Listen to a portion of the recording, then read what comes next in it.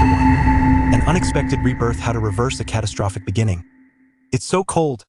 Qin Long gradually awakened, feeling a biting cold wind slicing through him, causing his entire body to tremble uncontrollably. He found himself lying in a snow-covered forest, surrounded by an endless expanse of white. The chill here was starkly different from the sweltering heat of the South African jungles etched in his memory. How did I end up here? He pondered, bewildered. He vividly recalled being a special operations military doctor, following orders to combat a terrorist organization alongside his unit just yesterday.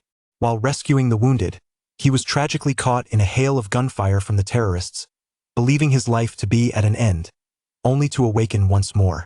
At this moment, a profound hunger gnawed at his insides, rendering him weak and breathless. It was then that he noticed his rough, frost-bitten hands and the tattered, threadbare jacket he wore, filled with patches, leaving him in disbelief.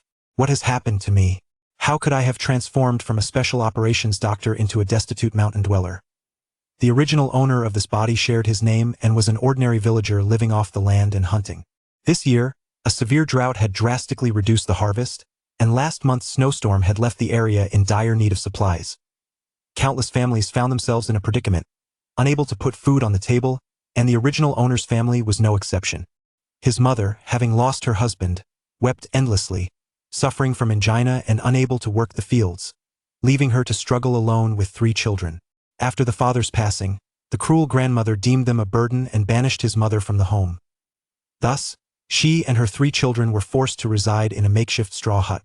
The original owner had just turned 18 and had remained at home to care for his mother. His younger sister, merely 7 years old, was malnourished from prolonged hunger, resembling a frail, sickly cat, evoking deep sympathy. After being expelled, their mother had sold whatever she could for money, but they were soon to face starvation once more. In desperation, the original owner ventured into the mountains to hunt, only to be tragically pursued by a wild boar, leading to his fatal fall from a cliff. Reborn into such a family beset by misfortune, Qin Long felt a wave of desolation wash over him. The deceased father, the ailing mother, the withdrawn sister, the frail younger sibling, and his own cliffside demise. It was as if the heavens had crumbled, beset by relentless calamity. With his unexpected rebirth, how could Qin Long overturn this disastrous onset? Gazing at the snow-laden depths of the forest, he silently vowed.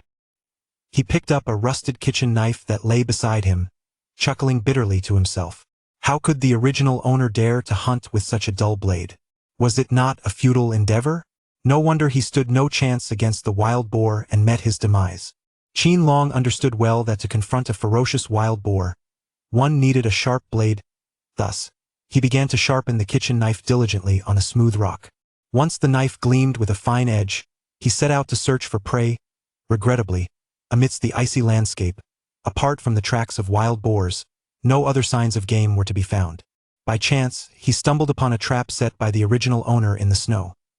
This trap was not only rudimentary and poorly camouflaged but also shallow and small, easily discernible by the wild boars. Even if a boar were to fall in, it could effortlessly escape. Qin Long resolved to reset the trap. He used the kitchen knife to dig deeper into the snow, creating a more effective trap.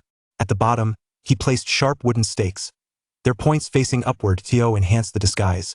He gathered pine branches to cover the trap and sprinkled a thin layer of snow atop it.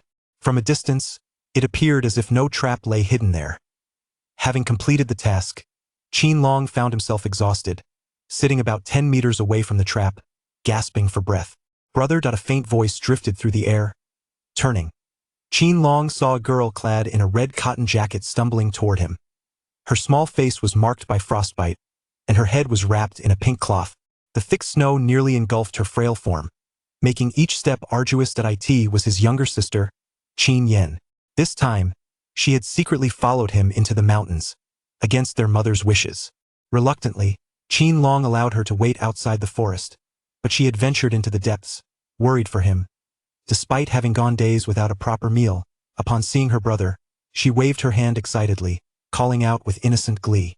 Qin Long's heart warmed, and disregarding his fatigue, he approached her, admonishing gently. "Yen, what are you doing here? There are wild boars in the mountains." Qin Yen blinked her bright eyes, lifting up a package wrapped in greaseproof paper. "Brother, I know you're hungry. This is for you." Qin Long took the package and discovered it contained half a corn bun, his heart swelling with warmth. Though a special operations doctor, as an only child, he had never experienced the affection between siblings. Now, reborn into this impoverished family, he deeply appreciated the simple yet profound bond. However, he could not consume this precious half-bun, for wild boars roamed nearby, and the trap needed bait. "Sister, I cannot eat this bun, we must use it to lure the wild boar. Once we catch one, we will feast on its meat." The little one's eyes sparkled with delight at the thought. "Wonderful. Wild boar meat is far tastier than a bun. I haven't had meat in months, I've nearly forgotten its flavor." Just as Qin Yen brimmed with anticipation for the wild boar meat, danger approached silently. A black wild boar, covered in bristles, had been watching Qin Yen all along. Seizing the opportunity while she was distracted, it lunged toward her with its gaping jaws. Qin Long, noticing this, swiftly pushed Qin Yen aside and seized the kitchen knife, striking fiercely at the boar's back. The boar, in pain, reared up and, realizing it was under attack, became even more frenzied. Glaring with bloodshot eyes and charging at Qin Long, he was knocked to the ground by the boar's force, causing Qin Yen to tremble in fear, her small frame quaking in terror. She screamed, "Brother, be careful!" Chapter 2. A perilous hunt dominating the mountains with valor. As Qin Yen fretted for her brother, the wild boar lunged towards Qin Long's neck. "This is it, my brother is done for." Qin Yen despairingly closed her eyes, her heart aching as if pierced by a knife. In a critical moment, Qin Long swiftly retrieved a sharp wooden stake from his belongings. With all his strength, he thrust it downward towards the boar's vulnerable underbelly. This was the boar's crucial weak spot, and Qin Long's stake penetrated deeply. Caught off guard, the boar squealed in agony and rolled away from Qin Long. Qin Yen, astonished that her brother had wounded the boar, shifted from despair to elation, praising him loudly. "Brother, you are a mighty hunter." Filled with exhilaration from her praise, Qin Long declared, "Sister, next, we shall lead this wild boar into hell." Cradling Qin Yen in his left arm, he brandished the kitchen knife in his right, cautiously retreating towards the trap while facing the injured boar. He gently placed the half-bun atop the trap, then backed away 10 meters, still holding Qin Yen. "Brother, that's my food for you." Qin Yen lamented over the half-bun.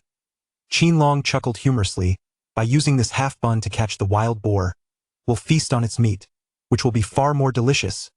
Qin Yan's spirits soared with delight. The injured wild boar, famished, caught sight of half a steamed bun in the snow and, enticed by the savory aroma, could not help but draw closer. Initially, its targets were Qin Yen and Qin Long, but after suffering a setback while attempting to bite Qin Long, it redirected its focus to the bun. With a swagger, the wild boar approached and seized the half-bun in its jaws. At that moment, an unexpected incident occurred. The boar stepped into a trap, collapsing the pine branches and fell into the pit. The bottom of the trap was lined with sharp wooden stakes set by Qin Long, which plunged deep into the boar's body like swords. In agony, the boar howled continuously, trying to escape the trap. However, the pit was dug too deep for it to climb out. Seeing the wild boar fall into the trap, Qin Yen cheered. The little creature had not tasted meat for several months and was ravenous. "Great, little sister is right here, brother will drag the wild boar up." Qin Long approached the trap and found the boar lying motionless, its body marred by the stake's piercing points. He couldn't help but reflect on the practical experience he had gained battling terrorist organizations in the jungles of South Africa, which had equipped him with invaluable hunting skills. Little did he know that these experiences would prove immensely beneficial in his new life. He bent down, grasped the boar's tail, and exerted all his strength to pull it from the trap. The boar lay still in the snow, leading Qin Yen to believe it was dead, prompting her to rush over to touch it. To her surprise, the boar, merely injured, suddenly bit down on the hem of her pants, causing her to scream in terror. Qin Long was alarmed if he did not act swiftly. His sister's life would be in jeopardy in a moment of urgency. He lifted his right foot and kicked the boar hard, sending it tumbling to the ground. Though Qin Yen was unharmed, the boar, enraged, retaliated fiercely against Qin Long with Qin Yen behind him. He chose to stand his ground to protect her and was knocked down by the boar. The boar opened its maw, poised to bite down on Qin Long's head. Witnessing this, Qin Yen was so frightened that she covered her eyes, fearing for her brother's life, and fainted. Yet, Qin Long faced the peril without a trace of panic as the boar lunged for his head. He clenched his fist and struck the already injured area beneath its eyes with tremendous force. As a special forces medic, He possessed remarkable physical abilities, and this punch unleashed astonishing power. The boar, struck in its vital spot, released its grip in agony. Seizing the moment, Qin Long grabbed a gleaming kitchen knife and swung it down toward the boar's neck. The blade cleaved through the boar's neck, blood gushing forth, splattering the ground as it struggled in its death throes before finally falling still. Yen, come here quickly. Brother has slain the wild boar. Qin Long exhaled in relief, calling for his sister, only to find her had fainted in the snow.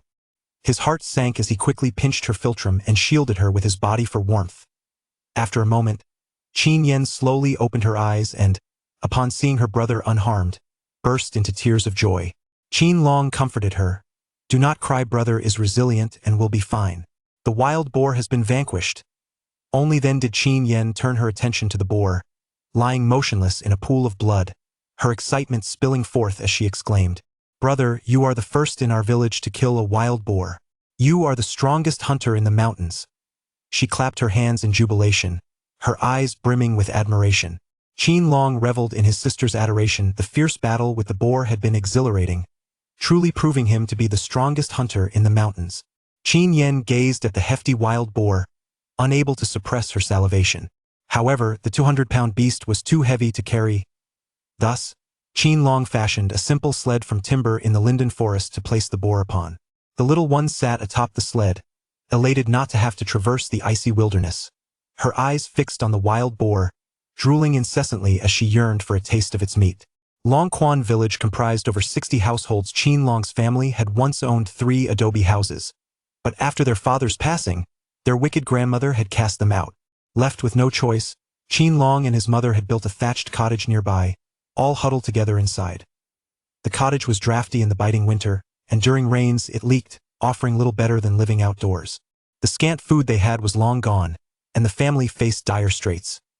Dragging the sled, Qin Long brought the wild boar and Qin Yen to the front of their thatched home. At that moment, a sharp slap echoed from within, as if someone had been struck. Alarmed, Qin Long quickly set down the sled, instructing Qin Yen to stay put and not move. He cautiously approached the cottage, eager to discover the source of the commotion. Soon, a shrill, venomous voice filled the air, rife with anger and disdain. You, the harbinger of death to my second son, deserve to be slapped mercilessly.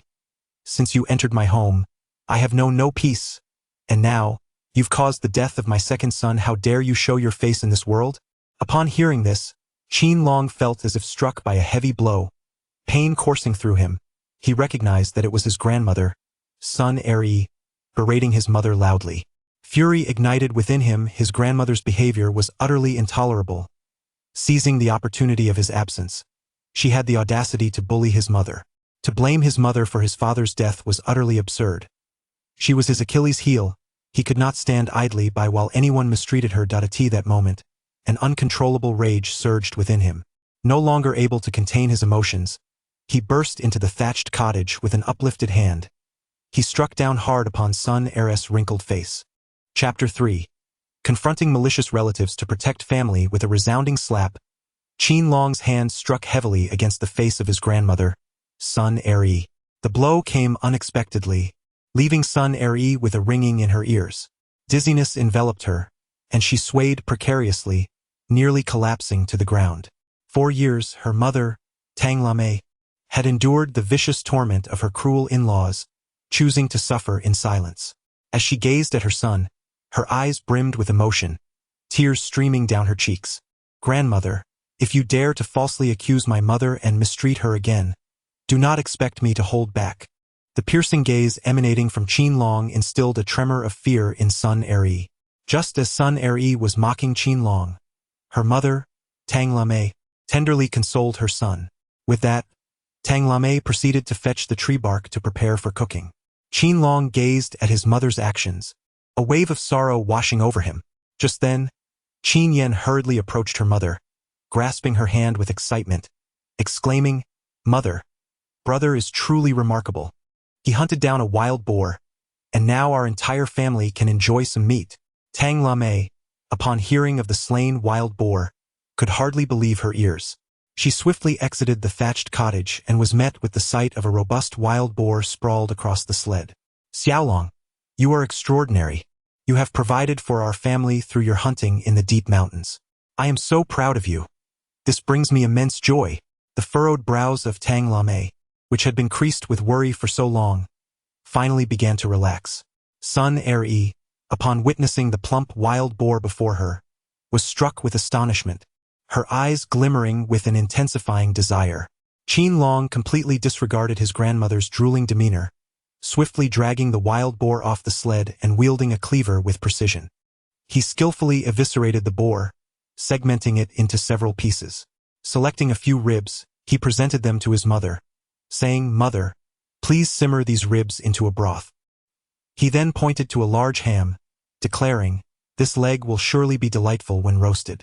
Before long, the thatched cottage was enveloped in an enticing aroma of cooked meat. The fragrance wafted into the nostrils of Qin Long and Qin Yen, provoking their stomachs to gurgle in anticipation. Meanwhile, Sun Er-e was so tantalized by the scent that saliva nearly dripped from her chin. Shortly after, Tang Lame had prepared the rib broth, and the ham was roasted to perfection, crispy on the outside yet tender within. The family gathered together, joyfully sharing the fruits of their labor. Yet, Sun Er-e was left without even a morsel of meat, igniting a simmering fury within her. At last, unable to contain her anger, she launched into a tirade against Tang Lame and Qin Long. "You wretched harbinger of misfortune and unfilial grandson, having hunted this wild boar, do you intend to keep it all to yourselves? Do you not regard me, your elder, at all?"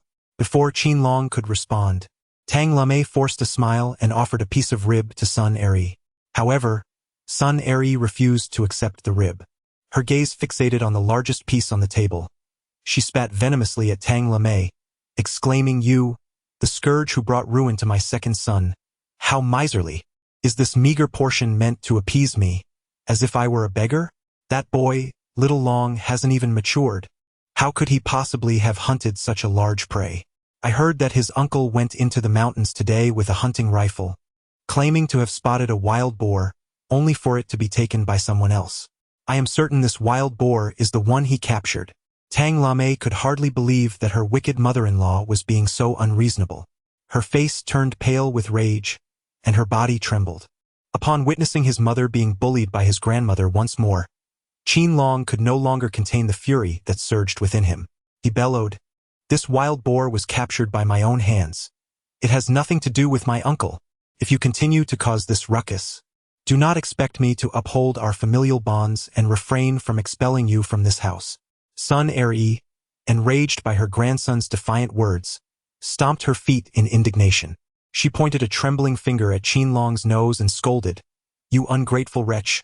How dare you threaten your grandmother? Very well, wait here. I shall summon your uncle to confront you directly. This wild boar was undeniably killed by him, and you shall not escape the truth." With that, Sun Er-e spat contemptuously and stormed away, her sleeves flailing in her wake. Qin Long, weary of the incessant nagging from the troublesome old woman, turned to close the door, intending to rest alongside his mother and sister.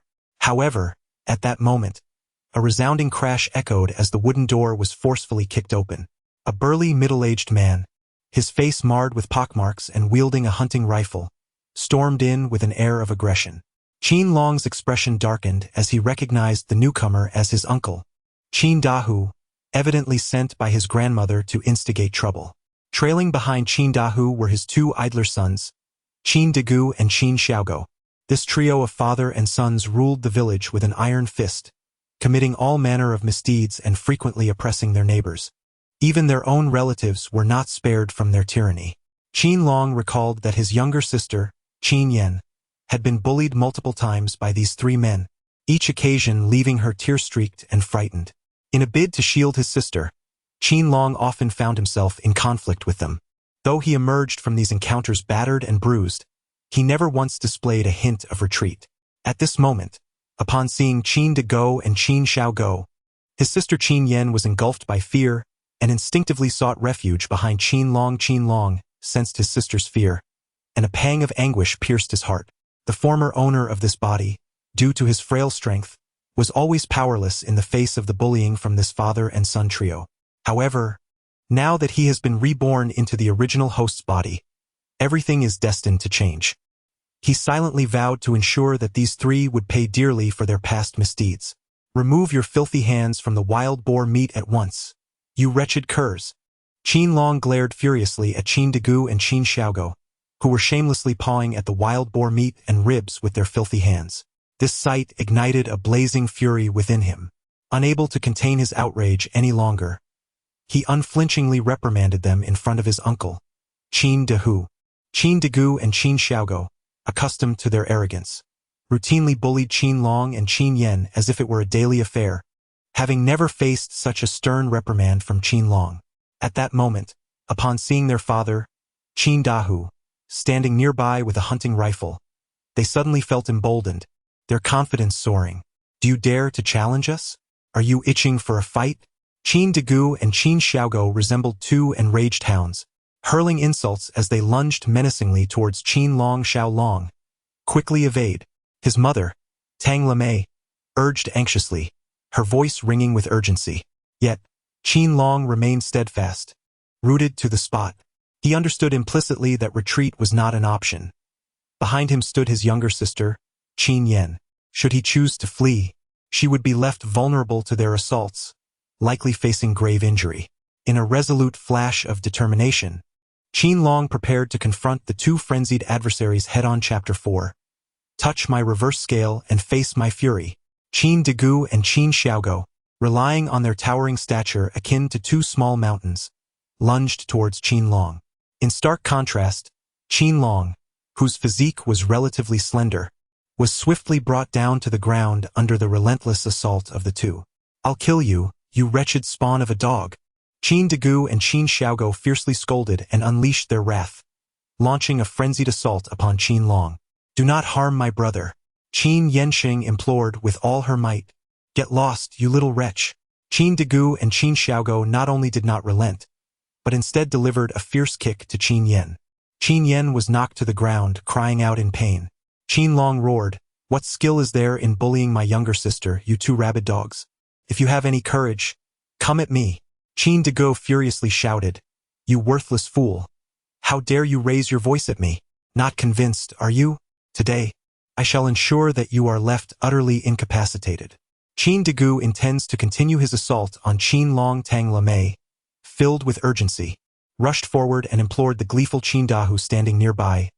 Uncle Qin Long, I beseech you, for my sake, please urge your two sons to cease their actions. Qin Dahua, devoid of any semblance of compassion, struck Tang Lemay with a fierce slap, cursing, you wretched harbinger of misfortune who caused my second brother's demise. How dare you plead for mercy? The offspring you bore, having stolen my hunted wild boar, fully deserve the brutal beating administered by my two sons. Tang Lemay, utterly heartbroken, sank to the ground and wept uncontrollably.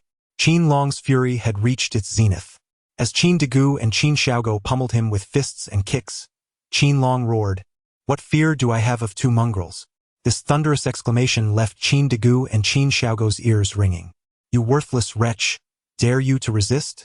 Today, I shall surely dislocate your arm. In a fit of rage, Qin Dagu berated loudly while gripping Qin Long's left arm with all his strength, intent on twisting it until it broke. However, Qin Long would not allow Qin Dagu the opportunity to continue his malevolent actions. As a special forces medic, he possessed not only the formidable strength of a soldier but also an indomitable fighting spirit. Provoking my wrath? Prepare to face my fist. He unleashed a powerful military combat technique, striking fiercely at Qin Dagu's right eye. Bang! Qin Dagu's right eye was instantly bruised and swollen, with blood continuously gushing from the eye socket, splattering onto the ground. Qin Dagu cried out in agony, akin to a pig being slaughtered, writhing on the ground and covering his eyes with his hands, releasing waves of pained groans. Qin Dahua, who had initially been filled with pride at the sight of his eldest son preparing to dislocate Qin Long's arm, now turned as pale as a ghost. He could not fathom how Qin Long had suddenly become so formidable. With a single punch, he had rendered his eldest son's eye in such a state. At that moment, Qin Xiaogo brandished his fists, charging towards Qin Long with fierce determination. A glimmer of coldness flickered in Qin Long's eyes as he nimbly evaded the attack of Qin Xiaogo. In a swift motion, He raised his foot and delivered a powerful kick to Qin Xiaogo's abdomen. This strike, imbued with a force akin to a mountain collapsing, left Qin Xiaogo no time to evade. With a muffled thud, the kick landed squarely, causing a tumultuous upheaval within him. Clutching his abdomen tightly, he writhed on the ground, emitting pitiful cries of pain. Qin Long, with the force of a thunderbolt, swiftly and decisively overcame his two malevolent cousins. Qin Dahua was drenched in cold sweat, his legs trembling uncontrollably. He could hardly fathom how Qin Long, who was usually bullied by his two sons, had suddenly transformed into such a formidable fighter. His younger sister, Qin Yan, leaped with excitement, giving Qin Long a thumbs up and exclaiming, "Brother, you are simply amazing, so impressive." Their mother, Tang Lemei, shifted from worry to joy, tears of pride shimmering in her eyes as she addressed her son. "Xiao Long, you have truly brought honor to our family." Witnessing the long-awaited expressions of relief and pride on his mother and sister's faces filled Qin Long's heart with warmth and resolve. He clenched his fists tightly and solemnly declared, "Mother, little sister, from this day forth, as long as I am here, anyone who dares to bully you will not escape my wrath." This declaration served as a soothing balm, instilling a profound sense of security in Tang Lemei and Qin Yan. Just then, an excruciatingly shrill voice pierced the atmosphere like the cry of a night owl, shattering the moment. Qin Long turned his head and saw his grandmother, Sun Er-yi, storming towards him, her face flushed with anger. It turned out that Sun Er-yi had instructed her eldest son and two grandsons to provoke Qin Long, hoping to monopolize the wild boar meat so that she could secure a share for herself. To everyone's astonishment, Qin Long had actually fought back and injured the two grandsons. Sun Er-yi was infuriated, her face reddening like a ripe pig's liver. She pointed an accusatory finger at Qin Long's nose, her fury erupting as she shouted, "How can the heavens not strike you down? With your father gone, you think you can act without restraint, bullying your cousins and even denying your own grandmother." At that moment, witnessing his mother reprimanding Qin Long, Qin Dahu mustered his courage to join in the scolding. "You ungrateful wretch, injuring your cousins! Have you no sense of family? Do you dare to deny your cousins, your grandmother, and even me, your uncle? You who have forsaken all kinship, how can you face the memory of your deceased father?" Facing the relentless scolding from his grandmother and uncle, Qin Long exhibited no fear. His gaze was resolute as he raised a gleaming kitchen knife, which he then plunged forcefully into the nearby worn wooden table with a resounding thud. This bold act sent a tremor of shock through those surrounding him. Qin Long retorted sharply, "Do not spout nonsense in such a brazen manner. Who among you truly lacks kinship? Are you not aware of your own hearts? When my father was alive, you treated him as a mere free laborer, summoning him at your whim. You not only turned a blind eye to his struggles but also added insult to injury. Now that I have caught a prey, you seek to claim it as your own. Your malice knows no bounds. Let it be known today that the wild boar I have hunted shall not be taken by any of you. Should anyone dare to lay a hand on it, I will sever their fingers." Qin Long's words were delivered with unwavering certainty, exuding a commanding and formidable presence. Qin Dahu felt an overwhelming sense of oppression emanating from Qin Long's words, causing him to shudder and involuntarily retreat 3 paces, his heart racing with anxiety. However, Sun Er-yi, accustomed to domineering behavior within the Qin family, was undeterred by Qin Long's threats. With a fierce expression, she stepped forward and spat at Qin Long, simultaneously swinging the rolling pin in her hand towards him with fervor, exclaiming, "Whose hand do you intend to sever? With a grandson as unfilial as you, I shall summon the wrath of the thunder god to strike you down." Witnessing his mother's ferocity, Qin Dahu thought to himself, armed with a hunting rifle, he had no reason to fear this insolent wretch. Summoning his courage, he seized the largest pork rib from the table and grasped a hefty piece of wild boar meat, defiantly declaring, "You wretched spawn of a dog, are you not quite arrogant?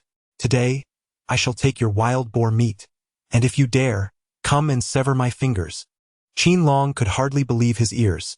Qin De, who had audaciously trampled upon his boundaries. "Touch my sensitive spot, and a cleaver shall be at your service." In an instant, Qin Long's eyes transformed into a fiery crimson, akin to blazing flames. With a swift motion, He seized the kitchen knife from the table and, in a flash, struck towards Qin Dahu's hand, which was grasping the wild boar meat. Chapter 5: Reclaiming a Hunting Rifle. Qin Dahu's held pork ribs in his left hand and wild boar meat in his right, caught off guard. Qin Long's sharpened kitchen knife grazed his arms, inflicting deep cuts. A surge of excruciating pain coursed through him, causing Qin Dahu to lose his grip, and the ribs along with the wild boar meat tumbled to the ground. Blood streamed from his wounded arms, splattering across the floor. "You wretched pup! I am your uncle. How dare you strike me?" The agony was unbearable. Qin Dahua howled like a wounded beast, startling the entirety of Longquan village. The villagers quickly gathered, and upon witnessing Qin Long wielding a kitchen knife and inflicting a wound upon Qin Dahua's arm, they felt an overwhelming sense of vindication. It turned out that Qin Dahua was the village's notorious bully, accompanied by his 2 idle sons, who relentlessly oppressed the villagers, committing every conceivable misdeed. The villagers, tormented by Qin Dahua and his gang, were left with no choice but to swallow their grievances and suffer in silence. Yet unexpectedly, Qin Long delivered a severe lesson to both Qin Dahua and his sons, effectively avenging the oppressed villagers. The villagers silently cursed the bully, each one feeling a surge of relief and pride. Qin Dahu felt utterly humiliated. He had always maintained a firm grip over his 2 sons, leaving Qin Long no choice but to endure their torment submissively. However, today, for reasons unknown, Qin Long seemed to have transformed entirely, exuding an aura of fierce dominance that instilled fear in those around him. At that moment, their grandmother, Sun Eri, along with the injured grandsons, trembled in terror. They had never anticipated that Qin Long could be so ruthless. Qin Long fixed an intense gaze upon Qin Dahu and his companions, exuding an air of authority as he declared, "I have previously warned that anyone who dares to touch the wild boar meat I have captured shall find their hand severed." With that, Qin Long raised the cleaver high above his head, its bloodied edge dripping incessantly. The group led by Qin Dahu trembled uncontrollably, too fearful to gaze upon the bloodied kitchen knife, and they dared not meet Qin Long's piercing stare. Sun Eri, typically the most domineering, found herself rendered utterly silent in this moment. She feared that uttering even a single word might provoke her unfilial grandson to wield the knife against her. Instead, she merely exchanged a glance with her injured eldest son and 2 grandsons, then grasped her eldest son's arm and urged him towards the exit in a hasty retreat. The hunting rifle that Qin Dahu carried captured Qin Long's attention. This rifle was a cherished relic from his father, now possessed by Qin Dahu. "Wait a moment," Qin Long shouted sternly. Qin Dahua and his companions, as if ensnared by an unseen force, abruptly ceased their flight. Beads of cold sweat trickled down their foreheads and spines as they slowly turned to face the source of their trepidation. Qin Long pointed at Qin Dahu's back and declared, "The hunting rifle you carry must be surrendered publicly." To his astonishment, Qin Dahu shamelessly retorted, "You wretched brat.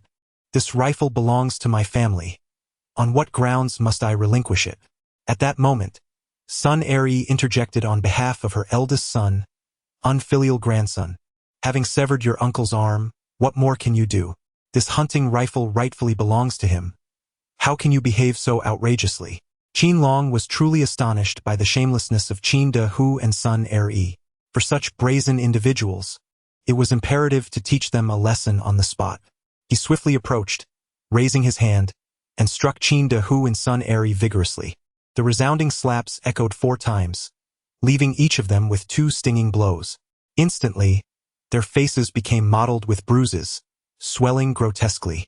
The villagers, witnessing Qin Long's boldness in confronting the tyrants, erupted in applause, expressing their approval. Amidst the chorus of admiration, Qin Long spoke sternly, "You deceitfully speak falsehoods. This is undoubtedly the hunting rifle used by my father during his lifetime. You must dismount it so that the villagers may confirm its authenticity." Under Qin Long's relentless gaze, Qin Dahu could only resign himself to misfortune and reluctantly removed the rifle.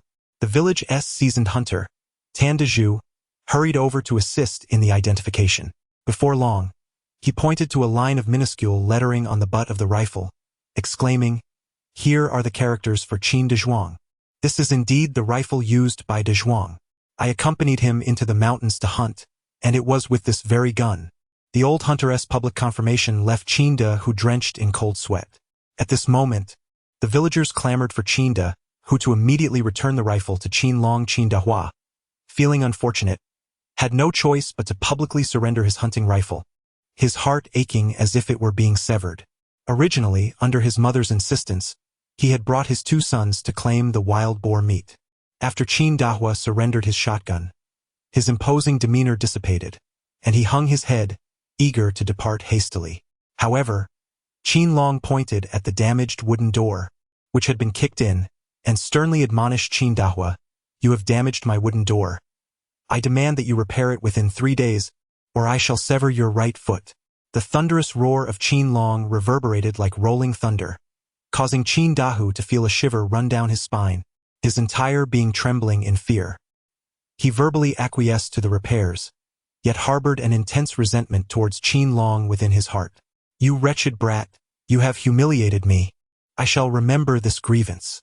Just wait, if I cannot deal with you myself, I will surely enlist others to settle the score." Qin De Hua cast down a couple of harsh words before making a hasty retreat. The blood from his arm, unbandaged, continued to drip incessantly. Severely injured, Qin De Hua had no choice but to endure the pain and, disregarding the encroaching darkness, headed towards the town clinic. Meanwhile, Sun Er-yi, Qin Degu, and Qin Xiaogo also suffered various injuries after being soundly punished by Qin Long and were compelled to follow him to the clinic.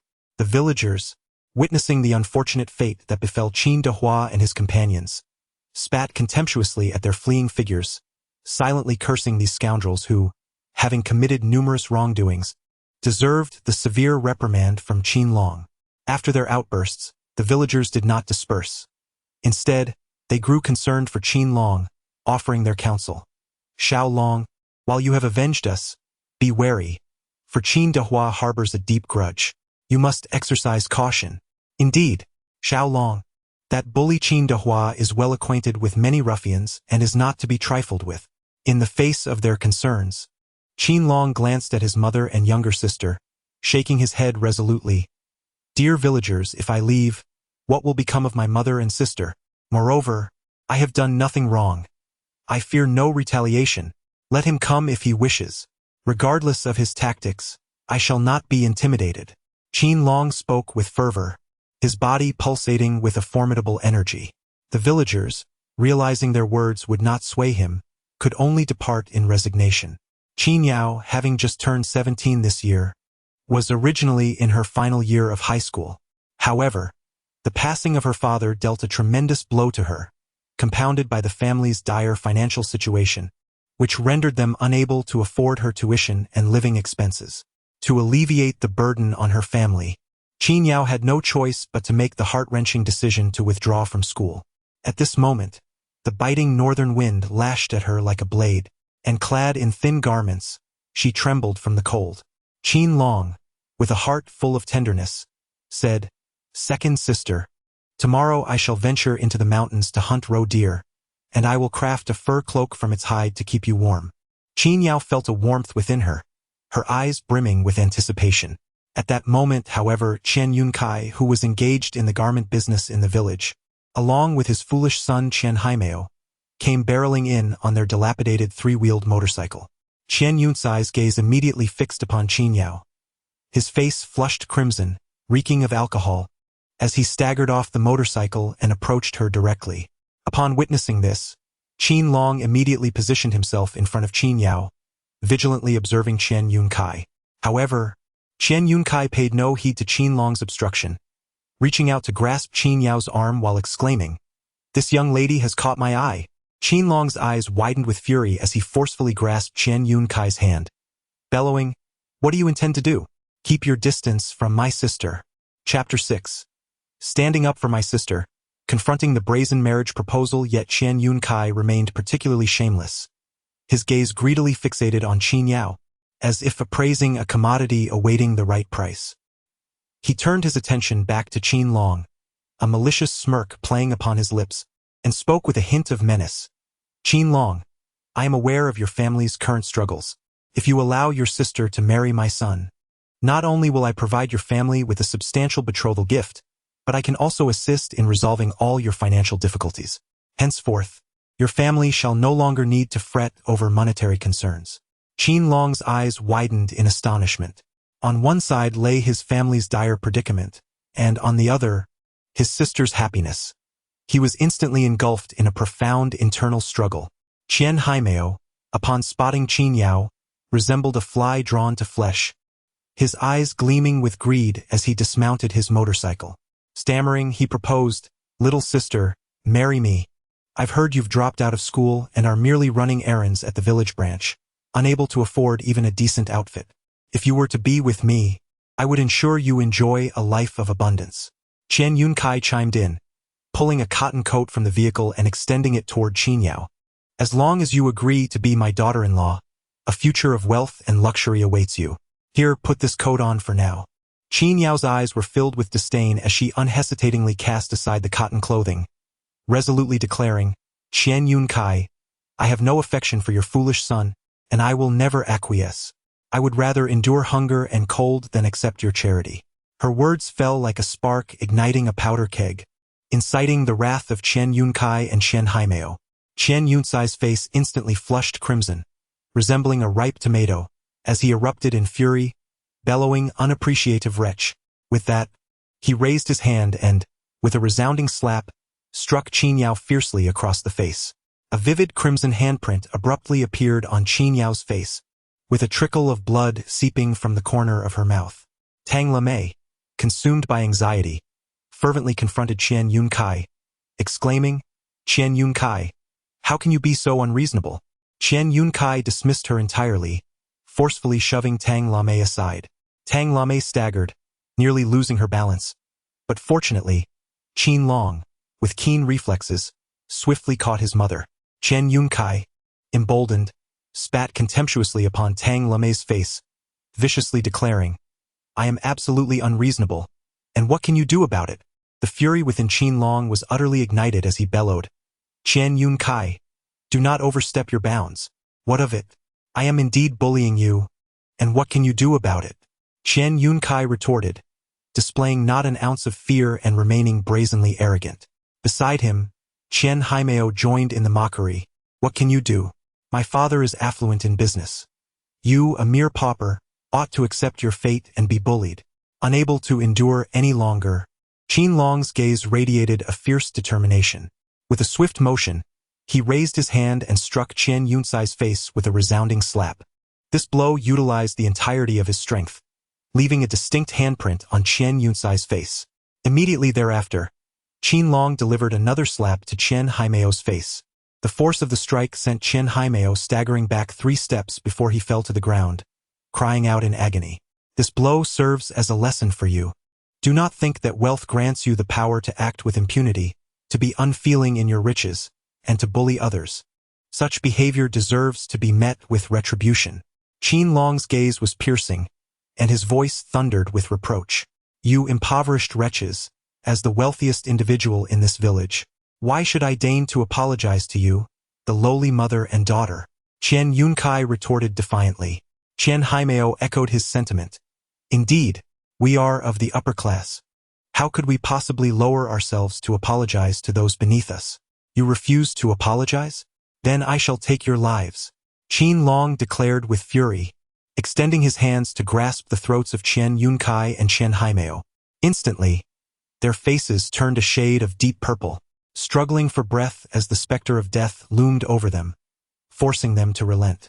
A throng of villagers had gathered to witness the spectacle, and Chen Yunkai and Chen Haimeo were compelled to kneel before Tang Lamei and Qin Yao, bowing their heads in apology. Qin Yen, witnessing this scene, felt a surge of exhilaration, her face beaming with satisfaction. "You must each deliver 10 slaps to your own faces," Qin Long commanded coldly. With no other recourse, Chen Yunkai and Chen Haimeo complied, and after administering the punishment, they fled in disgrace. The onlookers, witnessing the downfall of these heartless miscreants at the hands of Qin Long, erupted in applause, hurling curses of deservedness. Qin Long had avenged his younger sister and mother, leaving everyone feeling immensely relieved. At that moment, their mother, Tang Lamei, recalled something and beckoned her son and eldest daughter into the house. Inside, a delicious pork rib soup was simmering, accompanied by a golden, crispy pig leg, the aroma wafting enticingly through the air. "Mother, why is there pork rib soup and a pig leg today?" Qin Yao inquired, puzzled. Qin Yao held Qin Long in high esteem, praising him as a formidable hunter. Subsequently, Qin Long, along with his mother, his second sister Qin Yao, and his younger sister Qin Yen, gathered together to relish this rare delicacy. Qin Yao felt an overwhelming sense of happiness as she savored such exquisite delicacies. "Brother, having you is truly a blessing. Our family enjoys a life of joy because of you," Qin Yao expressed with heartfelt gratitude. The four of them gathered around, relishing the meat and broth, while the enticing aroma wafted from the thatched cottage, attracting a large yellow dog from the village. This dog had once been cared for by the elderly Mr. Zhang, who lived at the western end of the village, but after his passing due to illness, it had become a stray. Qin Long decisively presented several bones to the large yellow dog. After satisfying its hunger, the dog approached Qin Long, incessantly licking his hands and feet, its eyes brimming with gratitude. That evening, it established its abode amidst the pile of firewood outside the thatched cottage, seemingly intent on guarding this home for Qin Long. As night descended, a flurry of snowflakes, resembling goose feathers, cascaded down relentlessly, and the temperature continued to plummet. The Qin Long family resides in a humble thatched cottage, where the biting cold wind seeps through the cracks, enveloping them in a chilling embrace.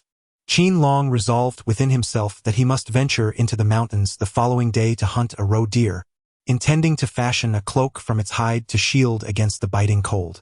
At the break of dawn, before the first light had fully emerged, Qin Long rose early. He meticulously prepared 6 rounds for his hunting rifle and unearthed the mountain-cutting knife left behind by his father, taking great care to sharpen it until it gleamed with a deadly edge. Armed with the rifle and the knife, Qin Long exuded the formidable aura of a seasoned hunter. After bidding farewell to his family, he shouldered the rifle, secured the knife at his waist, and set off briskly from the village, accompanied by his loyal yellow dog, making his way toward Longquan Mountain. As he approached the forest, a sudden roar of motorcycles pierced the air. Moments later, a group of robust individuals on motorbikes came into view. Leading them was Chen Yunkai, his face darkened with rage, eyes brimming with malice, as he bellowed at Qin Long. "Qin Long, you humiliated me yesterday. Today shall mark your demise." Chapter 7. A savage beating of the tycoon. Unexpected challenges in the hunt. Qin Long gazed at the imposing figure of Chen Yunkai and his entourage, who approached on motorcycles, a surge of intense anger welling within him, yet tempered by a profound sense of calm and resolve. He secured his hunting rifle firmly against his back and gently patted the head of his large yellow dog beside him, signaling it to remain composed. The dog seemed to comprehend its master's intent, emitting a low growl from its throat, its fur slightly bristling, poised for action. Chen Yunkai rode his motorcycle directly in front of Qin Long, with his subordinates encircling them on their bikes, effectively trapping Qin Long. Chen Yunkai's face contorted with rage, his eyes glinting with malice as he snarled through gritted teeth. "Qin Long, you humiliated me before the entire village yesterday. If I do not deal with you today, I shall no longer bear the surname Chen." Qin Long remained unfazed, his gaze sweeping coldly over the crowd, his voice steady and resolute. "Chen Yunkai, it is your own greed and cruelty that have brought this upon you. Is yesterday's lesson not sufficient? If you seek further discord, I am prepared to accompany you to the very end." Upon hearing this, Chen Yunkai's face turned a deep shade of anger, and with a sweeping gesture of his hand, he commanded his subordinates, "Charge at him and teach him a severe lesson." As soon as the words left his lips, several henchmen leaped from their motorcycles, brandishing clubs as they rushed towards Qin Long calm and unhurried. Qin Long swiftly sidestepped the attack from the first subordinate, seizing the man's wrist in one fluid motion and twisting it with considerable force. A sharp crack echoed in the air as the man's wrist dislocated, causing his weapon to clatter to the ground, followed by his anguished cries. Without the slightest pause, Qin Long delivered a powerful kick to the man's abdomen, sending him sprawling far away. Simultaneously, the large yellow dog surged forth like an arrow released from a bow, lunging at another adversary. It clamped its jaws around the man's arm, refusing to let go despite his desperate struggles. The man howled in agony, and the club he held fell to the ground. Witnessing this, the remaining henchmen charged at Qin Long with even greater ferocity. Qin Long moved with remarkable agility, deftly evading the enemy's assaults while skillfully seizing the opportune moment to counterattack. Each punch he delivered carried formidable strength, striking his adversaries with a resonant thud. Before long, several of his subordinates lay sprawled on the ground, groaning in agony. He drew a dagger from his waist, lunging menacingly towards Qin Long. Qin Long sensed the impending danger and swiftly turned, using his mountain-cutting blade to block Qian Yuncai's dagger. The two weapons clashed, emitting a piercing sound of metal scraping against metal. Qian Yuncai forcefully pushed, attempting to shove Qin Long aside. However, Qin Long's feet remained firmly planted, as if rooted to the ground. With a sudden burst of strength, he deflected Qian Yuncai's dagger and followed through with a powerful kick to Qian Yuncai's chest. Qian Yuncai staggered backward, nearly losing his balance. As Qin Long pressed his advantage, he brandished his mountain-splitting blade and struck towards Qian Yuncai. Paled with fear, Qian Yuncai hastily raised his dagger in defense. The two engaged in a fierce duel, exchanging blows with relentless vigor. Despite Qian Yuncai's robust physique, he gradually found himself struggling against Qin Long's fierce onslaught. Suddenly, Qin Long feigned a move, deceiving Qian Yuncai's guard, and then delivered a powerful punch to Qian Yuncai's face. Blood gushed from Qian Yuncai's nose as he let out a pained cry, causing the dagger in his hand to clatter to the ground. Qin Long afforded him no opportunity to catch his breath, delivering a swift kick that sent him sprawling to the ground, then pressing his cleaver against his throat. Qian Yuncai, do you dare to continue tormenting me and my family? Qin Long inquired coldly. Lying on the ground, Qian Yuncai's eyes were filled with terror as he hastily pleaded for mercy. I dare not, Qin Long, I was wrong. Please spare me. Qin Long let out a cold snort, declaring, today, I shall impart another lesson upon you. Should you dare to trouble me or my family again, I will not show you any mercy. With that, he sheathed his mountain-splitting blade and turned to his remaining subordinates, commanding, What are you all standing around for? Hurry and carry your master away. Upon hearing this, the subordinates rushed over, lifting Qian Yuncai and their injured companions onto the motorcycle, and swiftly rode away in a state of disarray. Qin Long watched their receding figures as they rode away, letting out a long sigh of relief. Brother, you were truly remarkable. You dealt a crushing blow to Qian Yuncai. He shall think twice before troubling us again. The voice of his younger sister, Qin Yao, resonated in his ears. Qin Long turned his head and discovered Qin Yao clapping her hands in joyous celebration, which filled him with immense pride. Sister, Qian Yuncai's wealth is built on a lack of compassion. It is my duty to teach him a severe lesson. By the way, I must venture into the depths of the mountains to hunt. You wait for me outside the forest. After Qin Long finished speaking, he intended to venture alone into the depths of the mountains for hunting. However, Qin Yao insisted on accompanying him, leaving Qin Long with no choice but to take her along. Unbeknownst to them, with the assistance of De Huang, Qin Long discovered a robust doe deep within the dense forest, peacefully nibbling on leaves while accompanied by 5 adorable fawns. Brother, this is truly a delightful surprise. But how shall we bring them down? This hunting rifle was left by father. Do you know how to use it? Qin Yao inquired, her excitement mingled with concern. As a specialized military medic, Qin Long adeptly maneuvers a variety of modern firearms, displaying unparalleled precision in marksmanship. To him, this somewhat antiquated hunting rifle is a mere child's play. He carefully retrieves the rifle, skillfully chambers a round, and stealthily ventures into the dense thicket, lying low upon the thick blanket of snow. Utilizing the surrounding underbrush and the snow as cover, he gradually approaches a group of roe deer. Upon reaching an optimal distance, he steadies the rifle's muzzle on the largest doe among the 6, gently squeezing the trigger. However, with a click, the rifle unexpectedly malfunctions. Undeterred, he pulls the trigger once more, yet the bullet remains stubbornly inert despite the trigger being depressed. Watching anxiously from the periphery, Qin Yao cannot help but shake her head in disappointment. She muses that her brother's 2 failed attempts to fire the weapon render the prospect of successfully hunting the deer virtually impossible. It seems this hunting expedition is destined for failure. Just as Qin Yao's heart sinks in despair, Qin Long proficiently opens the rifle to discover that, of the original 6 cartridges, only 3 are operational. De Huang, head behind the deer and drive them towards the edge of the forest. I will wait outside to take care of them. In a moment of inspiration, Qin Long pointed towards a group of roe deer nestled within the dense forest and issued a clear and precise command to De Huang. Swiftly, De Huang plunged into the depths of the thicket.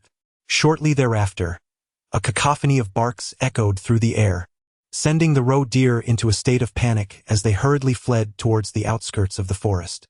De Huang relentlessly pursued them from behind, barking fervently. Before long, a mother roe deer emerged from the snowy wilderness, accompanied by 5 fawns. Brother, look at all those plump roe deer. Alas, it seems we might not be able to catch them.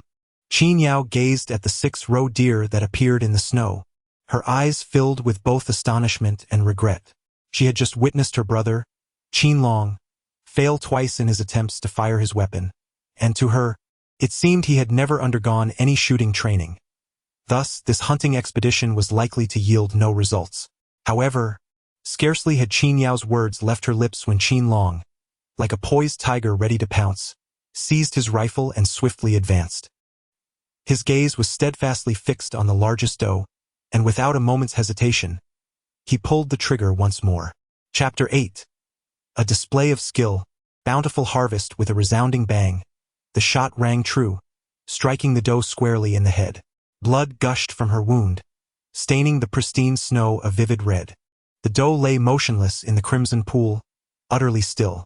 Qin Long stepped forward to observe closely and discovered that the doe was remarkably large, weighing no less than 80 pounds, filling him with immense satisfaction. The meat from this deer would be more than sufficient, allowing him to sell the surplus in town. Additionally, the hide could be used to craft a luxurious fur coat. While Qin Long assessed the value of the doe, Qin Yao was filled with excitement. Initially, she had little faith in her brother's hunting rifle, but at this moment, she viewed his unexpected marksmanship with newfound admiration. She raised her delicate thumb in praise and exclaimed, "Brother, I never expected that your 3rd shot would hit so accurately. It's truly impressive." Upon finishing her words, Qin Yao extended the roasted leg of the wild boar and a jug of water from the net bag. "Brother, you have struck the roe deer. Quickly consume the meat and hydrate. Replenish your energy, for we shall continue the hunt shortly." Qin Long truly did not anticipate that after striking down the largest female roe deer, his 2nd sister would voluntarily offer him meat and water. It was utterly delightful. During yesterday's hunt, his younger sister had only provided him with half a steamed bun, which merely served as bait for the wild boar, leaving him unsatisfied. This time, however, his 2nd sister presented him with roasted pig's trotters and a flask of water, which brought him immense joy. Yet, Qin Long was mindful of his sister's hunger as well, promptly suggesting, "Sister, let us share this bounty together. Once we are nourished, we can continue our pursuit of the roe deer." With that, Qin Long and his sister savored the roasted pig's legs and quenched their thirst with the water. Before they knew it, they had feasted abundantly, their strength revitalized and spirits soaring. "Brother, while we have slain the female roe deer, the other 5 young ones have managed to escape. It seems unlikely that we will encounter any more roe deer," Qin Yao said with a hint of disappointment.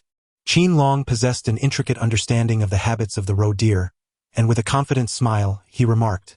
Qin Yao shook her head in disbelief. "Brother, the roe deer has long since vanished. How could it possibly return to meet its demise?" Qin Long chuckled. "The roe deer is notoriously inquisitive. Often referred to as the silly roe deer, it will undoubtedly come over." After Qin Long finished speaking, he lay down in the icy expanse of snow. Fortunately, he had just consumed roasted pig legs and sipped water, replenishing his energy. Had it not been for this, it is likely that even Qin Long's resilient physique would have succumbed to the biting cold. Qin Yao concealed herself behind a nearby tree, observing the situation with a hint of skepticism regarding her brother's method of hunting roe deer.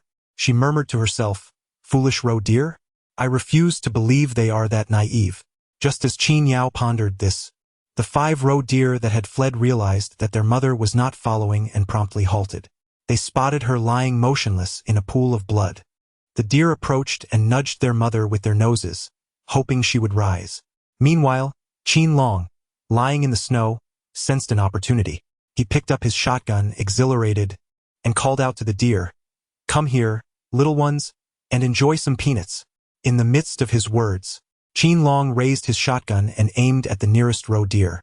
With a resounding bang, the closest deer, caught off guard, fell lifeless from a single shot. The ambush was a resounding success. His brother had swiftly and decisively taken down a roe deer, enhancing their bounty. "Brother, you are absolutely magnificent, utterly cool." Qin Yao could not help but praise Qin Long, flattered by his younger sister's compliments. Qin Long felt a sense of elation. However, just then, the other 4 roe deer were startled and prepared to flee in a panic. Qin Long seized the moment, steadfastly holding his shotgun as he resumed firing. With a resounding bang, he struck another roe deer. Having exhausted the 3 rounds of ammunition, he found himself with 3 remaining deer still at large, their frantic attempts to flee evident. Qin Long urgently commanded De Huang, "Block them. We shall sandwich the entire family of roe deer." Da Huang, exceptionally perceptive, grasped Qin Long's intent and charged forward, positioning himself before the 3 roe deer. The legs of the roe deer were severely injured, and in a desperate attempt to flee, they were relentlessly pursued by De Huang, who managed to bring 2 of them crashing to the ground. Meanwhile, Qin Long swiftly advanced, raising his blade once more to strike at the necks of the downed roe deer. They lay motionless in a pool of blood. Only 1 wounded roe deer remained, attempting to escape towards a nearby tree. Coincidentally, Qin Yao was hiding behind the tree, her voice trembling as she asked Qin Long, "Brother, what should I do?" Qin Long exclaimed loudly, "This roe deer is gravely injured. You must swiftly seize a wooden stick and strike it down." Prompted by Qin Long's urgent call, Qin Yao joined in. She swiftly picked up a withered branch lying beneath a tree and brought it down forcefully upon the wounded roe deer. It struck the creature squarely on the head, rendering it instantly unconscious. "Strike, strike, strike. If you manage to slay it, there will be meat to feast upon and hides to wear." Qin Yao exerted all her strength, seizing a withered wooden stick, relentlessly striking the unconscious roe deer. Before long, she had delivered the final blow, resulting in the creature's demise. Out of the 6 roe deer, 3 were felled by the rifle, while the remaining 3 succumbed to the might of the mountain knife and the wooden stick, marking a truly bountiful harvest. Gazing upon the 6 deer sprawled in the snow, Qin Long exuberantly shouted at Qin Yao. Upon hearing her brother's words, Qin Yao was filled with immense excitement. Today, she regarded her brother with newfound admiration. It was worth noting that during their father's lifetime, he had only managed to hunt a single, diminutive roe deer. Yet her brother, utilizing their father's legacy of a hunting rifle and mountain knife, had vanquished 6 deer, showcasing a prowess far superior to that of their father's marksmanship and skill. Qin Yao was particularly curious about Qin Long and couldn't help but inquire, "Brother, I have never witnessed our father teach you how to handle a hunting rifle. I'm perplexed as to how you acquired such skills and where you gained your extensive hunting experience." Faced with his younger sister's probing questions, Qin Long knew he could not reveal his past as a special forces medic, nor could he disclose the secret of his reincarnation into the original body. These secrets had to remain buried deep within him, never to be shared with his sister. To safeguard his secrets, Qin Long quickly adopted a nonchalant demeanor. "Sister, the explanation is quite simple. When father was maintaining the hunting rifle at home, I observed closely. By watching him pull the trigger and adjust the firearm, I naturally learned. Today, while hunting, I adeptly applied what I had gleaned." Qin Long attributes all his hunting skills and experiences solely to his father, completely omitting any mention of his own identity as a special forces medic, who possesses a wealth of experience in jungle hunting. Yet, even with this deliberate omission, Qin Yao remains utterly convinced, admiring her brother's self-taught prowess immensely. "Brother, you are truly my idol. It's incredible. In the future, when I seek a partner, I will look for a man with capabilities like yours." In a surge of excitement, Qin Yao grasped her brother Qin Long's arm. Chapter 9, Brother to Set Things Right. Feeling the robust strength of her brother's physique and the warmth emanating from him, Qin Yao experienced an overwhelming sense of security. In their household, her brother was the patriarch, and both she and her younger sister were cherished under his protective wing. Particularly, when her brother removed his outer garment to drape it over her, Qin Yao felt an immense joy in being his second sister. Qin Yao gently reminded with her melodious and enchanting voice. As they passed through a desolate grove, Qin Long came to a halt. Qin Long, accompanied by his younger sister, ventured into the desolate woods to gather firewood. They placed the collected firewood atop a sled, concealing 6 roe deer beneath it. Just then, a series of guttural roars emanated from within the house, capturing the attention of Qin Long and his sister, leaving them bewildered about the unfolding situation. Qin Long set the bed aside and hastened to the door with his younger sister. Upon entering, he immediately spotted several burly men standing within the room. Tang Lemay shielded her younger sister, Qin Yen, her eyes brimming with tears of grievance, shaking her head in despair. In the next moment, Qin Long's gaze fell upon his uncle, Qin Dahu. Yesterday, Qin Dahua inflicted a wound upon his own arm, which now lay swathed in bandages. In a fit of arrogance, he bellowed at his mother, "The ill-fated star that has brought misfortune to my younger brother, swiftly hand over all the wild boar meat. This meat was procured by my own hand with a hunting rifle. Your wretched offspring injured my arm yesterday, assaulted my 2 sons, and even struck my mother. Such audacity is intolerable. Today, I demand a reckoning. The wild boar meat that rightfully belongs to me must be surrendered. Should you refuse, rest assured, your day will be far from pleasant." Qin Yao observed the brazen and domineering demeanor of Qin De, who, feeling an overwhelming sense of indignation, yet simultaneously gripped by fear. "Brother, this is dire.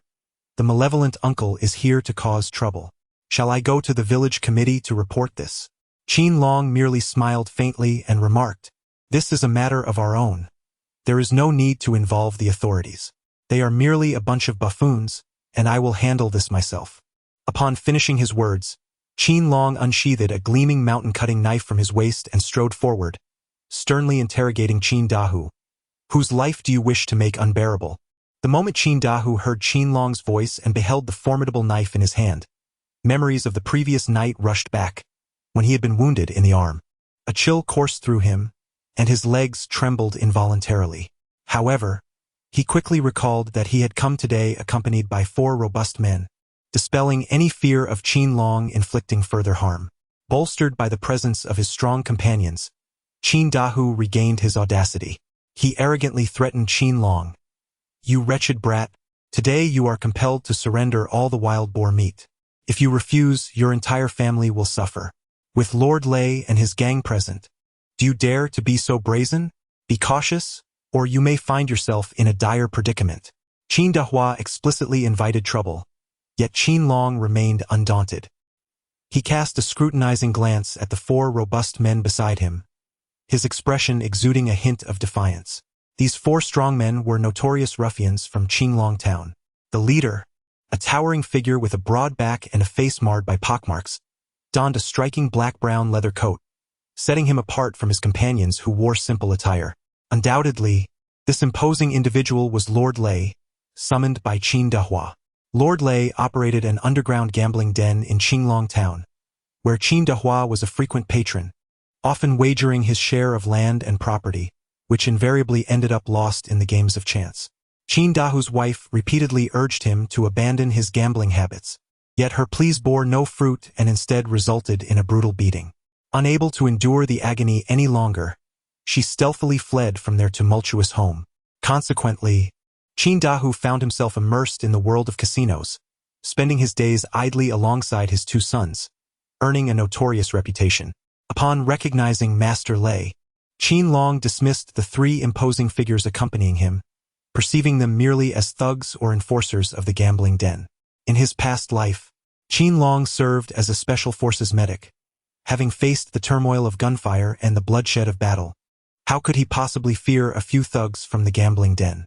At this moment, Qin Long addressed Qin Dahu and spoke sternly to Lei Yi. "I solemnly declare that this wild boar is my doing and has no connection to anyone else.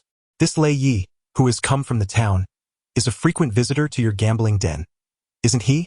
My uncle claims to have shot the wild boar with a shotgun, But I used that very shotgun today, and out of 6 cartridges, 3 failed to fire. Furthermore, there are no traces of bullets on the wild boar's flesh. This can only imply that my uncle's assertion of having killed the wild boar with a shotgun is nothing but self-deception.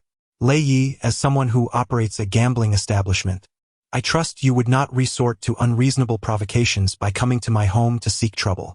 Qin Long speaks with resounding strength, exuding an air of grandeur. Qin, who felt a trickle of perspiration bead upon his forehead and cheeks. His audacious attempt to monopolize the wild boar meat had been unmasked by Qin Long, leaving his face flushed with embarrassment, resembling the hue of a pig's liver, rendering him speechless. The previous day, fortune had turned its back on him at Lei Ye's gambling den, where he had resorted to high-interest loans to recuperate his losses, only to find himself utterly destitute. In a desperate bid to settle his debts to Lei Yi, he concocted a tale claiming that his nephew had taken the wild boar he had captured, suggesting they retrieve the meat from his nephew's home as payment. Consequently, Lei Yi, accompanied by 3 henchmen, followed Qin, who to Qin Long's residence in search of trouble. Lei Yi was acutely aware of Qin, whose true nature, yet upon spotting the wild boar meat laid out on Qin Long's table, a glint of avarice sparkled in his eyes. He shot a menacing glance at Qin, who and subtly gestured with his hand. Qin, who instantly felt emboldened. Clearly, with Lord Lei backing him, he had no reason to fear his nephew. He immediately shouted with arrogant ferocity, "You wretched brat, cease your meaningless prattle. Do you truly believe that you could single-handedly capture a wild boar with a mere kitchen knife, after your father was consumed by beasts while hunting in the mountains? Who would believe such nonsense from a hairless child like you? The wild boar was caught by me, and yet you dare to dispute it? Do you think we can be easily deceived?" At this moment, Lord Lei, supporting Qin, who joined in with threats of his own. "You little rascal, your uncle owes me a gambling debt, and you have the audacity to claim the wild boar he captured. You must surrender the boar to settle your uncle's debt. If you refuse, I shall take it by force." Lord Lei's gaze fixated greedily on the wild boar meat on the table, his eyes gleaming with avarice as his pudgy hands instinctively moved to seize it. Qin Long harbored a profound disdain for Lord Lei's avarice, sternly admonishing, "This wild boar meat belongs to me. Do not dare to take it away. I give you 5 seconds to vacate the premises, or you shall face dire consequences." Qin Long understood that reasoning with individuals like Lei Yi was futile. One must possess a sharp edge to prevail. Otherwise, Lei Yi would perceive him as a weakling, easily bullied. To Lei Yi's astonishment, this young man dared to challenge him, inciting a fit of rage as he bellowed, "You little brat, have you consumed the courage of a leopard to dare disturb me? Let me show you the consequences of offending me." Upon finishing his statement, Lei Yi signaled to the 3 burly men beside him, who immediately advanced toward Qin Long. The atmosphere grew tense. Chapter 10. Ruthlessly beating the scoundrels Xiao Long. Those 3 strong men are not to be trifled with. Let us simply hand over the wild boar meat to them. His mother, Tang Lame, was exceedingly worried that her son would suffer a grave misfortune. If he were to be severely injured by them, the consequences would be dire. She hurriedly urged Qin Long to comply. Meanwhile, his 2 younger sisters also felt anxious for him. Yet, Qin Long confidently replied to his mother, "Mother, this wild boar meat was indeed captured by me. Why should I surrender it to them? They are nothing more than 3 mongrels, utterly insignificant." Qin Long mocked the 3 robust men, referring to them as country dogs, which incited their furious outbursts. They charged at him like rabid dogs. However, Qin Long slipped away from the thatched hut with the agility of an eel. Upon witnessing Qin Long's emergence, Master Lei viciously commanded his subordinates, "You 3, beat him to a pulp. Ideally, leave him crippled so that he cannot find a wife and ensure his lineage is extinguished. After their task is accomplished, the wild boar meat will be shared among us all." With this incentive, the 3 thugs were electrified with excitement, having never tasted wild boar meat before. The mere thought of incapacitating Qin Long for a chance at such a feast made their mouths water. Qin Yao, deeply concerned for her brother, urgently shouted towards the village, "Oh no! Someone is attacking my brother. Everyone, please come and help him." Upon hearing Qin Yao's call, The villagers were stirred and hastily gathered in the clearing before the thatched cottage. Among them were Qin Long's grandmother, sun-er-e, along with Qin Dahu's son, Qin Dago, and Qin Xiaogo, who had also come to witness the commotion.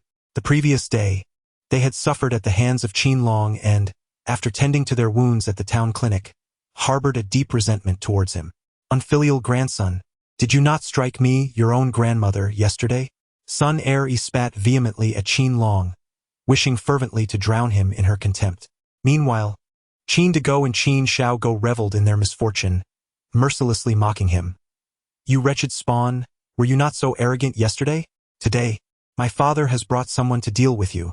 You shall be left with no choice but to kneel and beg for mercy. In stark contrast to the vitriol of sun-er-e and the two boys, the villagers expressed their concern for Qin Long. They called out urgently, Little Long, one cannot fight 6 hands. Preserve your strength, and you shall find a way to endure. Flee while you can. The villagers, unable to bear the sight of Qin Long being mercilessly beaten by the 3 vicious ruffians, implored him to escape.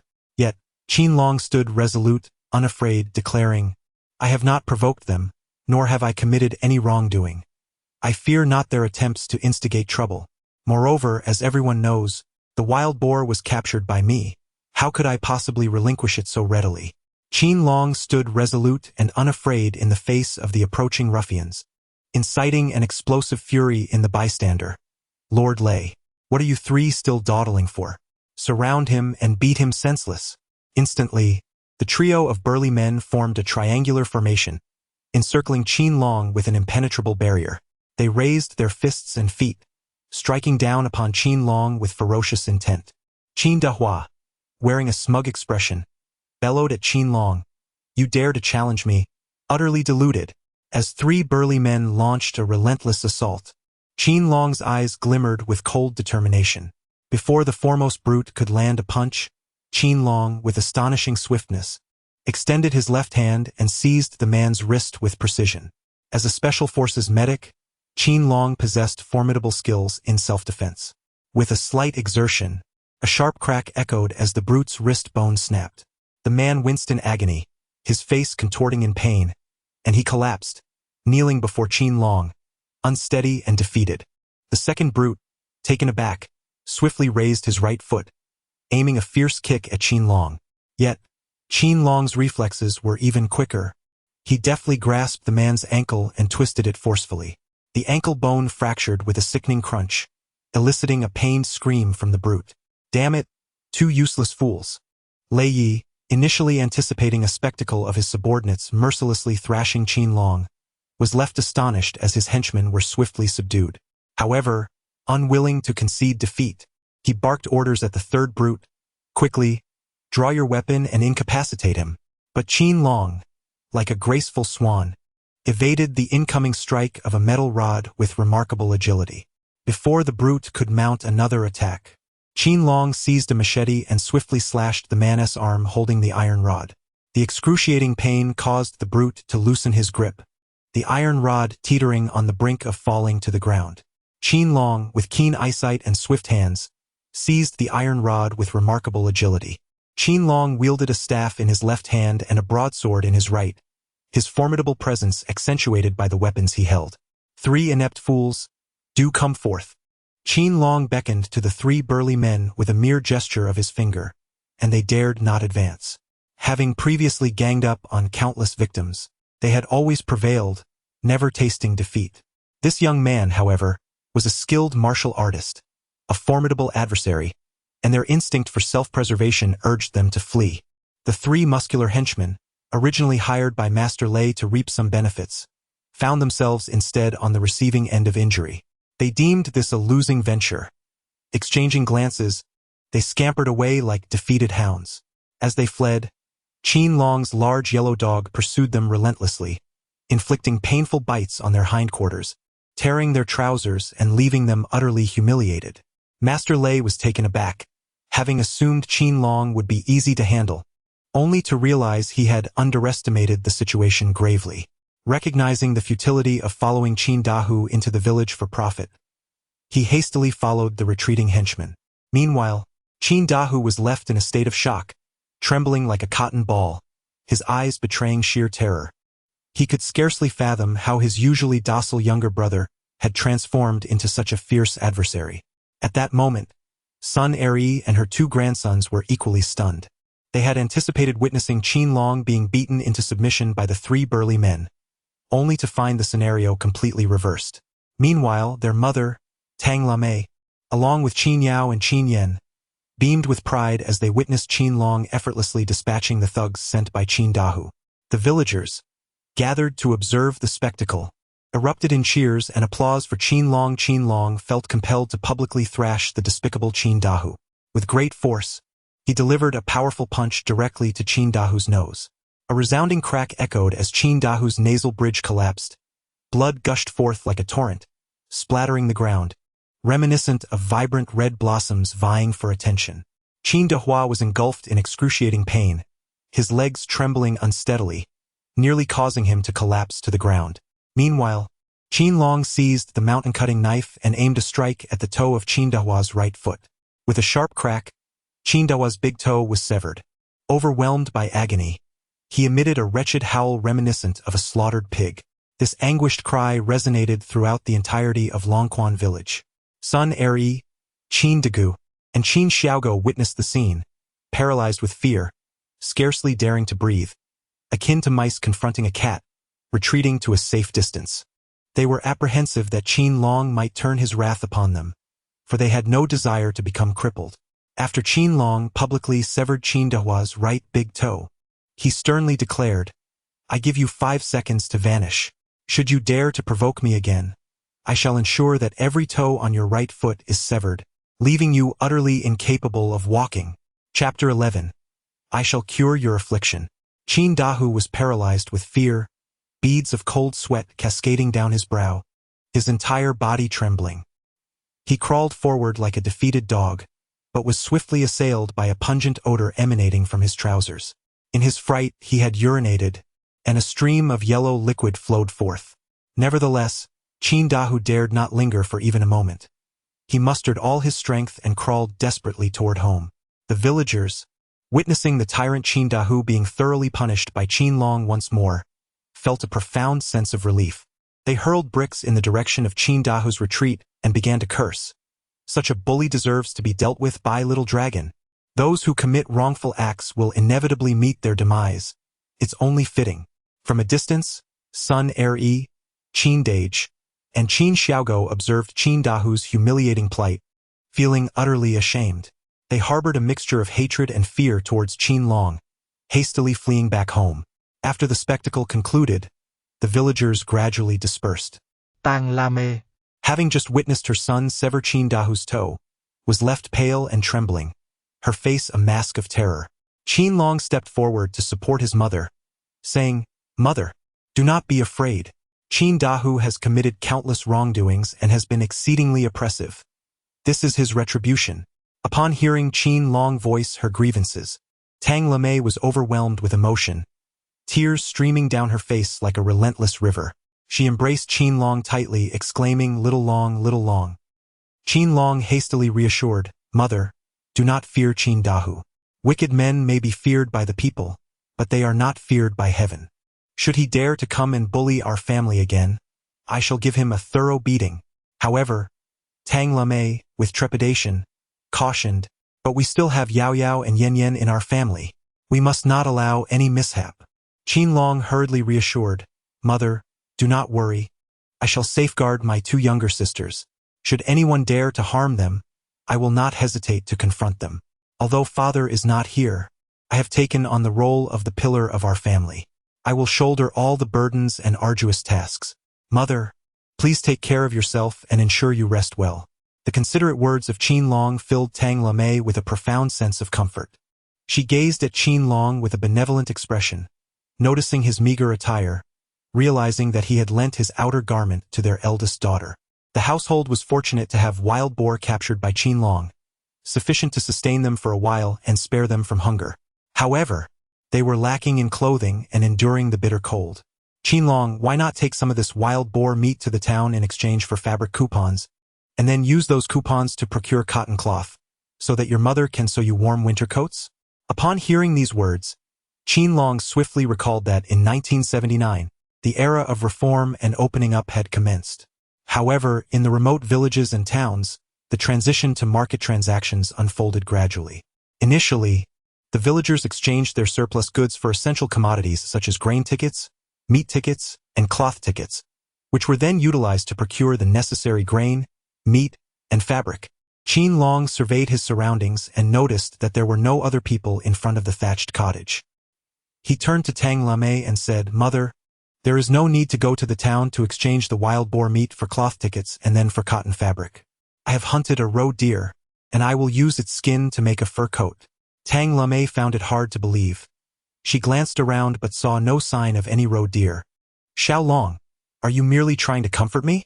The village party secretary mentioned that the roe deer in the mountains behind the village were all caught by some people a few years ago, making them quite difficult to find. As his mother expressed her doubts, Qin Long silently walked over to the cart and unloaded the firewood he had collected. Tang Lame and her younger daughter, Qin Yen, followed to see what was happening, and soon, an astonishing sight unfolded before them. Upon the cart lay 6 roe deer. Among them was a large female roe deer, while the others were young ones. The 6 deer piled onto the cart formed a small mountain. Tang Lame was overwhelmed with emotion, tears of joy filling her eyes as she praised Qin Long. "Xiao Long, with these 6 roe deer, we can skin them, process the hides, and swiftly turn them into fur coats." Qin Yen exclaimed with joy, "Brother, not only do we have venison to enjoy this time, but we can also wear fur coats made of deer skin."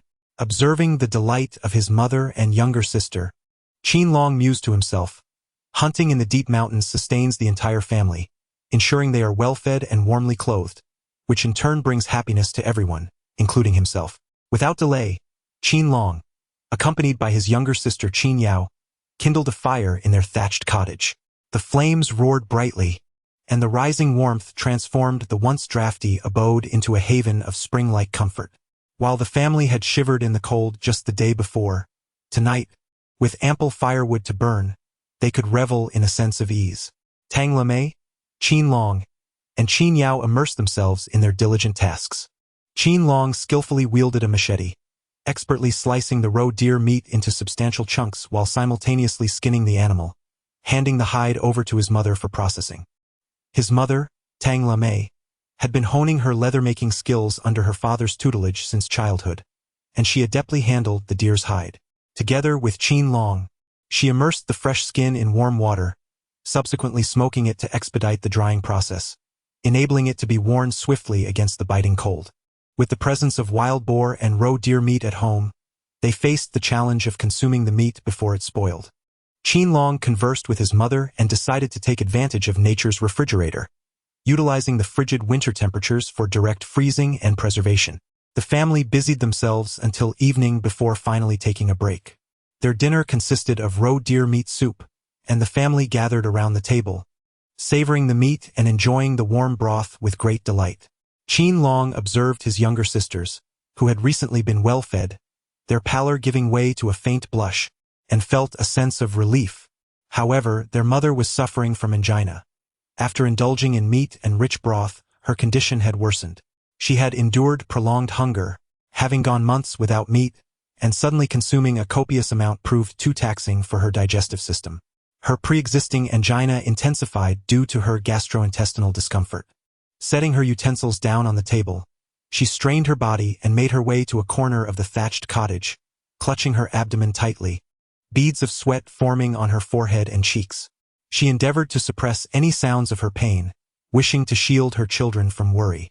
Yet, her mother's anguished demeanor did not escape Qin Long's notice. Qin Long recalled his previous life as a special forces medic, realizing he could indeed tend to his mother's ailments. He hastily exclaimed, "Mother, allow me to examine you." However, his mother shook her head, responding, "Little dragon, you are not a doctor. How can you treat me? My condition is an old ailment. It does not require attention." Their impoverished circumstances rendered medical care a luxury they could not afford. As a result, his mother's angina pectoris lingered, worsening over time. Each episode of her heart pain left her in excruciating discomfort. Upon witnessing his mother tormented by relentless pain, Qin Long resolved to utilize his identity and medical expertise as a special forces physician to heal her. Just as this determination crystallized within him, his mother's angina intensified, akin to a dagger piercing her heart. Alas, unable to bear the agony any longer, she emitted a heart-wrenching cry, tears welling in her eyes. The sound startled his two younger sisters, who had been indulging in meat and soup. They rushed over, their faces etched with concern, inquiring about their mother's condition. Despite the excruciating pain, she managed to endure, insisting that it was merely a result of having eaten too much, attributing her discomfort to a stomachache. However, Qin Long, with a grave expression, interjected, "Mother, this angina has reached a critical stage. It is imperative that you undergo my examination and treatment. Any further delay could perilously endanger your life." Hearing her son's admonition, Tang Lame felt a twinge of fear and, grasping at straws, reluctantly acquiesced to his examination, adopting a mindset of desperate hope. In his previous life as a special forces physician, Qin Long had mastered both Western and traditional Chinese medicine, with a particular proficiency in the latter. Qin Long examined his mother's pulse and quickly discerned the nature of her ailment, his expression gravely solemn. This was a long-standing case of angina pectoris, now showing signs of malignant transformation. Once it developed into cancer, the prospect of a cure would be utterly bleak. How could such a severe condition of angina ever be remedied? Qin Long scratched the back of his head, a flash of inspiration illuminating his mind, and he boldly reassured his ailing mother, "Mother, I shall cure your affliction." Chapter 12. Your indifference towards me leaves me no choice but to be ruthless. His son's confidence left Tang Lame astonished. "Xiao Long, you stayed home after graduating high school and have never studied medicine. How can you possibly treat your mother's chronic illness?" Not only was Tang Lame skeptical, but Qin Yao and Qin Yen also exchanged wide-eyed glances. In their recollection, their brother had never pursued medical studies. How could he hope to remedy their mother's grave condition? 3 years prior, during a severe flu outbreak, many villagers fell ill but could not continue their treatment due to poverty and the distance to the town. Fortunately, an elderly traditional Chinese doctor arrived from the city, dedicated to healing the villagers with herbal remedies. The original owner of this body, lacking food due to their family's destitution, volunteered to assist the elderly doctor. In exchange for his labor, the doctor provided him with a bowl of rice, and in the process, he gleaned some knowledge of herbal medicine. 3 years ago, I acquired some understanding of traditional Chinese treatment under the guidance of that physician. Now I shall put it to use. Upon Qin Long's suggestion, his mother Tang Lame and his 2 younger sisters suddenly realized the situation. "Very well. Xiao Long, you shall assist me in treating my ailment." At this moment, Tang Lame accepted the treatment proposed by Qin Long. His sisters were filled with anticipation for their brother's efforts to heal their mother. Although his medical skills could not possibly compare to those of an experienced traditional Chinese physician, he could at least offer some assistance. As a special forces medic reborn into the original's body, he felt compelled to conceal his abilities. Subsequently, Qin Long commenced treating his mother's angina. Earlier, upon examining her pulse, he deduced that her chest pain stemmed from prolonged emotional distress, which had caused stagnant blood flow within her body, resulting in severe discomfort akin to a knife piercing her chest. According to his training as a special forces medic, there were 2 primary treatment methods: acupuncture and medication. However, having been reborn without any medicinal supplies and not encountering any herbal remedies during his recent hunting expeditions, the prospect of treating her with medicine was evidently unfeasible. Thus, the remaining option was acupuncture. Yet, he had no silver needles at his disposal. What to do? He recalled that an esteemed traditional doctor had gifted him a small medical kit 3 years prior when he departed from the village, advising him to open it when in dire need. Qin Long felt that the time had come to heed that counsel, as his mother's angina had intensified to a critical degree. Qin Long uttered these words and then exited the thatched cottage, making his way back to the 3 earthen-tiled rooms where he once resided. Why was Xiao Long in such a fluster? Tang Lame wore a perplexed expression. Qin Yao and Qin Yen were equally perplexed, unaware of their brother's whereabouts. Qin Long hastened to the 3 earthen-tile houses, as the night had completely enveloped the sky. Inside the humble abode, his grandmother, Sun Eri, his uncle, Qin Dahu, his cousin, Qin Dagu, and his younger brother, Qin Xiaogo, were all present.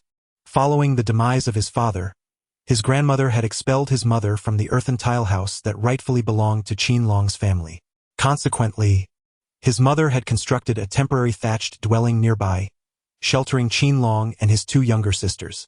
As Qin Long appeared before the original house, Sun Eri, Qin Dahu, Qin Dagu, and Qin Xiaogo were taken aback. Unfilial grandson, what brings you here? This is my home, and you are not permitted to enter, Sun Eri exclaimed, rushing forward to obstruct Qin Long as he attempted to slip inside. Qin Long, filled with rage, sternly reprimanded, "Grandmother, this house rightfully belongs to my family, and it is you who has occupied it. How dare you claim it as yours? It is utterly shameless. Step aside at once, or do not blame me for my rudeness." However, Sun Eri, seeing her eldest son and two grandsons present, not only refused to budge but instead seized a rolling pin and swung it fiercely at Qin Long. As she struck, she cursed, "Unfilial grandson, daring to be so disrespectful to your grandmother. Witness the wrath of my rolling pin, for I shall strike down this illegitimate wretch born of a misfortune." Qin Long's body ached subtly, a surge of fury coursing from his soles to his forehead. The memory of his mother being cast out into the tempestuous night by Sun Eri haunted him. That night, he and his mother, along with his two younger sisters, nearly succumbed to the biting cold, ultimately taking refuge in a neighboring cattle shed. This malevolent grandmother, consistently favoring her eldest son and two grandsons, had relentlessly bullied and oppressed their own family. When their father was alive, he was often summoned by Sun Eri to serve as free labor for her and the family of his uncle. Now, as Sun Eri's rolling pin descended upon him like a tempest, Qin Long felt a profound physical pain, but a deeper anguish lay heavy in his heart. At this moment, he could no longer endure. It was time to resist. Qin Long sternly rebuked Sun Eri, "Grandmother, you have brought calamity upon my family. I can no longer endure it. Your lack of compassion towards me leaves me no choice but to reciprocate with indifference." In a fit of rage akin to a raging inferno, Qin Long seized one end of the rolling pin and thrust it forcefully. Sun Eri, caught completely off guard, stumbled backward, her head colliding sharply with the corner of the table in the main hall, sending a jolt of excruciating pain through her. She let out a wretched scream reminiscent of a distressed sow. "You ungrateful wretch! How dare you strike your grandmother? May the heavens strike you down! Come forth, Dahu, Dago, Xiaogo, and deliver a sound thrashing to this unfilial scoundrel." Qin Dahua had just been thoroughly beaten by Qin Long, leaving him battered and bruised. He dared not approach any closer. At this moment, Qin Dagu and Qin Xiaogo brandished two wooden sticks, charging towards Qin Long with the ferocity of rabid dogs. "Two mad dogs, roll aside." Qin Long regarded these two inept cousins with utter disdain. Just moments ago, he had dispatched 3 ruffians under the command of Lei Yi, leaving them in disarray and fleeing in humiliation. The original host had suffered abuse to protect his younger sister from these cousins' bullying. However, reborn into the original host's body, Qin Long, a modern-day Special Forces medic, held no regard for Qin Dago and Qin Xiaogo.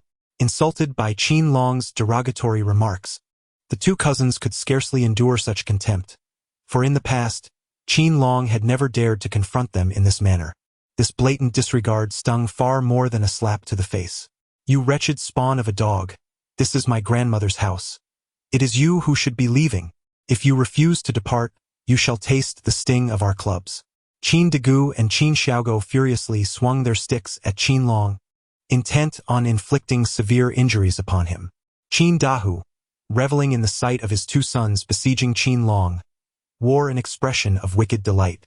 This wretch truly deserved to be mercilessly beaten by his two sons.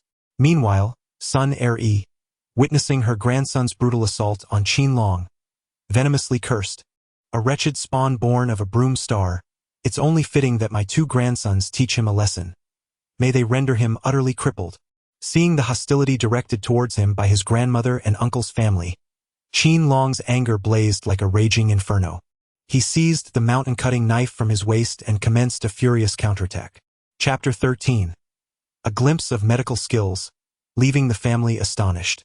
Before the blows from his two cousins could land upon him, Qin Long's knife had already sliced through their arms. Each was left with a gaping wound over 10 centimeters long, blood gushing forth as if released from a tap, splattering the ground.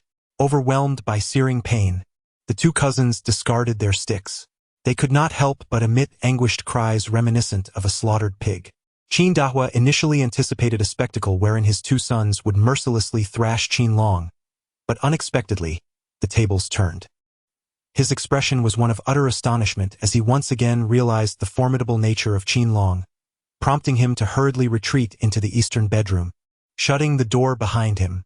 Meanwhile, Sun Er-yi, upon witnessing this scene, turned pale with fear and frantically sought refuge beneath the table, clutching her head with both hands, terrified that Qin Long would come for her. Qin Long did not come seeking vengeance. Rather, he entered his chamber to retrieve the medicinal box gifted to him by the esteemed traditional healer. After Qin Long swiftly dealt a severe reprimand to his grandmother and uncle's family, he promptly retreated to his bedroom. Beneath the wooden bed in the chamber, he discovered his long-neglected medical kit. Qin Long emerged from the bedroom, cradling a dusty medical box as if it were a treasured possession, and hastened towards the main room. Sun Er-yi, Qin De-hu, Qin De-go, and Qin Shao-go gazed at him in disbelief as he departed with the dilapidated box. What could this wretched spawn be doing with that old medicine chest? Regardless, their curiosity piqued. They decided to follow him to uncover his intentions. Sun Er, driven by her inquisitive nature, quickly crawled out from beneath the table and, under the cover of night, made her way towards Qin Long's thatched hut. Qin De-hu, Qin De-go, and Qin Shao-go stealthily trailed behind her. However, the heart-wrenching cries of their mother, which had intensified to a grievous extent, pierced the air, weighing heavily on Qin Long's heart and leaving his mind in turmoil. He hurried into the thatched hut and swiftly opened the medical box that had been untouched for 3 years. As he did so, Sun Er-yi and Qin De, who crept closer to the hut, overhearing the agonizing moans of Tang Lame. Instead of feeling any compassion or sympathy, they wore expressions of schadenfreude. This ill-fated star had succumbed to her old ailment. She deserved it, that wretched spawn. Attempting to cure his mother with nothing but a broken medicine chest was utterly absurd. An untrained fool dabbling in medicine. What a recipe for disaster. While Sun Er-yi and Qin De, who stood outside the thatched hut, mocking him in silence, Qin Long had already opened the medical box. Inside, he discovered a bottle of alcohol, cotton swabs, a thermometer, medical scissors, and tweezers. Qin Long remained undeterred, continuing his search within the medicine chest. Suddenly, he stumbled upon an acupuncture box at the bottom. Inside this box lay a dozen silver needles, previously utilized by an esteemed traditional Chinese physician to heal countless villagers.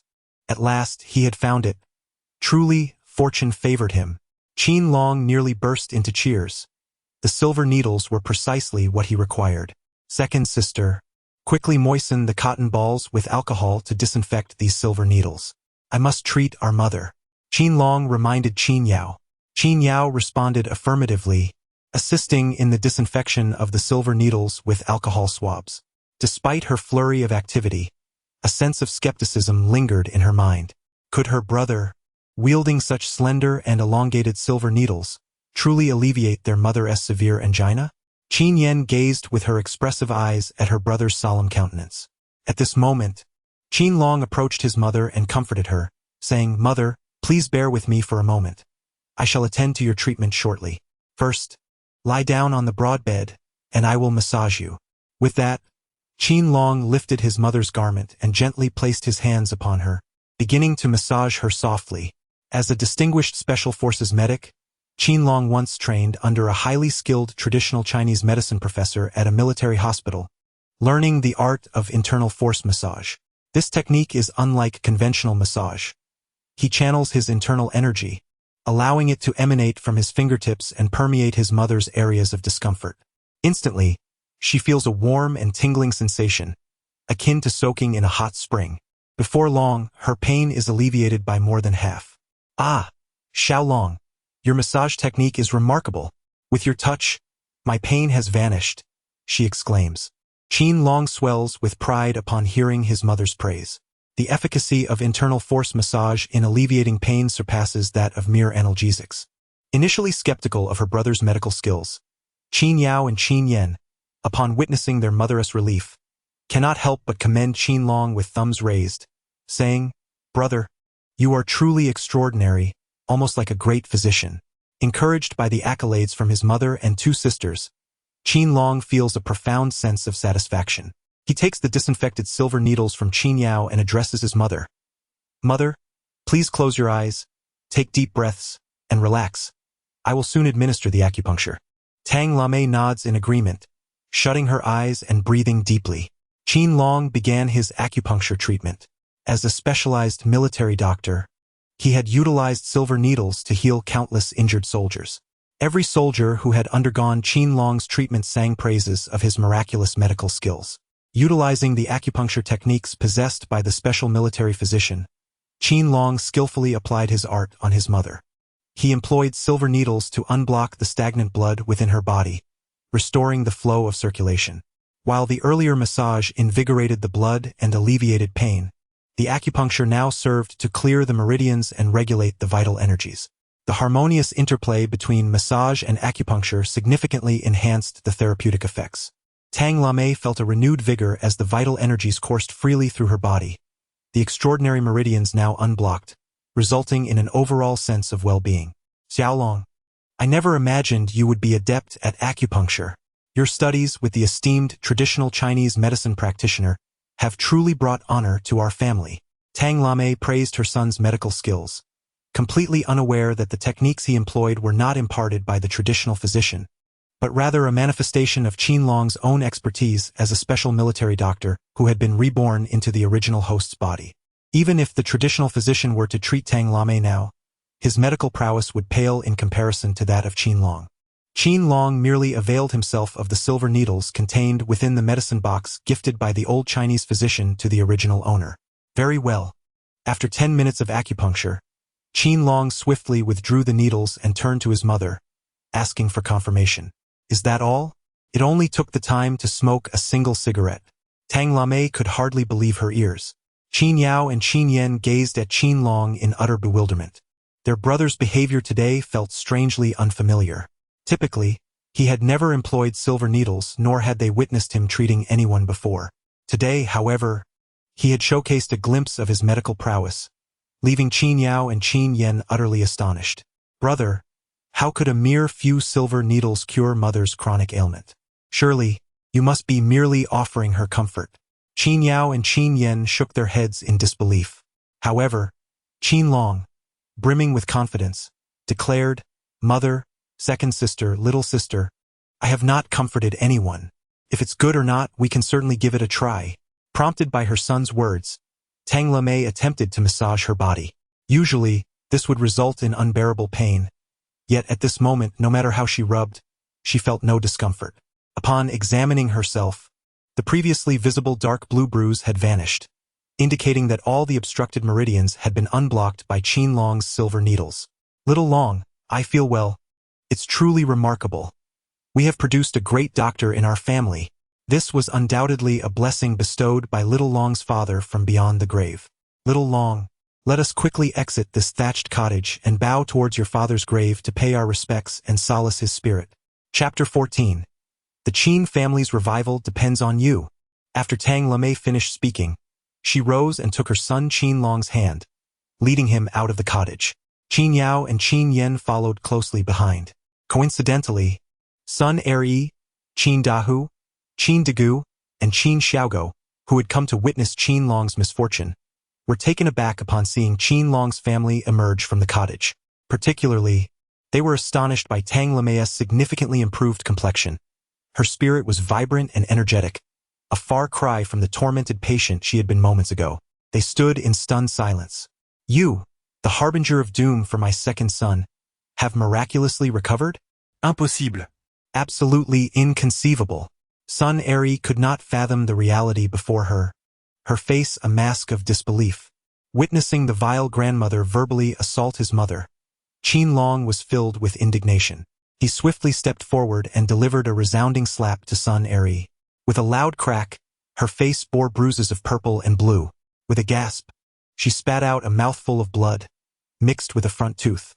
After Qin Long fiercely reprimanded the wicked grandmother following a violent altercation, he declared with a commanding tone, "Evil grandmother, cease your slander against my mother, or I shall shatter your mouth.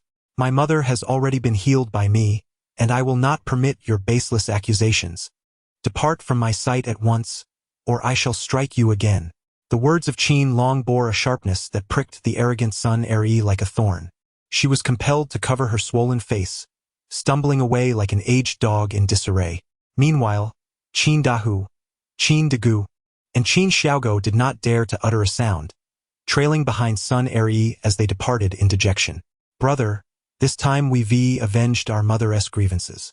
That wicked grandmother, who has usurped our home and driven us and our mother away, deserves a severe reckoning." Qin Yan expressed her frustration towards Qin Long with great indignation.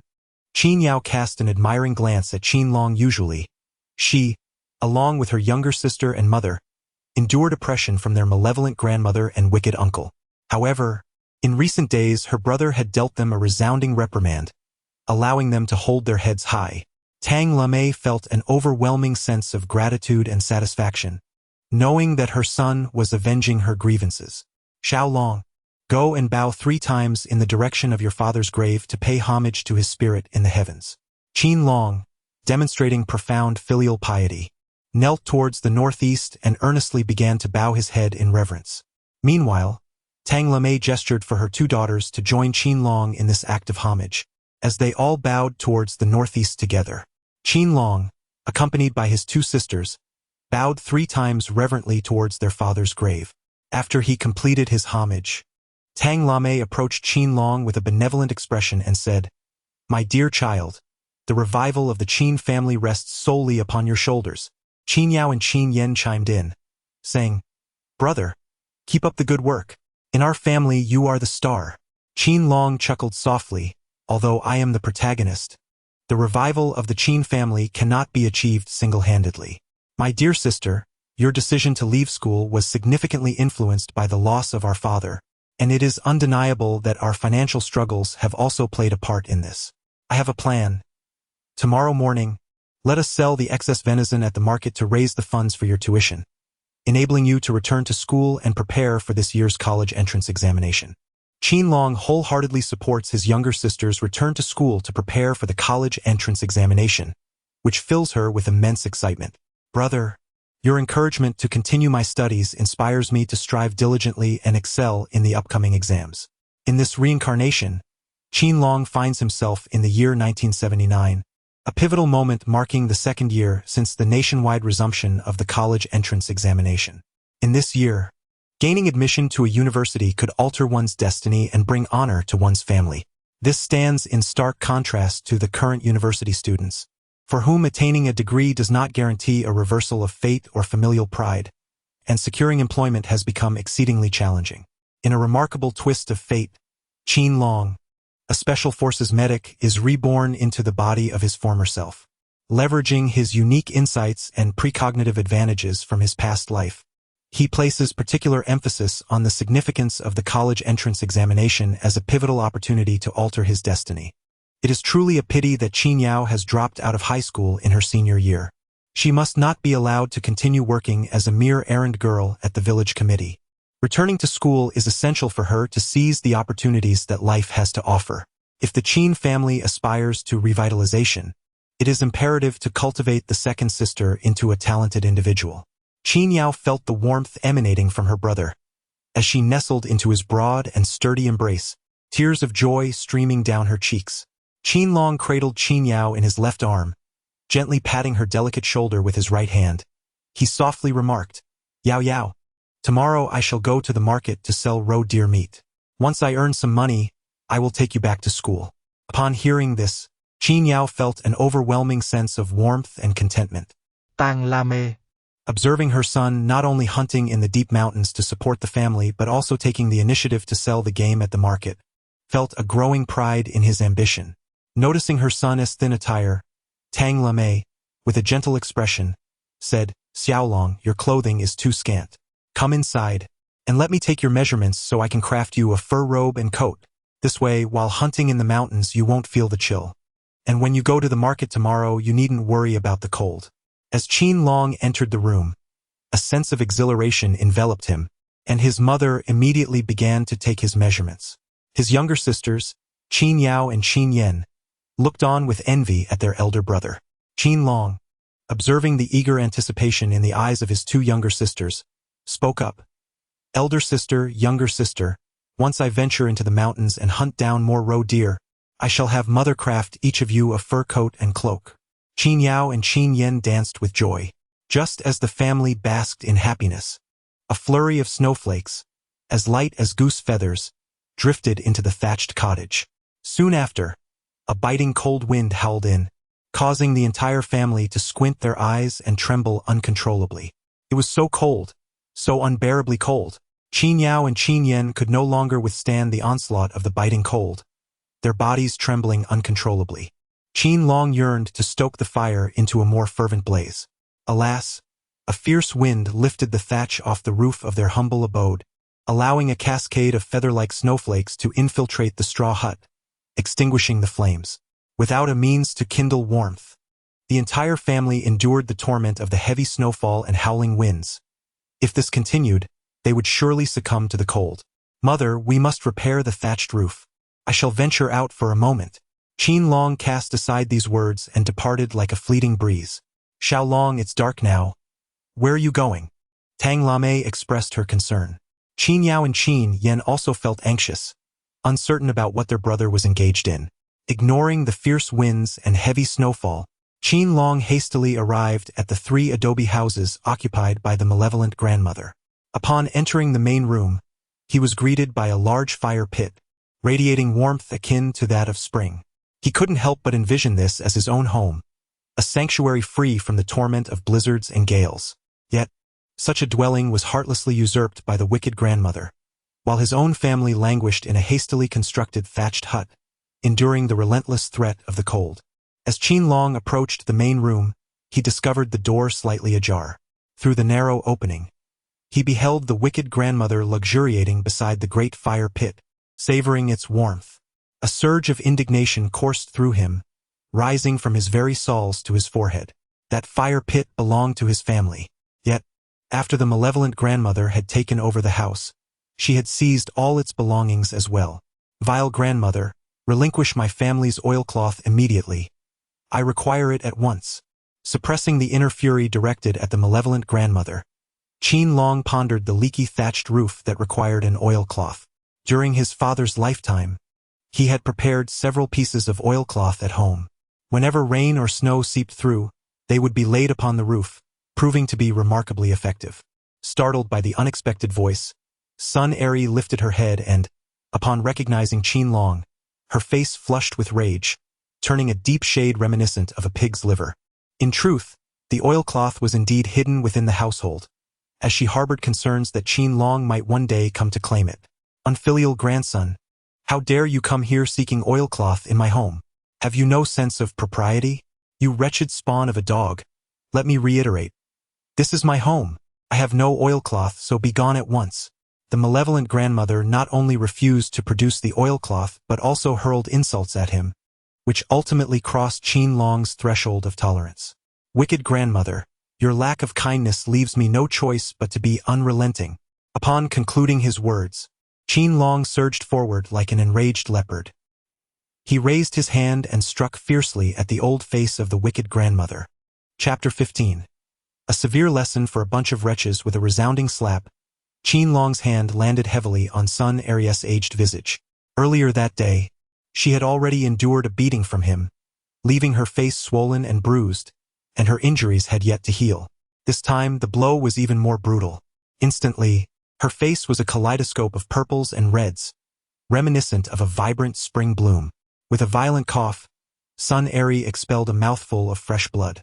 She could hardly fathom the depth of Qin Long's ruthlessness, as he repeatedly assaulted her without regard for familial ties. Infuriated, she felt as though her very lungs might burst, and she unleashed a tirade at Qin Long. You unfilial wretch, your arrogance knows no bounds. How dare you strike your own grandmother? What sort of cowardly act is this?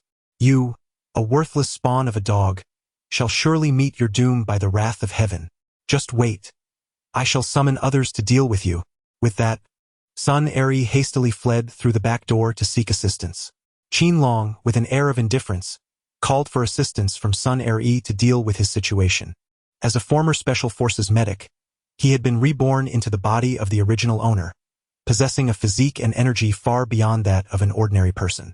Regardless of whom the wicked grandmother summoned, he felt no fear.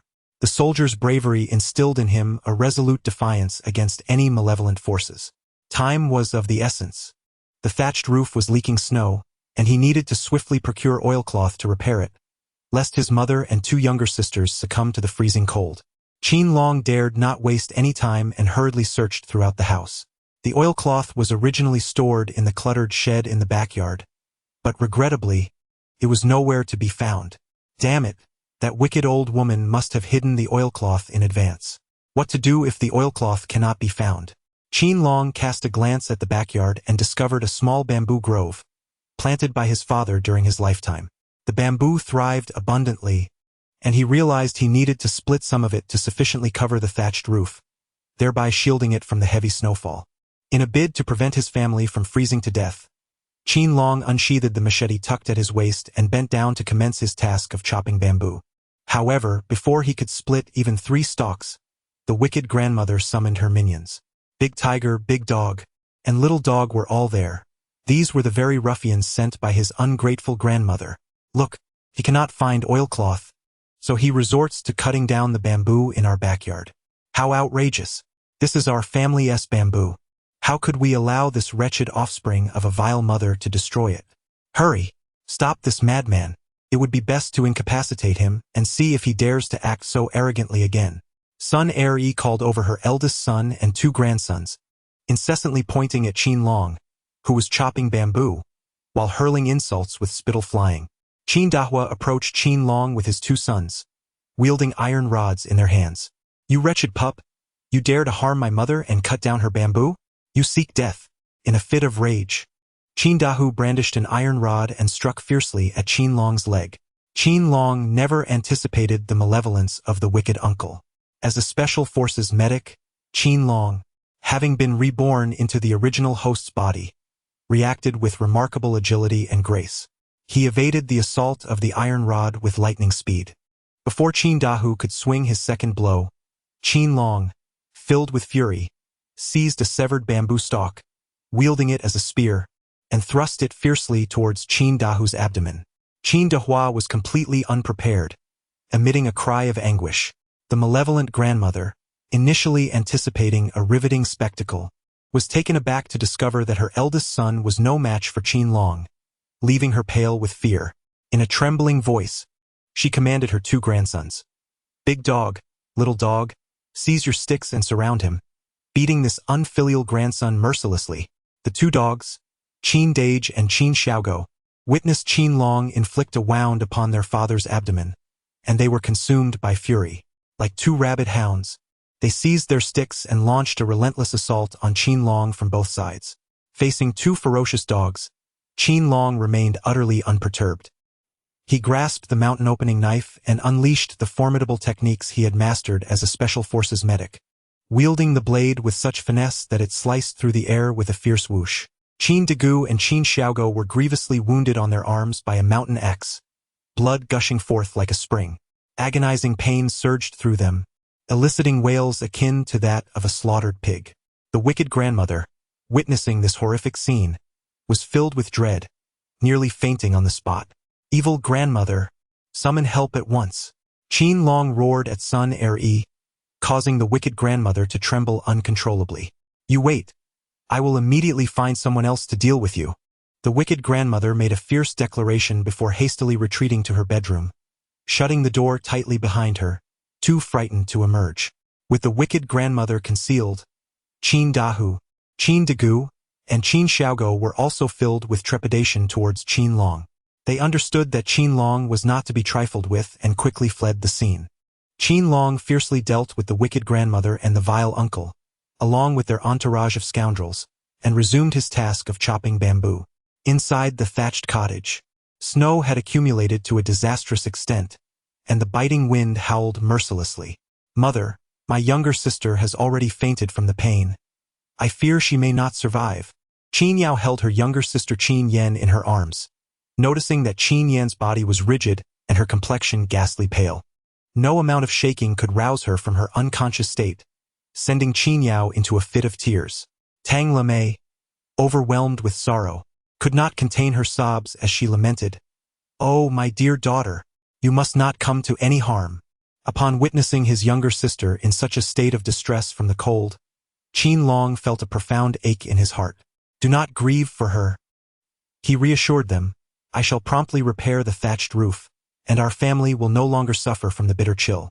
After Qin Long spoke to Tang Lamei and Qin Yao, he found a ladder and began to ascend the thatched roof with a large bundle of bamboo on his back. However, the ladder was slick with ice, and he nearly slipped off after only a few steps. "Be careful," he exclaimed. "The wind and snow outside are fierce, and the ladder is treacherous. I will steady the ladder while you take care of our younger sister." Upon hearing this, Tang Lamei hurried over to support the ladder. With his mother holding it steady, Qin Long quickly made his way to the rooftop. Undeterred by the blizzard, he laid down all the bamboo he had cut. With Qin Long's meticulous effort, the roof was soon repaired. "Mother, elder sister, our roof is fixed. No more snowflakes are drifting in, and it feels much warmer now." Qin Long descended the ladder and entered the thatched cottage, exhaling a sigh of relief. "Brother, thank you for repairing the roof, but alas, my little sister is too frozen to awaken. I am deeply worried." Hearing the quivering tone of Qin Yao's voice, Qin Long realized that he must immediately kindle a fire for warmth. Only by warming the cottage would his frozen sister find it easier to awaken. "Sister, I shall gather firewood at once."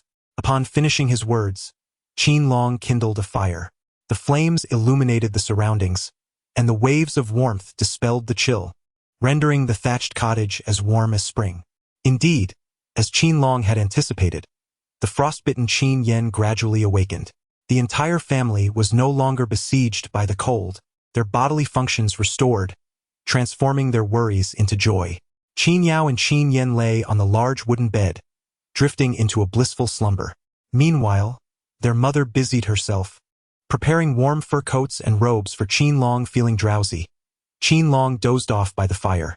Early the next morning, he remembered that he needed to take the roe deer meat to the market for sale, so he dragged the sled out of the door.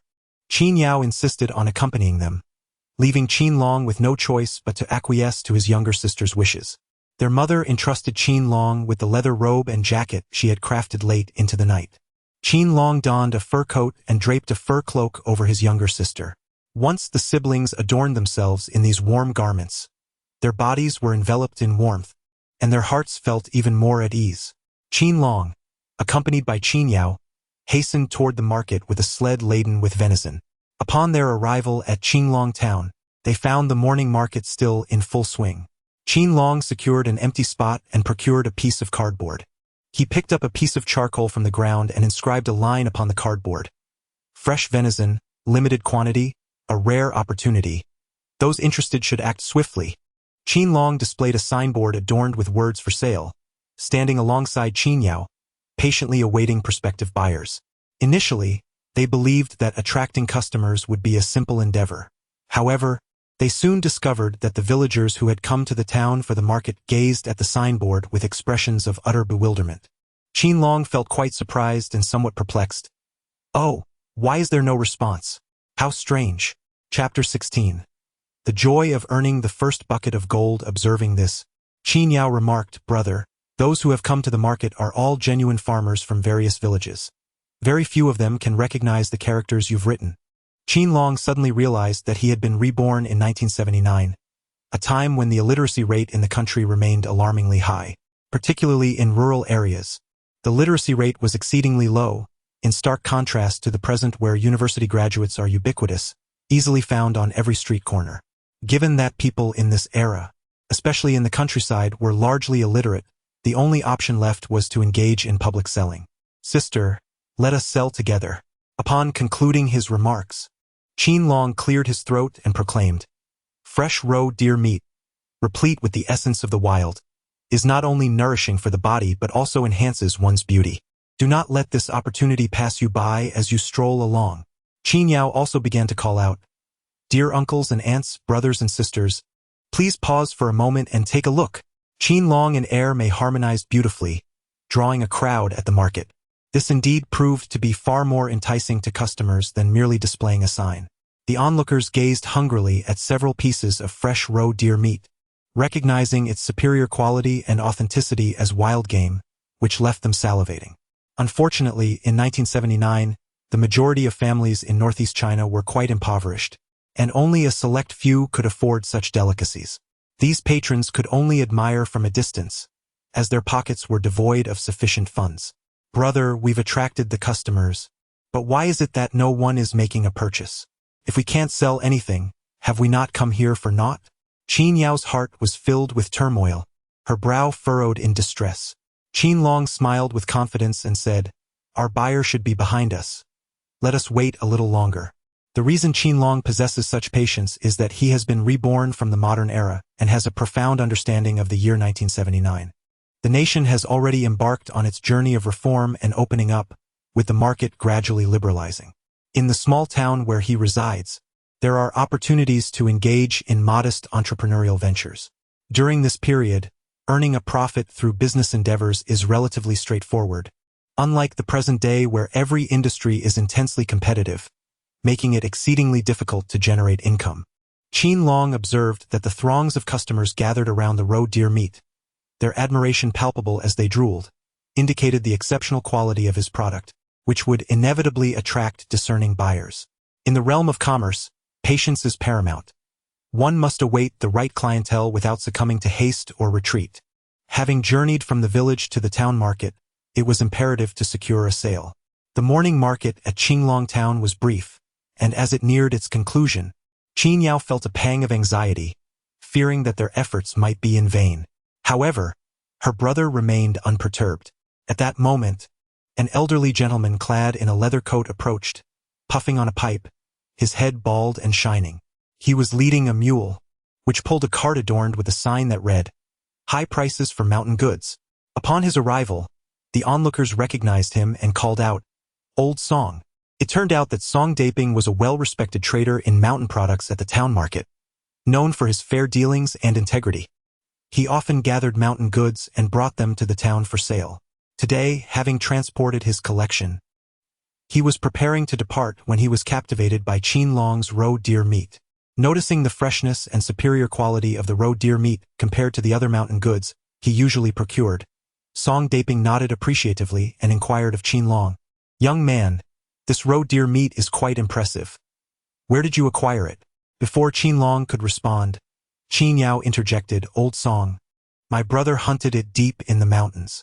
Song Daping's gaze towards Qin Long brightened. It was known that the wild roe deer in the nearby mountains had been overhunted in recent years, leaving few behind. The rarity of these creatures made them precious, and the fact that this young man had managed to catch several indicated extraordinary hunting skills. "Young man, what price do you seek?" Song Daping directly asked Qin Long for his asking price. This is Qin Long's first time selling roe deer meat at the market, and he is unaware of the prevailing prices. He turns to Song Daping and says, "Elder, I perceive you to be an honest man. Please offer me a fair price." Upon hearing this, Song Daping gazes at the roe deer meat for 5 seconds, contemplates briefly, and settles on a price. "For these few wild roe deer, I shall offer you 80 cents per pound." Qin Long was taken aback. 80 cents? Is that really so low? Song Daping chuckled, "What is the matter? Do you find it insufficient? The price I offered is quite reasonable." At that moment, Qin Yao recalled something and gently tugged at Qin Long's sleeve, whispering, "Brother, I remember that when father was still alive, he captured wild roe deer and sold them at the town market. The purchase price back then was 60 cents per pound." Qin Long suddenly realized the truth. In the year 1979, the price of ordinary roe deer meat was merely 60 cents per pound. Selling the roe deer meat he had hunted for 80 cents was indeed quite commendable. Upon witnessing a favorable opportunity, Qin Long promptly exclaimed, "Elder, let us conclude this deal." Subsequently, Song Daping retrieved a scale from his cart, and together with Qin Long, they weighed several pieces of roe deer meat, discovering a total weight of 248 jin. Priced at 8 maos per jin, the total amounted to 198.4 yuan. To Qin Long and Qin Yao's astonishment, Song Daping handed them 200 yuan without hesitation. This marked their joyous first earning. After the transaction was completed, Song Daping, not content with merely purchasing the raw deer meat, inquired of Qin Long, "This raw deer meat is indeed commendable, but alas, there are no deer skins. Should you acquire any deer skins in the future, do reserve them for me. I shall offer a handsome price." Qin Long shook his head in distress. Responding to Old Song, "The raw deer skin has already been fashioned into a fur coat for my family." It was only then that Song Daping shifted his attention to the fur garments worn by Qin Long and Qin Yao. After a moment of disappointment, he addressed Qin Long, saying, "You are quite earnest, a refreshing honesty in the presence of someone as forthright as myself. Had you encountered a more cunning businessman, your purchasing price would have plummeted significantly. I am offering you a premium price as a reminder that in the future, should you come across any game, be it roe deer, wild wolves, or wild boar, feel free to deliver it to the Song family business at the north end of the town, and I shall provide you with a satisfactory price." Qin Long never anticipated that he would not only successfully sell the roe deer meat at a high price but also find a reliable buyer.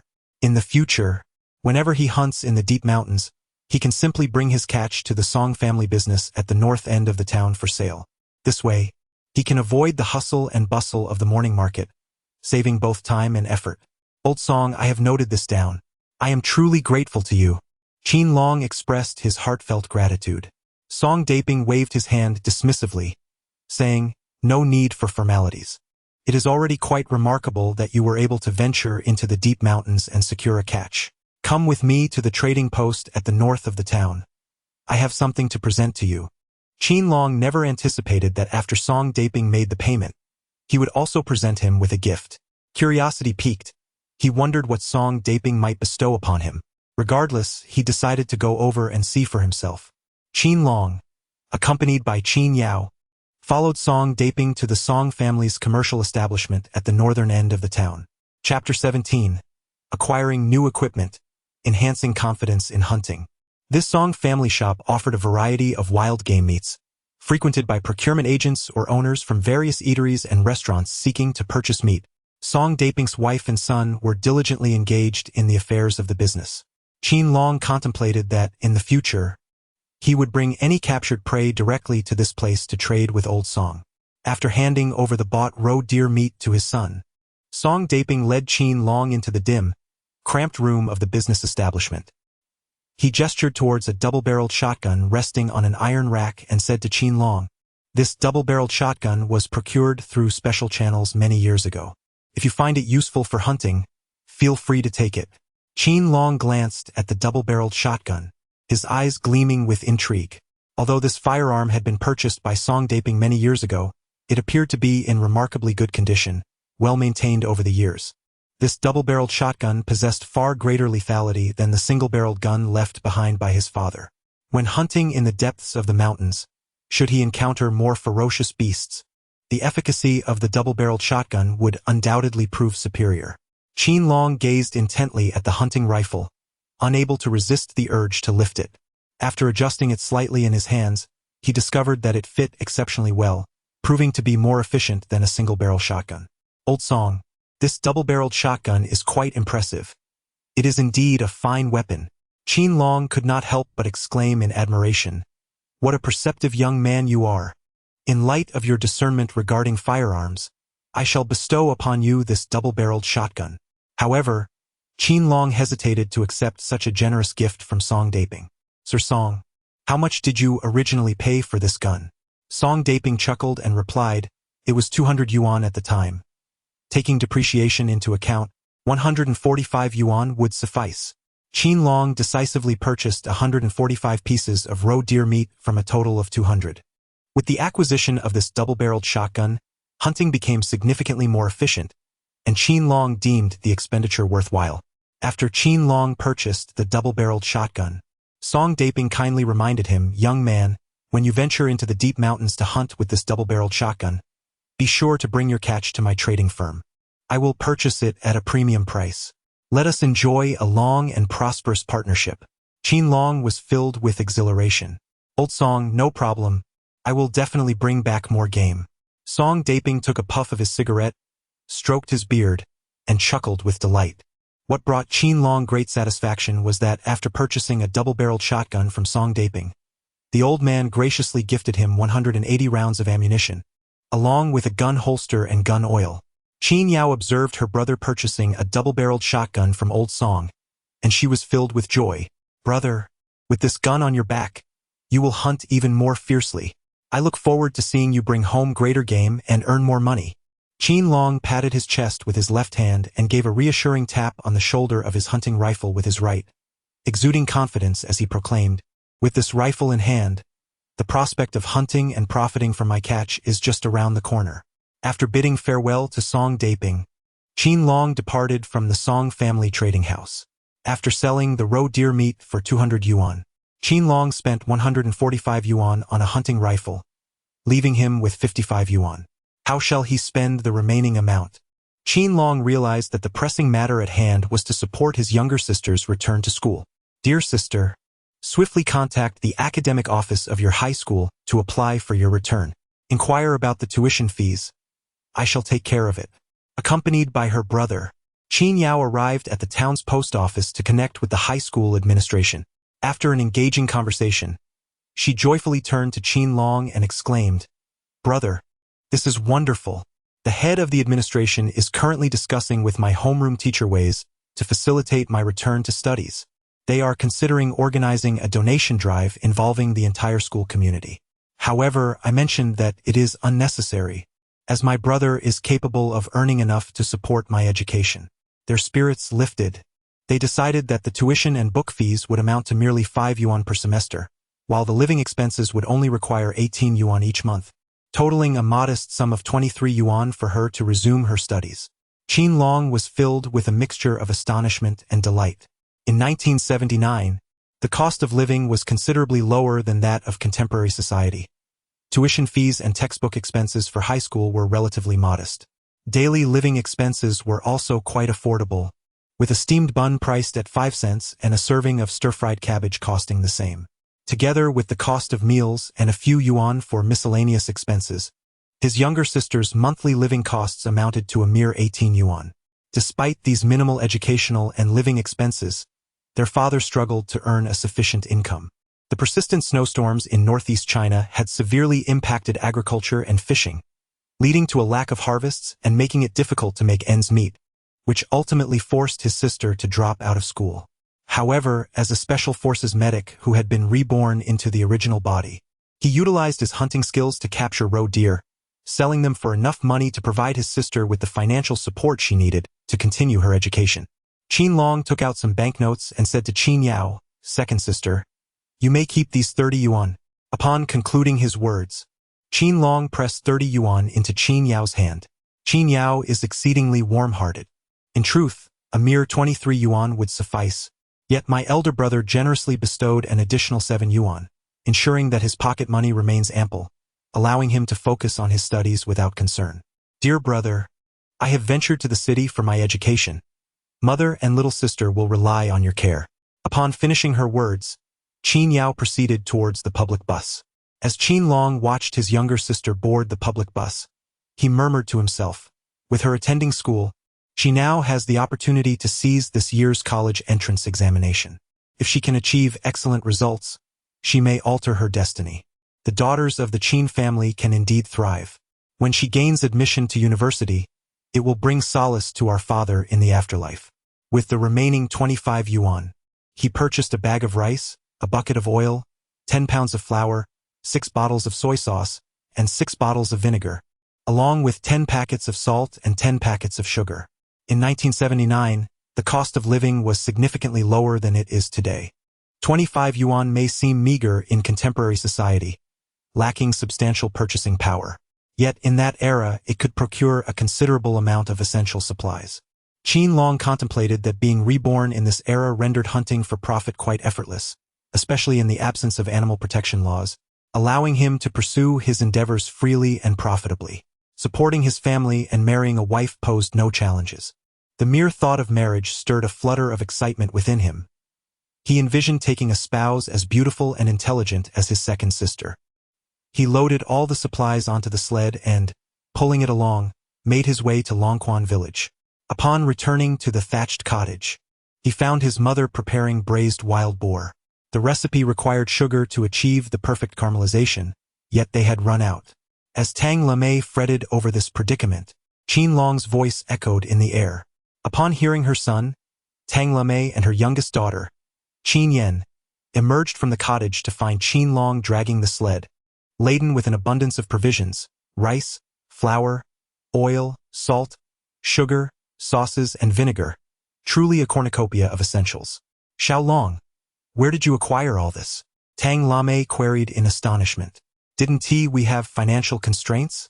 Qin Long beamed with pride, exclaiming, today, I ventured to the morning market, sold some roe deer meat, made a profit and purchased these supplies.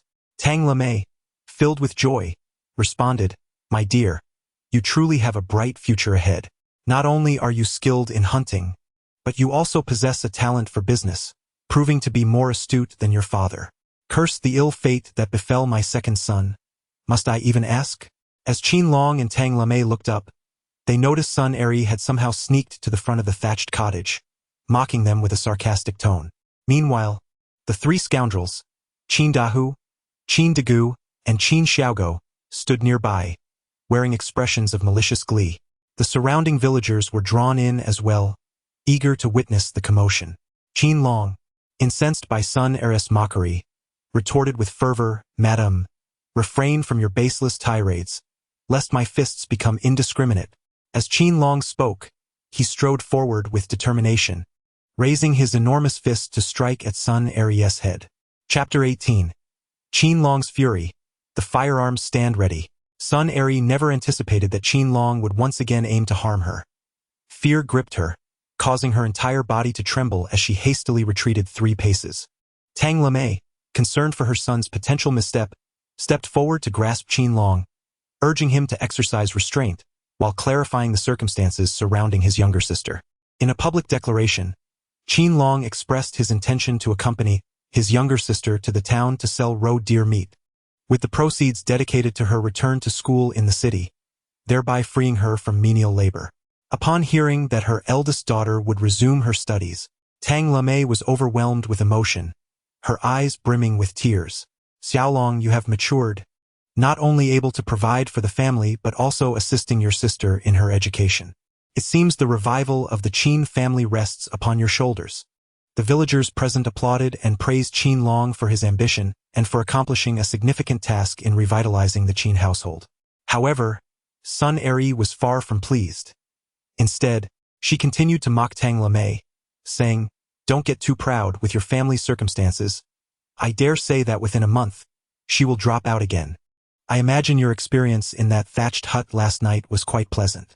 Tang Lamei trembled with anger, retorting, You have invaded my family's home and dare to utter such words.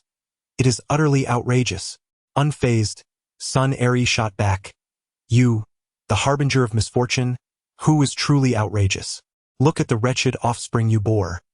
What havoc did they wreak last night? That vile creature left my face in this state. You must compensate me for my medical expenses, or I shall spread the word about your child's attack on me. Let us see how you maintain your dignity. A family that has produced such an unfilial descendant brings shame upon the Qin name, and it infuriates me. Unbeknownst to them, the altercation stemmed from a conflict over the materials Qin Long needed to repair the roof, which Sun Eri had refused to provide. Qin Long, brimming with youthful vigor, struck Sun Eri. Qin Long, filled with indignation upon witnessing Sun Eri's shameless demand for medical expenses, admonished her sternly, Grandmother, do not invoke my filial piety as a pretext. Reflect upon your own cruelty. Not only did you drive my entire family from our home, but you also usurped our residence. Consequently, we were compelled to reside in a thatched hut, and last night, during the blizzard, my family nearly perished from the cold. I merely sought to retrieve the oilcloth that rightfully belongs to us, yet you concealed it. When I ventured to the backyard to chop a few bamboo stalks, you arrived with a group to bully me. It is your mercilessness towards my family that has pushed me to the brink. Thus, I acted in self-defense and struck you, which you duly deserved. Qin Long publicly rebuked Sun Er with a powerful and resonant voice, his presence commanding the attention of all. The villagers present, upon hearing this, applauded and cheered, believing that Qin Long's reprimand was a deserved release of pent-up frustration against such a malicious woman. They felt that a firm hand was warranted in dealing with her kind. Sun Er had initially sought compensation for medical expenses, but unexpectedly found herself publicly scorned by Qin Long, leaving her humiliated and disgraced. However, Sun Er, having failed to gain any advantage, was far from willing to let the matter rest. After Qin Long's scathing reprimand, Sun Er retaliated fiercely. "You wretched spawn of a dog! How dare you strike my grandmother and still claim to be in the right? You have gravely injured her, yet you refuse to compensate for her medical expenses. You must present me with a piece of wild boar meat. If you do not comply, I shall take it myself." Having declared her intentions, Sun Er stormed into the thatched hut and seized a substantial piece of wild boar meat from the table. "Mother, I am going to teach him a lesson," exclaimed her son. "Do not act impulsively." Tang Lame urgently grasped Qin Long's arm, preventing him from confronting Sun Er. At that moment, Qin Yen, his younger sister, stood resolutely at the door of the hut, obstructing Sun Er's exit. Enraged, Sun Er forcefully shoved Qin Yen into the snow. Qin Yen stumbled and fell, crying out in pain. A surge of rage coursed through Qin Long, rising from the soles of his feet to the crown of his head. "Mother, my younger sister has been bullied by our grandmother. I can no longer endure this. I shall confront her." Qin Long was on the verge of breaking free from his mother's grasp, yet she held onto him with unwavering strength. Sun Er, observing Tang Lame's relentless grip on Qin Long, concluded that he could never approach her to strike, which only fueled her arrogance and audacity. Upon witnessing the wild boar meat, Qin Long realized that Sun Er was on the verge of depleting it entirely. This malevolent woman was effectively depriving her own family of sustenance. At that moment, his patience wore thin, and he bellowed at Sun Er, "Grandmother, you are permitted to take but one piece of meat. The rest must remain for me." Little did he anticipate that Sun Er, with insatiable greed, retorted, "You have injured me. Therefore, you must compensate with the entirety of the wild boar meat." Qin Long was utterly enraged. This grandmother was not only malicious but also exceedingly greedy. To tolerate such a spiteful and avaricious matriarch in public would only serve to condone the villain's wanton trampling of one's principles. Qin Long forcefully wrenched his hand from his mother's grasp, charging forth like an enraged lion. He raised his hand and struck once more at the weathered face of Sun Er. The sound echoed sharply. Qin Long ruthlessly struck Sun Er twice across the face in public. Caught completely off guard, she suffered excruciating pain, her skin torn and bruised, a ghastly sight of red and purple swelling. Her grip faltered, and the wild boar meat she had been carrying fell into the snow. "You wretched, ungrateful spawn! How dare you strike your grandmother in such a public manner? Such a disloyal grandson shall surely meet a dreadful fate, struck down by thunder." She cried out, "Come here, De who, De go, shall go. Hasten to assist me in reprimanding this unfilial grandson." Sun Er covered her battered face, vehemently cursing Qin Long as she called out to Qin De who, Qin De go, and Qin shall go in the distance. Qin De hua, Qin De gu, and Qin Xiaogo brandished iron rods and launched a frenzied assault on Qin Long Xiaolong. "Hurry and run. They are quite formidable," Tang Lame exclaimed, her heart racing with fear. The villagers present echoed her sentiments, urging Qin Long to flee, for a wise man does not court immediate danger. The little sister, terrified, burst into tears. Yet, Qin Long stood undaunted before this band of ruffians. He seized a recently acquired double-barreled shotgun and, with a commanding voice, challenged the three miscreants. "Who among you fears death? Come forth and see whether your iron rods are mightier than my double-barreled shotgun." Qin Long, filled with fury, commanded the firearms to be at the ready. He wielded a double-barreled shotgun with great majesty. An overwhelming sense of intimidation rendered Qin De who, Qin De go, and Qin Shao go instantly timid. "I was merely jesting. Do not take it to heart." Qin De hua was so frightened that cold sweat poured down his brow as he hastily sought a way out. He exchanged glances with his two sons, and together they abandoned Sun Eri, fleeing in a panic. This firearm was not to be trifled with. If they further provoked Qin Long, he would likely turn his hunting rifle against them. A chill crept down Sun Eri's spine, causing her legs to tremble. She thought little of retrieving the wild boar meat from the snow and hurriedly followed her eldest son and 2 grandsons in their escape. The villagers, having witnessed the spectacle, gradually dispersed. Tang Lame prepared roasted wild boar and roe deer soup, and the entire family relished the feast, savoring the meat and broth with great contentment. That evening, Qin Long stoked the fire in their thatched cottage to a roaring blaze, filling the space with warmth akin to spring. The family slept soundly through the night. At the break of dawn the next day, Qin Long arose early, strapping on his machete and shouldering his double-barreled shotgun with a proud demeanor as he departed from home. Before he left, his mother handed him a butter paper package containing roasted wild boar and 2 rice balls, reminding him to replenish his energy while hunting. The large yellow dog led the way, with Qin Long following closely behind. Sun Eri emerged from the 3 earthen-tiled rooms she occupied, looked up, and saw Qin Long walking towards the village outskirts with his shotgun. She couldn't help but mutter under her breath, a wretched spawn raised by a star of misfortune, hunting every day without fear of being devoured by wild beasts. As Qin Long stepped out of the village entrance, his younger sister, Qin Yen, hurried towards him, clutching a military canteen filled with hot water. She playfully pouted and said, "My dear brother, I knew you would be the most indulgent towards me. Please take me hunting. I implore you." Chapter 19. Those who touch my reverse scale shall perish. Although Qin Yen is merely 7 years old, her ability to act cute and charming renders Qin Long unable to refuse her.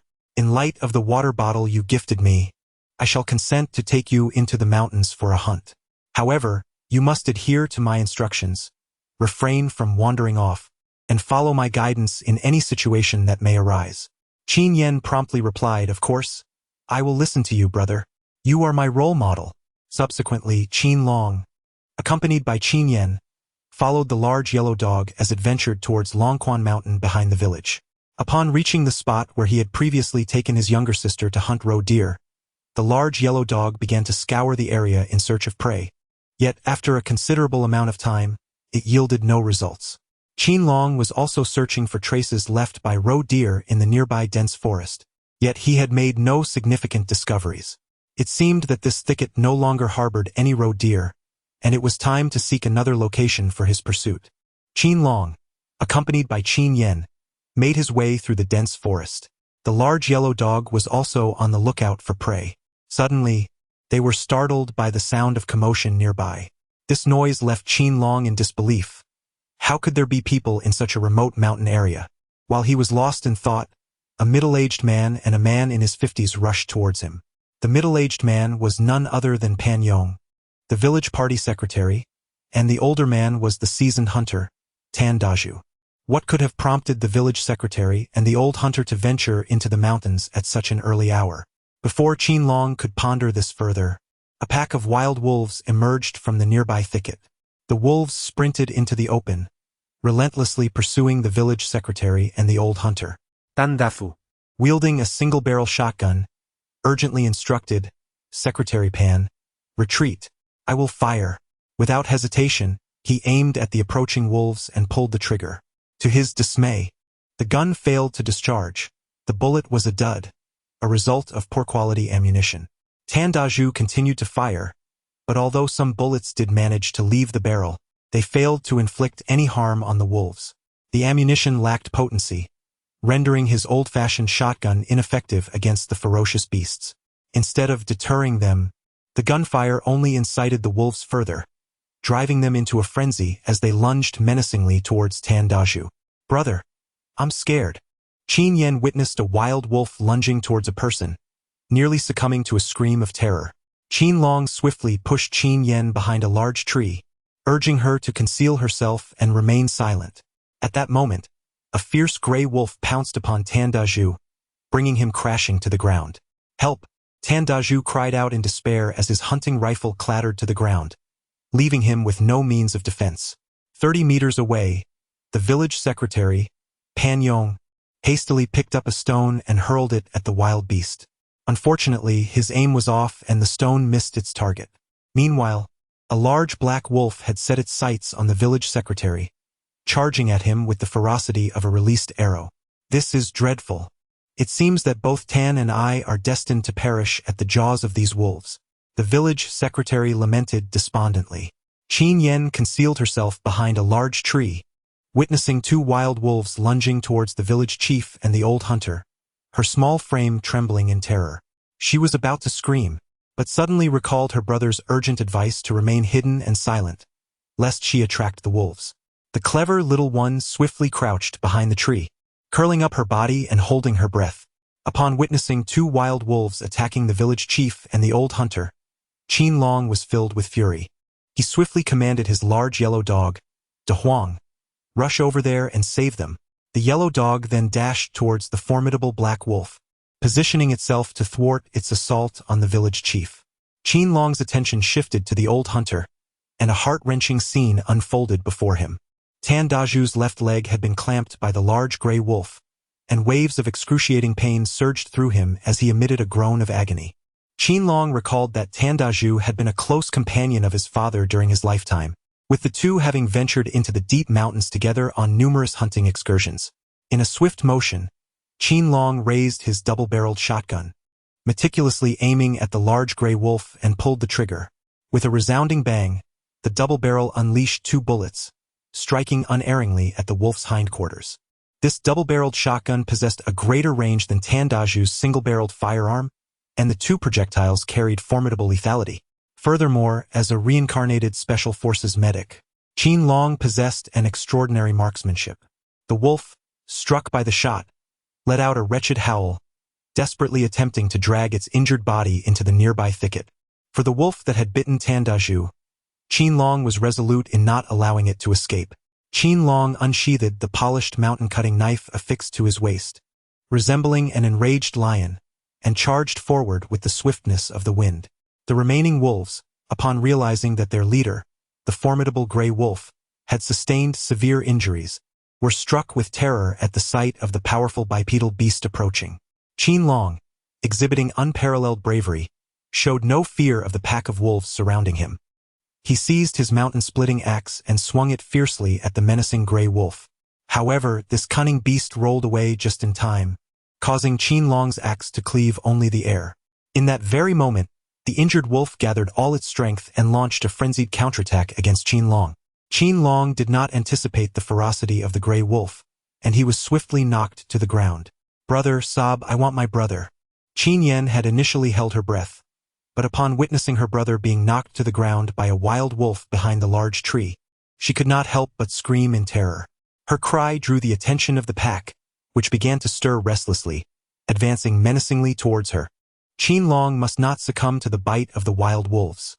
His younger sister has already attracted their attention. He must bravely resist, for otherwise, she will be devoured by the pack. Qin Long felt the pain intensifying, for the great gray wolf had clamped down on his left arm. Overwhelmed by agony, his hands grew weak. How could he possibly contend with such a ferocious beast? In a moment of desperation, Qin Long recalled his experiences in the jungles of South Africa, where he had battled against terrorist organizations and engaged in a perilous game with the beasts of the wild, accumulating a wealth of hunting expertise.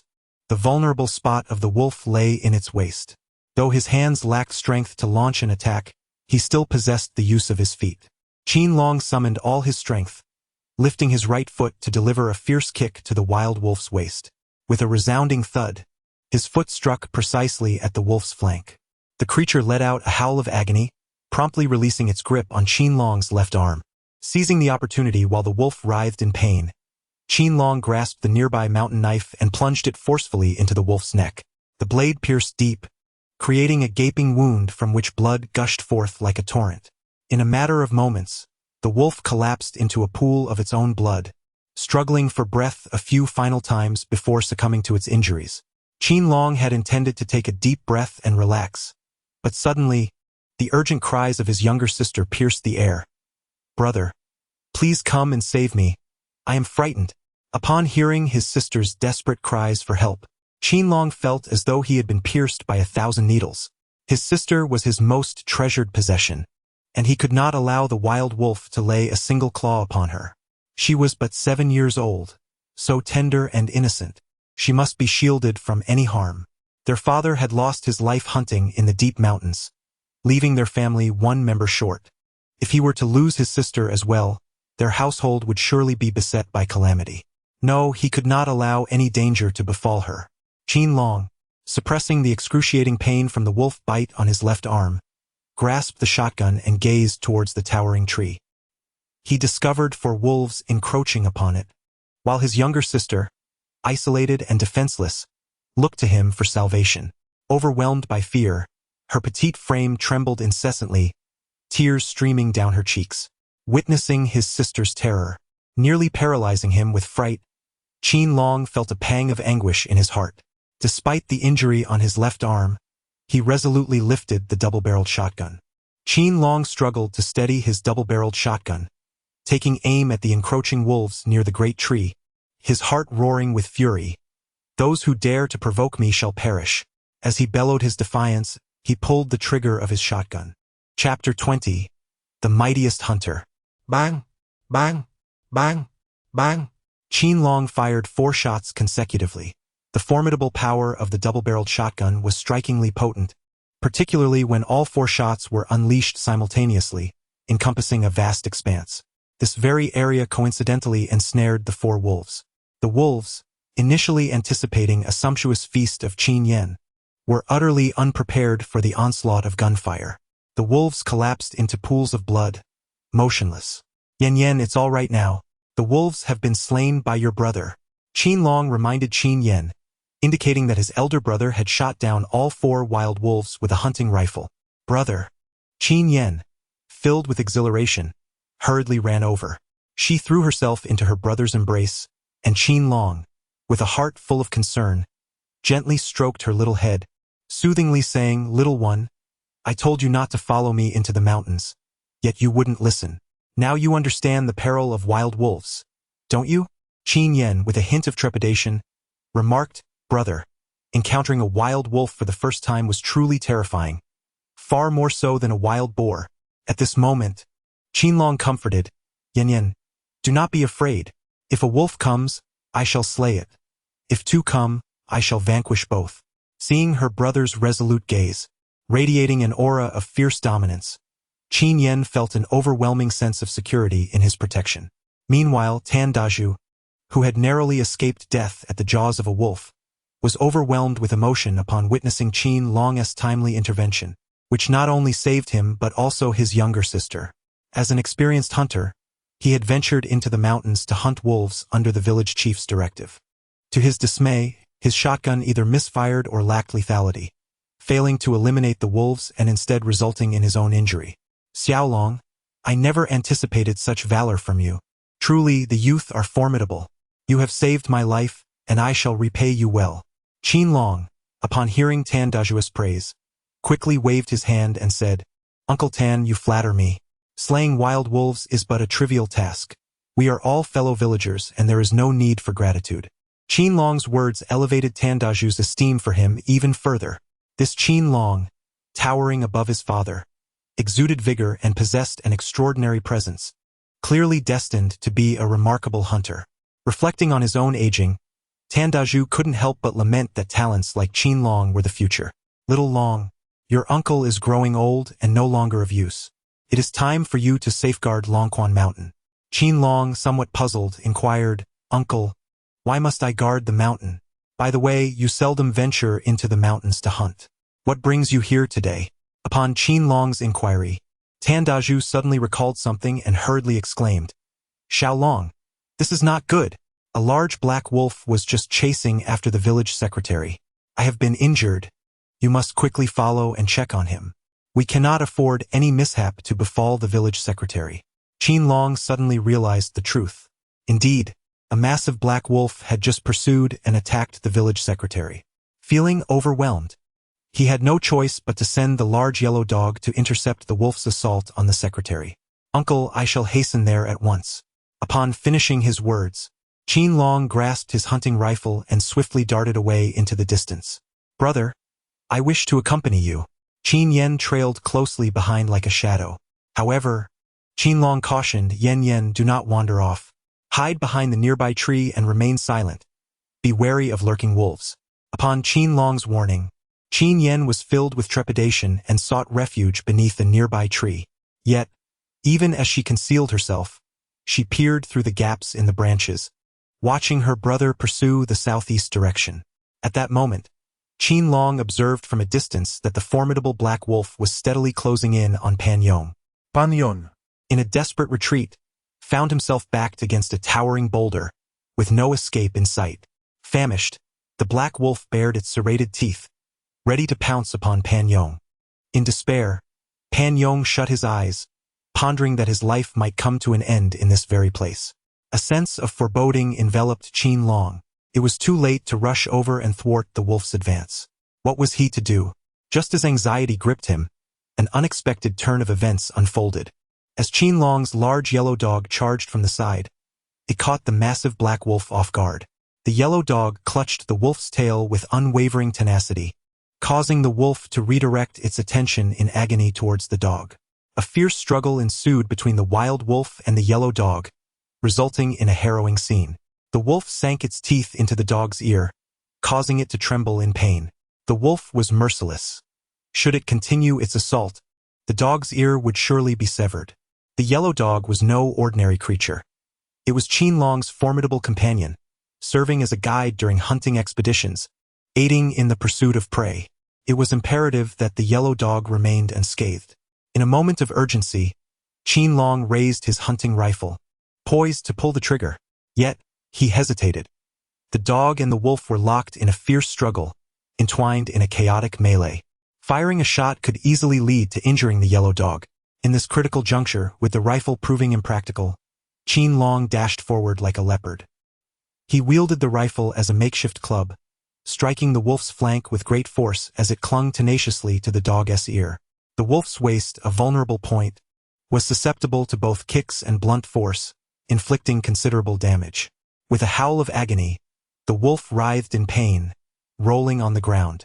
Seizing the opportunity, the yellow dog managed to break free. Fortunately, though its ear was injured, it remained intact. Witnessing Qin Long's valiant act of using the rifle to injure the wolf, the injured village head could not help but regard him with newfound admiration. In his youth, the village head, Tandaju, had also been a guardian of the mountains, wielding a hunting rifle against ferocious beasts. However, as he assumed roles as a production team leader and later as village head, his active days in the wild faded. Now nearing 50, he had found himself in a precarious situation when he lost control of his rifle, failing to wound the wolf and instead becoming its target.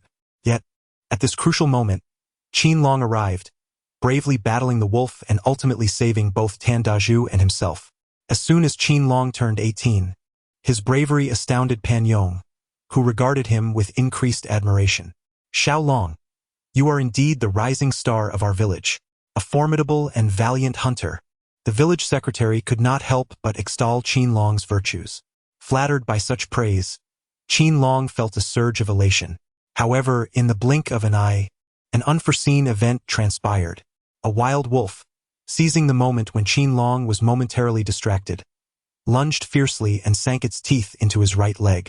Qin Long felt a dull ache, fearing he might soon be gravely injured by the wild wolf. Unexpectedly, a turn of events unfolded. The large yellow dog, witnessing the black wolf's ambush on its master, rushed over and launched a surprise attack from behind, sinking its teeth into the wolf's hindquarters. The wolf, in pain, released its grip on Qin Long's leg. Qin Long transformed peril into safety, freeing his hands. Drawing his mountain cleaver from his waist, he bellowed with fury, "Vile beast, meet your demise!" His roar resonated like thunder, instilling fear in the hearts of all. Simultaneously, Qin Long's cleaver descended with great force upon the wolf's head. Chapter 21. The marvelous medicine of the divine healer. With a sharp crack, the wolf's entire head was severed forcefully, its body twitching momentarily before falling still. Qin Long valiantly vanquished the ferocious wolf, prompting the village secretary to applaud him enthusiastically, exclaiming, "Xiao Long, splendid work. You have decisively eliminated the wolf and safeguarded our village. Truly, you are the most promising young hunter in our community." Meanwhile, Qin Yen, who had been observing from behind a nearby tree, rushed forward in excitement upon witnessing her brother's courageous act of slaying the formidable black wolf. With a youthful exuberance, she exclaimed, "Brother, you are a super hunter." Qin Long was immensely proud after receiving praise from the village secretary and his younger sister. Reflecting on how Tan Daju had been grievously wounded by a wild wolf, Qin Long strode purposefully towards him. Upon arrival, he immediately noticed a gaping, bloodied wound on Tan Daju's left leg, measuring over 10 centimeters, with blood continuously oozing from it. Tan Daju, having lost a significant amount of blood, appeared to be on the verge of collapse. As a special military physician, Qin Long understood the urgency of the situation. Immediate medical intervention was imperative. Otherwise, the consequences would be dire. Pan Yong and his sister approached, filled with concern. "Xiao Long, old Tan has lost too much blood. We should carry him to the village committee and call for medical staff from the town health clinic for emergency assistance," Pan Yong said to Qin Long. Qin Long, with a grave expression, cautioned Uncle Pan, "There's no time to summon external aid. We must act swiftly." However, Pan Yong shook his head, replying, "In this frigid weather, devoid of any medical supplies or equipment, how can we administer first aid?" Qin Long uttered these words and departed like a fleeting breeze. Where could this little dragon be heading? Pan Yong was utterly perplexed. Qin Yen was equally perplexed by her brother's intentions. Before long, Qin Long returned with several herbs in hand. Pan Yong's mind was abuzz with curiosity. What could this little dragon possibly need those wild herbs for? Qin Yen shook her head in disbelief, questioning why her brother had sought out a few wild herbs. Tan Daju, too, harbored skepticism regarding Qin Long's use of these herbs for treatment. "Xiao Long, my blood flows incessantly. I fear it cannot be healed. Perhaps we should abandon this endeavor." Yet, Qin Long, brimming with confidence, replied, "Whether it will work or not, we shall know soon enough." With that, he crushed the gathered herbs into a paste and applied the juice to the wound where Tan Daju was bleeding. Astonishingly, merely 6 minutes later, a miraculous event transpired. The flow of blood from Tan Daju ceased as if by magic. It no longer trickled. "Xiao Long, these wild herbs are truly effective," Tan Daju exclaimed in surprise. Meanwhile, Pan Yong also regarded Qin Long's treatment with newfound respect. "Xiao Long, I never imagined you possessed the ability to heal." Qin Yen held her brother in the highest esteem, eagerly inquiring, "Brother, what makes this wild grass so remarkably effective? What kind of grass is it?" Qin Long smiled openly and said, "Little sister, this is plantago, which not only can stop bleeding and alleviate pain, but also can be used to brew soup and prepare dishes." Upon hearing this, Qin Yen felt enlightened. "Brother, you are truly remarkable for being able to identify medicinal herbs. In the future, I hope you will teach me more about how to recognize them." Qin Long smiled and said, "Of course, it's not a problem. However, due to the recent heavy snowfall, the mountains are shrouded in ice and snow, concealing many medicinal herbs beneath the frost. Once the snow melts, it will be much easier to locate and identify the herbs." At this moment, Pan Yong was utterly astonished by Qin Long's knowledge of medicinal plants and his ability to treat ailments with them. He couldn't help but inquire, "Little dragon, I haven't seen you tending to the sick in the village. Where did you acquire such medical skills?"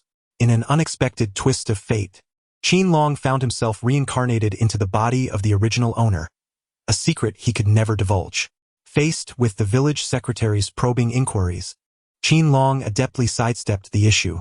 He addressed Secretary Pan Yong, saying, "Uncle Pan, 3 years ago, our village was severely affected by an influenza outbreak. An esteemed traditional Chinese medicine practitioner from the city came to treat the villagers. In order to earn a living, I assisted him and learned the art of healing with herbal remedies." Upon hearing this, Pan Yong was utterly convinced. 3 years prior, he had still been the production team leader and witnessed firsthand how the influenza afflicted the villagers, significantly hampering the collective labor efforts. Consequently, he had sought medical support from higher authorities, who dispatched a renowned traditional Chinese medicine expert from the municipal hospital. This venerable practitioner utilized herbal treatments to address the influenza outbreak in the village. Qin Long assisted him, naturally acquiring knowledge on the use of traditional Chinese herbs for healing. "Xiao Long, Your ability to cure ailments with herbal remedies is nothing short of miraculous. You are truly a remarkable healer. This is splendid news for our Longquan village. With no village doctor available, the villagers often endure their illnesses without timely treatment. Your extraordinary skills will greatly facilitate their access to medical care. I propose that I encourage them to seek treatment at your home. What do you think? As the village secretary, Pan Yong expressed his concerns regarding the villagers' health issues, sharing his thoughts with Qin Long. Qin Long, unable to refuse, quickly replied, "Uncle Pan, of course, I will take care of the villagers' medical needs. However, I still need to hunt to support my family and provide for my younger sister's return to school." Upon learning that Qin Yao would be returning to school with Qin Long's support, Pan Yong felt a genuine joy. "Xiao Long, you are doing an excellent job by hunting in the deep mountains to support your family and ensure your sister's education. I have an idea. Since you are skilled in hunting, I will arrange for you to become the guardian of the mountain." Upon hearing that the village secretary had appointed him as the guardian of the mountain, Qin Long was momentarily taken aback. Uncle Pan. "Why have you chosen me for this role? Uncle Tan is an experienced hunter. Surely he would be a better fit." "Ah, Xiao Long, your uncle is nearing 50, and his strength has waned. His aim with a hunting rifle cannot match your precision. You are vigorous and formidable. Truly, the youth is to be feared. Your performance earlier left both me and your Uncle Pan in awe. You are undoubtedly the strongest hunter in Longquan village, and the position of mountain guardian is rightfully yours." Before Pan Yong, Uncle Tan extolled Qin Long's virtues as the mountain guardian, further deepening Pan Yong's admiration for him. Pan Yong then addressed Qin Long. "Xiao Long, to be candid, numerous villagers have reported that wolves from the mountains have been descending, posing a threat to our safety. To deter these wolves, I had no choice but to join Uncle Tan in a perilous venture into the mountains. However, these wolves proved to be quite ferocious. It was fortunate that you arrived in time to eliminate them all. Your performance today was exceptional. Our village is in dire need of a valiant hunter like you. As the guardian of the mountain, you will repel and eradicate the wolves, ensuring the tranquility of Longquan village and allowing the villagers to live in peace." Qin Long hunted to sustain his family, not to assume the role of a mountain guardian. Should he acquiesce to the village secretary's arrangement to become the guardian of the mountain? Just as Qin Long weighed the pros and cons in his mind, several villagers rushed over in a flurry. The leading villager, panting heavily, exclaimed, "Secretary Pan, it's dire. Wolves have reappeared on the hillside. While we were pulling turnips in the field, we were attacked by wolves and bitten." Pan Yong's complexion turned ashen in an instant, and he anxiously turned to Qin Long, his eyes filled with imploring urgency. "Xiao Long, you are our only hope for salvation." A flicker of struggle crossed Qin Long's eyes. He understood that agreeing to the mountain guardian at this moment meant he would inevitably engage in a life-and-death struggle with the wild wolves. Should he prioritize his family, or should he first rescue the villagers? This sudden crisis thrust Qin Long into a dilemma. Chapter 22. A call to arms in the face of peril. The battle of life and death at that moment. Qin Long beheld the villagers seeking aid, each one tattered and bloodied, their wounds a gruesome sight to behold. Some bore injuries so severe that flesh hung loosely, with glimpses of bone barely visible. His heart tightened sharply, and he was instantly reminded of the wild wolves that roamed the mountains. In recent days, he had often heard reports of wolves attacking villagers working on the mountain's edge. But it was not until he witnessed the injured villagers firsthand that he truly comprehended the imminent danger. Qin Long instinctively scratched the back of his head, and a thought suddenly flashed through his mind. The guardian of the mountain is not merely a title, it is a weighty responsibility. He slowly lifted his gaze towards the undulating peaks of Longquan Mountain, where the mountain breeze howled past, tousling his hair. At that moment, a surge of ambition and determination welled up within him, and he proclaimed loudly, "Uncle Pan, thank you for placing your trust in me. I shall shoulder the burden of the guardian." Pan Yong and Tan Dazhu, upon hearing this, could not help but applaud him, their claps resonating loudly in the tranquil forest. Nearby, villagers who had come seeking help were filled with emotion, tears welling in their eyes. Qin Yen was particularly exhilarated, bouncing with joy as she exclaimed, "Brother, you are simply amazing. Pan Yong stepped forward, speaking earnestly. Xiao Long, under normal circumstances, the village should provide you with a salary. However, the village is currently facing financial difficulties. Therefore, this is what I propose. During your time guarding the mountains, all the game you catch will belong to you, as a form of welfare from the village. What do you think? Qin Long's eyes sparkled with delight as he eagerly nodded, a radiant smile gracing his face. All right, that's wonderful, Uncle Pan, he exclaimed. Just as he finished speaking, a thought struck him, and he turned to Pan Yong, saying, Uncle Pan, I have a favor to ask of you. My thatched cottage is drafty all around, and I wish to construct a wooden house, which will require a considerable amount of timber. Without hesitation, Pan Yong waved his hand decisively. Leave this matter to me. You may freely use the timber from the mountains. Building a wooden house is a commendable endeavor, and the village will certainly support it. Qin Long, filled with gratitude, felt his eyes slightly redden. Uncle Pan, I am truly grateful. I will certainly fulfill my duty as the guardian of the mountain and ensure that the wolves do not descend to threaten the villagers. I also intend to construct a wooden house so that my mother and younger sister can live comfortably. Pan Yong patted Qin Long's shoulder and sighed. I understand that your family has its struggles. As long as you can fend off the wolves, you may freely utilize the resources of the mountain within reasonable limits. At that moment, Pan Yong recalled that there were matters in the village that required his attention, so he stood up to take his leave. Xiao Long, you have saved your uncle's life, and I will always remember this kindness. Come to my home tonight. I have something for you. Qin Long nodded in affirmation, saying, Uncle Tan, I shall certainly go this evening. After Pan Yong and Tan Daju departed, Qin Long and his younger sister remained in the mountains. Qin Yen tilted her little head, her face brimming with curiosity as she asked, Brother, now that you are the guardian of the mountain, does it mean that the entire mountain is under your care? Qin Long smiled as he playfully tapped her nose. Of course. From now on, I shall roam these mountains, hunting and living a carefree life. Qin Yen, filled with excitement, danced with joy. I too wish to accompany my brother in the hunt. The two of them busied themselves, gathering 6 wild wolves in one place. After a considerable effort, they found themselves exhausted and out of breath, their stomachs growling in hunger. Qin Long produced a military canteen and unwrapped a parcel of greaseproof paper, revealing roasted wild boar and rice balls within. He shared the meal with his younger sister, ensuring to also feed a portion to De Huang. Just as they finished their meal, De Huang suddenly became alert, barking fiercely towards the dense thicket ahead. Qin Long's heart tightened as he sensed that something was amiss. He turned to his younger sister and said, Little sister, hide behind the large rock and do not come out. I will go take a look. Qin Long swiftly made his way toward the direction of De Huang, only to witness 3 wild wolves leaping out from the thicket, poised to descend the mountain. A sense of foreboding washed over him. Should these wolves venture down, the villagers, currently engaged in pulling radishes from the fields below, would be in grave danger. Just moments ago, several villagers had sustained vicious bites, a sight too horrific to behold. Having just pledged to serve as the guardian of the mountain, he could not allow such a calamity to occur again. De Huang, intercept them.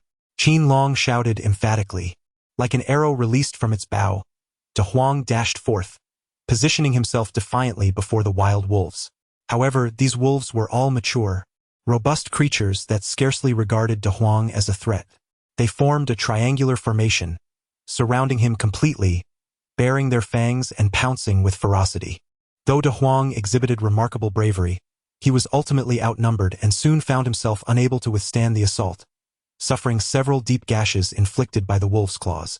Upon witnessing the scene, Qin Long swiftly raised his hunting rifle, aimed at a wild wolf, and decisively pulled the trigger. Bang! The other 2 wolves, enraged, threw back their heads and emitted furious howls, their eyes ablaze with fury as they charged toward Qin Long, baring their fangs and claws. In a moment of urgency, Qin Long was unable to fire again and swiftly drew his formidable knife from his waist. With a resounding crack, the sharp blade struck the head of the foremost wolf. Instantly, the creature was left bloodied and reeling in agony upon the ground. Concealed behind a large rock, the younger sister witnessed this harrowing scene, nearly letting out a scream as her heart raced into her throat, fearing for her brother's safety. Just as the situation became dire, De Huang charged from behind, sinking its teeth into the wolf's rear. In response to the pain, the wolf relinquished its grip on Qin Long's hand. Taking advantage of the moment, Qin Long once again brandished his mountain-opening knife, exerting all his strength to thrust it fiercely into the belly of the wild wolf. The blade swiftly penetrated the creature's abdomen, and after a few desperate struggles, the wolf succumbed to its wounds. Qin Long and De Huang joined forces and ultimately succeeded in slaying 3 wild wolves, thwarting their descent from the mountain. Qin Yan emerged from behind the large rock, her face filled with admiration as she exclaimed, "Brother, you are truly remarkable. You are nothing short of a superhero. With you as the guardian of the mountain, our village need no longer fear the wild wolves." Unbeknownst to them, night had quietly descended. Qin Long loaded the 3 wolves he had slain, along with the 6 he had previously captured, onto the sled, allowing his younger sister to sit atop. He pulled the sled through the cover of night towards Longquan village. As he approached the thatched cottage, an enraging sight met his eyes. Sun Er-yi, accompanied by Qin Dahu, Qin Degu, and Qin Xiaogo, were brazenly fighting over the wild boar meat inside. "What are you doing?" This meat was painstakingly hunted by Xiao Long. "Do you not fear retribution for your greed?" Tang Lamei, standing nearby, was both furious and anxious, her voice trembling with emotion. Unfazed, Sun Er-yi coldly chuckled in response. At those words, Tang Lamei's legs gave way, and she collapsed to the ground, weeping uncontrollably. In an instant, Qin Long's eyes were suffused with crimson veins, and a fervent anger blazed within him. This Sun Er-yi dared to wish for his demise and seized the opportunity to pilfer his meat. How much indignity can one endure? Like an enraged leopard, he charged forward with ferocity. Chapter 23. A Lesson for the Despicable. At this moment, his 2 cousins, Qin Degu and Qin Xiaogo, each wielded a substantial chunk of wild boar meat. Qin Dahua clutched the head of a wild boar, while Sun Er-yi held the largest piece of its ribs. These 4 individuals brazenly committed robbery, exhibiting a malevolence surpassing that of bandits, causing a sharp pang in Qin Long's heart. He recalled his humble 3-room earthen house, which had been forcefully seized by Sun Er-yi and her gang, leaving him, his mother, and his 2 younger sisters ousted from their home.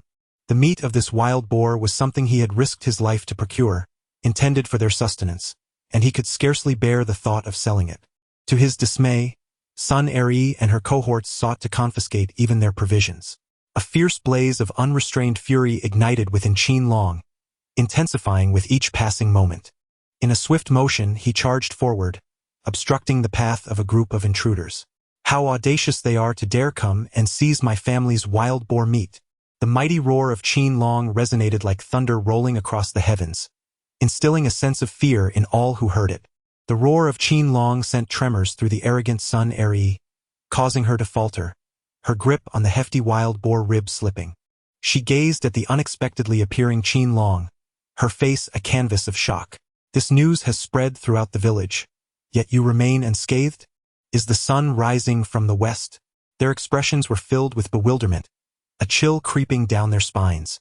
Qin Dahua, Qin Degu, and Qin Xiaogo had all suffered a severe reprimand from Qin Long, and they were acutely aware of his formidable nature. Despite clutching a pig's head and holding large pieces of wild boar meat, they dared not advance a single step forward, fearing that any further movement would result in a brutal beating from Qin Long. Originally concerned for Qin Long, Tang Lamei collapsed onto the ground, sobbing uncontrollably. Upon seeing her son, she was overwhelmed with emotion, tears of joy filling her eyes. With her son by her side, she felt assured that their family would withstand any adversity. Upon noticing his mother's swollen eyes from crying, Qin Long felt a surge of compassion and quickly assisted her in rising.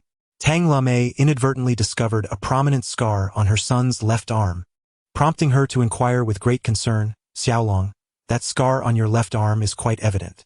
Was it caused by a wolf bite? Please tell me what happened. I cannot bear the thought of you worrying me." Qin Long was reluctant to divulge the details of his encounter with the wild wolf, recognizing the peril that such revelations might pose. Sharing the truth would only serve to distress his mother.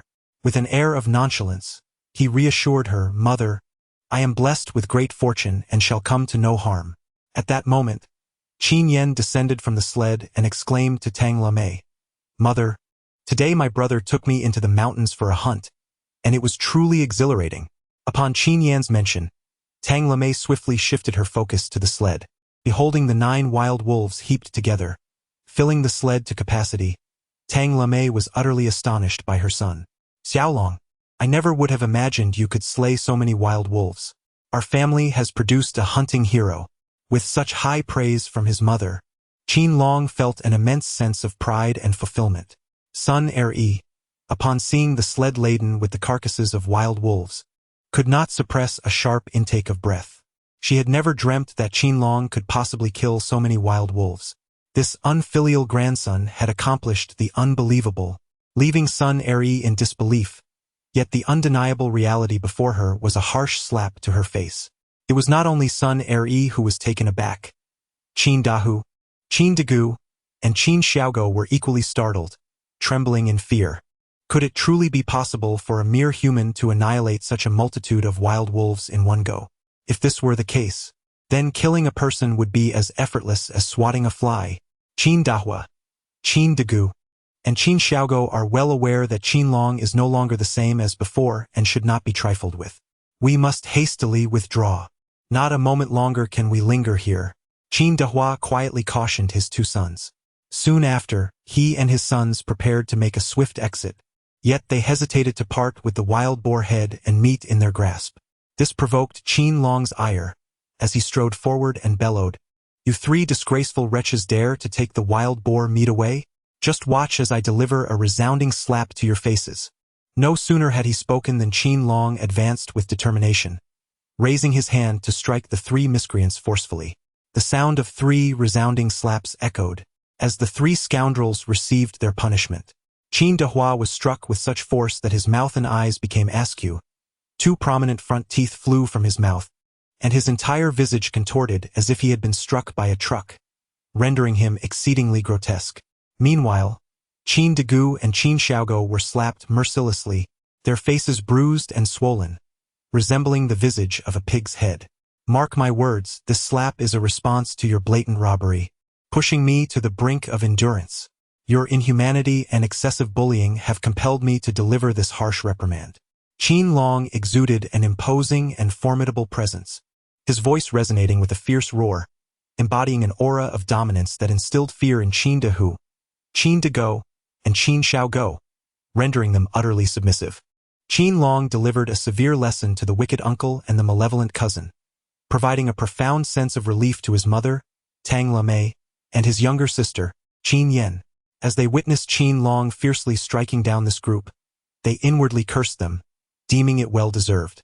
Qin Long chastised 3 despicable individuals, only to discover Sun Er-e standing frozen in place, her expression one of utter astonishment, resembling a statue.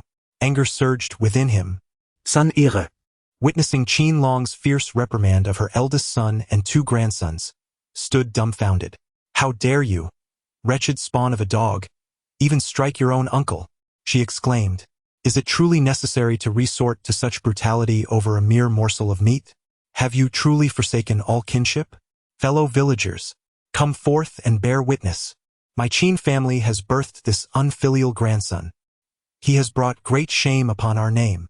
Sun Er-e deliberately escalated the situation, her voice ringing out like a cracked gong. Soon, the villagers of Longquan gathered, drawn by the commotion, men and women of all ages converging before the thatched cottage. Sun Er-e had anticipated that the villagers would side with her, condemning Qin Long for his actions. To her utter astonishment, however, the villagers were all too familiar with her true nature. Upon the demise of Qin Dazhuang, Sun Er-e promptly expelled the Qin Long family, seizing possession of their 3 humble earthen tile houses.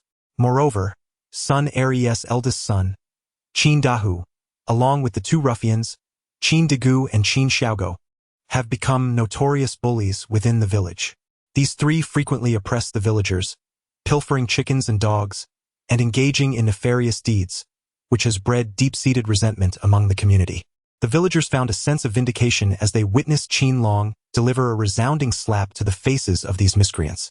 Having committed numerous wrongs, They deserved the harsh reprimand from Qin Long.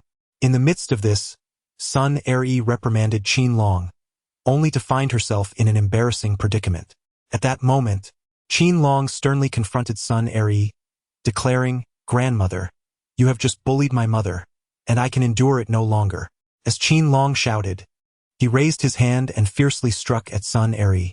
In Chapter 24, titled A Frenzied Slap in the Face, venting frustration, Sun-Er, feeling a chill run down her spine upon witnessing her grandson turn against her, publicly threw a tantrum. "You wretched spawn! You dare to raise your hand against your grandmother for the sake of your shameless mother? How outrageous! Do you not remember how much of my family's sustenance you and your mother consumed before the division of the family?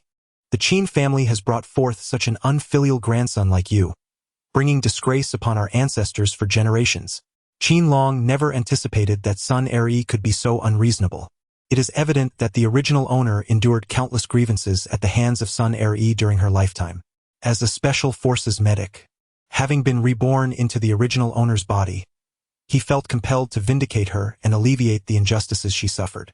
Qin Long, unable to endure any longer, decided that enough was enough. He strode forward swiftly, raising his hand to deliver a resounding slap to Sun-Er. Qin Long struck fiercely with a resounding slap, instantly rendering Sun-Er's face a ghastly shade of blue and purple, swollen and red like a brick. Sun-Er, already possessing poor dentition, found her teeth violently dislodged from her mouth by that single blow. With a splatter, she expelled a copious amount of fresh blood, which mingled with two of her front teeth upon striking the ground. "Let it be known, this slap is a retribution for your heinous act of expelling my family from our home and usurping our property." Following this declaration, Qin Long relentlessly delivered a flurry of slaps to Sun-Er's unattractive visage. "This slap is for your brazen theft of wild boar meat, a testament to your utter moral decay. This slap is for the emotional blackmail you exerted upon me, for your scornful insults regarding my filial piety, and for your provocations that invited retribution. This slap is for your instigation of your relatives to come and rob us, wielding your influence to bully the weak." The succession of slaps rendered Sun-Er nearly unconscious, her eyes rolling back as she gasped for breath. Tang Lame, witnessing her son's fervent assault on Sun-Er, felt a surge of vindication. However, apprehensive of the escalating situation, she quickly interjected, "Xiao Long, you must cease this violence. It could lead to dire consequences." Qin Long realized that if this continued, the elderly Sun-Er might meet her end here, so he ceased his actions. Sun-Er had never been so publicly beaten by Qin Long. In her fury, she spat and cursed. "Well, you unfilial grandson, you strike your grandmother and dishonor the Qin family's ancestors. You, the wretched offspring of a vile lineage, will inevitably face divine retribution."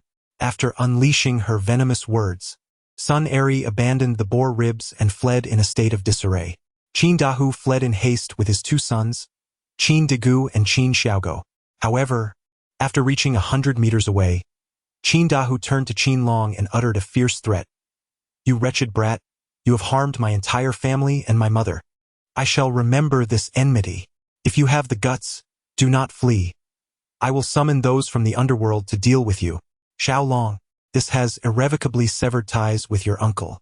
The last time I brought someone. If I call upon those from the streets this time, it will be troublesome." Tang Lame, Upon hearing Qin Dahu's intention to seek help from the underworld, was frightened and quickly urged Qin Long to leave the village. Yet, Qin Long chuckled, "Mother, do you truly believe his empty threats? Those from the underworld are merely a means to instill fear.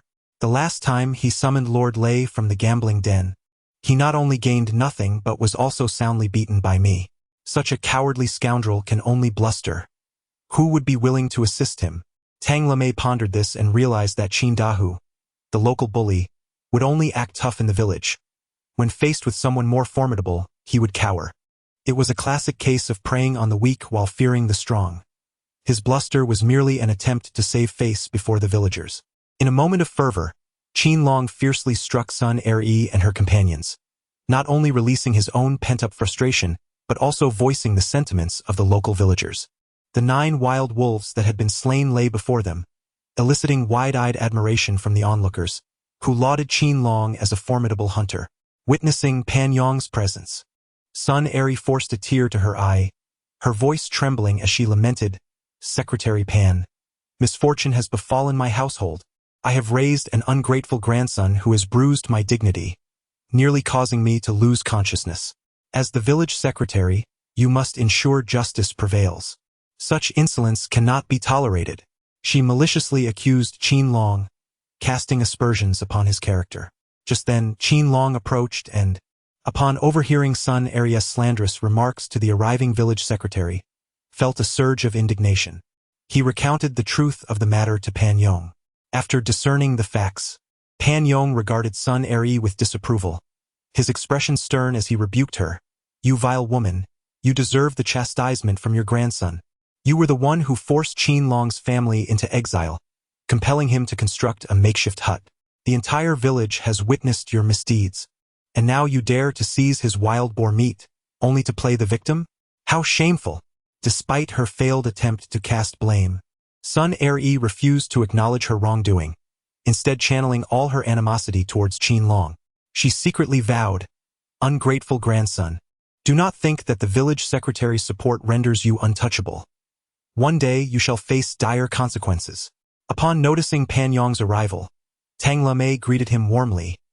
"Secretary Pan, it's quite chilly outside. Please come in and warm yourself by the fire." As Pan Yong stepped inside, an unforeseen event transpired. A sudden gust of wind swept through, lifting the thatch from the roof and causing the bricks that held it down to shift. Unexpectedly, a slab of brick fell, striking Tang Lamei squarely on the shoulder.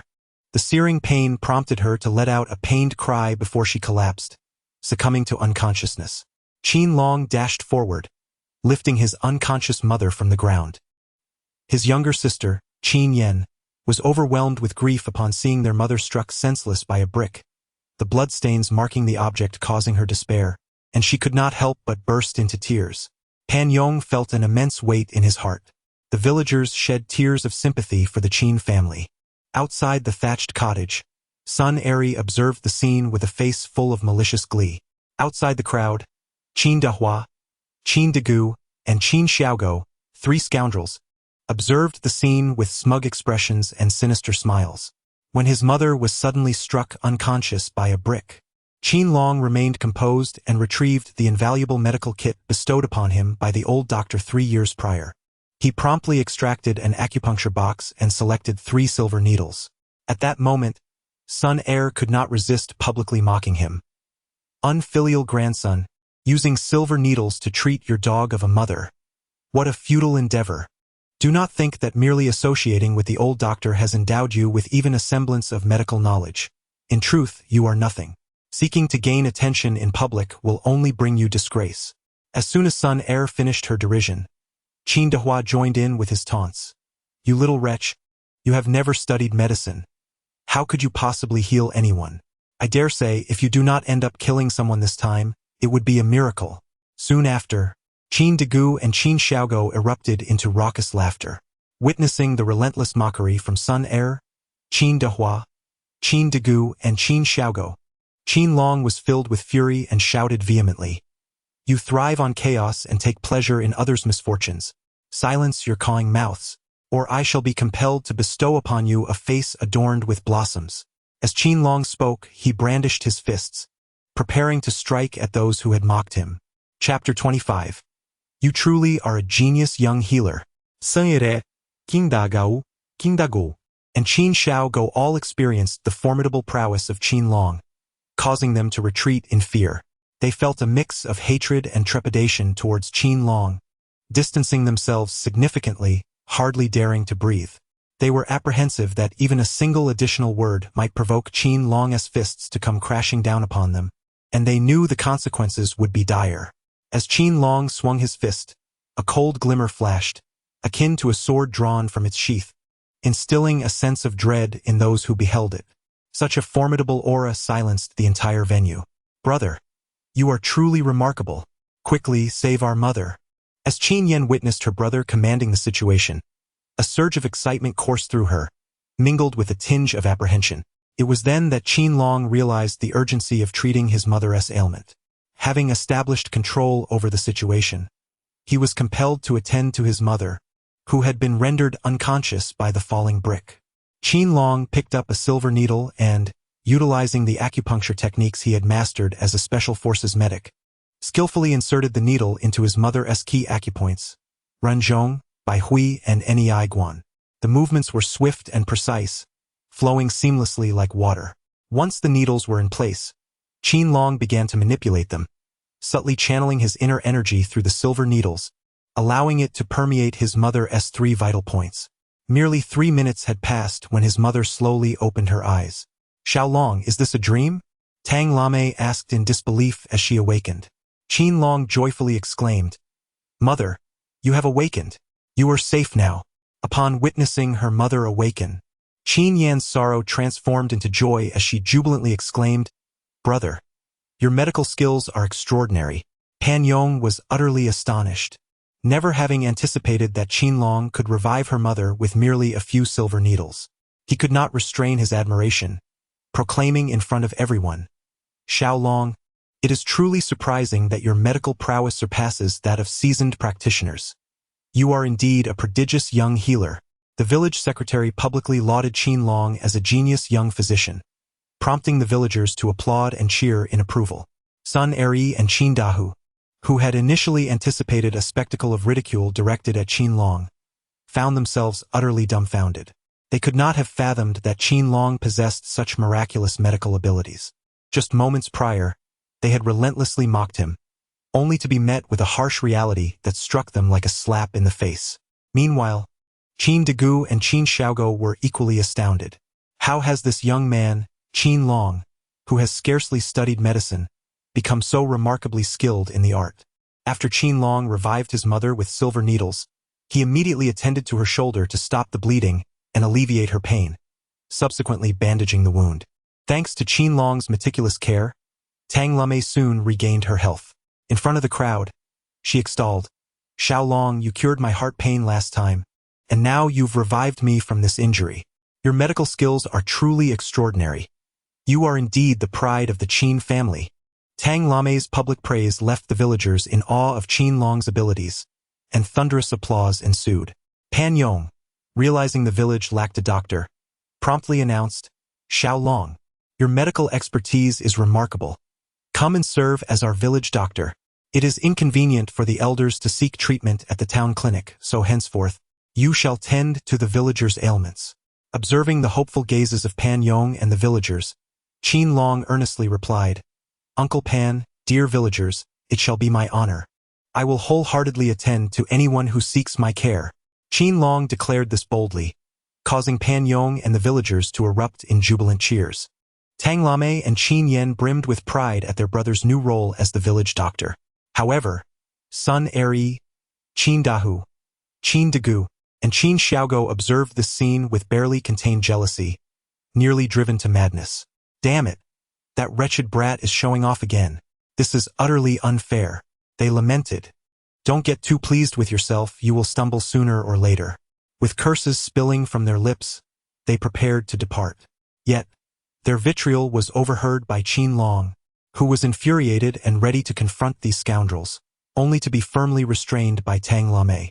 He commanded the nearby large yellow dog, "Go forth, and give them a good bite." The intelligent dog swiftly understood its master's intent. Consequently, Sun Ere, Qin Dahu, Qin Dagu, and Qin Xiaogo were viciously bitten by the yellow dog, leaving them bloodied and howling in agony. The villagers, witnessing this spectacle, felt a sense of vindication, hurling insults. "Who told you to mock our village doctor? You deserve to be bitten by dogs. Those who commit wrongful acts will meet their demise, bringing calamity upon themselves. These miscreants truly deserved such a fate." Pan Yong harbored no fondness for these ruffians and shared in the villager satisfaction. Tang Lame and Qin Yan felt a wave of relief and pride.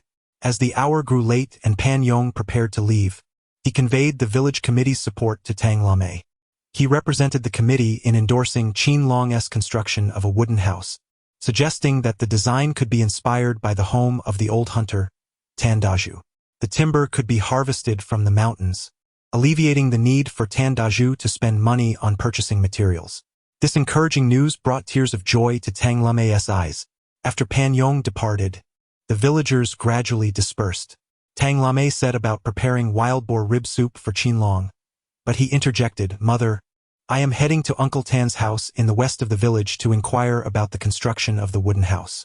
Tang Lame's face lit up with delight. Qin Long nodded, clutching a piece of wild boar meat, undeterred by the blustery winds outside as he hurried towards Uncle Tan's abode at the western edge of the village. Upon arriving at the wooden dwelling, he noticed 5 individuals blocking the entrance. The leader, a burly man with a broad back and a face marked by pockmarks, donned a dark brown leather coat. The other 3 robust men were dressed in gaudy attire, speaking in a slick manner, clearly a band of ruffians. "Ah, is that not Lord Lei, the proprietor of the gambling den in town?" In addition to Lord Lei and his 3 henchmen obstructing the door, Qin Long also discerned a more familiar figure. Upon seeing the silhouette, Qin Long's fists clenched tightly, producing a cracking sound. It was none other than his uncle, Qin Dahua. Qin Dahua and Lei Yi are in collusion, engaging in nefarious activities. Previously, in an act of vengeance, Qin Dahua enlisted Lei Yi and his cohorts to trouble him, only to face a fierce counterattack. Sensing danger, Lei Yi and his gang hastily retreated. However, this time, Lei Yi's group has conspired with Qin Dahua to provoke trouble at Uncle Tan's residence. What could be the reason for their intrusion? Qin Long resolved to conceal himself behind the towering locust tree in front of the wooden cabin, observing the unfolding events with keen interest. At that moment, Master Lei, brimming with fury, bellowed towards the interior of the house, "Old fool, settle your debts at once." Qin Long was taken aback. Why had Master Lei come to Uncle Tan's house to demand repayment? Before he could comprehend the situation, he noticed Tan Daju emerging from the wooden cabin, pleading earnestly with Master Lei. "Boss Lei, the recent snowstorm has made it impossible to harvest the radishes by the mountainside, and I cannot sell them. Once the snow melts, I will go to the fields and pull up the radishes. After selling them, I will repay the 200 yuan I owe you." Little did he know, Master Lei retorted aggressively, "Old man, 3 years ago when you built this wooden cabin, you borrowed 200 yuan for timber. You now owe me much more, at least 400 yuan. Upon hearing these words, Qin Long was seized by a wave of indignation. How could that wretched Lei, devoid of conscience, engage in usury and exploit the vulnerable? Qin Long harbored a profound loathing for Lei, his teeth grinding audibly, his fists clenched tightly. He yearned to charge forth and deliver a thorough beating to Lei, leaving him searching for his teeth. Chapter 26. I will settle this difficult matter for you. In the midst of Qin Long's righteous fury, Tan Daju was nearly driven to the brink of apoplexy. In truth, 3 years prior, Tan Daju had not known Lei, the proprietor of the local gambling den. It was the village tyrant, Qin Dahu, who had recommended he seek financial assistance from Lei. Qin Dahua claimed a profound friendship with Lei Yi, assuring low-interest loans. Tan Dafu, Trusting the words of someone from his own village, believed his deceit. Unable to read, he failed to comprehend the contract and simply affixed his thumbprint. To his utter dismay, 3 years later, compounded interest had doubled the principal amount.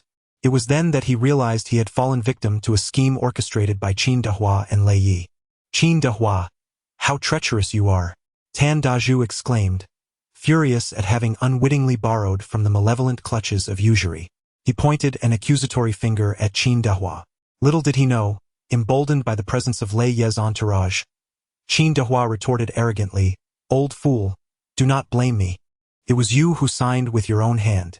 I never forced you to take the loan. If you are to blame anyone, it should be your own ignorance for not recognizing a single character." Qin Dahua mocked Tan Daju so mercilessly that Tan Daju was on the verge of losing his sanity. Behind the large locust tree, Qin Long finally unraveled the complex web of events. His fists clenched tightly, the sound echoing ominously. This uncle was truly despicable, even deceiving the old hunter, Uncle Tan. It was likely that whatever gains he reaped from tricking Uncle Tan would be shared with the notorious Lei Yi and his gang. As Qin Long simmered with disdain for both Qin Dahu and Lei Yi's cohort, the latter bellowed, "Old fool, 3 years ago you borrowed 200. Now, with interest, you owe 400. Today marks the due date for repayment. and you must settle the full amount. Tan Daju hastily fished out some crumpled bills from his pocket and offered them. This is all I have. I truly have no more money. Please, grant me a reprieve of 6 months to repay. Upon seeing the meager offering, barely totaling 10 coins, Lei Yi erupted with rage. Damn it, do you take me for a beggar? If you fail to repay, do not blame me for being ruthless. This wooden shack is mine. You will vacate it at once. With that, Lei Yi signaled to his 3 henchmen, who promptly began to shove Tan Daju towards the door. Tan Daju was thrust violently towards the old locust tree, and Qin Long felt a sinking sensation in his heart. If Tan Daju collided with the tree, it would surely result in a grievous injury. In a heartbeat, Qin Long dashed from behind the tree, extending his strong hands to catch Tan Daju. Expecting to be met with a painful crash, Tan Daju was astonished when, at the critical moment, Qin Long arrived to support him. Uncle Tan, quickly take the wild boar meat I brought, stand behind the locust tree, and allow me to deal with these men. Qin Long, concerned for Tan Daju's safety against the menacing gang led by Lei Yi, hurriedly offered a warning. Tan Daju was genuinely surprised by Qin Long's visit that evening, especially as he brought along a piece of wild boar meat. Little Long, you are exceedingly kind to your uncle, he remarked. However, Lei Yi and his crew are numerous and formidable, making them a force to be reckoned with. Yet, Qin Long cast a fierce glance at Lei Yi's gang, his anger palpable. Uncle Tan. It is evident that this group has colluded with my uncle to ensnare you in this predicament. I shall resolve this troublesome matter for you. With that declaration, Qin Long strode forward and confronted Lei Yi's gang, his voice resounding with authority. You wretched scoundrels! Were you not driven away by me previously? What brings you back to provoke my Uncle Tan? Have you not learned your lesson? Or does the desire for punishment still linger within you? The sudden appearance of Qin Long sent a chill down the spines of Lei Yi and his companions. They had never anticipated that this formidable figure would arrive at such a late hour. Meanwhile, Qin De, whose face flushed a deep shade of liver red. Only moments ago, he had taken his 2 sons to Qin Long's residence to seize some wild boar meat. Upon encountering Qin Long, he had been swiftly defeated. However, as night fell, Lei Yi gathered his men and approached Qin De, whose home, urging him to join in pressuring Tan Daju for repayment of debts. Qin De Hua never anticipated that just as he was about to seize the wooden house, Qin Long would arrive. What a stroke of misfortune. Today, while seeking repayment from Master Lei, he neglected to consult the almanac and inadvertently collided with Qin Long, who came to disrupt his plans. However, at this moment, as a chill crept down his spine, Master Lei realized that the matter of debt had little to do with Qin Long. He casually brandished the agreement signed 3 years ago with Tan Daju and addressed Qin Long, saying, "Youngster, Tan Daju owes me 400 yuan, as clearly stated in black and white, with his fingerprint affixed. As the creditor, I possess the right to pursue repayment. If he is unable to repay, he shall forfeit the wooden house as collateral." Master Lei intended to leverage the agreement to achieve his aim of occupying the wooden house. Qin Long, however, exclaimed sternly, "You have colluded with my uncle to extort usury, thereby harming my esteemed Uncle Tan. How could I possibly stand idly by in this matter? Do not push me too far. Even a cornered rabbit may bite." Qin Long unsheathed the mountain-splitting knife from his waist and swung it towards Mr. Lei and his group. Having already experienced Qin Long's formidable prowess, Mr. Lei's entourage trembled in fear. Qin De Hua, resembling a mouse confronted by a cat, cowered behind the group led by Lei Yi. Why resort to such drastic measures when we can converse amicably? Lei Yi, aware that Qin Long was a formidable opponent, understood that provoking him could unleash his formidable blade without regard for anyone. Noticing the softening of Lei Yi's tone, Qin Long hastily interjected, "I can assist in repaying the 400 yuan owed by my Uncle Tan." Upon hearing Qin Long's offer to help settle the debt, Lei Yi shook his head in disbelief. "You reside in a thatched cottage utterly destitute. Who would believe you have the means to repay?" Qin Long, exuding confidence, declared, "I speak with utmost sincerity." Master Lei, observing Qin Long's willingness to assist in repaying the debt, retorted aggressively, "You insolent wretch, I offer you 2 choices. Repay the debt in 4 days, or this wooden cabin shall rightfully belong to me." Qin Long, undeterred, declared, "For days is all it takes." I will repay the 400. However, Lei Yi merely chuckled coldly. 4 days for 400? Ha! Dream on, this impoverished wretch, residing in a thatched hut with no land to his name, belonged to the most destitute family in Longquan village. How could he possibly repay such a sum in that time? Lei Yi contemplated that Qin Long would inevitably fail to settle the debt, and the wooden house would eventually belong to him. Meanwhile, Qin who, aligned with Lei Yi, publicly mocked, "You little pup, living in a thatched hut and barely scraping by. How could you afford to repay a debt?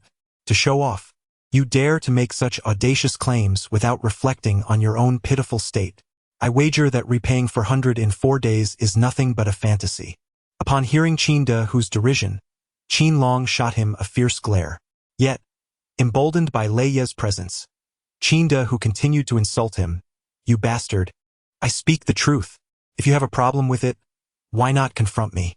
Qin who, emboldened by the power of Lord Lei, lashed out like a rabid dog, indiscriminately attacking Qin Long. Qin Long could hardly tolerate such sycophantic scoundrels.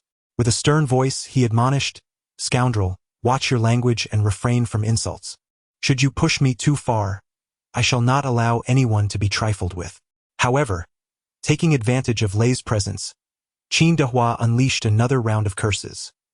"Wretched spawn, I am indeed cursing you. I curse your wretched mother." Qin in a frenzy of invective, swung his hand towards Qin Long, wishing fervently to take advantage of Lord Lei's presence to crush Qin Long to death. Qin Long, filled with rage, seized Qin who's wrist, gripping it tightly as he prepared to strike. Qin who was in excruciating pain. "Master Lei, please lend your hand swiftly and eliminate this wretched bastard." Qin who turned to Lord Lei for assistance, yet Qin Long barked sternly, "Whoever dares to step forward to assist, my mountain-splitting blade recognizes no one." Qin Long firmly grasped Qin who, while wielding a mountain-cutting knife in his other hand, brandishing it menacingly towards Lei Yi and his entourage. His imposing presence radiated an aura of dominance that instilled fear in those who beheld him. Lei Yi, primarily in pursuit of collecting debts from the seasoned hunter Tandaju, deemed it unnecessary to engage in a destructive confrontation with Qin Long, accompanied by 3 subordinates. Lei Yi swiftly retreated 3 paces, refraining from advancing to support Qin who. At this moment, Qin Long unleashed his power once more, delivering a fierce kick towards Qin who. Chapter 27. An additional hunting weapon. Qin Dahua's abdomen was violently kicked, causing turmoil within him. He clutched his stomach, crying out in agony, and collapsed to the ground. He fell hard, writhing in pain, blood flowing freely from his wounds, and his cries echoed in despair. The villagers were drawn to the commotion, witnessing Qin Long mercilessly thrashing Qin Dahua. They muttered in satisfaction, condemning the scoundrel for his attempts to bully others. His arrogance now rightfully met with retribution. Tandaju, observing Qin Long's fierce handling of Qin Dahua, felt a sense of vindication swell within him. Qin Dahua once again experienced the bitter taste of being severely admonished by Qin Long, instilling in him an overwhelming sense of fear. He fled in a panic, resembling a beaten dog. Meanwhile, Master Lei, sensing the precarious situation, swiftly departed with his 3 subordinates. Qin Long glared fiercely at Master Lei and the gang of Qin who, roaring with formidable authority, "You wretched scoundrels! I have endured for 4 days, yet you remain unrepentant. Should you dare to continue your attempt to seize my Uncle Tan's wooden cabin within the next 4 days, I shall show you no mercy." The roar of Qin Long was akin to the rumbling of thunder, instilling a profound sense of dread. Lei Yi and his companions, well aware of Qin Long's formidable nature, hastily fled the scene. The villagers, having witnessed the spectacle, gradually dispersed. "Xiao Long, 400 yuan is a significant sum. How could one possibly repay it in just 4 days?" Tandaju inquired with concern. Qin Long spoke with unwavering confidence. "Uncle Tan, do not worry. I possess a solution that will reveal itself in due time." At that moment, Tandaju, holding the wild boar meat brought by Qin Long, was filled with both surprise and gratitude. "Xiao Long, you are truly remarkable. Not only can you hunt wolves, but you have also taken down wild boars. Comrade Pan's judgment was indeed astute. You are undeniably worthy of being our village's guardian of the mountains. I have a few items to present to you, to mold you into the most formidable protector of our mountains. Come, follow me into the wooden cabin. Upon entering the wooden cabin, Qin Long discovered its delightful warmth in winter and refreshing coolness in summer. If only he could construct such a cabin for himself, he would no longer have to endure the threats of biting cold winds and fierce snowstorms. Upon entering the dim chamber behind the wooden house with Tandaju, Qin Long, guided by the beam of his flashlight, discovered that Tandaju retrieved a set of 6 animal traps from a large wooden chest, which he had utilized in his youth. These traps were highly effective, capable of ensnaring creatures such as wild wolves, hares, and leopards, rendering them exceedingly practical. Qin Long gratefully accepted the animal trap, his spirits soaring with exhilaration. He turned to Tandaju and said, "Uncle Tan, your generous gift of this precious trap will be put to excellent use. I shall capture several wild beasts and bring some to you as a token of my gratitude." Qin Long spoke charmingly, and Tandaju, upon hearing him, smiled broadly. "Little Long, your thoughtfulness brings me great joy. How wonderful it would be if your father were still alive. You have truly made something of yourself as the guardian of the mountains." He would rest peacefully in the underworld knowing this. After presenting the first treasure, a trap for catching beasts, Tandaju retrieved from a large wooden box a bow with its string and a quiver containing 12 arrows, all of which he entrusted to Qin Long. "Little Long, to be candid, these belonged to my father during his time as the guardian of the mountains. I believe they will prove useful to you." Qin Long took hold of the bow and arrow. Although the bowstring was absent, the bow limbs gleamed brilliantly, appearing as if they were brand new. Such an antiquated bow and arrow had been remarkably well preserved. It was evident that Uncle Tan's father, in his role as the guardian of the mountains, held this bow and arrow in great esteem. If a bowstring were to be affixed, it would transform into a fine weapon. Qin Long recognized that this bow and arrow was a treasured heirloom of Tandaju, a cherished possession kept in reserve, yet generously bestowed upon him. "Thank you, Uncle Tan." Qin Long expressed his heartfelt gratitude with utmost sincerity. Tandaju promptly waved his hand, saying, "Xiao Long, there is no need for such formality. I am advanced in years, and even though this item is precious, it is of no use to me. It is destined for you, so I generously bestow it upon you. Moreover, you have saved my uncle's life and devised a means for him to repay his debts. Everything that belongs to him should rightfully be yours." After speaking, Tandaju retrieved a cloth bag from a large wooden chest, filled with fine hemp. He reminded Qin Long, "Do you not have wild boar meat at home? Using the tendons from the wild boar to lubricate the bowstring will enhance its resilience. In due time, it will become a bow and arrow of tremendous lethality, rivaling that of a shotgun shell." Upon hearing this, Qin Long felt an inner surge of delight. Acquiring the bow and crossbow provided him with yet another formidable tool for hunting.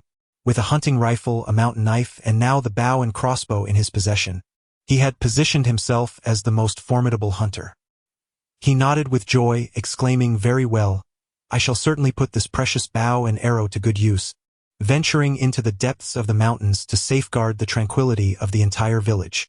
Having accepted the second treasure, Qin Long was ready to exit the dim chamber. Unexpectedly, Tandaju hurriedly detained him, saying, "Little dragon, come here. I have a third treasure to bestow upon you." Qin Long remained in the dim chamber. Tandaju adorned his neck with a necklace crafted from beast tusks, saying, "Qin Long, this is a token passed down from my father, who instructed me to bestow it upon the guardian of the mountain in our village. In order to fulfill my father's dying wish, I present this ancestral token to you. Each guardian who inherits this token is granted the recognition of the mountain deity. This is the legacy of the guardians. By wearing this token, you become a true guardian of the mountain, distinguished from an ordinary hunter." Qin Long gazed at the beast-tooth necklace, utterly astonished. It was, in fact, crafted from the teeth of a mountain lion. This was a token made by the first generation of guardians who had slain the mountain lion, symbolizing their valor. The necklace epitomized strength and represented the safeguarding of peace for the entire village. Qin Long regarded the mountain lion tooth necklace as profoundly significant and promptly addressed Tandaju, saying, "Uncle Tan, once I don the heirloom of the mountain guardian, I shall certainly protect the mountains and fulfill my duties." Tandaju, upon hearing this, expressed his hopes with great anticipation. Xiao Long, I look forward to seeing you become the mightiest hunter. Keep up the good work. I have faith in you. Encouraged by Tan Daju's words, Qin Long felt a surge of confidence. As time was of the essence, he bid farewell to Tan Daju, preparing to depart. However, Tan Daju, with concern in his voice, inquired, Xiao Long, should your family decide to construct a wooden house, I would be more than willing to assist. Harvesting timber requires sharp saws, and I possess several fine ones. Whenever I have the opportunity to venture into the mountains, I can help you with the lumber for your wooden dwelling. Qin Long was truly taken aback by Tan Daju's genuine concern and support for the construction of his wooden house. Gratefully he expressed, Thank you, Uncle Tan. Your assistance in procuring timber is invaluable, and I shall find a way to repay the debt.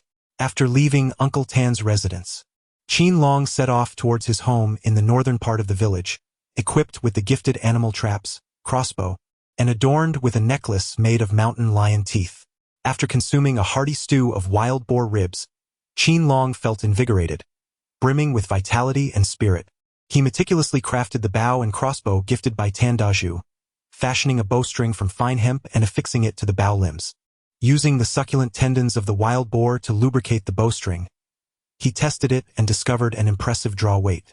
With 12 arrows in hand, he nocked one, drew the bowstring to its fullest extent, and released it, marveling as it soared over 200 meters. Such an extensive range indicated formidable power, capable of wounding even the mightiest of beasts. Just as Qin Long was honing the bowstring into a weapon of combat, the village leader, Pan Yong, rushed toward him, breathless and agitated, exclaiming, Xiao Long, trouble has arisen. My spouse is harvesting radishes by the mountainside and has attracted the attention of a pack of wolves descending the hill.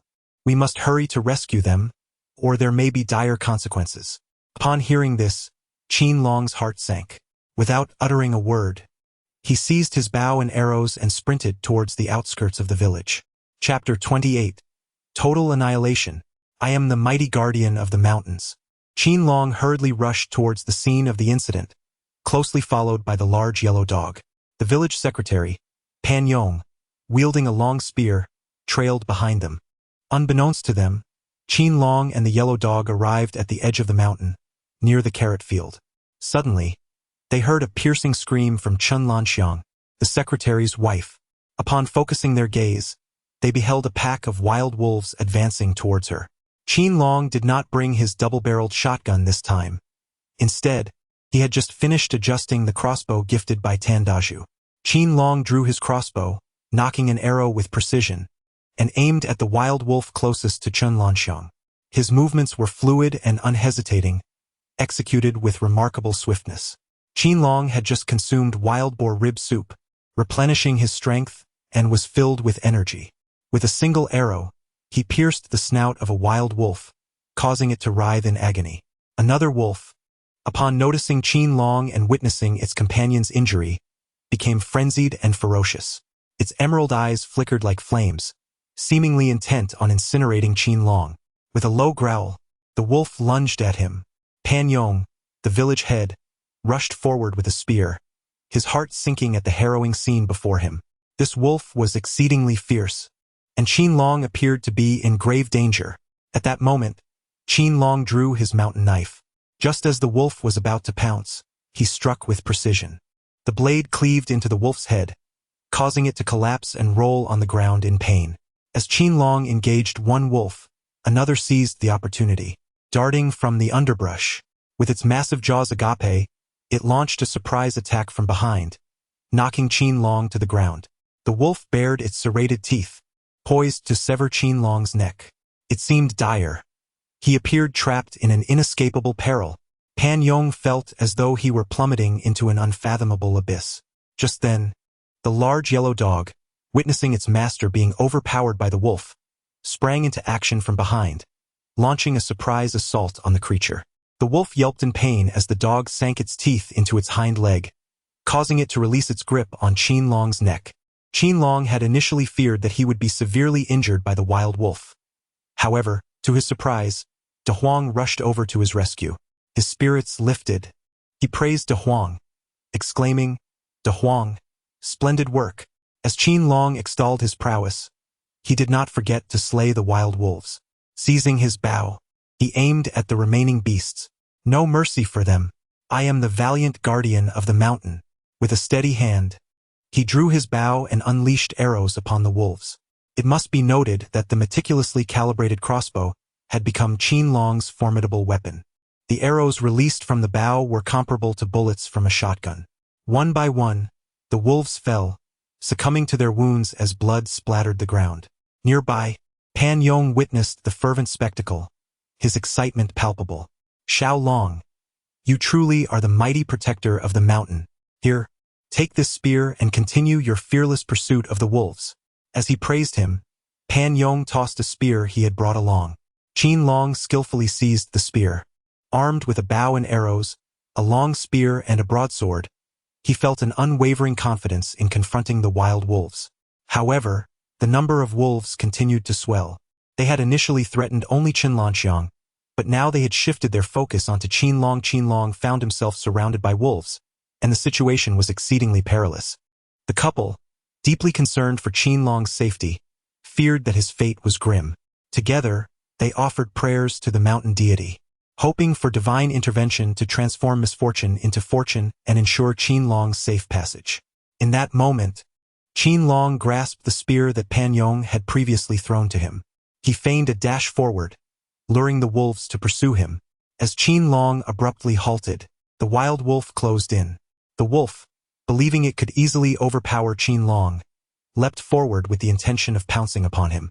Little did it anticipate that it had fallen into Qin Long's cunning trap. Qin Long thrust his spear decisively into the belly of the wild wolf. At the moment it pierced the wolf's body, the spear in Qin Long's hand shattered. Qin Long paid no heed to the broken spear.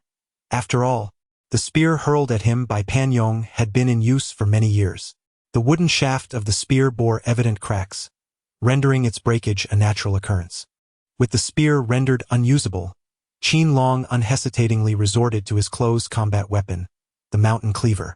Qin Long gathered his strength and struck the wild wolf with a swift, decisive blow. The blade pierced through the creature's neck, and blood flowed down the mountain knife, splattering across the ground. The wolf struggled for a few moments in its death throes before falling still. At that moment, another wolf attempted to launch an attack from behind, but Qin Long rolled on the ground, causing the wolf to miss its mark. Before the wolf could retaliate, Qin Long swung the mountain knife again, severing the creature's head from its body. Not far away, Pan Yong and Qin Long, having finished their prayers to the mountain god, looked up to see Qin Long appearing like a deity of death. Every wolf that approached him met a swift demise. Qin Long swiftly dispatched the wild wolf with a decisive strike, showing no semblance of mercy. In a single breath, Qin Long felled 8 wild wolves. The remaining 6, though incensed, hesitated as they beheld their fallen comrades lying in a pool of blood. Aware of Qin Long's formidable prowess, they shifted their focus towards the nearby Pan Yong and Qin Long.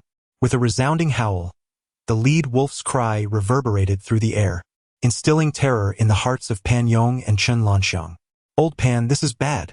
6 wild wolves have set their sights on us. We are doomed. Qin Long exclaimed in fright, grasping her husband's hand as they fled. Yet, how could mere humans outpace wild wolves? The 6 wolves pursued them with frenzied determination. Upon perceiving the impending danger, Qin Long commanded the great yellow dog with a resounding voice, "De Huang, intercept them in the front. I shall provide cover from behind." De Huang, a majestic and sentient beast, promptly dashed forward, using its formidable body to obstruct the advance of 6 wild wolves. Meanwhile, Qin Long, positioned in the rear, seized his crossbow and unleashed a flurry of arrows towards the ferocious wolves. Whoosh! Whoosh! Qin Long unleashed 2 arrows in quick succession, striking down 2 wolves simultaneously. This bow and crossbow are truly exceptional, boasting an impeccable accuracy that surpasses even that of a shotgun. As Qin Long took pride in his marksmanship, a mournful whimper from the large yellow dog pierced his ears. Raising his gaze, he discovered 2 wild wolves viciously attacking the dog, lunging at it with reckless abandon. Witnessing the imminent demise of the dog at the jaws of the wolves, Qin Long resolved to act decisively.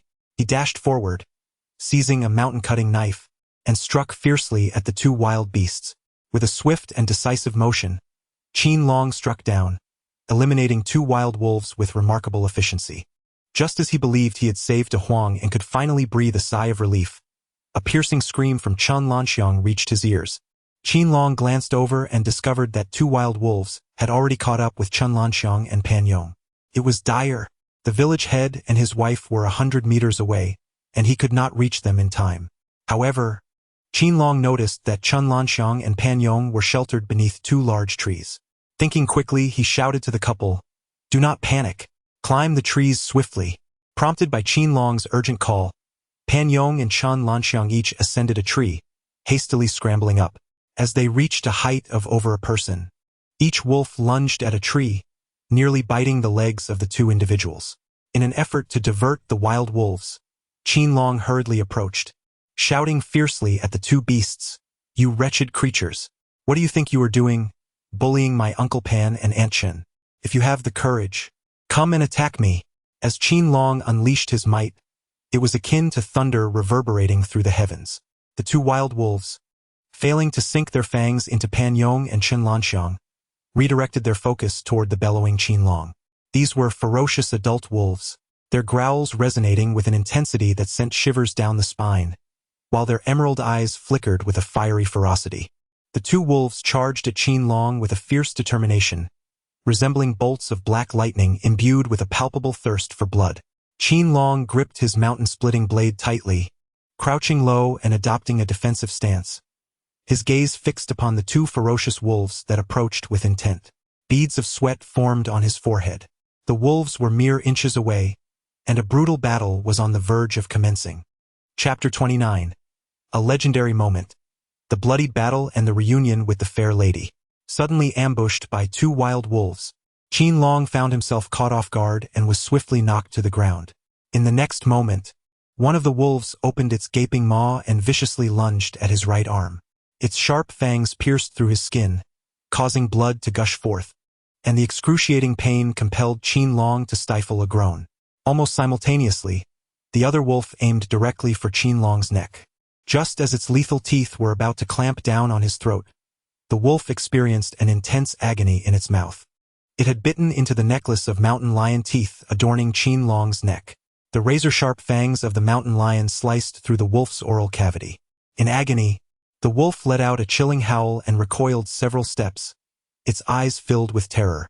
Qin Long initially believed that his neck was beyond salvation, yet unexpectedly, the mountain lion's tooth necklace transformed into a life-saving collar against the wolf. A wave of relief washed over him, but the imminent peril was far from over. Seizing the moment while the wild wolf was distracted by pain, Qin Long swiftly freed his left hand, clenching it into a fist with all his might. He channeled his fury towards the wolf and his profound yearning for survival into this singular blow, striking fiercely at the injured wolf's flank. Boom! The punch, imbued with immense force, landed squarely on the wolf, eliciting a pained whimper as its body convulsed and it rolled on the ground. Qin Long turned his gaze towards the wild wolf that continued to viciously bite his right arm. The creature's grip tightened with increasing ferocity, as if intent on severing Qin Long's arm from his body. In this dire moment, he understood that he could not passively await his fate. He had to fight back with all his might. Although his left hand was nearly exhausted from throwing punches, he still possessed one final weapon, his foot. With great fortitude, Qin Long endured the excruciating pain radiating from his arm. He lifted his right foot and delivered a fierce kick to the vital area of the wild wolf. The creature let out a heart-wrenching howl, releasing its grip on Qin Long's right arm and thrashing on the ground in agony. Seizing the moment while both wolves writhed in pain, Qin Long's eyes instantly turned crimson. He struggled to draw the machete from his waist with his left hand and struck ruthlessly at the two wolves. The sharp, crisp sounds of severance echoed as the heads of the wolves were swiftly decapitated, blood gushing forth like a fountain from the severed necks. Thus, Qin Long successfully vanquished the last two wild wolves. Including those slain earlier, he had eliminated a total of 14 wolves, surpassing the 9 he had dispatched during the day by 5, rendering this feat nothing short of magnificent. Uncle Pan, Aunt Chun, I have eradicated all the wild wolves. You may descend from the trees now. Qin Long, undeterred by the pain in his arm, shouted loudly at Pan Yong and Chun Lanxiang, who were clinging to the tree. Upon hearing Qin Long's call, Pan Yong and Chun Lanxiang exhaled deeply in relief. However, Qin Long, driven by indomitable will and extraordinary courage, mounted a fierce counterattack, vanquishing all the wolves. They were filled with astonishment and admiration. Xiao Long, you are truly remarkable. You have slain all the wolves, setting a new hunting record for our village. You are undoubtedly the strongest guardian of the mountains, Pan Yong exclaimed, giving Qin Long a thumbs up in abundant praise. Chun Lanxiang nodded in agreement, her eyes brimming with admiration. She never imagined that this young man, barely 18 and of similar age to her daughter, could exhibit such ferocity and prowess. At that moment, a graceful figure, akin to a flower petal dancing in the wind, elegantly approached Qin Long, Pan Yong, and Chun Lanxiang. Her lithe form resembled a fairy emerging from a painting, radiating an enchanting beauty against the backdrop of the snowy night. Upon catching sight of the figure, Qin Long could not help but be momentarily taken aback. He recalled that this enchanting beauty was the only daughter of the village secretary, Pan Yong, and his wife, named Pan Meiyu. She was of the same age as the original owner and had been a childhood companion.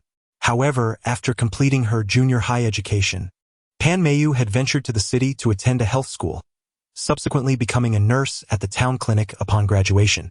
Unexpectedly, after Qin Long had endured a fierce battle with wild wolves and successfully protected Pan Yong and his wife, Pan Meiyu had arrived. As if fate had orchestrated this extraordinary reunion.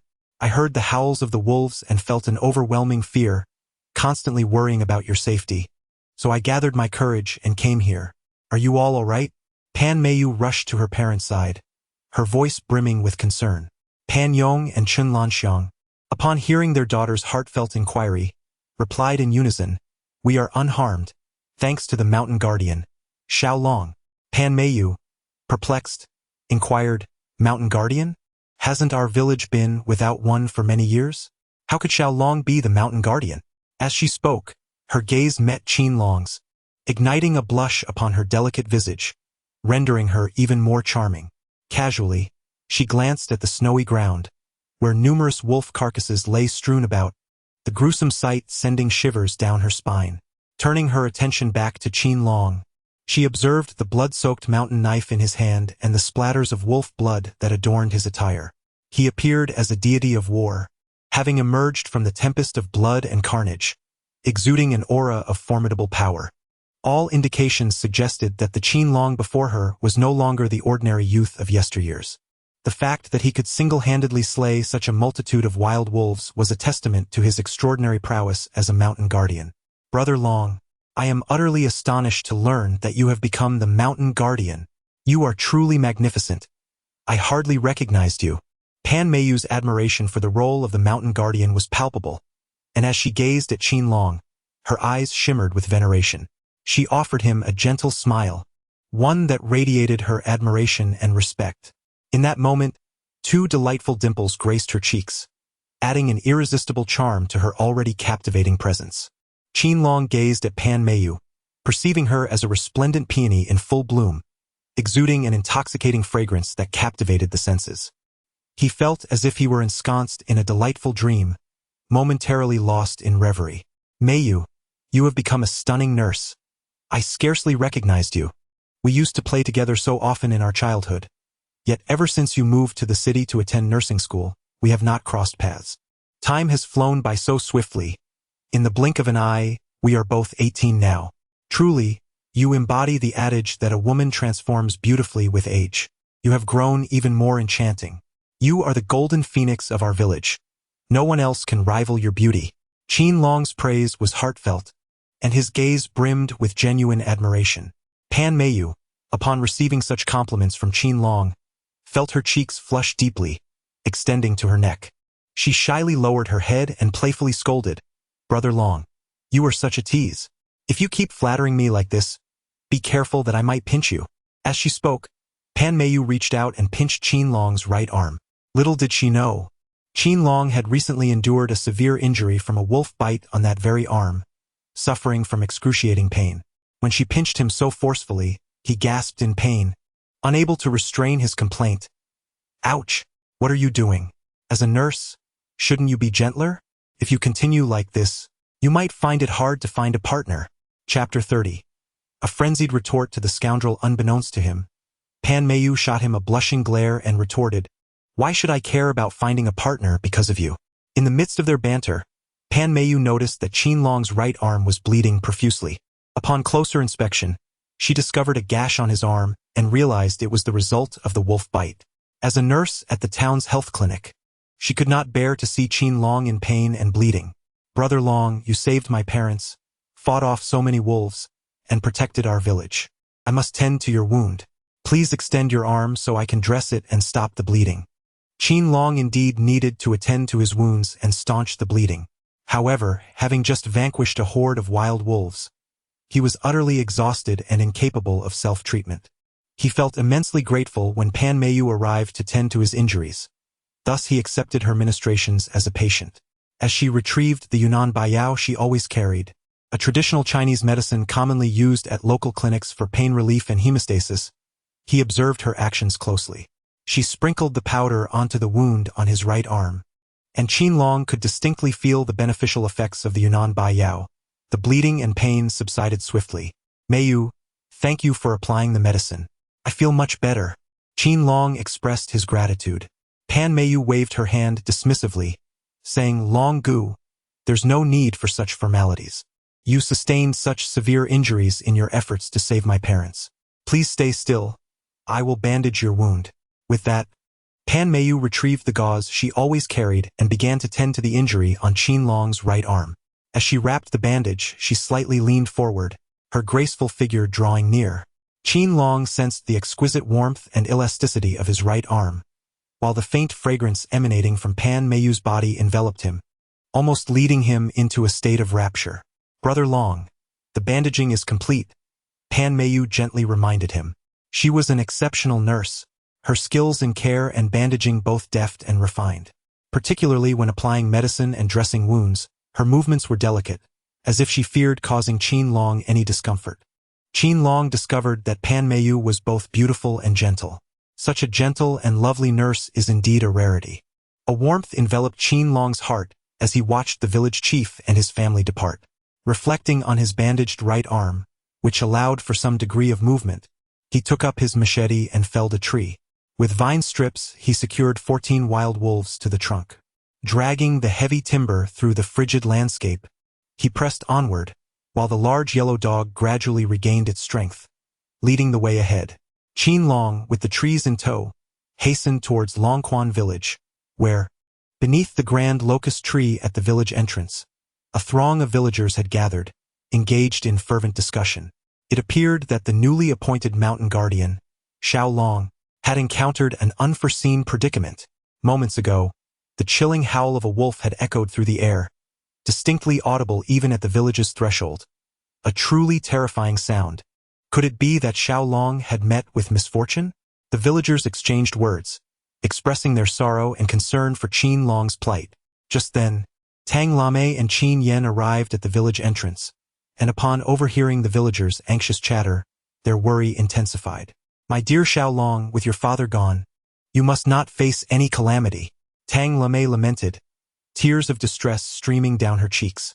Qin Yen also cried out in distress, "Mother, I want my brother. I want to find my brother." The mother and daughter wept sorrowfully for Qin Long, while son Eri, Qin Dahu, Qin Dagu, and Qin Xiaogo appeared to revel in their misfortune. Son Eri was the first to mock them, and Qin Dahu quickly chimed in. Indeed, that wretched offspring thought he could gain notoriety as a mountain guardian. He deserves this fate. Qin Dagu and Qin Xiaogo joined in the mockery, exclaiming, "That worthless wretch couldn't even defeat us. How could he possibly slay a wild wolf? What a disgrace, an utter failure." Just as they publicly derided Qin Long's ineptitude, a voice rang out, sharp and commanding. "Dare to utter another word, and see what happens." The tone was imbued with an air of authority that brooked no dissent. Upon hearing that familiar voice, Qin Dagu and Qin Xiaogo couldn't help but shiver with a chill. Tang Lame, upon seeing her son, was overwhelmed with excitement, transforming her worries into joy as she hurried to greet him. Meanwhile, young Qin Yen, disregarding the tears still glistening on her cheeks, dashed over with great urgency. The little one reached Qin Long before her mother, leaping into his embrace with unrestrained affection. Qin Long gently cradled his younger sister in his left arm, noticing her tear-streaked face. With a touch of humor, he remarked, "Dear sister, why the tears? Fear not, for I am blessed with a robust fate and shall come to no harm." As soon as Qin Long uttered those words, his mother noticed his right arm was bandaged and anxiously exclaimed, "Xiao Long, your arm is injured, yet you told your sister you are fine. Quickly set your sister down and put down that wood. We already have ample firewood at home." However, Qin Long responded with a smile. "With such a reminder from my son." Tang Lame quickly cast a glance at the wood and discovered numerous wolf carcasses bound to the tree with vines. Instantly, Tang Lame marveled aloud, "My son, you have slain so many wolves. That is truly remarkable." Upon hearing this, villagers gathered at the base of the tree, their eyes widening in astonishment at the sight of 14 wolves tied up. They regarded Qin Long with newfound respect, proclaiming, "Xiao Long is a valiant protector of the mountains. He single-handedly vanquished the pack of wolves, safeguarding the peace of our entire village." The villagers lavished praise upon him, while those who had once derided him, such as Sun Eri, Qin Dahua, Qin Dagu, and Qin Xiaogo, were left dumbfounded. They had never anticipated that Qin Long not only emerged unscathed but had also dispatched 14 wolves.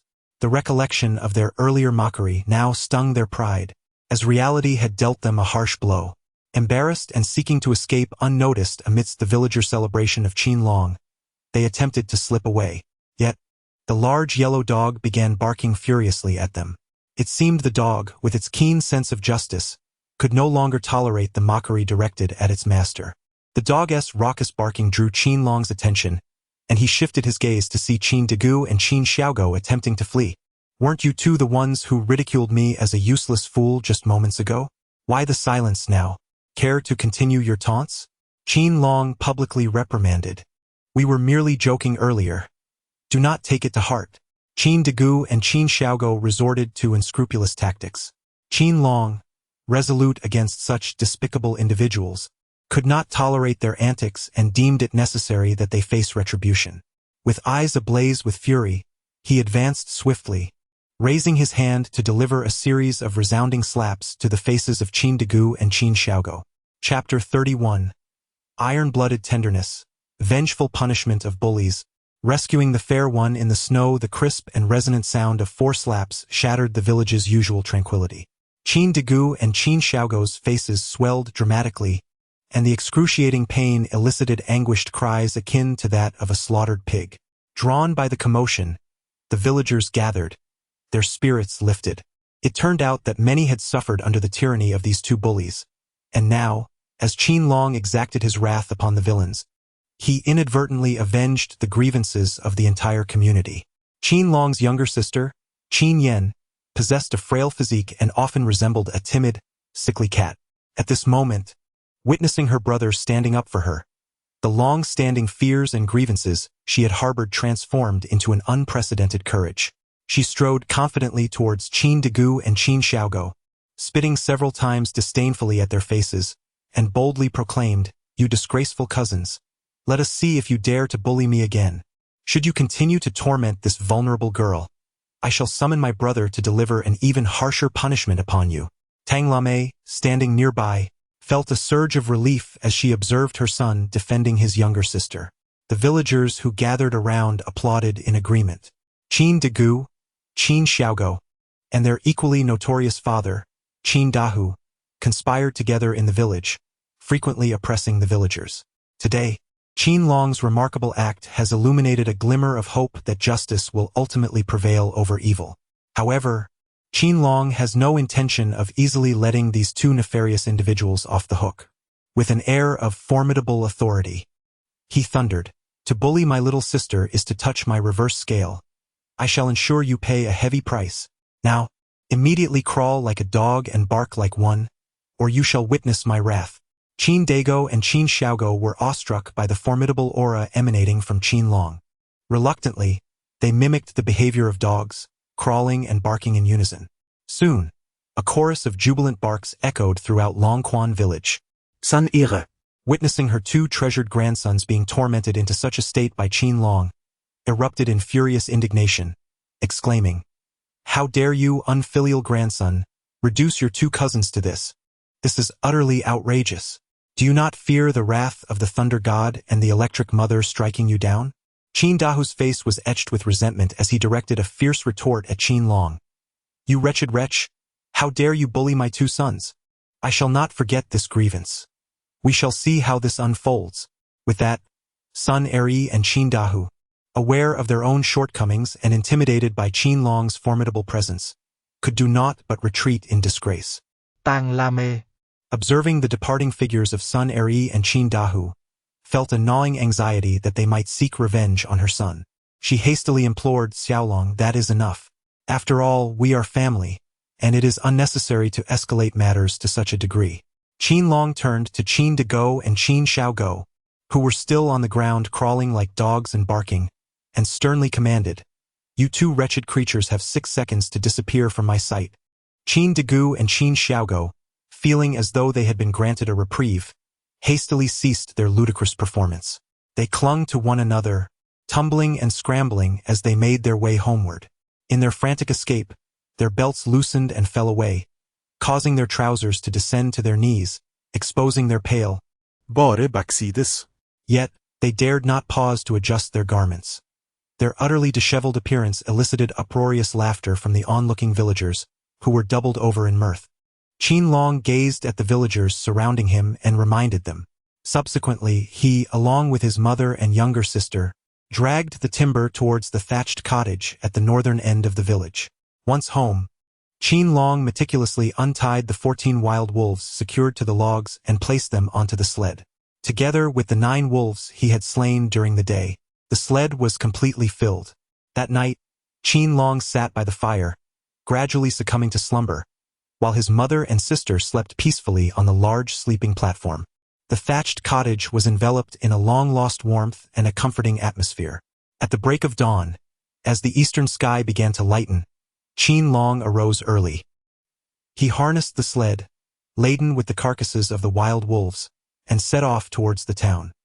He was acutely aware that these wolves could be exchanged for some money, allowing him to procure essential supplies for his family. Tang Lame and Qin Yen accompanied Qin Long to the village entrance. Halfway there, he caught sight of a familiar figure in the distance. It was a striking beauty clad in a fashionable military green woolen coat. Despite the heavy attire, it could not conceal her alluring and curvaceous figure. Qin Long swiftly recognized her as Pan Meiyu. Qin Long couldn't help but feel puzzled. Why was she sitting alone on the stone by the roadside at such an early hour? What could she possibly be doing there? As Qin Long approached, he beheld Pan Meiyu with her delicate brows tightly knitted, her face etched with anguish as she gazed at her swollen ankle, her complexion pale. At that moment, a long and fierce bark echoed through the air, startling Pan Meiyu. The unexpected sound sent a jolt through her, causing her vision to blur and ultimately leading her to collapse onto the ground. Qin Long's heart tightened as he beheld a wild dog, its gaping maw stained with blood, charging furiously towards Pan Meiyu. The frenzied glint in the dog's eyes and its disheveled fur unmistakably indicated that it was a rabid stray, lost in the wilderness. Should Pan Meiyu fall victim to this mad beast's bite, the repercussions could be utterly catastrophic. Without a moment to ponder, Qin Long swiftly picked up a stone from the snowy ground. With a vigorous swing of his arm, he hurled the stone with great force. A dull thud echoed as the stone struck the wild dog's rear with considerable impact. The creature yelped in pain, rolling on the ground and emitting a mournful whine. Qin Long surged forward in a swift stride, drawing his formidable broadsword with a swift motion. The wild dog, upon witnessing Qin Long wielding the sharp blade and his fierce demeanor, was so frightened that it lost control, tucking its tail and fleeing in a panic. "Meiyu, the wild dog has been driven away. You are safe now." Qin Long gently shook the unconscious Pan Meiyu, softly calling her name. As Pan Meiyu gradually regained consciousness, her eyes filled with tears of joy upon realizing that Qin Long had come to her rescue. Without a moment's hesitation, she leapt into his embrace. "Meiyu, what brings you to this wilderness so early in the morning?" Filled with bewilderment, Qin Long inquired. Panting with trepidation, Pan Meiyu exclaimed, "Brother Long, I was hurrying to the town's health clinic for work. In this frigid weather, I walked all the way here, and out of nowhere, I encountered that rabid dog, which relentlessly pursued me trying to bite. It nearly scared me to death." As Qin Long listened to Pan Meiyu's narrative, an overwhelming sense of compassion surged within him. He tenderly addressed Pan Meiyu. "Meiyu, fortunately, I too must venture to the town to sell the wild wolves, and I am pulling a sled. There is ample space on the sled. Do hop on, and I shall take you to the town." Pan Meiyu, filled with gratitude, attempted to rise, only to discover that her ankle was severely sprained, rendering her utterly immobile. Qin Long hurriedly crouched down, meticulously examining Pan Meiyu's ankle. He observed that her ankle was swollen and red, resembling a steamed bun, evidently the result of a recent scare from a wild wolf, which had caused her to inadvertently twist it in her moment of panic. As a specialized military doctor, Qin Long was well-versed in treating minor injuries such as sprained ankles. With unwavering confidence, he reassured Pan Meiyu, "Meiyu, do not worry. It is nothing serious. Allow me to massage your foot, and you shall recover swiftly." A flicker of uncertainty passed through Pan Meiyu's eyes as she inquired, "Long go. You are not a doctor. Can you truly alleviate the pain in my foot?" Chapter 32. This is my reward for you. Without uttering a word, Qin Long helped Pan Meiyu to sit upon a nearby stone, gently removing her cotton shoes. Her delicate little feet, soft and fair, were revealed, though the redness and swelling at her ankles somewhat marred the beauty. As it was her first experience of a man touching her feet, Pan Meiyu's cheeks flushed crimson with embarrassment, prompting her to turn her head away from Qin Long. At that moment, however, Qin Long commenced a massage. A sensation of pulling pain surged through her, and Pan Meiyu winced, quickly exclaiming, "Brother Long, please be gentle. I fear the pain." Qin Long paid no heed, gently massaging her delicate, porcelain-like foot. A warm current emanated from his palm, permeating the injured area of Pan Meiyu's foot. Initially, she was in considerable pain, but the massage provided significant relief.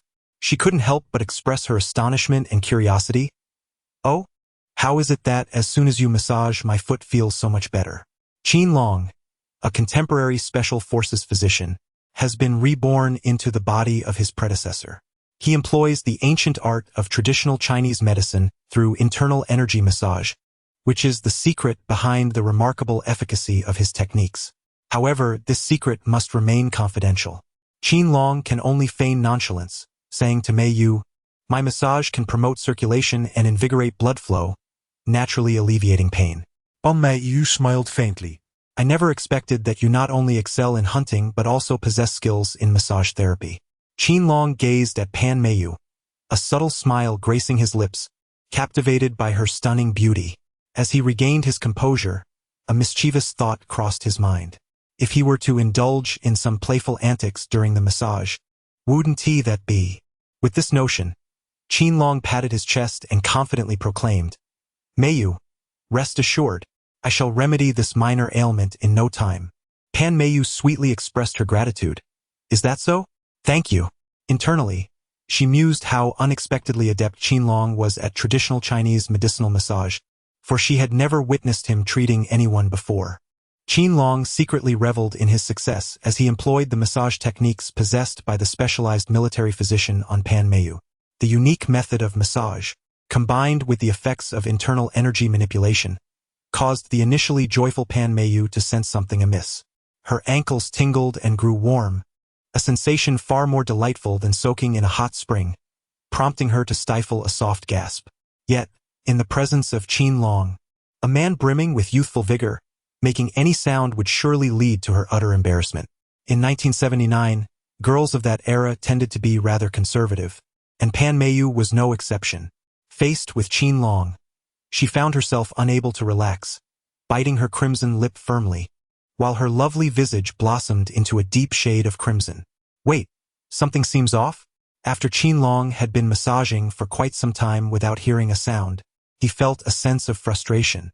When he finally lifted his head, he inadvertently caught sight of Pan Meiyu's expression and instantly comprehended that she was gritting her teeth and enduring the discomfort. A wicked smile danced upon Qin Long's lips as he felt a surge of inner strength burst forth, targeting Pan Meiyu's abdomen with fervor. At that moment, Pan Meiyu could no longer contain herself. Her glistening crimson lips parted to emit a high-pitched cry.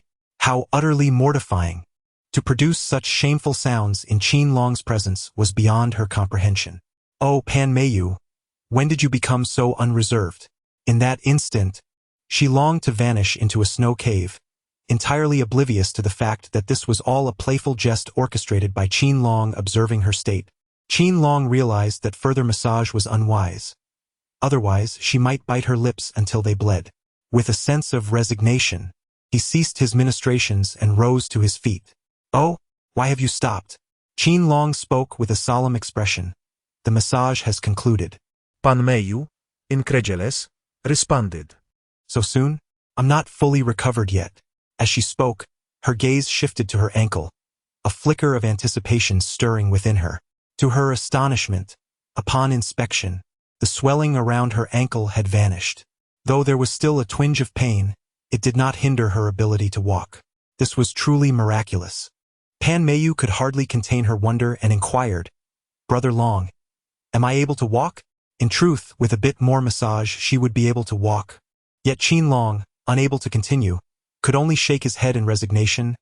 Meiyu, your ankle has just begun to recover. You'll need to wait a while longer. Pan Meiyu found herself in a predicament. Oh, is that so? Time was slipping away, and if she delayed any longer, she risked being late for her shift at the town clinic. Not only would her perfect attendance for the month be jeopardized, but her supervisor's impression of her would also suffer. Stifling a deep breath, she hesitantly pleaded, Brother Long, I must hurry to the clinic. Could you possibly escort me? Were it not for the icy conditions and her still healing foot, she would never have made such a request. Of Qin Long assisting a beautiful woman was a trivial matter. Seizing this splendid opportunity, Qin Long readily agreed with a smile. A mere trifle. I will assist you onto the sled. Upon finishing his words, Qin Long assisted Pan Meiyu to her feet, guiding her to take a seat in the vacant spot on the sled. Qin Long harnessed the sled and strode purposefully through the snow towards Qin Long town. Pan Meiyu, spared from the rigors of walking, relished the rare pleasure of riding on the sled.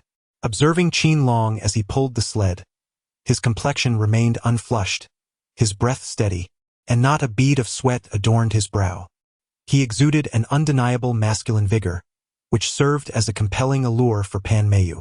The memory of Qin Long's recent massage of her ankle caused her cheeks to flush once more. Her ankle had been thoroughly examined and tenderly touched by him, a rather fortunate circumstance for her. Yet, she rationalized that Qin Long was merely attending to her injury. Considering his assistance in warding off the wild dogs and treating her ankle, perhaps it was only fair for him to enjoy a slight advantage. Before she realized it, Qin Long had brought the sled to a halt outside the entrance of the town's clinic. Qin Long reminded Pan Meiyu to descend the sled. To her astonishment, she found herself able to stand firmly. After attempting to walk, she discovered she was completely unharmed and joyfully praised Qin Long, exclaiming, Brother Long, you are truly remarkable. My foot injury has completely healed. Pan Meiyu was in awe of Qin Long's medical skills and gratefully expressed her appreciation, saying, Thank you so much, Brother Long. However, Qin Long replied, It's all right. You focus on your work. I will take care of selling the wild wolf. With that, he was about to pull the sled towards the Song family business when Pan Meiyu suddenly grasped his arm, leaving him somewhat puzzled as he gazed at the enchanting Pan Meiyu. What transpired next took Qin Long by surprise. Pan Meiyu wrapped her arms around his neck, stood on tiptoe, and swiftly planted a kiss on his lips, whispering, Brother Long, you have helped me. This is my reward for you. The unexpected experience left Qin Long blushing, feeling somewhat embarrassed and rooted to the spot, unable to meet Pan Meiyu's gaze. He had hunted in the deep mountains to support his family, and never anticipated that becoming the guardian of the mountains would earn him the affection of Pan Meiyu. He felt as though he had stumbled upon a stroke of luck. Hunting in the mountains held great promise, and perhaps one day he could marry. The thought of marrying a charming nurse like Pan Meiyu would make him smile even in his dreams. It would be worth sacrificing 5 years of his life. Yet, He wondered if he truly possessed such fortune, and which fortunate fellow would eventually win the heart of such a stunning beauty as Pan Mayu. Chapter 33. The joy of earning a second fortune. While Qin Long was lost in such thoughts, Pan Mayu, with a rosy complexion, reminded him, "Brother Long, my work shift has begun. I must get busy." With that, she fluttered away like a delicate butterfly. Watching her briskly enter the health clinic, Qin Long nodded with delight, saying, "Absolutely, let us make sure to meet next time." How delightful and sweet it was. He eagerly anticipated his next visit to the town, hoping to see Pan Mayu again. Previously, when he encountered the mountain goods buyer, Song Daping, and sold the roe deer meat for 200 yuan, Qin Long had tasted the sweetness of success. This time, he set off for the Song family business, pulling the sled with determination. Inside the shop, Song Daping was occupied with his wife and son, juggling the business with both joy and worry. The joy stemmed from the flourishing mountain goods trade, while the worry arose from a shortage of stock, as he was unable to acquire a substantial quantity of mountain products at that moment. Just as he was lamenting the shortage, Qin Long arrived, dragging the sled behind him. "Song Laojia." Qin Long took the initiative to greet the ambivalent Song Daping. The address of old Song jolted Song Daping, who had been lost in thought while smoking. Upon looking up, he noticed Qin Long approaching the trading post, dragging a sled filled with wild wolves, which unexpectedly transformed his worries into joy. "Ah, little Long, I was just lamenting over the mountain goods, and here you are bringing such a bounty of wild wolves. Truly, you are a timely blessing." The clouds of concern faded from Song Daping's face, replaced by a radiant brightness. Qin Long felt immensely fortunate to have gathered all the wolves he had slain today, aiding Song Daping in alleviating his pressing predicament. Accompanied by his wife and son, Song Daping arrived to inspect the goods, only to discover that Qin Long had brought a remarkable total of 23 wolves. These wolves were indeed a prime mountain bounty. Both the wolf meat and the pelts held significant value. The meat could be sold to grand restaurants in the city, while the pelts would attract the interest of fur merchants. "Xiao Long, I shall weigh them for you right away." Qin Long was pleasantly surprised to discover that the 23 wild wolves weighed a total of 1,868 pounds. This hunt proved to be remarkably fruitful. "Xiao Long, the last time the purchasing price for roe deer was 81 cents per pound. This time, I shall raise it by a dime, making it 90 cents per pound. What do you think?" Qin Long regarded Song Daping as a man of integrity and promptly nodded in agreement. Song Daping prepared various denominations of renminbi and handed them to Qin Long, ultimately assembling a total sum of 1,681.2 yuan. In 1979, such an amount was considered a substantial fortune. Qin Longxi has earned his second fortune, once again savoring the sweetness of profiting from hunting in the deep mountains. "Thank you, old Song." Qin Long placed the money in a tattered snake skin bag on the sled, not forgetting to express his gratitude. Song Daping quickly waved his hand, saying, "You have alleviated my pressing need. It is I who should be thanking you." After Qin Long made a considerable profit, he set off with his sled in tow. Song Daping, ever the opportunist, reminded him, "Xiao Long, should you have any game in the future, do not hesitate to bring it to me. I assure you, I will purchase it at a premium, ensuring your pockets swell with joy." With that, Qin Long departed, dragging his sled behind him. His humble wooden cabin required construction, and the relentless snowstorm left his family shivering in the cold. Merely donning fur coats was insufficient. They needed warm blankets for the night. His family required cotton clothing, padded trousers, and long leather boots to fend off the biting chill. Qin Long took these urgent needs into careful consideration. He hurried to the town supply and marketing cooperative to procure 4 blankets, 4 cotton jackets, 4 pairs of padded trousers, and 4 pairs of long leather boots. As he passed by the underground casino in town, he noticed that Qin Dahu had been gambling there that morning and had lost a significant sum, leaving him quite furious. Seeing Qin Long with his sled laden with essentials, Dahu recalled that Qin Long had likely hunted numerous wolves.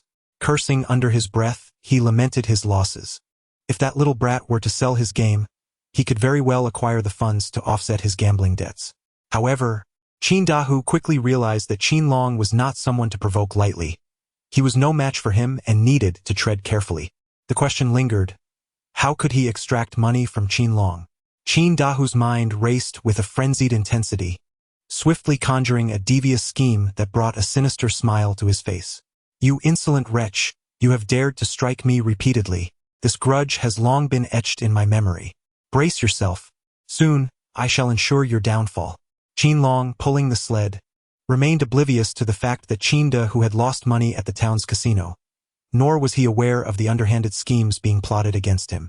Observing the figure from behind, Qin Long instantly recognized that it was none other than his second sister, Qin Yao. Qin Long pulled the sled, hurrying over with swift strides. At this moment, Qin Yao, clad in a pair of patched, thin cloth shoes, felt her feet growing numb from the cold. The snow was quite deep, causing her shoes to become ensnared within it. When she attempted to withdraw her foot, the shoe remained trapped in the snow. Qin Yao stood barefoot, her feet numb from the cold, shivering uncontrollably and gasping for breath. Upon arriving, Qin Long was struck by the sight before him, and a wave of compassion washed over him. He called out loudly, "Second sister, do not fret. I have just purchased a pair of long leather boots from the town that you can wear." Qin Long presented a pair of knee-high leather boots to Qin Yao. Qin Yao felt a warmth in her heart and hurriedly put them on. To her surprise, the knee-high leather boots fit her perfectly, neither too big nor too small. It turned out that Qin Long had purchased knee-high leather boots for the entire family of 4, including his younger sister. "Brother, didn't you spend all the money on the last sale of roe deer meat to support my education? How could you possibly have enough funds left to buy so many quilts, cotton clothes, and leather boots?" Qin Yao inquired of Qin Long with a look of confusion. Qin Long proudly declared, "Yao Yao, recently I ventured deep into the mountains for hunting, successfully slaying numerous wolves. I sold the pelts in town and purchased supplies to keep us warm." Upon hearing that her brother's efforts in hunting had provided for their needs, Qin Yao felt an even deeper admiration for him. "Brother, your endeavors not only sustain our family but also allow me to pursue my studies. I truly appreciate your hard work." Qin Long chuckled softly, "As long as the family is well-fed and warmly clothed, what does it matter if I toil a bit?" Upon hearing her brother's question, Qin Yao smiled and replied. Qin Long nodded upon hearing his younger sister's longing for home. Upon finishing his words, Qin Long instructed Qin Yao to take a seat on the sled. However, Qin Yao placed her green military backpack on the sled and swiftly moved ahead. "Brother, I see an abundance of wild plum blossoms up ahead. I wish to go and take a look." Upon finishing her words, Qin Yao hastened towards the wild plum blossoms ahead. Suddenly, 3 figures emerged from the roadside. The leader, a man with a scarred face, held a cigarette between his lips, his gaze towards Qin Yao replete with lewdness. Following him were 2 subordinates, one tall and bald, the other short with long hair. The trio exuded an air of ruffianism as they encircled Qin Yao. Was startled by the sudden appearance of 3 ruffians, her voice trembling as she inquired, "What do you intend to do?" The scar-faced man replied with a sinister grin, "Little beauty, you're quite pleasing to the eye. Join me for a little fun. Just take off your pants first." Chapter 34. "Brother, come save me." The bald man and the long-haired thug erupted in laughter. The 3 ruffians were as malevolent as demons, and Qin Yao had never witnessed such a scene, filling her with immense fear. The scar-faced man, with his restless gaze, leered at Qin Yao, wickedly suggesting, "Little beauty, you needn't remove your pants. Just let me have a feel, and I shall set you free." Infuriated, he snarled, "Oh, so the little beauty dares to challenge me. Long-haired, baldy, seize her and drag her to the woods. We shall have our share of her." Upon hearing this, the bald man and the long-haired thug were electrified with excitement, encircling Qin Yao and reaching out to grab her. Where could Qin Yao possibly escape? As she was on the verge of being captured, in a moment of desperation, she cried out loudly, "Brother, please come and save me." Qin Long, trailing behind with the sled, heard the desperate cries of his younger sister and realized that an unforeseen calamity had occurred. He cast aside the sled and rushed into the plum grove by the roadside with great urgency. Upon catching sight of 3 ruffians encircling his younger sister, Qin Long was filled with indignation as 2 of them attempted to seize her. He glared fiercely at the long-haired and bald miscreants, exclaiming, Who dares to lay a hand on my sister shall face my wrath. Upon seeing that it was Qin Long who had arrived, Qin Yao couldn't help but feel a surge of joy. Brother, your arrival is most timely. Qin Long reassured the frightened Qin Yao. Dear sister, do not be afraid. I am here, and no one shall harm you. Qin Yao, filled with concern, cautioned, Brother, they are numerous. Be careful. At that moment, the scar-faced man arrogantly inquired, You insolent brat, you must be Qin Long from Longquan village? Am I correct? Qin Long boldly declared, It is I. I do not recognize you. What do you intend to do? The scar-faced man menacingly retorted, What do I intend to do? Today, I present you with two choices. Either relinquish your second sister to me for some amusement, or surrender all the money you possess. Qin Long hastily replied, I have no money. The scar-faced man menacingly retorted, You came to town today to sell wild wolves and make a profit. How could you possibly be without funds? Hand it over or beware, for I shall take my wrath out on your sister. Qin Long retorted coldly, I possess no money, and you shall not bully my younger sister. The scar-faced man, infuriated, barked, Do you dare to challenge me? I will beat you to a pulp. Long-haired, bald, attack him. Make sure he pays. In no time, bald and long-haired closed in to surround Qin Long. The long-haired one swung his fist towards Qin Long's head. Qin Long, a specialized military medic, had endured battles in the jungles of South Africa against terrorist organizations. Dealing with a few ruffians was trivial for him. He employed his defensive techniques with grace and agility, squatting down deftly as the hairy thug's fist sliced through the air. Simultaneously, Qin Long delivered a powerful kick to the thug's abdomen. The thug was sent flying, landing 3 meters away in the snow, his legs splayed awkwardly. His backside was torn, blood gushing forth as he howled in agony. The bald man, witnessing his companion being felled, was struck with shock. He hastily drew a sharp dagger from his waist and lunged at Qin Long's chest. Nearby, Qin Yao gasped in alarm, Brother, watch out!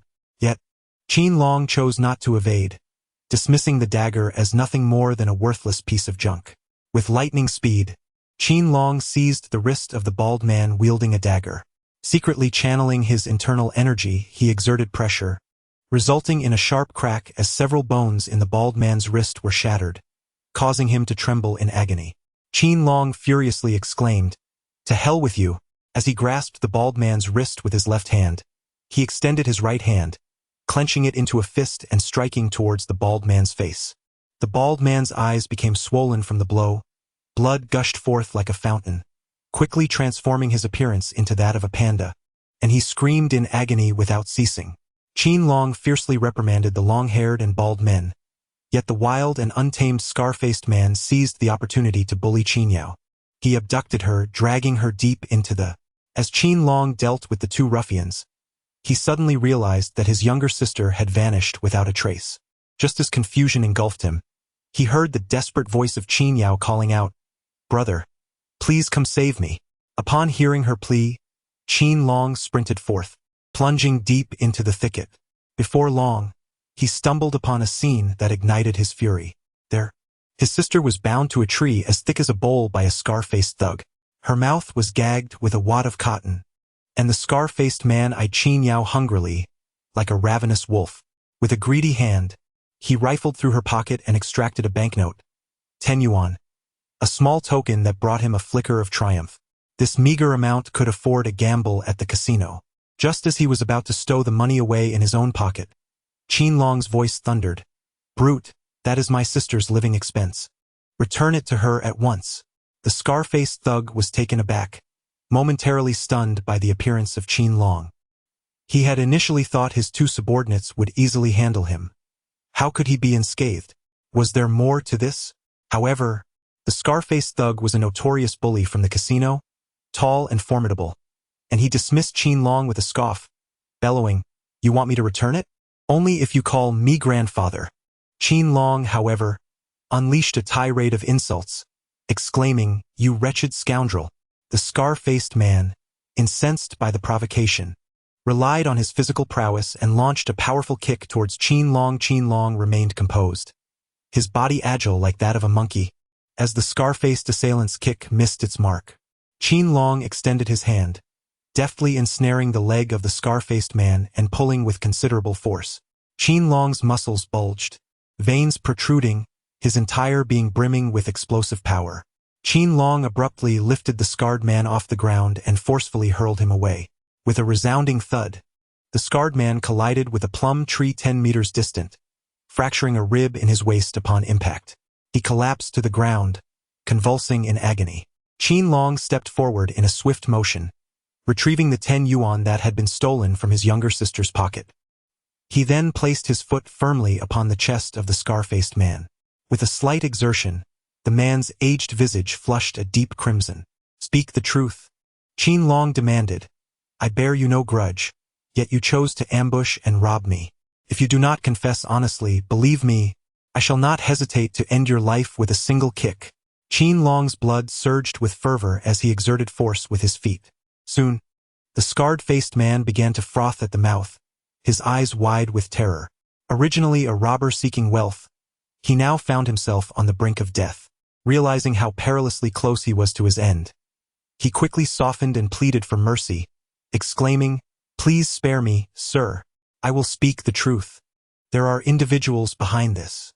Upon hearing the mention of behind, Qin Long, alert, inquired, "Who is orchestrating this from the shadows?" The scarred-faced man, being acquainted with the underworld's codes, hesitated, proclaiming, "I cannot divulge that." In a fit of rage, Qin Long pressed his foot firmly against the throat of the scar-faced man, who gasped for breath in desperation. The scar-faced man realized that if he did not speak up, his life would come to an abrupt end. "I will reveal everything," he uttered, and thus he began to divulge the truth. Upon hearing this, a surge of fury coursed through Qin Long, rising from the soles of his feet to the crown of his head. His fists clenched with a resounding crack, and his eyes blazed with wrath as he exclaimed, "This scoundrel is truly wicked.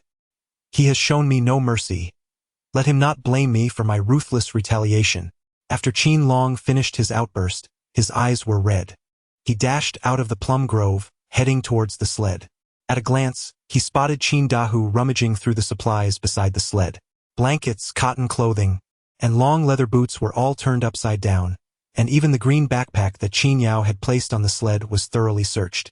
Without a moment's thought, Qin Long immediately discerned that this Qin Dahu had covertly orchestrated 3 ruffians to rob him, seizing the opportunity to rummage through his belongings atop the sled. "Scoundrel! Cease this at once." Qin Dahua was taken aback. Sensing the impending danger, he hastily fled. But where could he escape? Qin Long bellowed fiercely, akin to an enraged lion pursuing its prey. Chapter 35.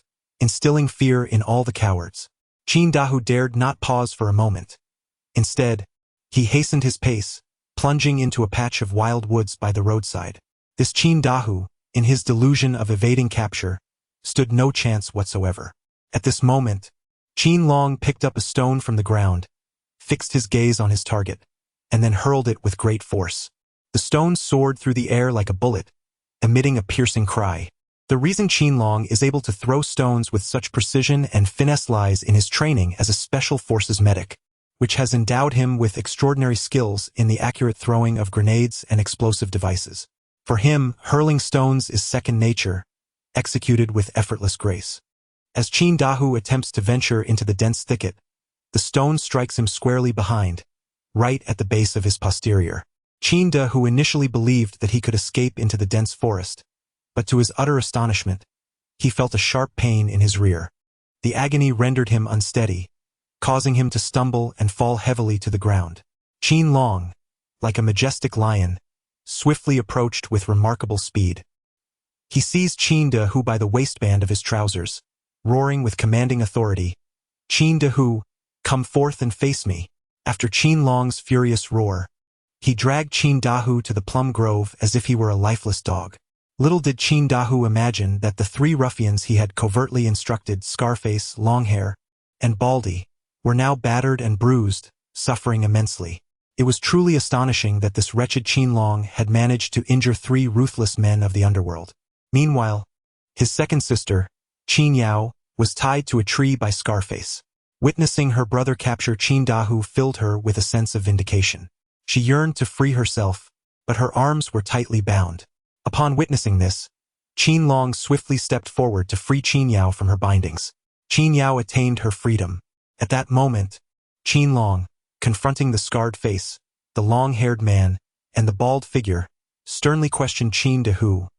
Why have you resorted to underhanded tactics, inciting 3 ruffians to trouble me? Speak clearly to my face, or else my mountain-splitting blade knows no mercy. As Qin Long spoke, he drew out his mountain-splitting knife and effortlessly severed a tree, thick as a bowl, beside Qin Dahu. This act startled Qin Dahu to the brink of losing control, his legs trembling with fear. The scar-faced man, the long-haired one, and the bald fellow trembled in terror as well.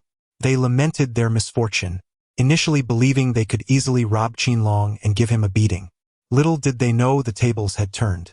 Faced with Qin Long's formidable presence, their very lives were at his mercy. Qin Dahu was compelled to publicly confess. In pursuit of wealth, I devised a nefarious scheme and summoned the scar-faced man, the long-haired one, and the bald fellow from the gambling den. We agreed to split the spoils evenly. They readily acquiesced, and upon my prompting, they took a shortcut, arriving early to lay an ambush along the way. Upon seeing your sister approach, they swiftly dragged her into the thick forest, intending to lure you in to rescue her. Meanwhile, I took advantage of their distraction to rummage through the sled, but despite my thorough search, I found no money. As soon as Qin Dahua's words fell, Qin Yao glared at him with immense anger. She could hardly believe that her uncle would resort to underhanded tactics against her brother for the sake of money. How despicable! That wicked uncle, driven by greed, deserved nothing less than a severe reprimand from my brother. Qin Yao exclaimed sharply, spitting saliva onto Qin Dahu's face. Qin Dahu was utterly humiliated as Qin Yao spat at him, wishing he could find a crevice to hide in. At that moment, however, Qin Long spoke sternly. You disgraceful wretch, you sought to exploit my wealth, but you are mistaken.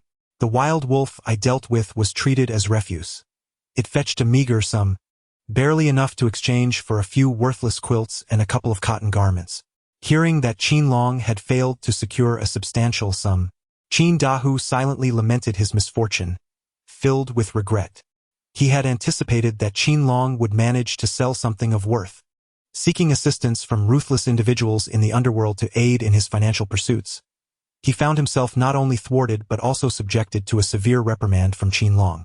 At this moment, Qin Long, with piercing eyes, addressed Qin Dahu. His scarred visage, bald head, and imposing long hair, bellowing with authority. Qin Dahu, with a scarred visage and a shaved head, wept pitifully, pleading for mercy. It was our momentary greed that led us astray. We acknowledge our wrongdoings. Please, spare us. Yet, how could Qin Long easily forgive such scoundrels who indulge in nefarious deeds? It is imperative to administer a severe lesson. At this moment, Qin Long, feeling rather indolent, addressed the group. You shall each deliver 30 resounding slaps to one another, as a form of punishment from me. As soon as Qin Long's voice fell, Qin Dahu, the scar-faced man, and the bald-headed man exchanged glances, their hesitation palpable. If you do not take action, then I shall. I shall wield my knife and sever what lies beneath, rendering you eunuchs. Upon finishing his words, Qin Long seized the mountain-splitting knife, preparing to strike down upon these scoundrels. Terrified, the wretches tightened their legs and fell to their knees, pleading for mercy. We implore you, show us mercy, and we shall comply immediately. As Qin Long unleashed his might, all the scoundrels quivered in fear. Subsequently, a gratifying spectacle unfolded. The scarred face struck Qin Dahu fiercely across both cheeks, to which Qin Dahu retaliated in kind. The sound of slapping echoed as the two exchanged blows. Simultaneously, the 3 henchmen of the scarred face engaged in a frenzy of self-inflicted slaps. Witnessing these miscreants inflicting pain upon one another, their faces rapidly swelling into a grotesque array of bruises, Qin Long and Qin Yao felt a profound sense of satisfaction. After they had exchanged 30 slaps, the faces of these miscreants had swollen to the point of resembling grotesque caricatures, akin to the visage of a pig, rendering them exceedingly unsightly. At this moment, Qin Long was too weary to squander time on these scoundrels. He barked sternly, If I catch you again obstructing the road and committing acts of robbery and villainy, I shall show no mercy. You have 6 seconds to vanish." The roar of Qin Long resounded like thunder, deafening and formidable, instilling fear in the hearts of these ne'er-do-wells. They hastily burrowed into the depths of the dense forest, terrified that a moment's delay would result in their severe reckoning at his hands. Qin Long placed his younger sister upon the sled, and he pulled the sled forward. Qin Yao sat upon the sled, observing her brother Qin Long as he expertly pulled it along. His gait was steady, his complexion unflushed, and he exuded a robust masculinity that filled her with quiet admiration for him.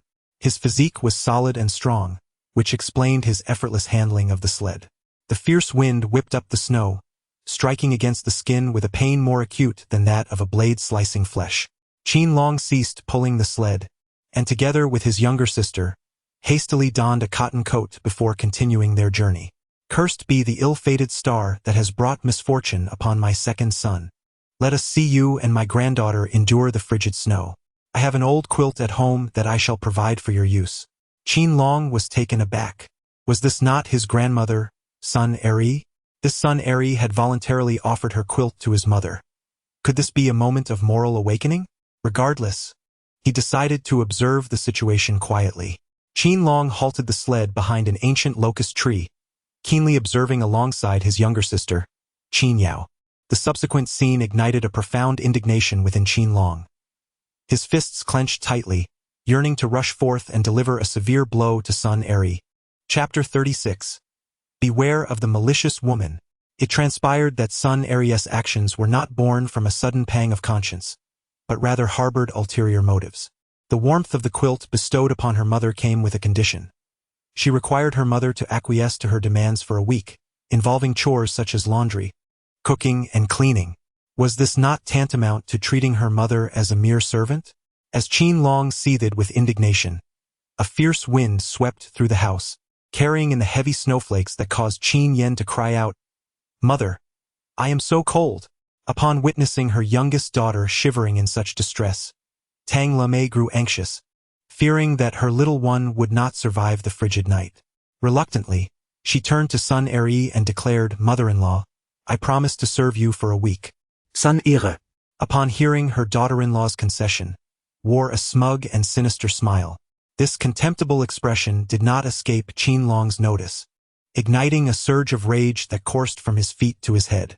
Sun Eri sought to assume the role of the matriarch, treating her mother as a mere servant. This was the new society of 1979 after all. The landlord class had long been eradicated, and equality was championed.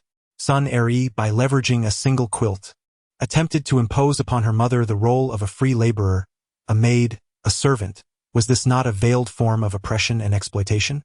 How could one possibly allow their mother to serve such a venomous grandmother? Unable to endure any longer, Qin Long swiftly stepped forward and exclaimed loudly to his mother, "Mother, do not go.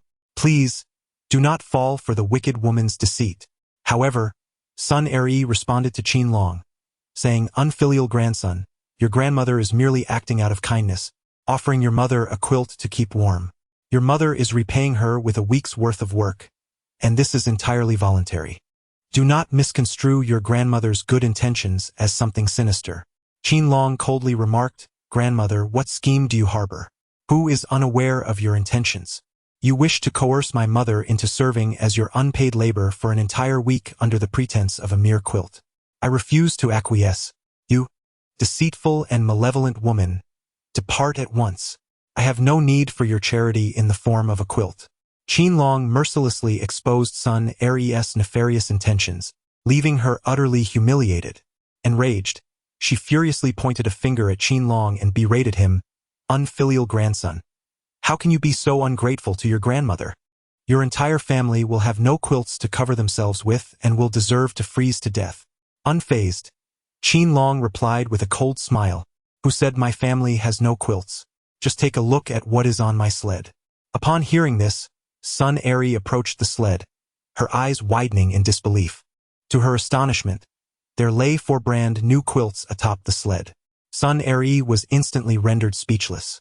Meanwhile, Tang Lame and Qin Yen arrived, witnessing not only the 4 quilts but also 2 cotton jackets and 3 pairs of long leather boots atop the sled.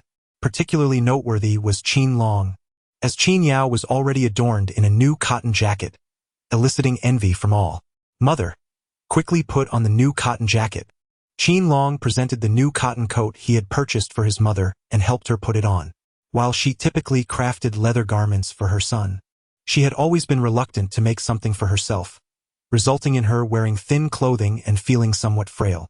However, as she donned the new cotton coat, Tang Lemay felt a warmth enveloping her body, which was further complemented by a soothing warmth in her heart. Qin Yao also presented a new cotton coat for her younger sister, Qin Yen, to wear.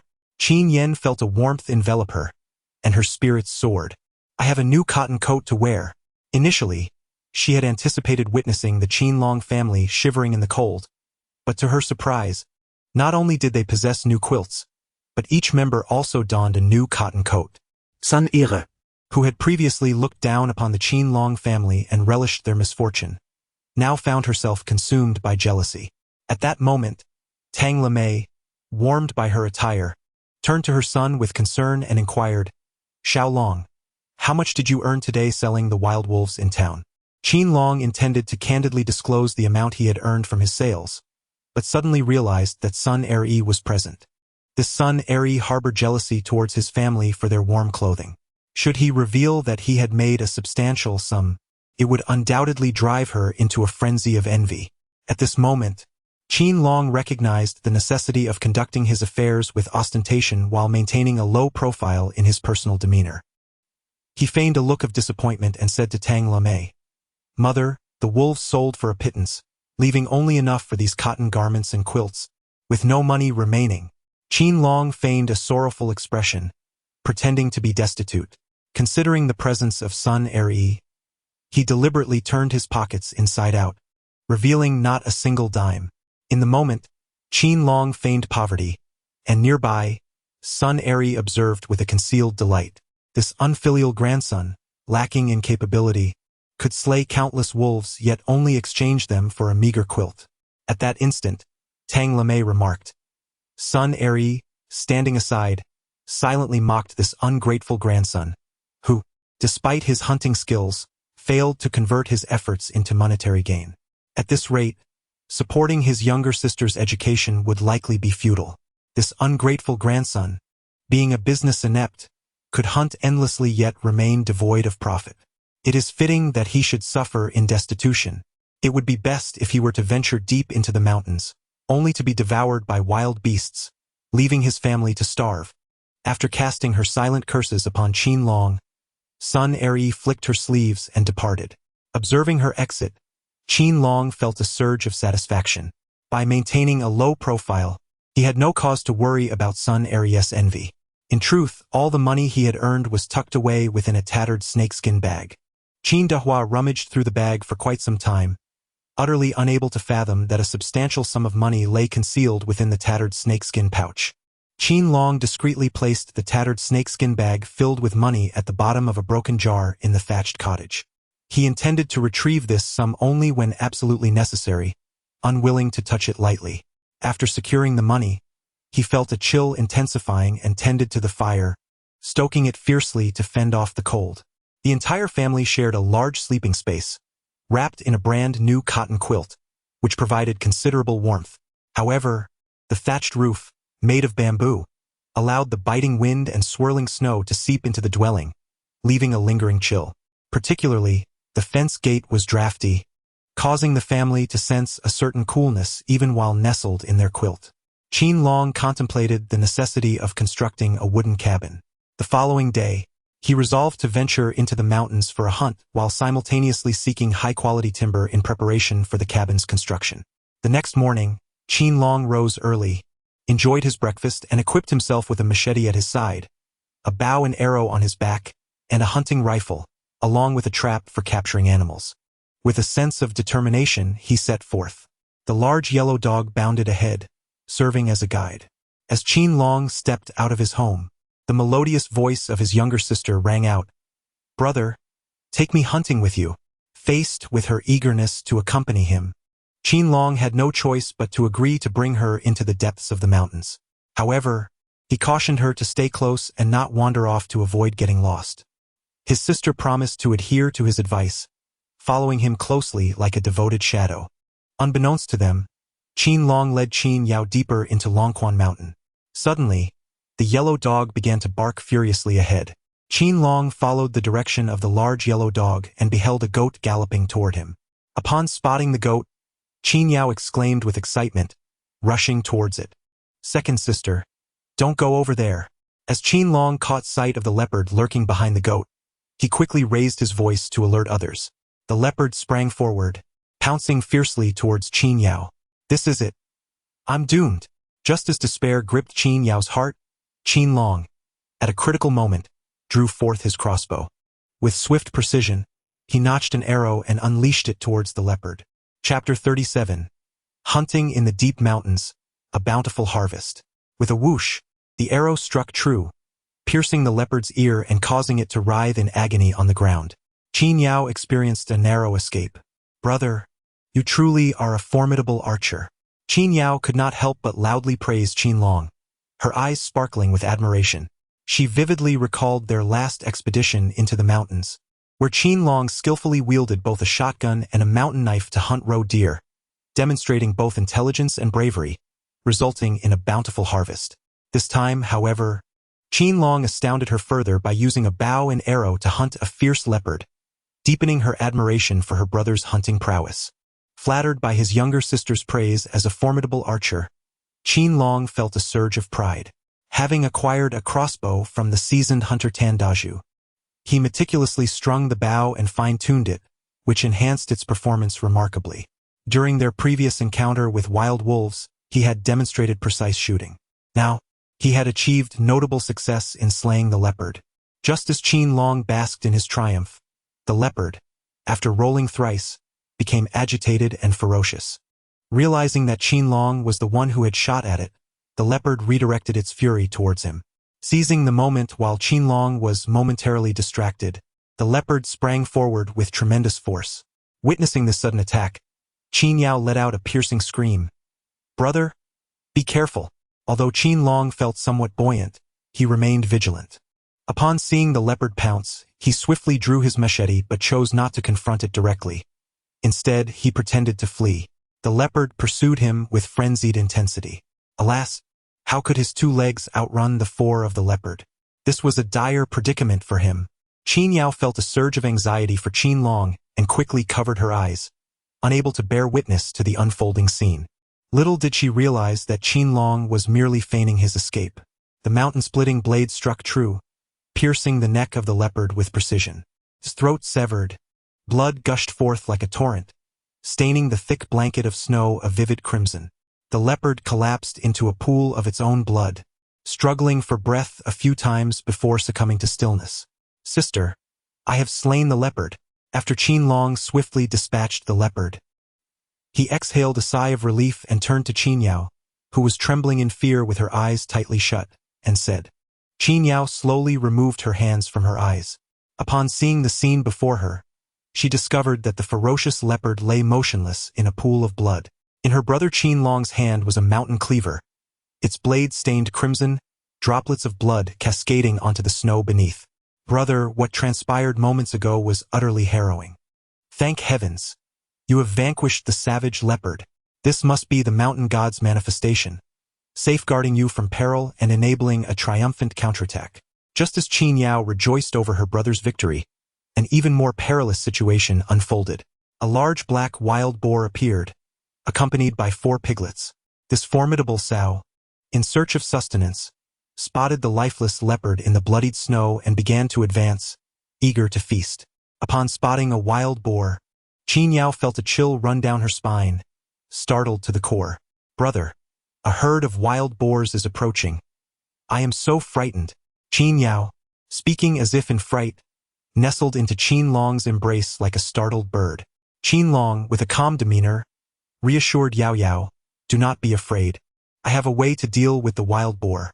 Qin Yao, however, shook her head with a wry smile and said, "Brother, the wild boar has tough skin and thick flesh, covered in bristles.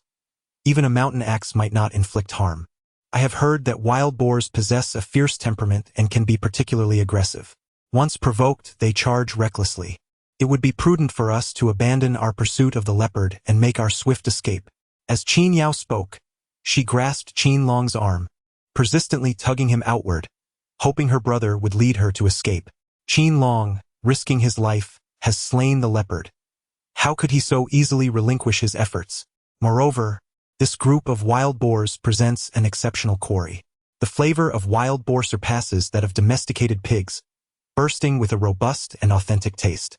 Alas, the grand wild boar is dwindling in number. Further captures are necessary to indulge in its savory meat with every meal. Should he succeed in exterminating this entire group of wild boars, it would surpass the astonishment of his previous capture of the magnificent wild boar. Qin Long took a keen interest in the group of wild boars that had appeared before him. Second sister, these wild boars are indeed the finest quarry. How could I possibly let this splendid opportunity for the hunt slip away? Qin Long was reluctant to depart, yet Qin Yao was in a state of panic. Brother, they are approaching. The wild boar herd draws ever nearer, posing a threat to us. I am frightened. Qin Long observed the wild boars and noticed that the lead female boar was fixated on the lifeless leopard. The remaining 4 boars closely followed her. Clearly, the objective of this group of wild boars was singular, to feast upon the deceased leopard. After all, the leopard had bled profusely, and wild boars are notoriously sensitive to the scent of blood, naturally drawn to consume the carcass. In order to avoid inciting the ire of these wild boars, I devised a trap to ensnare them. Qin Yao inquired with confusion, Brother, how can we possibly set a trap in time? We cannot dig a snow pit at this moment. Qin Long shook his head, stating that there was no need to dig a snow pit, for he possessed animal traps. With that, he retrieved 6 traps he had on him. As the wild boars had not yet fully approached the corpse of the leopard, he swiftly arranged the 6 traps around it. With the traps set, he suggested they step aside and enjoy the spectacle. Qin Long set up a trap for beasts, exuding an air of confidence. Qin Yao pondered the efficacy of a mere small animal trap. Could it truly ensnare a wild boar? Just as doubts lingered in her mind, a sow appeared, accompanied by her 4 piglets, encircling the carcass of a leopard. Famished, they began to gnaw at the leopard's remains when, in a sudden turn of fate, the sow inadvertently triggered the trap. Its foreleg was caught, and in agony, it attempted to free itself. However, the trap tightened its grip, eliciting anguished cries from the piglets. Qin Yao was genuinely astonished by the simplicity and efficiency of the animal trap set by Qin Long. Unable to contain her excitement, she exclaimed, Brother, your hunting skills this time surpass those of our previous outing. This trap is truly a marvelous invention, yielding an exhilarating bounty. As Qin Yao joyfully cheered, she noticed the piglets ensnared in the traps, rolling on the ground and emitting continuous cries. She found it rather amusing and stealthily approached to observe. An unexpected turn of events unfolded. Although the sow was caught in the trap, it possessed remarkable fighting spirit. Seeing Qin Yao drawing near to the piglets, it assumed she posed a threat to them. The sow, enduring the pain, gathered all its strength and charged fiercely towards Qin Yao. Qin Yao was utterly unprepared and was violently knocked to the ground. The wild boar, with its sharp tusks bared, aimed to snap Qin Yao's neck in one swift bite. Qin Yao felt herself perilously close to death. As she closed her eyes, she thought to herself that she might be bitten to death by a wild boar. Qin Long had not anticipated that the wild boar would suddenly charge at Qin Yao, and it was too late for him to intervene, causing his heart to ache as if pierced by a knife. At that moment, an unexpected event unfolded. Just as the boar was about to bite his younger sister, the loyal yellow dog rushed in, seizing the wild boar's neck with its powerful jaws. Caught off guard, the boar was bitten fiercely, rolling on the ground in agony. Realizing it had been ambushed, the boar became frenzied and retaliated by clamping down on the yellow dog's ear, causing the dog to yelp in pain. Upon witnessing the blood streaming from the ears of the large yellow dog, bitten by a wild boar, Qin Long realized he had to intervene. Otherwise, the dog's ear would be severed by the beast. If action was not taken at this moment, when would it ever be taken? Qin Long seized the close combat weapon, the mountain-cutting knife and struck fiercely at the wild boar's head. Chapter 38. Ouch!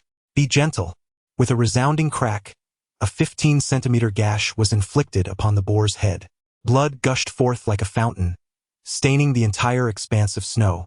However, this wild boar, with its tough hide and robust flesh, was covered in bristles. Despite the wound, it did not suffer a fatal injury. Infuriated, the female wild boar charged towards Qin Long brother. Quickly dodge! Qin Yao called out loudly behind Qin Long, but he was acutely aware that if he dodged, the wild boar would charge directly at her. In this critical moment, he knew he had to wield his double-barreled shotgun. In the blink of an eye, Qin Long swiftly unshouldered the shotgun and faced the oncoming beast. However, the wild boar charged with tremendous speed, knocking Qin Long to the ground.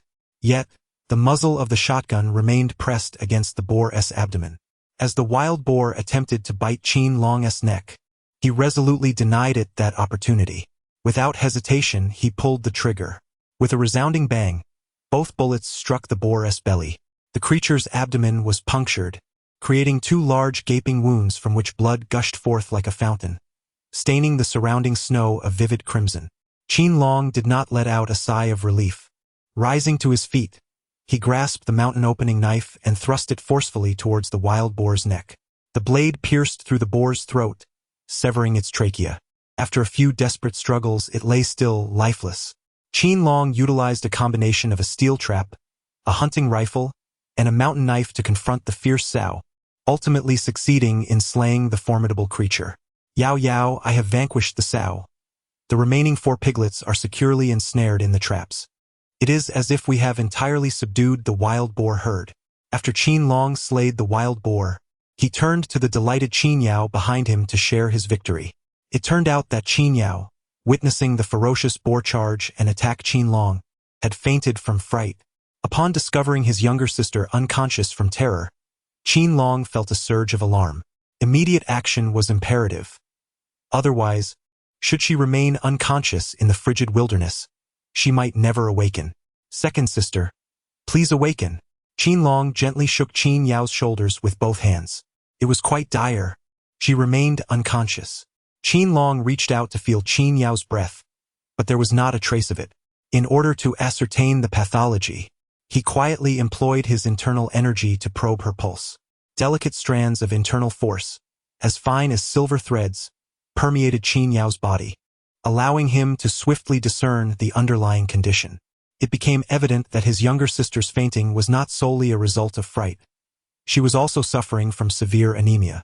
The shock was merely a triggering factor, leading to a state of fainting and asphyxiation due to her profound anemia. As a seasoned military doctor with extensive treatment experience, Qin Long recognized that addressing his sister's unconsciousness required a two-step approach. First, he needed to rouse Qin Yao promptly, lest she succumb to asphyxiation, posing a grave threat to her life.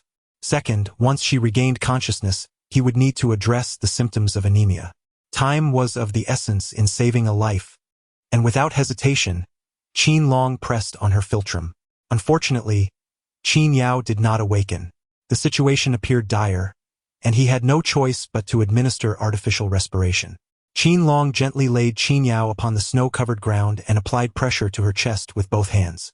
Unlike ordinary compressions, he employed his internal energy to exert the pressure. Streams of warm energy flowed into Qin Yao's body, permeating her being.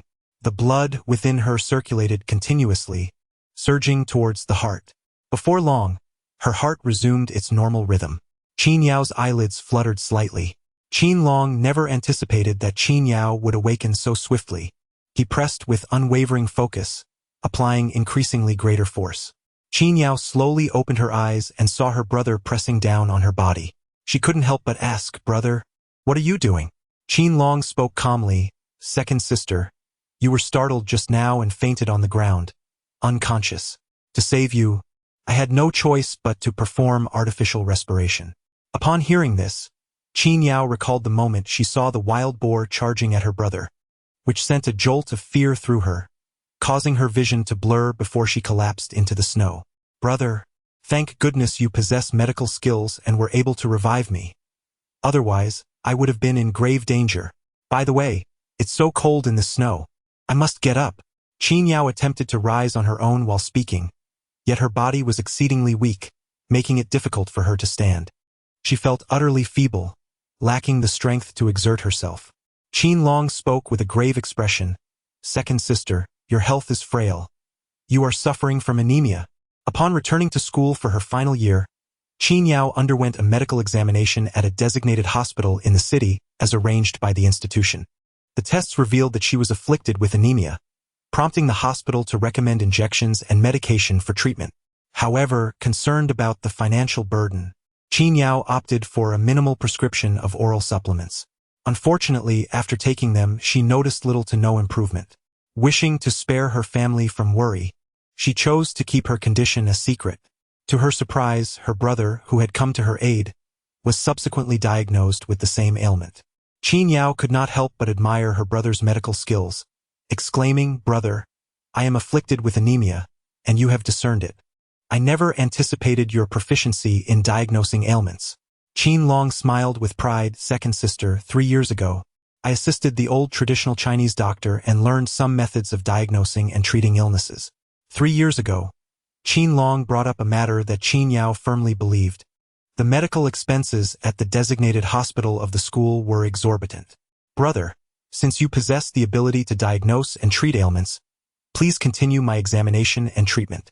When Qin Yao uttered these words, she was filled with anticipation regarding Qin Long's treatment.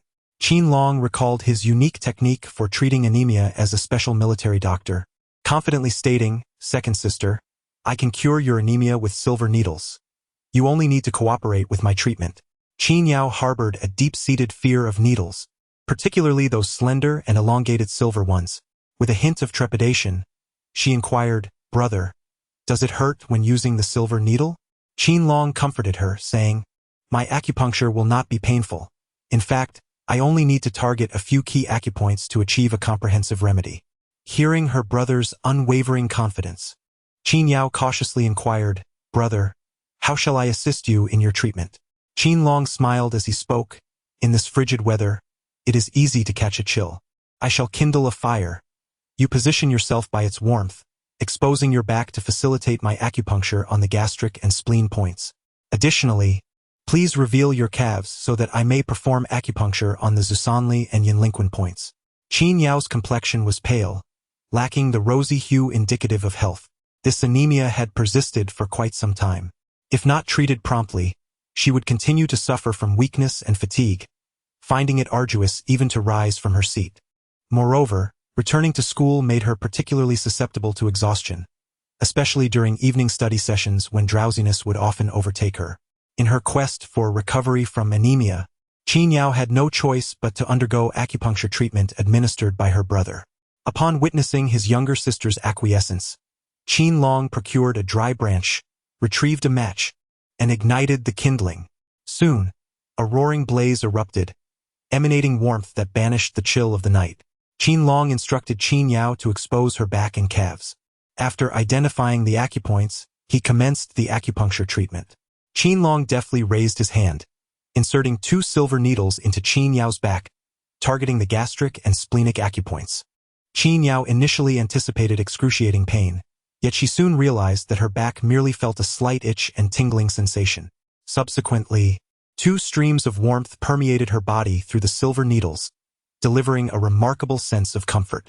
After puncturing 2 acupoints on her back, Qin Long did not relax.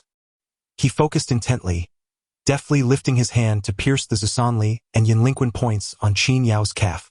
Qin Yao trembled all over. "Brother, it hurts. Be gentle." Chapter 39. Decisive and resolute, I am the mighty archer. Qin Long glanced over and noticed that the acupuncture point was not misaligned. Could it be that the needle was inserted with too much force? He quickly reassured her, "Second sister, bear with it a little longer. I shall massage you, and the pain will soon subside." With that, Qin Long began to massage Qin Yao. Qin Yao felt a gentle coolness permeating her calves, invigorating her entire being. She couldn't help but murmur softly, "Brother, I never imagined your massage could be so miraculous." Qin Long proudly remarked, "Sister, if it pleases you, I shall indulge you with a longer massage." As Qin Long continued his massage, He shifted from a conventional technique to one infused with internal energy. Once the treatment was complete, he withdrew the 4 silver needles and, addressing the invigorated Qin Yao, remarked, "Sister, the therapy has now concluded." Qin Yao shook her head in disbelief. "Can it really be effective in just a short while?" Qin Long encouragingly said, "Whether it is effective or not, you will know once you rise." Bolstered by her brother's encouragement, Qin Yao attempted to stand up, and to her astonishment, a remarkable change occurred. She discovered that her entire being felt invigorated. Her head was clear, her vision was unclouded, her limbs were robust, and she stood with unwavering steadiness. Qin Yao picked up her small round mirror and inadvertently glanced at her reflection, her delight evident. Previously pale and lacking in vitality, her complexion now appeared rosy and vibrant, transforming into a healthy hue. Having long suffered from anemia and poor coloration, she was astounded by the immediate results following several acupuncture sessions administered by her brother. The unexpected revelation of her brother's remarkable acupuncture skills caused Qin Yao to regard Qin Long with newfound admiration. "Brother, I never imagined you to be a little miracle worker." Qin Yao could not help but exclaim in admiration, her gaze upon her brother sparkling with delight. Qin Long quickly replied with a smile, "Dear sister, you needn't praise me so highly. I am merely the village physician, hardly a divine healer." Upon hearing that her brother had become the village doctor, Qin Yao was filled with excitement. "Brother, you have cured our mother's angina. As a village physician, you are bringing great benefit to all the villagers. I have heard from mother and our younger sister that you not only serve as the village doctor but also as the guardian of the mountains, ensuring the safety and tranquility of our community. You have truly become remarkable since I returned to school, and my admiration for you continues to grow." Overwhelmed by Qin Yao's accolades, Qin Long felt an immense sense of pride and fulfillment within. He turned to Qin Yao and said. Qin Yao nodded gently and commenced gathering the prey alongside her brother. Upon witnessing 4 piglets ensnared by the cruel grip of traps, Qin Yao assumed they had perished. In her curiosity, she reached out to grasp one piglet by its ear. Unbeknownst to her, the creature had merely fainted from the pain. As she tugged at its ear, the piglet abruptly regained consciousness. It bared its tusks and swiftly sank its teeth into the sleeve of Qin Yan's new cotton coat. Qin Yao was startled and instinctively tried to break free. However, her new cotton coat was caught by the piglet. If it continued to gnaw, the cuffs of her new coat would soon be ruined. Upon witnessing this, Qin Long swiftly advanced, seizing the mountain-splitting blade and delivering a decisive slash towards the piglet. With a sharp crack, a gaping wound marred the piglet's head, sending a surge of excruciating pain coursing through its body, causing it to faint. The remaining piglets, startled by the commotion, attempted to flee towards the nearby thicket, yet they found themselves ensnared by the traps, rendering their movements cumbersome. Where can Qin Long allow these piglets to escape? They must all be exterminated. The ammunition for the shotgun is exceedingly precious, yet the crossbow can be utilized repeatedly. Qin Long swiftly nocked an arrow and unleashed a barrage upon the fleeing piglets. The arrow sliced through the air, narrowly missing one frantic piglet and embedding itself into the snowy ground. The piglet, momentarily bewildered, halted in its tracks and emitted a soft grunt. The remaining piglets turned their gaze towards it. In that fleeting moment, Qin Long drew his bow once more. This arrow pierced through the previously mentioned piglet, pinning it firmly to the snow, as its blood rapidly stained the thick layer of white. Upon witnessing her brother valiantly slay a piglet with his crossbow, Qin Yao observed the once tranquil snowy forest transform into a cacophony of chaos. The remaining piglets, driven by instinct, began to scream incessantly as they endeavored to muster the strength to flee into the dense thicket. Yet, the formidable yellow dog stood resolutely in their path, preventing their escape. Upon witnessing the yellow dog aiding him in the hunt for piglets, Qin Long felt an exhilarating surge of spirit. Subsequently, a smile unconsciously curled at the corners of his mouth as he readied his bow once more. Another arrow soared through the air, striking a piglet squarely in the hindquarters. The piglet's anguished cries echoed throughout the snowy forest, causing all the other piglets to gaze in terror at Qin Long, trembling in fear, rendered motionless as they forgot to flee. Qin Yao observed her brother wielding the crossbow with such formidable grace, unable to restrain herself from giving a thumbs up in praise. "Brother, you truly are a master of the hunt." However, Instead of basking in her admiration, Qin Long remained focused, continuing to draw his bow and nock arrows. The shafts relentlessly pierced the piglets, embedding them in the snow, their bodies punctured. Blood flowed profusely, staining a vast expanse of the white snow. The wounded piglets emitted anguished cries, echoing through the cold air. Qin Long remained utterly unfazed by the anguished cries, continuing to draw his bow and release arrows with precision. Whoosh, whoosh, whoosh. Qin Long loosed arrow after arrow, targeting the piglets. Before long, they were all pierced by the sharp arrows, pinned to the snowy ground. The wounded piglets emitted increasingly mournful cries, a sound so piercing it caused the accumulated snow atop the nearby treetops to cascade down. Qin Long skillfully dispatched all the piglets with his bow and arrow. Before long, the snow-covered ground fell silent, save for the lifeless bodies of wild boars. Observing her elder brother's remarkable precision with the crossbow, Qin Yao could not help but extol, "Brother, your decisiveness in battle is truly commendable. You are indeed a formidable marksman." Qin Long reveled in the numerous compliments bestowed upon him by his younger sister, feeling somewhat entranced. Qin Yao approached with great excitement, gathering the slain piglets and piling them into a small mound. The two observed that the collection included a leopard, a female wild boar, and 5 piglets, which roughly amounted to over 1,000 pounds. An immense bounty indeed. "Brother," she exclaimed, "last time I accompanied you into the mountains to hunt roe deer, we managed to catch 6. However, this time our triumph is far greater." Qin Yao spoke highly of Qin Long, her gaze towards her brother shimmering with newfound admiration. With a proud smile, Qin Long spoke and proceeded to craft a rudimentary sled from timber. He placed the leopard, a female wild boar, and 4 piglets upon the sled. Subsequently, he began to drag the sled forward. Along the way, Qin Long noticed some green herbaceous plants peeking through the snow. Their verdant leaves and purplish-red blossoms swayed gracefully in the brisk wind. Why do these herbaceous plants seem somewhat familiar?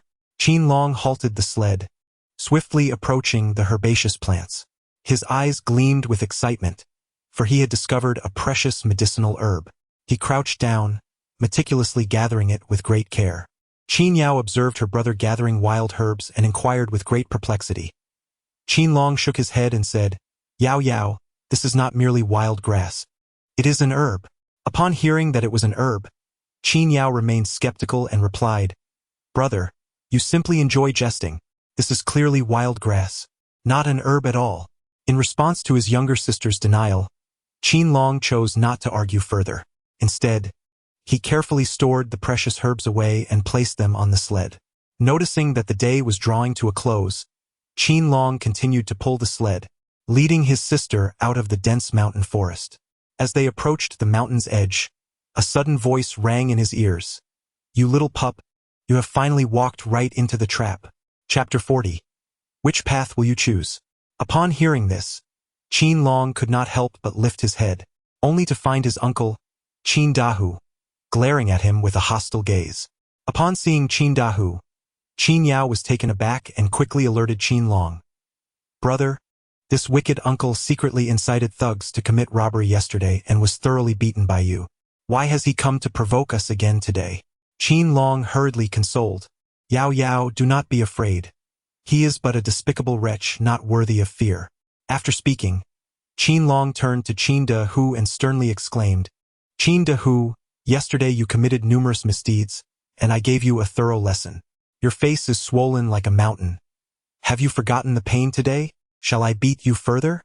Qin Dahu, with a fierce glare, declared, "You little wretch, it was you who dealt me a severe blow yesterday, and I cannot swallow this humiliation. Yesterday, several men from the underworld were unarmed. Today, I have brought along 2 armed hunters. Do you think I fear you?" Subsequently, Qin Long noticed Qin Dahu pointing directly at him while addressing the 2 robust men behind him, who were shouldering shotguns. "Daming Xiaoming, this is the wretch who has always been at odds with me.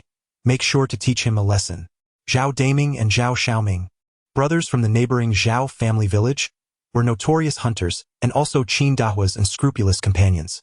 Renowned as bullies, they were feared and loathed for their malevolence. After suffering a brutal beating from Qin Long the previous day, Qin Dahu could not bear the shame. Nursing his swollen face, he staggered to Zhao family village, seeking the brothers Zhao Daming and Zhao Xiaoming to avenge his grievances. This morning, Qin Dahu discovered that Qin Long had ventured into the deep mountains with his younger sister to hunt. Consequently, he summoned Zhao Damo and Zhao Xiaoma to stand at the mountain's entrance, awaiting Qin Long's emergence. With a thunderous voice, he proclaimed, "Who are these two mongrels? Get lost!"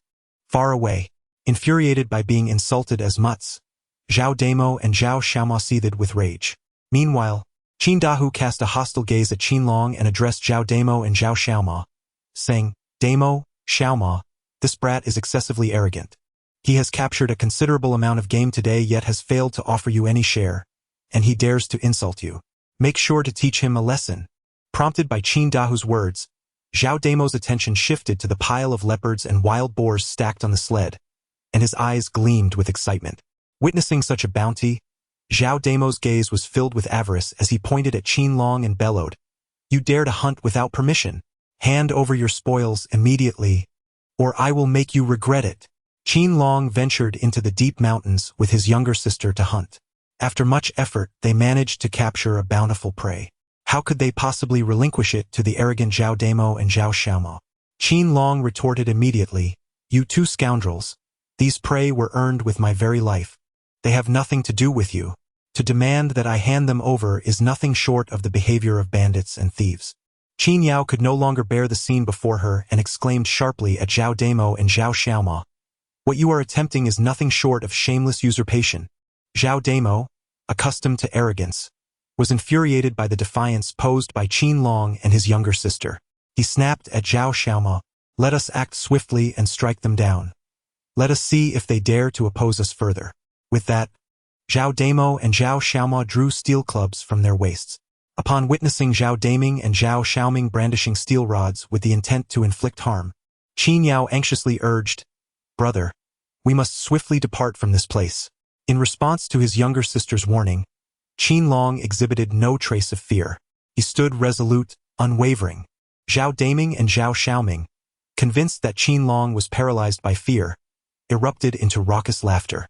At that moment, Zhao Daming's gaze fell upon Qin Yao, and he noted her fair complexion, rosy undertones, and slender figure, radiating an aura of vitality that made him swallow hard. Qin Yao, known as the village beauty of Longquan, was likely untouched. The thought of engaging with such a charming young woman ignited a sense of excitement within him, leading him to conclude that his life would be enriched by such an experience. Zhao Daming, with ulterior motives, addressed Qin Long, saying, "You little brat, I offer you two paths to preserve your wretched life. The first option is to surrender all the game from your sled and vow never to hunt in these mountains again. The second option is to leave your sister here while you flee." With a disdainful sneer, he posed the question, "Which path will you choose?" Witnessing these two scoundrels not only attempting to seize their prey but also to demean his sister, Qin Long could no longer contain his fury. He coldly retorted to Zhao Daming, "Mad dog, I shall not choose either of your pathetic options. What do you intend to do about it?" Qin Long's words provoked Zhao Daming's wrath. He glared fiercely and exclaimed, "You insolent wretch, I have shown you mercy, yet you refuse to acknowledge it. This will lead you to your demise. Behold my steel rod." With that, Zhao Daming seized his steel rod and advanced menacingly towards Qin Long. Qin Long, concerned for his younger sister's safety, urgently urged, "Sister, quickly retreat to a safe distance. I must confront this pack of rabid dogs." Qin Yao understood that she could not be of any assistance. She could only retreat to a distance of 80 meters, anxiously observing her brother and the two nefarious scoundrels engaged in combat. Soon, Zhao Damo and Zhao Xiaoma seized steel rods and advanced menacingly towards Qin Long. Qin Dahu wore a sinister grin as he harshly berated. Faced with the assault of Zhao Damo and Zhao Xiaoma, Qin Long exhibited no fear. He nonchalantly beckoned with his finger and disdainfully declared, "Come and strike me. I fear you not." Zhao Damo, with a menacing glare, retorted, "You wretched pup, I shall pierce you to death." He swung the steel rod fiercely towards Qin Long's abdomen. In the distance, Qin Yao beheld the scene, nearly collapsing to the ground as a harrowing image surged through her mind. Beside her, Vindahu yore a sinister grin. Zhao Dameng had initially believed he could inflict severe injury upon Qin Long with a single strike of his steel rod, But to his astonishment, just as the rod neared Qin Long's body, Qin Long seized his machete and parried the impending blow.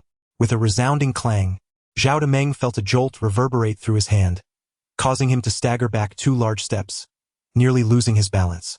What a stroke of misfortune! This wretched brat possesses such formidable knife skills. Zhao Demeng cursed as he urged Zhao Xiaomeng beside him. Xiaomeng, quickly circle around and bring him down with a blow.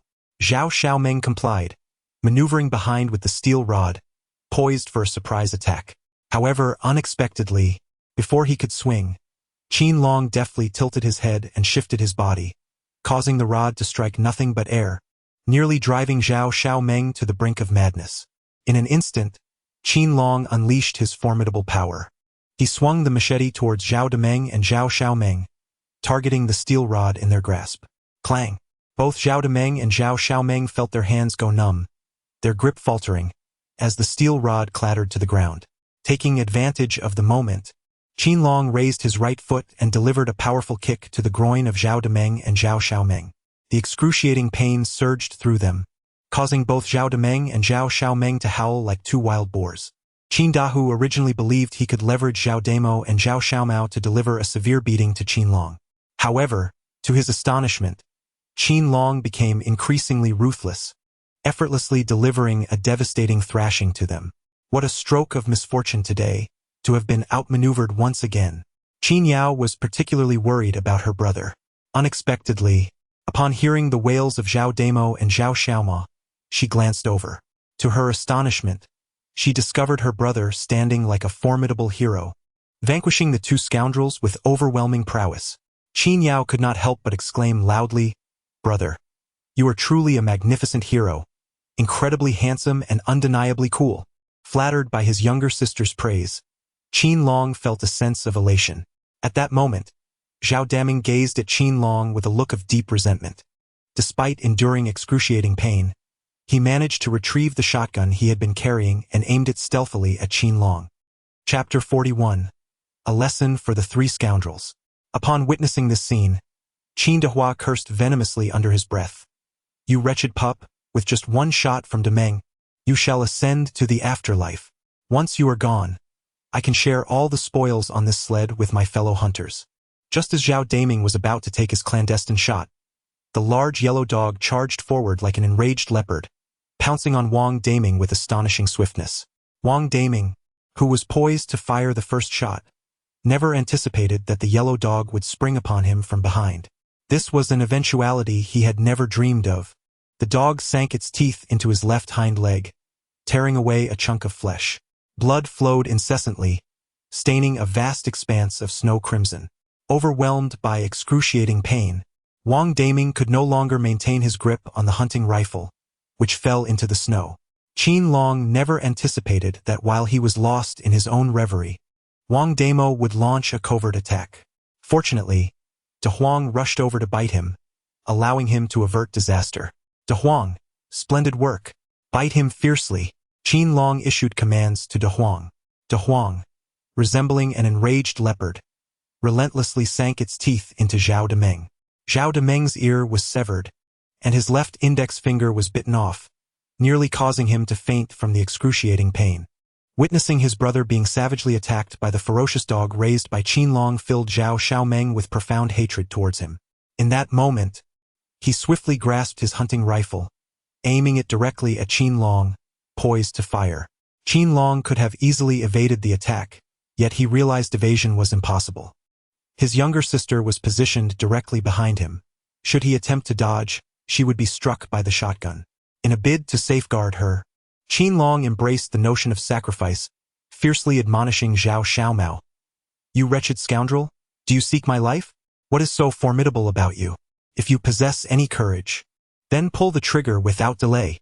Qin Long's audacity and fierce bravery were forged through his role as a Special Forces medic, battling against terrorist organizations in the jungles of South Africa and engaging in fierce contests with various wild beasts. This indomitable spirit, one that seemingly defied death and exuded an overwhelming presence, sent chills down Zhao Xiaomao's spine. He was taken aback by the existence of such fearless individuals in this world. "You are utterly unafraid of death. Then I shall grant you your wish. Zhao Xiaomao bellowed in a fit of rage, poised to pull the trigger. Qin Yao stood behind Qin Long, her heart heavy with the foreboding that her brother was soon to meet with calamity. The thought of any misfortune befalling him sent tremors of despair through her, as it would undoubtedly bring devastation upon their family. Just as her anxiety reached a peak, a sudden gunshot rang out, delivering an unexpected turn of events that left her astounded. Qin Long did not falter, yet Zhao Xiaomao, armed with a gun, fell to the ground with a dull thud. Qin Long was quite perplexed as to why it was not he who was shot, but rather the gun-wielding Zhao Xiaomang. Xiaolong, I have arrived. The voice of the seasoned hunter, Tan Dazhu, echoed in his ears. Qin Long looked up and noticed Tan Dazhu approaching briskly, brandishing a smoking shotgun. Uncle Tan, I am immensely grateful for your timely intervention. Upon witnessing Tan Dazhu saving his life at a critical moment, Qin Long expressed his heartfelt gratitude. However, Tan Dazhu quickly waved his hand dismissively, saying, Xiaolong, there is no need for thanks. Fortunately, I was nearby searching for timber to fell. Upon hearing the commotion, I rushed over to assess the situation. Just in time, I saw Zhao Xiaoming aiming to shoot at you, and I fired a shot at him from behind. Had Tan Dazhu not been in the vicinity, that shot from Zhao Xiaoming could have cost Qin Long his life. At this moment, Qin Long also drew his double-barreled shotgun, aiming it at Zhao Xiaoming, and shouted fiercely, Scoundrel! You sought my life, and now I shall seek yours. Qin Long unleashed his fury, akin to thunder rumbling across the heavens, instilling a profound sense of dread. He lifted his shotgun, poised to fire at Zhao Xiaomang. Terrified, Zhao Xiaomang dared not even reach for his own firearm, hastily scuttling away like a defeated dog. Qin Dahu could not have anticipated that the old hunter Tan Dazhu would come to Qin Long's rescue. Realizing that his nefarious plot had completely unraveled, Qin Dahu felt utterly humiliated, drenched in cold sweat, and hastily fled alongside Zhao Xiaoming. Upon witnessing Qin Dahu's attempt to flee, Qin Long was resolute in preventing his escape. He observed that the large yellow dog had already inflicted grievous wounds upon Wang Damo, leaving him bloodied and howling in agony, a sight that brought a sense of satisfaction. It was imperative that the yellow dog turn its ferocity upon Qin Dahu. Dahu, go and bite that old turtle, commanded Qin Long. The yellow dog, responding to its master's gesture, charged forward like a fierce tiger, with a swift and fierce bite to the root of Qin Dahu's right foot. The pain elicited a scream akin to that of a pig being slaughtered. The excruciating agony caused Qin Dahu to lose his balance, and with a resounding thud, he collapsed onto the ground. Serendipitously, he tumbled down a steep snow slope, rolling into a pile of jagged stones. Among the rubble lay numerous sharp-edged rocks, which mercilessly pierced Qin Dahu's body, leaving him battered and bleeding profusely. Meanwhile, Zhao Xiaoming had managed to escape a distance of 150 meters away. Upon witnessing Zhao Xiaoming attempting to flee, Qin Yao, filled with indignation, exclaimed to Qin Long, Brother, this wicked scoundrel dares to escape. What shall we do? Qin Long cast a piercing gaze at Zhao Xiaomang, his lips curling downwards. Yao Yao, do not worry. I possess a method to teach this scoundrel a severe lesson. Immediately, Qin Long gestured towards De Huang, commanding, De Huang, there is another rogue. Make sure to bite him fiercely.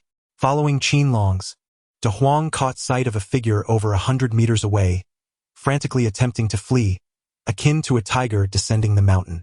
Zhao Xiaomang suffered a significant bite from De Huang, wincing in pain as he fell heavily to the ground, landing in a disheveled heap. Witnessing Zhao Xiaomang's dire prédicament. Qin Long, Qin Yao, and Tan Dazhu felt a sense of vindication. These nefarious scoundrels, attempting to monopolize their prey, deserved a thorough reprimand. Qin Yao spat vehemently, feeling a surge of indignation. Meanwhile, Tan Dazhu harbored a deep-seated animosity towards the two hunter brothers, Zhao Damo and Zhao Xiaoma. They were the tyrants of Zhao family village. Much like Qin Dahu, notorious for their nefarious deeds that incited widespread hatred. This time, they audaciously attempted to seize the fruits of Qin Long's hunting expedition in the deep mountains, an act that was truly deserving of retribution. Qin Long cast a piercing gaze toward Zhao Deming and sternly declared, Zhao Deming, you and your brother seek to unlawfully claim Longquan Mountain, attempting to seize the fruits of my arduous efforts. Such actions are intolerable, and I shall ensure you learn a lesson." As Qin Long concluded his words, his fury ignited like a raging inferno. He raised his fist and struck fiercely towards Zhao Damo's head. The impact left Zhao Damo dazed and in excruciating pain, his legs trembling uncontrollably, causing him to wet himself in fear. He quickly fell to his knees, pleading for mercy. "Grandfather Qin, it was my foolishness. Please spare me this once. I shall never dare to act in such a manner again." As Zhao Damo begged for forgiveness, he incessantly bowed his head in submission. However, Qin Long harbored a deep-seated enmity towards Zhao Damo, believing that such a despicable wretch must not be easily forgiven. With this thought, a blazing fire of wrath surged within him, spiraling out of control. His eyes glinted with cold determination, and he prepared to strike once more. Chapter 42. A fortuitous windfall. Although Qin Yao harbored a profound hatred for Zhao Daming and his cohort, she was deeply concerned that her brother's reckless punch might cost him dearly. She could not bear the thought of him bearing the weight of a life taken and hastily urged him, "Brother, look at how terrified he is, bowing before you and pleading for mercy. Perhaps you should spare him. If you strike again, it is likely his life will be forfeit. If a life is lost, the consequences of imprisonment are hardly worth the price." Upon hearing his sister's plea, Qin Long regained his composure. Indeed, in the throes of anger, he was prone to rash actions. Since he had already brought his adversary to the ground, begging for mercy, it was wise to cease. He turned to Zhao Daming and sternly warned, "You wretched scoundrel, I caution you. Should you persist in your reckless ways, claiming dominion over these streets, I shall ensure you suffer a fate worse than death." Having experienced the severity of Qin Long's wrath, Zhao Daming quickly capitulated, stammering, "Master Qin, I swear I shall not dare to act this way again." Qin Long, disinterested in wasting any more time on Zhao Daming, sternly commanded, "Leave at once." Upon hearing this, Zhao Daming felt as if he had been granted a reprieve. He dared not linger for another moment and hastily fled like a defeated dog. In the snow lay 2 hunting rifles, left behind by Zhao Daming and Zhao Xiaoming. "Uncle Tan, these 2 rifles are our spoils. We have stumbled upon a great fortune," Tan Dazhu exclaimed, his face beaming with delight as he casually picked up one of the rifles. Although it was a single-barrel model, its design was far more modern than his own aging firearm, filling him with joy. "Xiaolong, this rifle is in excellent condition. It is perfect to replace the one I currently possess." Tan Dazhu, possessing a keen eye for quality, instantly recognized the rifle's worth and was elated. Qin Long also acquired a hunting rifle, which was bequeathed by Zhao Damo. By sheer chance, Qin Long caught sight of a remarkable triple-barreled shotgun. Previously, he possessed a formidable double-barreled shotgun, but he had not anticipated acquiring an even more powerful triple-barreled variant. As a Special Forces medic reborn into the body of the original owner, Qin Long possessed a profound expertise in firearms. This triple-barreled shotgun had the extraordinary capability of simultaneously discharging 3 bullets, its power truly astonishing. It could swiftly eliminate large animals, such as adult bulls, at close range, making it an ideal choice for hunting formidable beasts. Truly, fortune smiled upon me. With this divine weapon in hand, my confidence in hunting surged, and my resolve grew immensely. Upon witnessing her brother acquire 3 hunting rifles, Qin Yao couldn't help but praise, "Brother, with 2 rifles slung over your shoulders, you exude an air of gallantry that would send even the fiercest beasts fleeing. Even scoundrels like Zhao Demeng and Zhao Xiaomeng would hastily retreat upon seeing you. You are indeed the valiant guardian of our village." Flattered by his younger sister's commendation, Qin Long felt a swell of pride. As the guardian of the mountains, wielding formidable rifles in his hands, he was unperturbed by any ferocious creatures or ruffians. At that moment, Tan Dazhu glanced at the bounty on the sled, his eyes narrowing slightly in astonishment. "Xiaolong, you have not only hunted a wolf last time but now a leopard and a herd of wild boars. Your achievements grow increasingly remarkable." Pleased by Tan Dazhu's admiration, Qin Long felt a surge of satisfaction. Remembering how Tan Dazhu had come to his aid earlier, transforming a precarious situation into safety, he pointed to the largest wild boar on the sled and said, "Uncle Tan, your timely rescue is something I shall never forget. Tan Dazhu was visibly moved. Xiao Long, your kindness overwhelms me, and I am at a loss for how to repay you. Just now, while gathering materials for your wooden house, I discovered 2 types of timber that are exceptionally suited for construction. Upon hearing of the suitable lumber, Qin Long's interest was piqued, and he eagerly replied, Uncle Tan, please take me to see it. Without hesitation, Tan Dazhu nodded in agreement and led Qin Long and Qin Yao to a nearby grove. Within this grove stood a cluster of red pine trees. Xiao Long, this is red pine. It is cold-resistant, lightweight, and possesses excellent strength. Qin Long clapped his hands in approval, and Qin Yao followed suit with admiration. After Tan Dazhu introduced the red pine, he shifted his gaze to another nearby grove, gesturing towards it. Little Long, this stand of camphor pine is quite remarkable as well. Not only is it resistant to the cold, but it also possesses preservative qualities. Qin Long surveyed the expansive forest of Chinese pine, his mind awash with idyllic visions. He envisioned the felling of the red pines and Chinese pines, paving the way for the construction of wooden cabins that would provide a sanctuary of warmth and safety against the biting cold. The thought of his family residing in a thatched dwelling, with the chill seeping through the walls, filled him with urgency. Uncle Tan. I must commence the timber harvest at once. Qin Long addressed Tan Dazhu, who replied, Little Long, I have come today primarily to assist you in assessing the timber suitable for felling, but I regret to inform you that I forgot to bring the saw. If all goes as planned, we should be able to prepare the lumber for the construction of the wooden house by tomorrow, at which point we can commence the building process. Qin Yao trailed behind like a little shadow.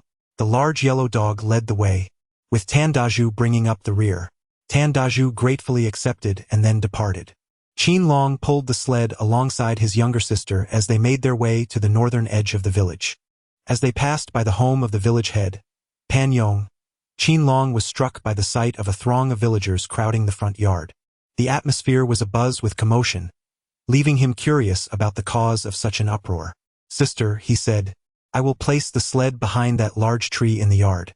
You stay here and keep watch over our catch. I will go and see what is happening at Uncle Pan's house.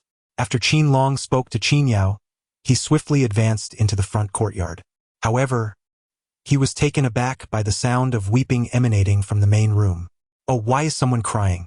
Qin Long squeezed through the front yard and soon spotted a small wooden bed in the main room. Lying upon it was a middle-aged woman, Chun Lanxiang, the mother of Pan Meiyu. At that moment, Chun Lanxiang's entire body was swollen, her lips a deep shade of black, and blood oozed from her mouth. She lay motionless, a sight that tugged at the heartstrings. Beside her, Pan Meiyu furrowed her delicate brows, weeping incessantly. Her tear-streaked visage was poignant and heart-wrenching, eliciting profound sympathy from Qin Long. It turned out that Chun Lanxiang had been harvesting radishes by the mountainside when she inadvertently gathered a type of red mushroom, the name of which she could not recall, and cooked it alongside the radishes. After consuming the dish, she was seized by unbearable pain and collapsed. Fortunately, a villager happened by and promptly contacted the village chief. Pan Yon. Pan Meiyu then summoned the esteemed old Dr. Feng from the town's health clinic for an emergency consultation. Initially hopeful that Dr. Feng could save her mother, the reality soon proved grim. Despite employing various methods, he was unable to remedy her condition, leaving Pan Meiyu in despair as she feared for her mother's life. The thought of losing her mother, leaving her an orphan, overwhelmed her, and she could not help but weep. Qin Long, a specialized military doctor, believed he could ascertain the cause of Chun Lanxiang's ailment. Unable to bear the sight of Pan Meiyu's sorrow, he comforted her in front of others, saying, Meiyu, do not be distressed. I shall examine your mother. Just as Qin Long was about to assess Chun Lanxiang, an excruciatingly abrasive voice pierced the air. Oh, this little pup dares to treat others? What an absurd joke. Chapter 43. A gamble is a gamble, who fears whom? Upon hearing that irksome voice, Qin Long looked up to see a young man with slicked back hair, clad in a mink coat, striding into the hall. Who is this? He seems somewhat familiar. He soon realized that it was his arch-nemesis, Song Depeo. The sole heir of Song Fuguei, the wealthiest man in Qinglong town, Song Depeo often acted with arrogance and disdain, buoyed by his father's affluence. He had consistently belittled and mocked Qin Long, who hailed from humble beginnings. In addition to his contempt for Qin Long, Song DePeo relentlessly pursued Pan Mayu, akin to a bothersome fly. However, Pan Mayu held a strong aversion to him, firmly keeping him at bay. Today, upon hearing of Pan Mayu's mother's unfortunate incident, Song DePeo rushed to Longquan village. Observing that the elderly Dr. Feng, whom Pan Mayu had summoned, was unable to remedy her mother's condition, he contemplated calling in specialists from the city hospital. Yet, upon witnessing Qin Long's arrival and his intent to examine Chen Lanxiang, he realized this would thwart his plans. As Qin Long prepared to investigate Chen Lanxiang's affliction, Song DePeo deliberately began to mock him. Although angered by his rival's derision, Qin Long chose to disregard it, focusing intently on the examination at hand, planning to deal with the insufferably arrogant Song DePeo later. He noted that Chen Lanxiang was expelling a significant amount of black, viscous matter, which contained traces of dark blood. As a specialized military doctor, Qin Long swiftly deduced that this must be a case of poisoning affecting Chen Lanxiang. Despite Dr. Feng's various attempts to administer an antidote, none proved effective.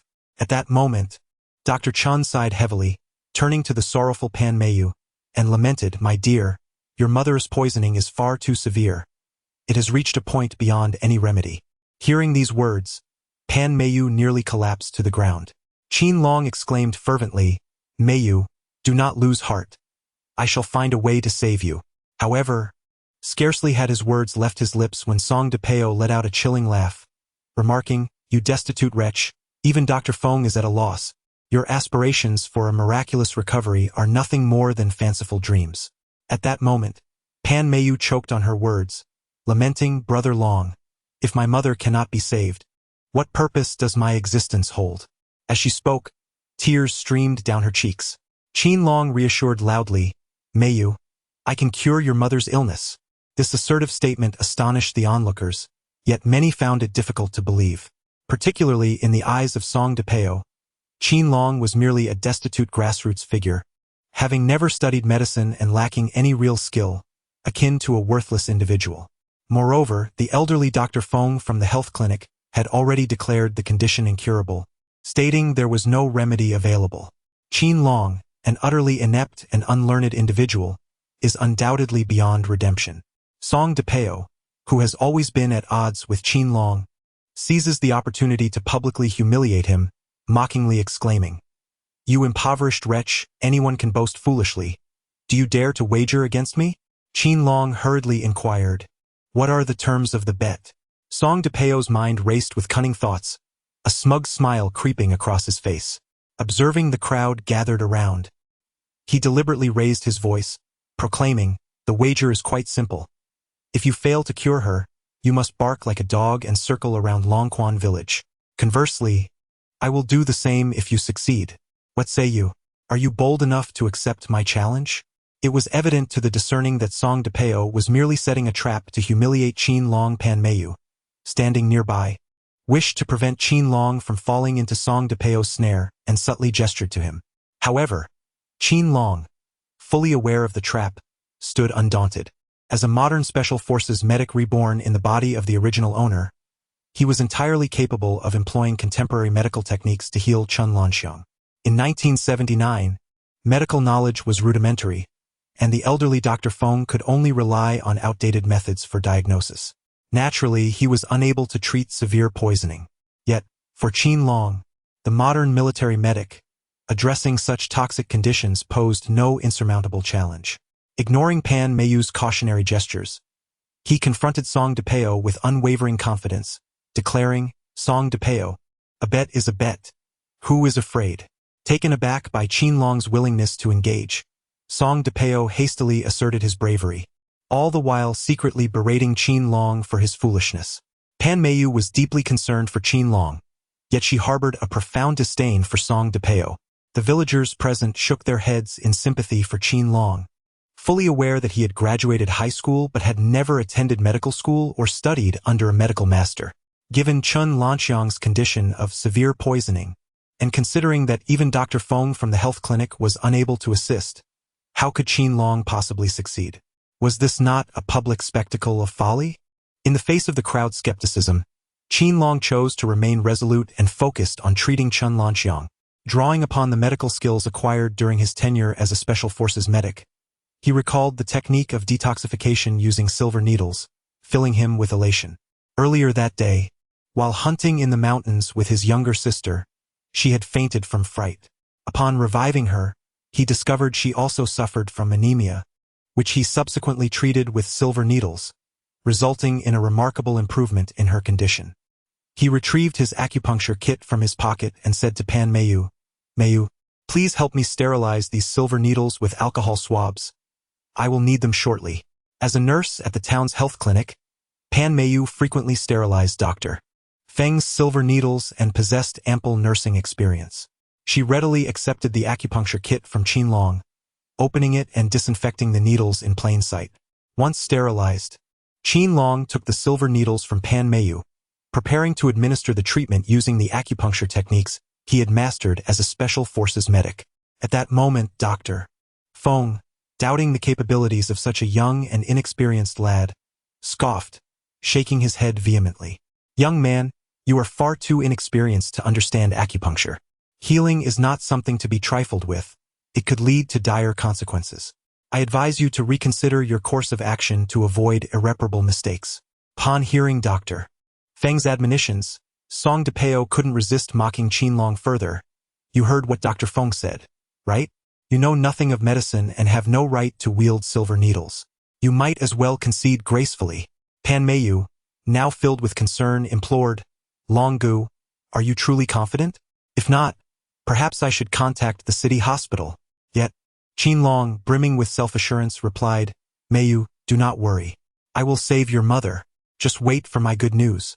After Qin Long spoke, amidst the attention of the crowd, he picked up the sterilized silver needle prepared by Pan Meiyu, his mind recalling the acupuncture techniques he had mastered as a special military doctor.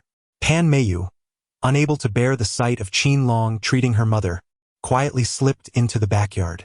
Beneath a Bodhi tree in the corner of the yard, she knelt in reverence, praying that the thousand-handed Avalokiteshvara would assist her ailing mother in escaping the torment of illness. While Pan Meiyu was engaged in her fervent prayers, Qin Long expertly inserted needles into 12 crucial acupuncture points on Chen Lanxiang.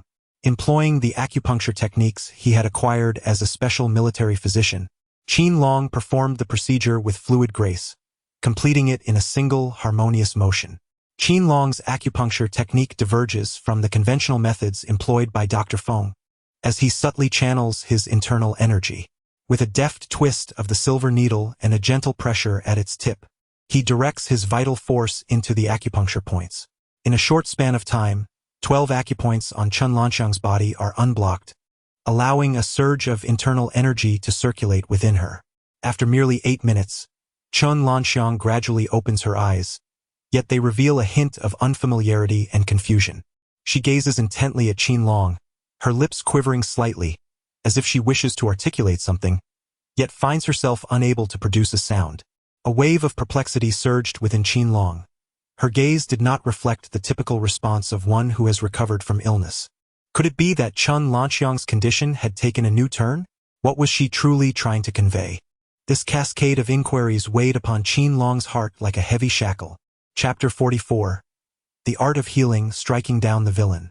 Qin Long's gaze was firmly locked onto Chen Lanxiang's eyes, attempting to glean a hint of insight from her bewildered expression to unravel the enigma of her sudden illness. Just then, a flurry of hurried footsteps echoed from the backyard. Pan Meiyu, her face streaked with tears, stumbled into the room. Upon raising her eyes, she was astonished to see her mother had opened her eyes, her voice quivering with emotion. "Mom, you're awake." However, as she observed her mother's unusual demeanor and met Qin Long's grave expression, her smile seemed to freeze in an instant. Pan Meiyu's voice trembled, and her profound concern was palpable. Qin Long took a deep breath, striving to compose himself, and softly said, "Meiyu, please do not rush. Although your mother has awakened, the situation seems rather concerning." Qin Long crouched down, meticulously observing every subtle reaction of Chen Lanxiang, attempting to uncover the key clues to unravel the enigma through her movements and expressions. In Qin Long's mind, memories of his tenure as a modern Special Forces physician surfaced. during which he had encountered numerous perplexing ailments. Regarding Qin Long's vacant gaze, an epiphany struck him. This symptom indicated a blockage in the cerebral blood vessels, resulting in localized ischemia and hypoxia of brain tissue, thereby impairing cognitive function and leading to the patient's disorientation and hollow stare. It was evident that the obstruction in Qin Long's cerebral vessels required urgent alleviation. In his previous focus on puncturing 12 acupoints, he had overlooked the necessity of addressing the obstructed meridians in the brain. Upon this realization, Qin Long once again employed his remarkable acupuncture skills, swiftly unblocking the obstructed blood vessels and meridians. Before long, Qin Long's vacant gaze faded, and her consciousness gradually returned to a state of normalcy. A faint whisper escaped her lips. "Water, water, I wish to drink." Pan Meiyu brought a bowl of warm water to offer to Qin Long, yet Qin Long halted her, saying, "Meiyu, do not rush. I shall add a herbal remedy to ensure your mother's recovery." Qin Long retrieved from his bosom the medicinal herbs he had fortuitously gathered during his hunting expedition in the remote mountains. He ground them into a fine powder, infused it in hot water, and stirred it meticulously, resulting in a bowl of specially crafted traditional Chinese medicine. However, the presence of fall.The prompted scornful remarks, as he derided, administering this worthless wild grass to someone. It would be astonishing if no complications arise. This is sheer folly. Even old Dr. Feng shook his head, his eyes brimming with skepticism. The villagers, too, regarded Qin Long's actions with a mix of doubt and curiosity, murmuring amongst themselves. Qin Long, however, remained oblivious to the voices of skepticism surrounding him. Together with Pan Meiyu, he gently administered the medicinal concoction to Qin Long. Approximately 7 minutes later, a remarkable transformation took place. Qin Long's complexion grew increasingly rosy, her vitality visibly enhanced. Her eyes sparkled with newfound brightness, and she appeared significantly more invigorated. Suddenly, a gurgling sound emanated from her abdomen, and she expelled a copious amount of crimson paste. Upon witnessing the situation, Qin Long inquired of Qin Long, "Aunt Qin, have you perhaps consumed some poisonous mushrooms?" Qin Long suddenly comprehended. Upon hearing this, Qin Long exclaimed, "Acupuncture and medication complement each other, which has ultimately eradicated your poisoning symptoms." As soon as Qin Long's words fell, Qin Long and Pan Meiyu, the mother and daughter duo, were utterly in awe of his medical skills. The villagers present also gazed upon Qin Long's miraculous abilities with newfound respect, enthusiastically giving him thumbs up and exclaiming, "Little Long is a living incarnation of Hua, a divine healer, a master of traditional Chinese medicine, whose remedies cure ailments with remarkable efficacy." Old Dr. Feng, who had previously questioned Qin Long's healing capabilities, was now compelled to regard him with newfound admiration. Pan Meiyu looked at Qin Long with eyes brimming with adoration and affection, as if she were captivated by his presence. She entered the room, bringing forth a bowl of chrysanthemum tea, and graciously offered it to Qin Long. Qin Long took a sip of the chrysanthemum tea and couldn't help but exclaim, "This chrysanthemum tea is truly fragrant." Pan Meiyu, filled with delight, replied, "Allow me to brew another bowl for you, as I see you have perspired quite a bit." At that moment, Pan Meiyu, with her enchanting eyes sparkling, appeared alluringly captivating. Qin Long had just expended a considerable amount of inner strength through acupuncture, leaving his throat parched and in dire need of hydration. He nodded with delight. Soon after, Pan Meiyu prepared a bowl of chrysanthemum tea, which Qin Long savored with great pleasure. As he relished the tea, he admired Pan Meiyu, thoroughly indulging in both visual and gustatory delights. Meanwhile, fall.The, witnessing Pan Meiyu serving tea to Qin Long in public, felt an overwhelming surge of jealousy, his eyes nearly ablaze with envy. Recalling the earlier wager, he seized the opportunity amidst the distraction to make a stealthy exit. However, just as Qin Long finished his chrysanthemum tea and lifted his gaze, he spotted the furtive fall.The. Qin Long shouted sternly, "fall.The, it's time to honor the wager." The villagers present echoed in agreement, insisting, "Indeed, the wager must be fulfilled." Filled with regret, fall.The lamented his earlier decision to bet, intending to embarrass the impoverished Qin Long, only to find himself on the losing end.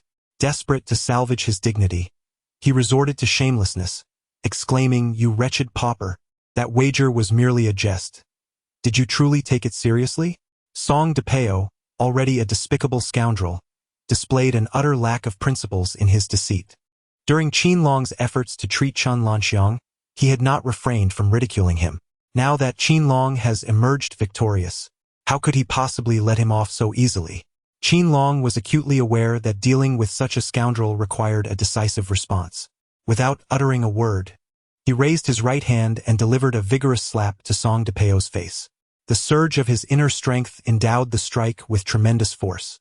The sound echoed through the air, as if the very atmosphere had been shaken. Song-de-Peo, reeling from the blow, staggered backward in agony. As he retreated, he stumbled over a threshold leading from the main hall to the courtyard. Unable to maintain his balance, he fell awkwardly to the ground. Subsequently, he coughed up a mouthful of blood, mingled with two of his front teeth. In that moment, Song-de-Peo, bruised and bloodied, resembled a wretched swine, howling in misery. Qin Long shouted fiercely at Song-de-Peo, "Song-de-Peo, I had no intention of resorting to violence, but you are unworthy of being human. You deserve to be treated like a dog, hence you must be punished." Song-de-Peo could scarcely believe that a once impotent wretch had transformed into such a formidable opponent.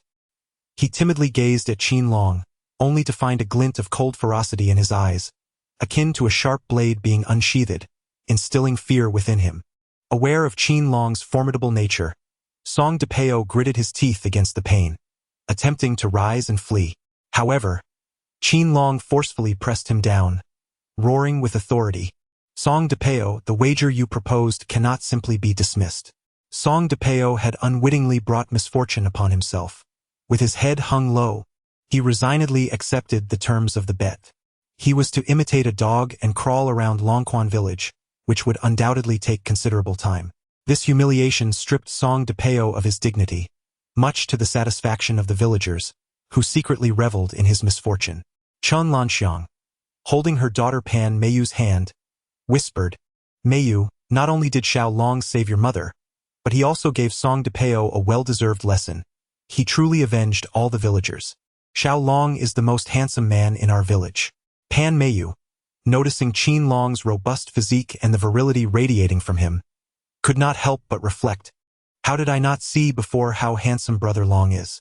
After crawling like a dog for quite some time, Song-de-Peo was utterly exhausted, nearly collapsing. His animosity towards Qin Long intensified, and with a face twisted in resentment, he muttered, "You impoverished wretch, do not revel in your triumph. I have countless ways to make you regret this. Just wait and see." Chapter 45.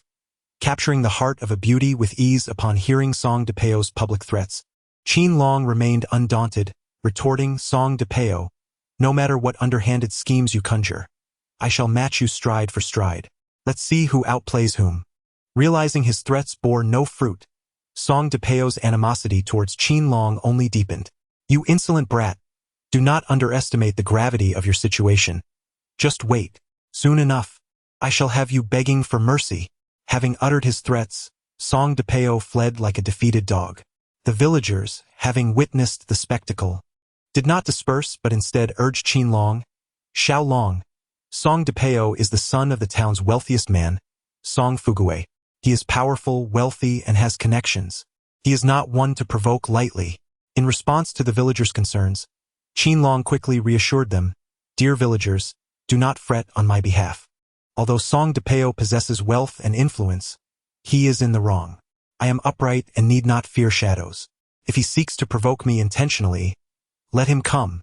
Let us see how long he can wield his power." Facing a formidable adversary, Qin Long exhibited not a trace of trepidation, astonishing the villagers present. Typically, Qin Long would not possess such audacity to confront someone like Song-de-Peo head-on. Perhaps, having assumed the role of the mountain guardian, he was imbued with newfound confidence and courage. The original owner had always been patient, often enduring humiliation and mockery at the hands of Song-de-Peo. His recent reprimand of Song-de-Peo served as a cathartic release for the grievances of the original owner. Chen Lanxiang and Pan Meiyu, witnessing the animosity that had developed between Qin Long and Song-de-Peo, felt a twinge of concern for him. Xiaolong, Song-De-Peo harbors a deep-seated grudge. Exercise caution. If he confronts you, swiftly seek out your Uncle Pan.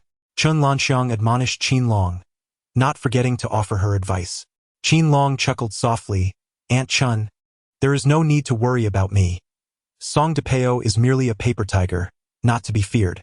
At that moment, Pan Meiyu recalled how Qin Long had cured her mother of a seemingly incurable poisoning ailment, and she hurriedly expressed her gratitude. Brother Long, your treatment saved my mother. I shall repay you with utmost sincerity. How much is the consultation fee? I will pay you right now. As she spoke, Pan Meiyu began to retrieve a red wallet from her pocket, eager to settle the payment. Qin Long hastily waved his hand, saying, Meiyu, treating your mother is merely a trifling effort for me. There are no costs involved, and you need not pay any consultation fee. Taken aback by Qin Long's refusal to accept payment, Pan Meiyu couldn't help but admire him internally. Young men of such unpretentious nature as Qin Long are indeed rare. However, Pan Meiyu did not wish to be indebted to Qin Long. After a moment's thought, she leaned closer to him and whispered, Brother Long, come with me to the backyard quickly. I have a small gift for you. With that, Pan Meiyu fluttered towards the backyard like a delicate butterfly. Qin Long was enveloped in a profound curiosity regarding the gift that Pan Meiyu had presented to him, prompting him to hastily follow her into the backyard. Upon arrival, the atmosphere shifted, leaving only the two of them. Pan Meiyu, filled with gratitude, addressed Qin Long, saying, Brother Long, you just saved my mother and declined any payment. I must offer you a token of appreciation. She retrieved a square gift box from her bag and, upon opening it, revealed a diamond-studded watch crafted in Shanghai. Do you like it, Brother Long? Pan Meiyu inquired. Qin Long was exceedingly pleased with the exquisite watch presented by Pan Meiyu, and he smiled, saying, Of course I adore it. As long as it is a gift from you, I would cherish even a wildflower. Qin Long did not hesitate. He accepted the watch and adorned his left wrist with it. Brother Long, this was purchased with 2.5 months of my salary in the city. You must wear it every day. Do you remember? Pan Meiyu reminded him. Meiyu, I shall obey. After gifting the watch to Qin Long, Pan Meiyu recalled something and, with a hint of trepidation, said, Brother Long, although you decisively dealt with Song-De-Peo, I am all too aware of his character. He holds grudges and will surely seek revenge. You must be cautious. In response to Pan Meiyu's well-meaning warning, Qin Long boldly declared, Meiyu, my earlier actions against Song-De-Peo were a manifestation of justice. A true man stands by his actions. If he dares to provoke me, I shall not hesitate to retaliate. As Qin Long spoke, he clenched his fist, his entire being radiating a formidable masculine strength that commanded respect. Pan Meiyu noticed the fierce and commanding aura emanating from him, which filled her with admiration. This Qin Long was not only imposing but also exuded a vibrant charisma. When he clenched his fist, his well-defined pectoral muscles and six-pack abs showcased an undeniable virility. This was an immense allure for Pan Meiyu. Her heart fluttered, and in the absence of others, she shyly asked with a blush, Brother Long, do you think I am beautiful? Qin Long glanced over and noticed Pan Meiyu adorned in a fashionable army green woolen coat, complemented by a sweater and cotton trousers. This ensemble did little to conceal her striking figure. Truly, Pan Meiyu was the most exquisite flower of Longquan village, exuding grace and exceptional charm. Qin Long found himself momentarily entranced, unable to restrain his admiration. Meiyu, are you a celestial being? You are utterly captivating. Flattered by Qin Long's compliments, Pan Meiyu felt a sweetness in her heart akin to tasting honey, and with a charming smile, she replied, Long go, since you find me beautiful, do come and visit me often. Qin Long could hardly fathom that Pan Meiyu would take the initiative to engage with him, offering him the opportunity to deepen their relationship. His heart raced with excitement. It is worth noting that the original owner had never enjoyed such treatment. Reborn into the original owner's body, he effortlessly captivated the beauty's heart with his extraordinary medical skills and unique abilities. Qin Long nodded enthusiastically, exclaiming, Absolutely, if the opportunity arises, I shall undoubtedly seek you out. Qin Long and Pan Meiyu exchanged greetings, intending to depart swiftly. However, the gentle sound of Pan Meiyu's voice reached his ears. Brother Long, I have a reward to present to you. Qin Long, perplexed, inquired what reward. Pan Meiyu, her gentle eyes shimmering like water, replied shyly, please lower your head. Qin Long lowered his head, utterly taken aback by an unexpected turn of events. Seizing the moment when he was caught off guard, Pan Meiyu swiftly reached out her hands, wrapped them around his neck, and planted a quick kiss on his forehead. Qin Long felt a dampness on his forehead, a smoothness that was warm and fragrant, nearly intoxicating him. Qin Long gently caressed his forehead, where Pan Meiyu had bestowed a kiss, murmuring to himself, today, I merely showcased a fraction of my medical prowess, saving Pan Meiyu's mother. Little did I anticipate that I would effortlessly capture her heart, along with an unexpected reward. It seems prudent to cultivate a deeper relationship with her, to cherish the romantic moments we share. Beyond hunting in the depths of the mountains to sustain my family, I aspire to marry a wife as beautiful as Pan Meiyu. To wed her would bring such joy that even in dreams, I would awaken with a smile. Sacrificing 5 years of my life would be well worth it. As Qin Long stepped out of the courtyard of Pan Meiyu's house, he noticed his younger sister, Qin Yao, still outside. She had draped a piece of canvas over the sled, concealing the game she had captured while hunting in the deep mountains. Qin Long, pulling a sled, joyfully walked home alongside his younger sister, Qin Yao, his mind still filled with the enchanting image of Pan Meiyu. Just as he reveled in this sweet reverie, several dark figures suddenly emerged from the thicket by the roadside, encircling him menacingly. The leader, with a fierce glare, declared, Brat, you have offended young Master Song. Today marks your end. Qin Long focused his gaze and recognized it was indeed a subordinate of Song Depao. A chill ran down his spine as he realized trouble was imminent. His tightly clenched fists emitted a cracking sound. A fierce battle was on the brink of eruption. Chapter 46. Repelling evil forces, the turmoil at home resurfaces. Qin Long's gaze sharpened like that of an eagle. In the face of the menacing shadows approaching, he exhibited not an ounce of retreat. Meanwhile, Qin Yao, both startled and frightened, hastily took refuge behind Qin Long. Qin Long's gaze was as piercing as lightning, discerning the malevolent scar etched across the face of the leader, none other than Zhao Hu, a formidable enforcer under the notorious Song Depao. Zhao Hu, emboldened by Song Depao's influence, had long terrorized the town, committing unspeakable acts of villainy. With a fierce countenance, Zhao Hu commanded, gesturing dismissively, as his subordinates fanned out behind him. Mei, step aside quickly. I am about to engage these scoundrels in battle. Qin Long swiftly pushed Qin Yao behind him, aware that she could not render any assistance, and hurriedly retreated to a distance of 30 meters. At that moment, several thugs encircled Qin Long, leaving him no room for escape. Zhao Hu, witnessing Qin Long's brazen demeanor, bellowed, charge at him, incapacitate him, with his command echoing in the air. Several of his subordinates brandished their clubs and rushed towards Qin Long. Qin Yao was deeply concerned for Qin Long. At that moment, Qin Long skillfully evaded attacks while searching for a flaw in his adversary's strategy. He discerned that although Zhao Hu's group was numerous, their coordination was lacking, leaving several openings in their assaults. Seizing an opportune moment, he lunged forward with great force, landing a punch squarely on one man's face. Blood gushed from the man's nose as he staggered backward. However, Qin Long's strike drew even more retaliation.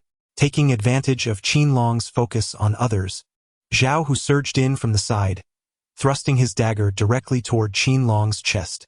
Alas, it seemed that these brothers were about to suffer grave injuries.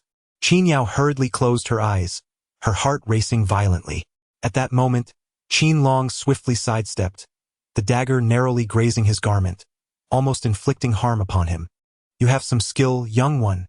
However, today, escape is beyond your reach. It was then that Qin Yao realized her brother's agility had enabled him to evade this peril, allowing her to breathe a sigh of relief. Qin Long took a deep breath, summoning the power within him, causing his muscles to tense instantaneously. His fists and feet descended like raindrops, each strike imbued with immense force, rendering his opponent utterly defenseless. Zhao Hu was taken aback by the sheer strength displayed by Qin Long retreat. Zhao Hu bellowed, turning to flee with his subordinates. Witnessing her brother single-handedly repel a group of ruffians, Qin Yao praised him exuberantly. "Brother, you are truly a valiant hero." Filled with pride and satisfaction at his younger sister's commendation, Qin Long felt a surge of joy. As the evening drew near, he harnessed the sled, guiding Qin Yao, while the large yellow dog led the way towards the thatched cottage at the northern edge of the village. Meanwhile, in front of the cottage, Sun Er, noticing that Qin Long and Qin Yao had yet to return, mockingly taunted Qin Long, suggesting that he had been devoured by wolves during his hunt. Qin Degu and Qin Xiaogo followed suit, mockingly declaring that this time they would undoubtedly fail to catch any prey, risking their lives in vain. Initially reveling in the misfortune, Sun Er, along with Qin Degu and Qin Xiaogo, soon found themselves at a loss for words. Unfazed, Sun Er cast a glance at the sled concealed beneath tattered canvas and continued to deride Qin Long in public. Meanwhile, Qin Degu and Qin Xiaogo joined in the ridicule, asserting that Qin Long would be left utterly humiliated this time. Qin Long bellowed, "Silence, all of you." Following his command, he reached out to unveil the tattered canvas. To his astonishment, the sled bore not only a leopard but also a wild boar and her piglets. Sun Er, Qin Degu, and Qin Xiaogo stood in stunned silence, their faces flushed with embarrassment as they turned to flee. The sharp pricks inflicted upon them left them wounded, emitting cries akin to that of a slaughtered pig. Qin Long gazed at their disheveled appearance and could not help but exclaim, "Deservedly so. This is the consequence of your insolent tongues." Tang La Mei, ginseng. And Qin Yao also felt an immense sense of gratification, their faces radiating an expression of triumphant relief. Qin Long carefully unloaded the panther, the female wild boar, and the wild boar piglet from the sled and gently transported them into the thatched cottage. Subsequently, he brought in the 3 hunting rifles he had procured and stored them away securely. He then gathered the harvested Salvia miltiariza and presented it to Tang La Mei, saying, "Mother, let us stew the wild boar meat with this salvia. It will not only nourish our bodies, but also invigorate our blood and dispel stagnation." Tang La Mei promptly nodded and busied herself with preparations. Before long, the fragrant aroma of wild boar stew with salvia enveloped the entire cottage. The family gathered around the table, savoring the steaming broth, their faces aglow with joy and contentment. After satisfying their hunger and thirst, they succumbed to drowsiness and lay down to sleep. At the break of dawn the following day, the tranquil morning was abruptly shattered by a violent knocking at the door. "You wretched beggar, come out and face your doom," a coarse and arrogant voice bellowed from outside. Qin Long discerned that the individual before him was none other than Song-De-Peo, whom he had thoroughly bested the previous day. "Xiao Long, it seems someone has come to trouble you. You must quickly escape through the back door while I attend to the front," Tang La Mei urged with palpable anxiety. However, Qin Long, with unwavering resolve, replied, "Mother, do not panic. Song-De-Peo is merely a despicable scoundrel.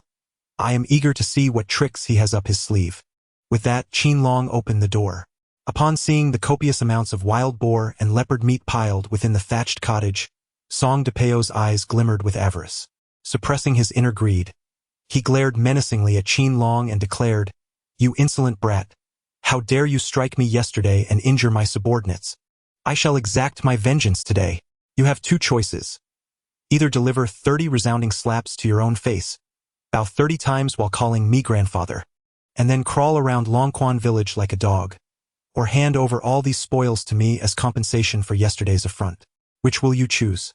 Qin Long stood resolute, coolly stating, "I shall choose neither. You lost the wager yesterday, and the consequences were rightfully yours. Do not presume you can act recklessly here. I am not intimidated by you." The unwavering stance of Qin Long thoroughly infuriated Song-De-Peo, who, in a fit of rage, pointed an accusatory finger at Qin Long's face and unleashed a torrent of invectives. "You wretched brat, how dare you defy me? Today, I shall have your arms severed and your leg broken, rendering you incapacitated for life, destined to remain forever unmarriageable." After venting his fury, Song-De-Peo turned to the 6 burly thugs behind him and commanded in a booming voice, "You lot, charge in there and make sure to thoroughly subdue him. Leave him utterly crippled." As the fervor surged within him, Qin Long rolled up his sleeves, prepared to engage in a life-and-death struggle with the gang of ruffians. Tang Lame clutched Qin Long tightly, rushing to the forefront, and forced a semblance of a smile as she addressed Song-de-Peo, imploring with humility, "Young Master Song, I beseech you to show magnanimity and spare my dear Long." Song-de-Peo responded with a cold, derisive laugh. "You expect me to grant you favor? What are you, but a pitiful, impoverished woman? Do you dare to demand respect from me? You are utterly unworthy." Without hesitation, Song-de-Peo delivered a resounding slap to Tang Lame's face.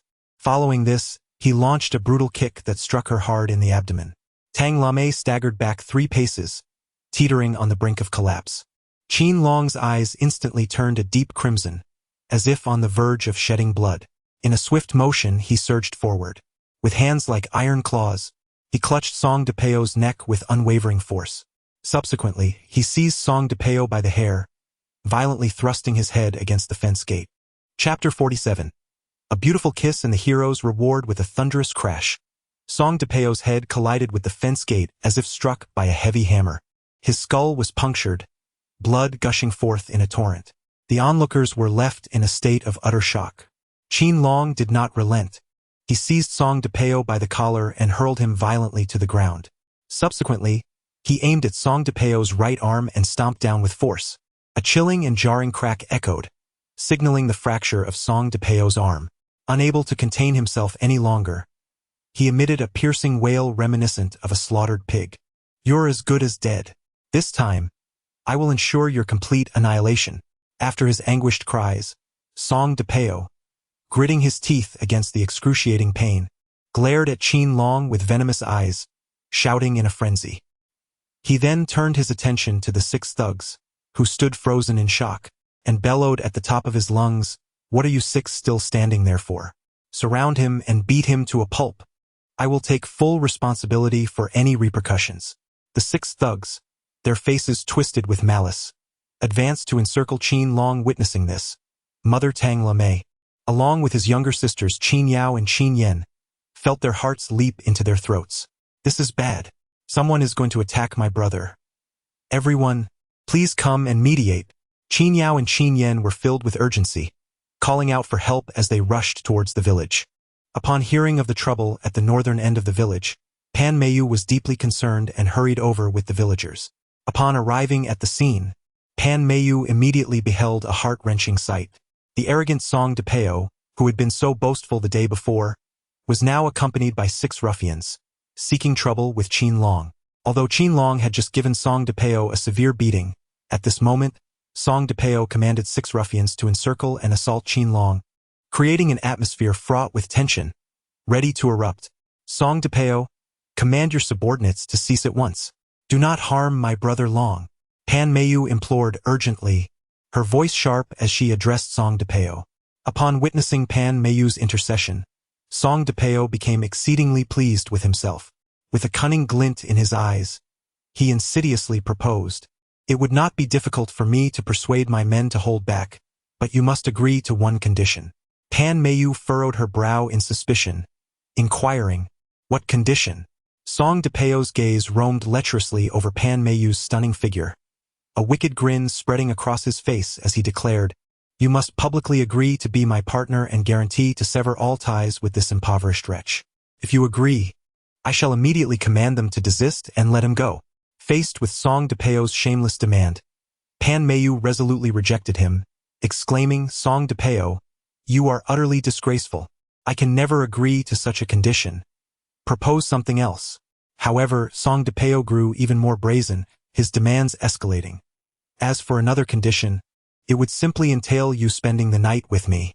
If you can attend to my needs comfortably, I promise to ensure my men spare this impoverished fellow." Upon hearing this, Pan Meiyu's face flushed with indignation, and she retorted sharply, "Song-de-Peo."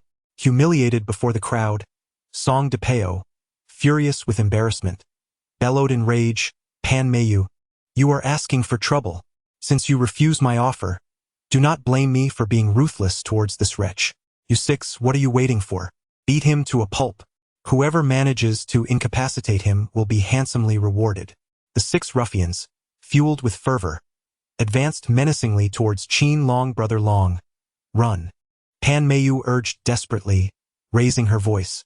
Yet, Qin Long gazed steadfastly at Pan Meiyu, declaring, Meiyu, if I flee, sang-de-pao will undoubtedly target my family and will not spare you either. Today, I shall not retreat. Let the storm rage even fiercer. At that moment, Sun Eri, Qin Dahu, Qin Dagu, and Qin Xiaogo gathered to witness the spectacle.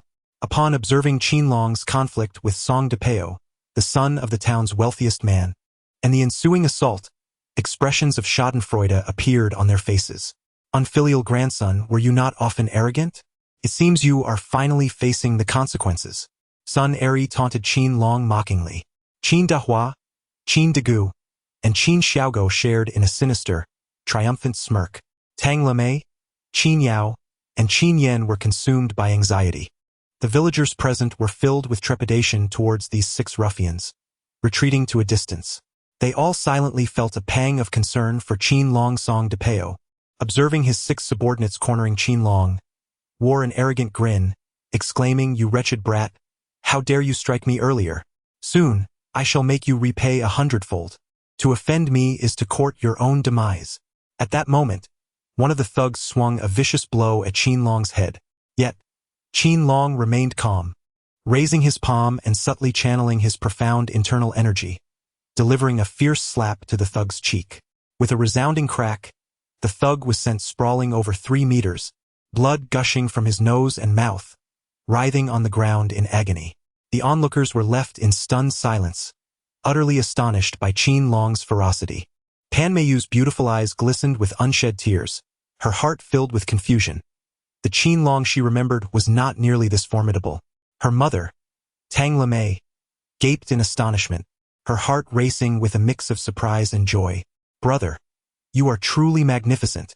The 2 sisters, Qin Yao and Qin Yan, were flushed with excitement, their voices harmoniously praising.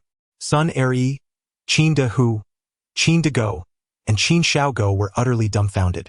Goodness, this Qin Long is undeniably audacious. A single slap wielded such power. Sun Eri couldn't help but mutter curses under her breath. Sang-de-pao was even more infuriated. He never anticipated that this Qin Long, whom he regarded as a wretched imbecile, could possess such formidable fighting prowess. What are you 5 still doing standing there? Charge at him and take him down. Sang-de-pao barked orders like a frenzied beast, madly directing the remaining 5 ruffians. Without hesitation, the 5 ruffians rushed towards Qin Long with reckless abandon. A chilling aura of lethal intent emanated from Qin Long's gaze. Confronted by the 5 thugs charging towards him, he swiftly and decisively engaged them. Thud, thud, thud. A series of muffled impacts resounded as all 5 assailants were effortlessly knocked to the ground by Qin Long. Each one bore the marks of his ferocity, their faces bruised and battered, flesh torn and mangled, writhing in agony on the ground while emitting anguished cries.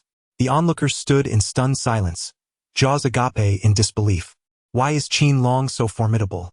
This question continually lingers in everyone's mind. How could this be possible? It is utterly inconceivable. Sang-de-pao is completely shattered. The villagers, who were initially anxious for Qin Long, now witness the scene and their worries instantly transform into profound admiration. Sun Eri, Qin Dahu, Qin Dagu, And Qin Xiaogo stand frozen in place, as if under a spell, their faces etched with astonishment as they gaze at Qin Long. Tang Lemei, Qin Yao and Qin Yan, witnessing Qin Long's majestic demeanor, cannot help but be overwhelmed with joy. Brother Long, you are truly a heroic figure. I must offer you an extraordinary reward. Pan Meiyu, Filled with excitement, disregards the presence of others and, blushing, blows a kiss to Qin Long. Her eyes shimmer with adoration and reverence, as if Qin Long is the unparalleled hero of her heart.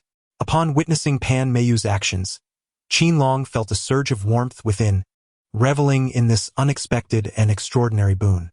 He was overwhelmed with emotion, reflecting on how fortunate he was to experience such a moment in his lifetime, to receive the admiration of such a beauty.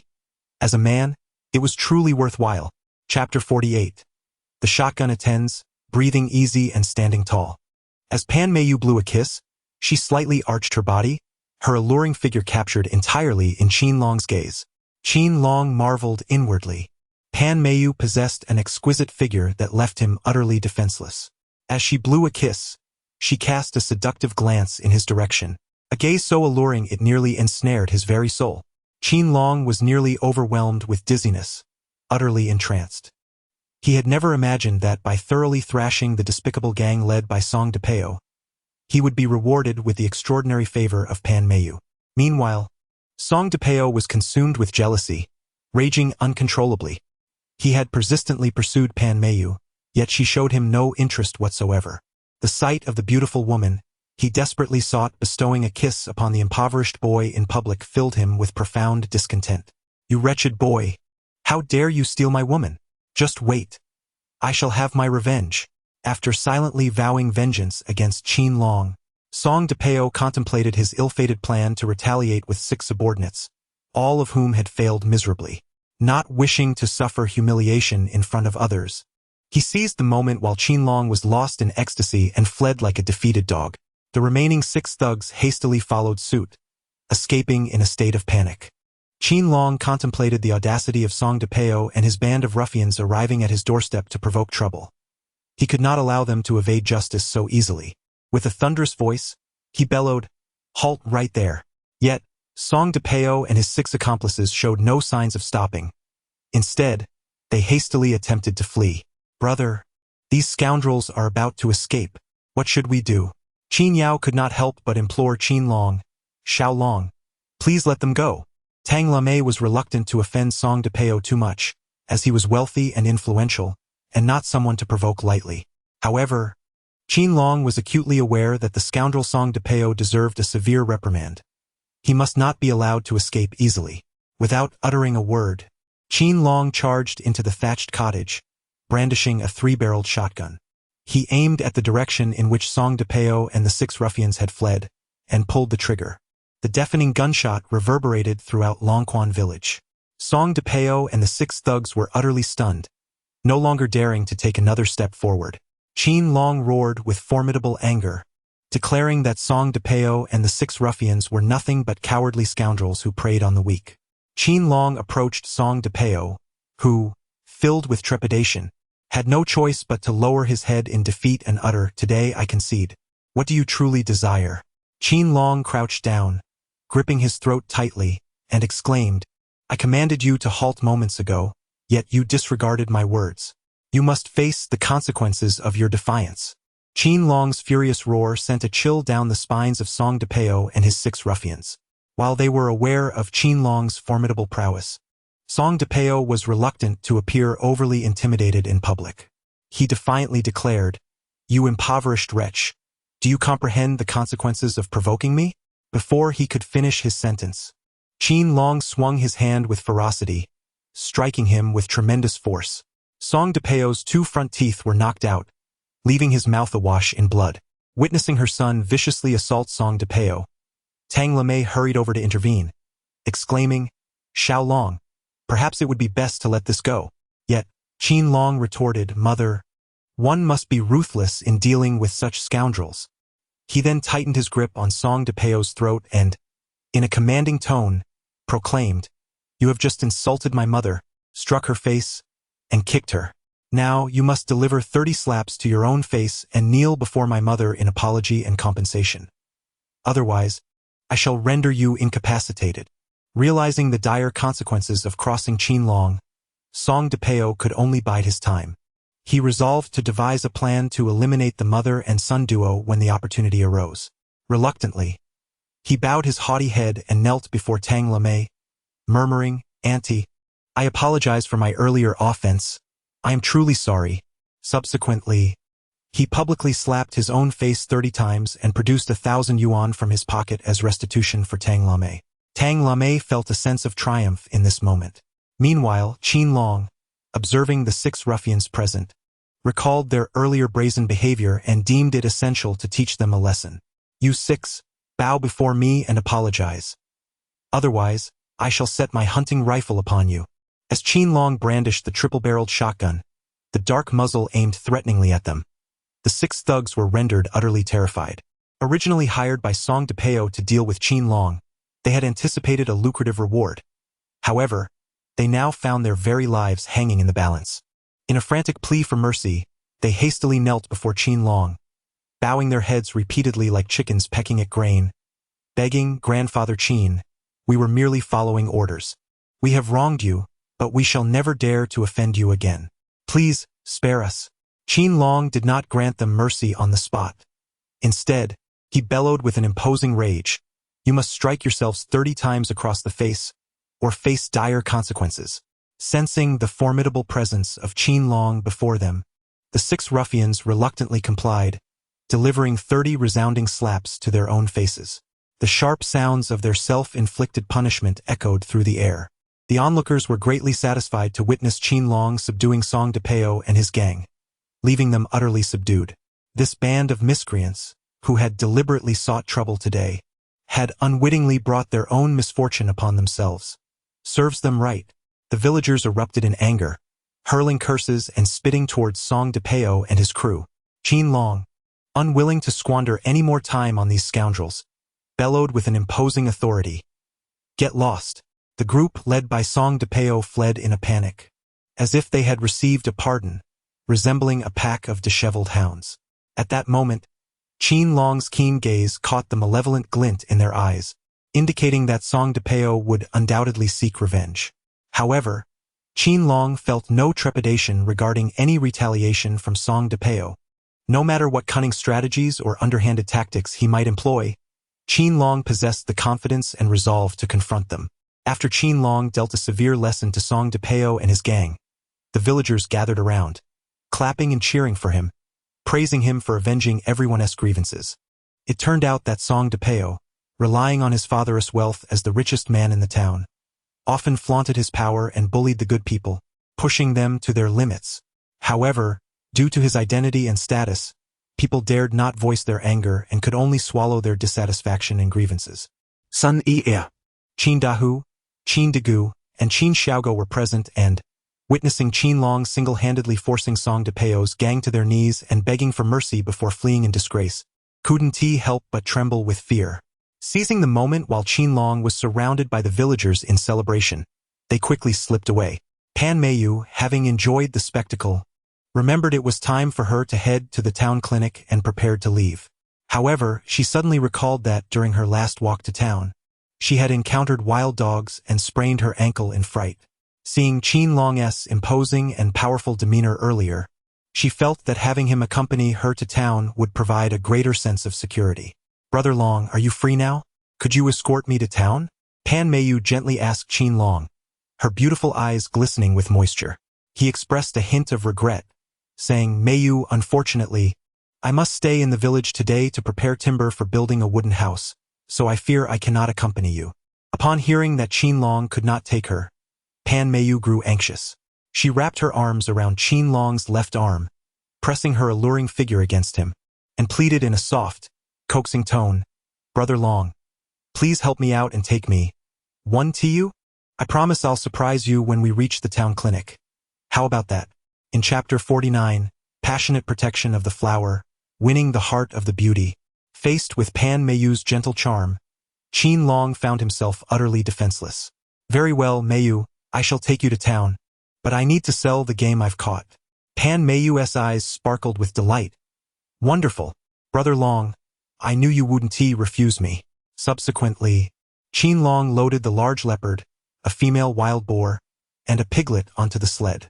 Pan Meiyu gazed at him with admiration and appreciation. Since becoming the guardian of the mountains, Qin Long's hunting skills had become increasingly exquisite, almost miraculous. Upon realizing the hour was late, Qin Long turned to bid farewell to his mother and younger sisters, and then, dragging a sled laden with his catch, set forth towards the town. Unintentionally, Qin Long caught sight of Pan Meiyu bending down to pick wildflowers by the roadside. The alluring curves of her graceful figure stirred ripples within his heart. "Brother Long, do you think these flowers are beautiful?" Pan Meiyu turned around, presenting the bouquet of wildflowers to Qin Long. Her eyes sparkled with a lively brilliance, akin to twinkling stars in the night sky. A radiant smile adorned Qin Long's face as he remarked, "It is indeed beautiful, yet no flower, no matter how exquisite, can compare to your charm." A delicate blush graced Pan Meiyu's cheeks as she cast a playful glare at Qin Long, responding, "Brother Long, You jest with me once more." Thus, the two of them journeyed forth, enveloped in laughter and merriment, until they unknowingly arrived at Qin Long town. "Brother Long, I am truly grateful for your kindness in bringing me to the town today," Pan Meiyu expressed with heartfelt appreciation as she gazed at Qin Long. Qin Long smiled faintly. "Why are you being so courteous with me? Just focus on your work here. I shall head to the trading company to sell the catch." With that, he prepared to leave. At that moment, Song-De-Peo approached, accompanied by a group of ruffians, making their way towards the clinic. Upon spotting Qin Long, a flicker of resentment flashed in Song-De-Peo's eyes. "Qin Long, do you still dare to come to town? Truly, you forsake the paths to heaven and recklessly wander into the gates of hell." Qin Long's eyes turned icy. "Song-De-Peo, you truly are a persistent specter. What is it? Is the lesson from this morning insufficient, and your skin is itching for more? Humph, this morning I was careless. This time you shall not escape alive." Song-De-Peo roared menacingly, while a group of ruffians behind him eagerly prepared for a fight. Pan Meiyu hurried to Qin Long's side, her face filled with indignation as she glared at Song-De-Peo. "Song-De-Peo, what do you intend to do? This is the town. Do not act recklessly. Meiyu, step aside. This matter does not concern you. Today, I must teach this pauper a proper lesson." Song-De-Peo shouted impatiently. "I won't. I will not allow you to harm Brother Long."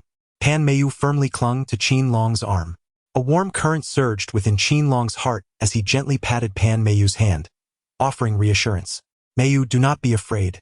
Please step aside. I will take care of this." "No, Brother Long, I want to stay with you. I am not afraid of them," Pan Meiyu replied stubbornly.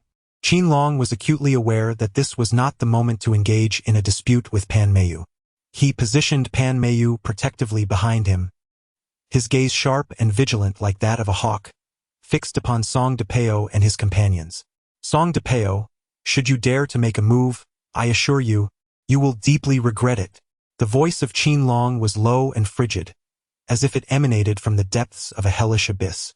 "Humph, I shall see how you make me regret this day." Song-De-Peo scoffed coldly, gesturing with his hand as 8 ruffians lunged at Qin Long like ravenous wolves. Leading the pack was a scar-faced thug, his eyes fierce and his iron rod brandished menacingly, as if intent on reducing Qin Long to mere pulp. "What do you intend to do?" Qin Long coldly inquired, subtly pushing Pan Meiyu behind him, creating a barrier with his own body. "What do you want?" he asked. "Humph, of course, it's your life. This morning you caused young Master Song significant loss, and now you must pay the price." The scar-faced man shouted as he brandished an iron rod, advancing menacingly. Pan Meiyu's face turned as pale as a sheet, her grip tightening around Qin Long's arm as her body trembled slightly. "Brother Long, what shall we do?" Qin Long gently patted Pan Meiyu's hand, his eyes filled with reassurance. "Do not fear, for I am here. They cannot harm us." As he spoke, he glanced around the surroundings and noticed a robust branch by the roadside, and discreetly bent down to pick it up. The scar-faced man, witnessing Qin Long's action, could not help but erupt into derisive laughter. "With nothing but a mere branch, you think you can contend with us? Brothers, attack! Strike him down!" At his command, several thugs lunged at Qin Long like rabid dogs. With a gaze as sharp as lightning, Qin Long brandished the branch in his hand, engaging in a fierce struggle against the thugs. His movements were agile and graceful, each swing of the branch accompanied by a fierce rush of air. For a moment, the thugs found themselves unable to close in, circling around in search of an opportunity. Pan Meiyu watched Qin Long with bated breath, her heart laden with worry. She was aware of Qin Long's extraordinary skills, yet the sheer number of his adversaries, each as ruthless as the next, filled her with dread for his safety. Just as Qin Long was locked in a relentless battle with the thugs, the cunning scar-faced man stealthily crept behind him, a malevolent glimmer in his eyes. He raised a metal rod, poised to strike Qin Long's skull with brutal force. "Brother Long, be careful!" Pan Meiyu screamed in terror. Suddenly startled, Qin Long swiftly sidestepped. The iron rod whistled past, grazing his scalp. Seizing the opportunity, he launched a kick, striking like a bolt of lightning towards the scar-faced man. The blow sent the scar-faced adversary hurtling backward, crashing heavily to the ground, and the iron rod was sent flying from his grasp. Humph, with such meager skills, how dare you attempt to ambush me? Qin Long let out a cold snort, and the branch in his hand descended upon Scarface like a torrential downpour.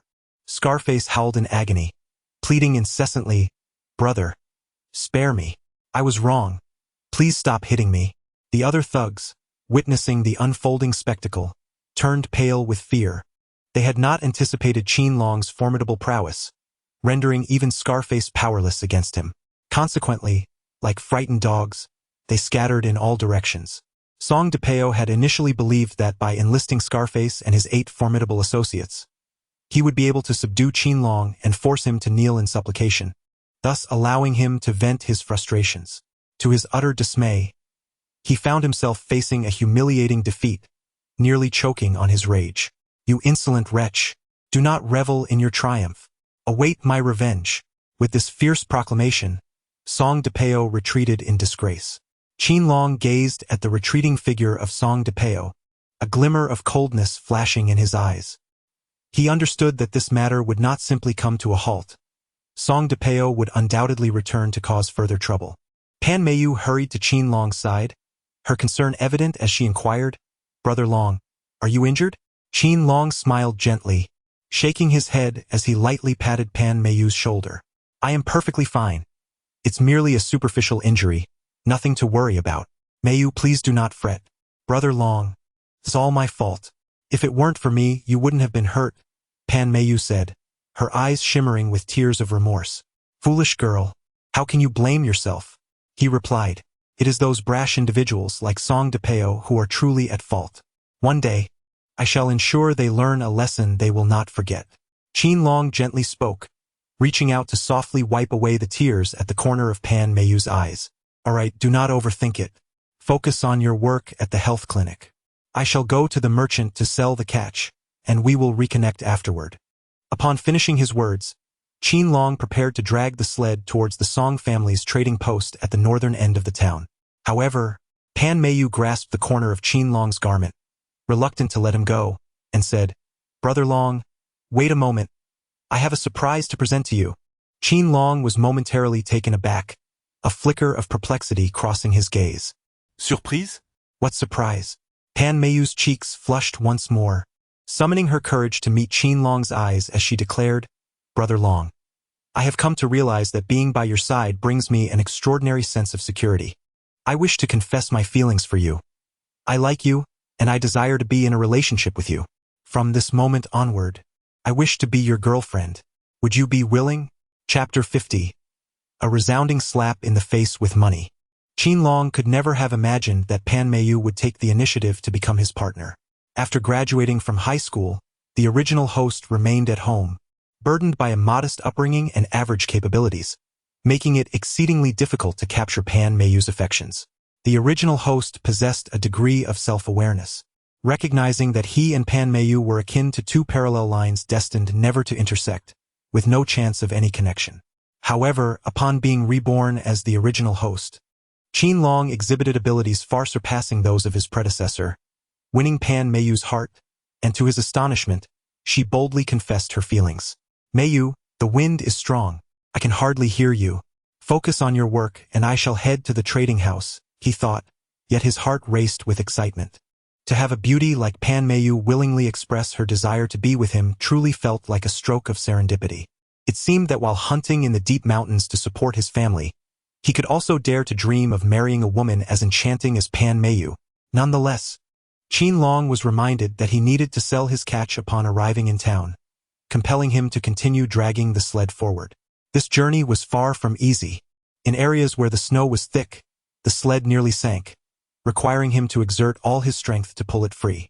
Qin Long contemplated the arduous task of hauling the sled.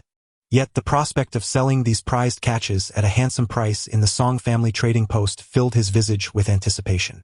Upon arriving at Qinglong Town's Song family trading post, Song Daping was diligently engaged in managing his business alongside his wife and son. The clientele seeking mountain goods comprised buyers from prominent city restaurants and fur merchants. However, despite the swift turnover of Song Daping's goods, several buyers were left disheartened, unable to procure any items. At that moment, Qin Long, well acquainted with the establishment, approached the Song family trading post and called out, "Boss Song, I have returned."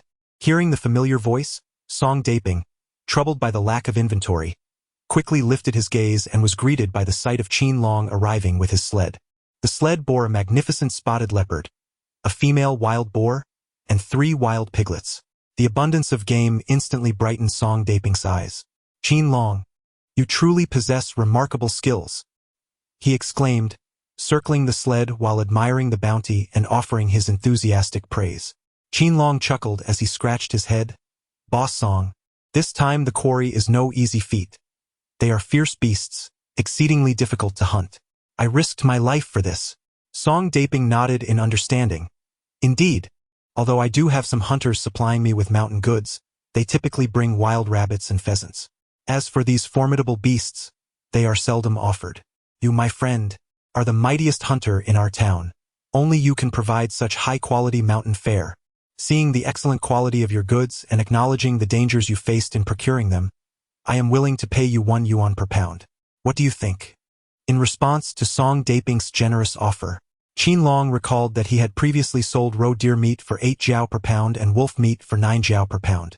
This time, selling leopard and wild boar meat for 1 yuan per pound seemed exceptionally worthwhile. "Deal," Qin Long decisively replied. Subsequently, Song Daping, accompanied by his wife and son, weighed the quarry and quickly determined it to be 1,496 pounds. When it came time to settle the account, Song Daping handed over 1,500 yuan in cash without hesitation. Qin Long received a thick stack of banknotes, feeling an indescribable joy within. This marked his 3rd fortune. With this sum, life at home would surely improve. Qin Long, having securely tucked away his money, spent 100 yuan on various essential supplies, including rice, flour, cooking oil, and some fabric, with the intention of crafting new garments for his family. As he passed by a motorcycle dealership, he noticed an array of 2-wheeled and 3-wheeled motorcycles parked at the entrance, which sparked a thought in his mind. After enduring the inconvenience of his current sled for so long, he realized that acquiring a 3-wheeled motorcycle would significantly ease the burden of transporting goods and people in the future. Qin Long entered the car dealership and, after a brief conversation with the owner, spent 1,000 yuan to purchase a 3-wheeled motorcycle. He carefully placed his supplies in the rear compartment of the vehicle, then mounted the motorcycle, revving the engine and rumbling toward the village. As he rode back, Qin Long felt an extraordinary sense of elation. The wind whistled past his ears, and he perceived it as a cheerful melody. However, upon reaching the entrance of the village, he sensed an unsettling atmosphere. A group of individuals was making their way toward the western part of the village, led by none other than Lei Yi, the proprietor of a casino in town. In addition to running the casino, Lei Yi was notorious for his usurious lending practices. Among this group, a familiar figure caught Qin Long's eye, and he quickly recognized it to be his uncle Qin Dahu. The sight of Qin Dahu filled Qin Long with indignation. This Qin Dahu was in cahoots with Lei Yi, conspiring together in deceitful schemes, causing harm and mischief without remorse. Upon sensing the precarious situation, Qin Long hastily followed suit. Arriving at the home of the old hunter, Tandaju, at the western edge of the village, he was met with the shrill voice of Lei Yi. "Old man, if you do not repay the 400 yuan today, this wooden house shall belong to me." Tandaju stood before the wooden dwelling, his face flushed with anger, recalling how 3 years prior he had only borrowed 200 yuan. Yet, after 3 years of compounded interest, the amount had doubled. Indignantly, he retorted, "Lei Yi, you are taking advantage of my misfortune." With a cold smirk, Lei Yi replied, "Humph, repaying debts is a matter of principle. If you cannot produce the money today, do not blame me for being ungracious." At this moment, Qin Dahu was pressing for the debt. "Old man, if you do not settle the payment today, this wooden house will belong to Master Lei." Subsequently, several individuals brought by Master Lei began to jeer, each one cracking their knuckles, clearly poised to take action. Qin Long hastily parked his 3-wheeled motorcycle and strode into the crowd, vociferously rebuking, "You deceitful scoundrels, why must you make things difficult for Uncle Tan? I shall repay this debt on his behalf." With that, he produced 2 bundles of cash from his pocket and forcefully hurled them at the weathered faces of Master Lei and Qin Dahu. The sound of bills striking their faces echoed, infused with a subtle infusion of internal energy. The impact was excruciating, akin to being cut by a knife. "Oh my! Ouch!"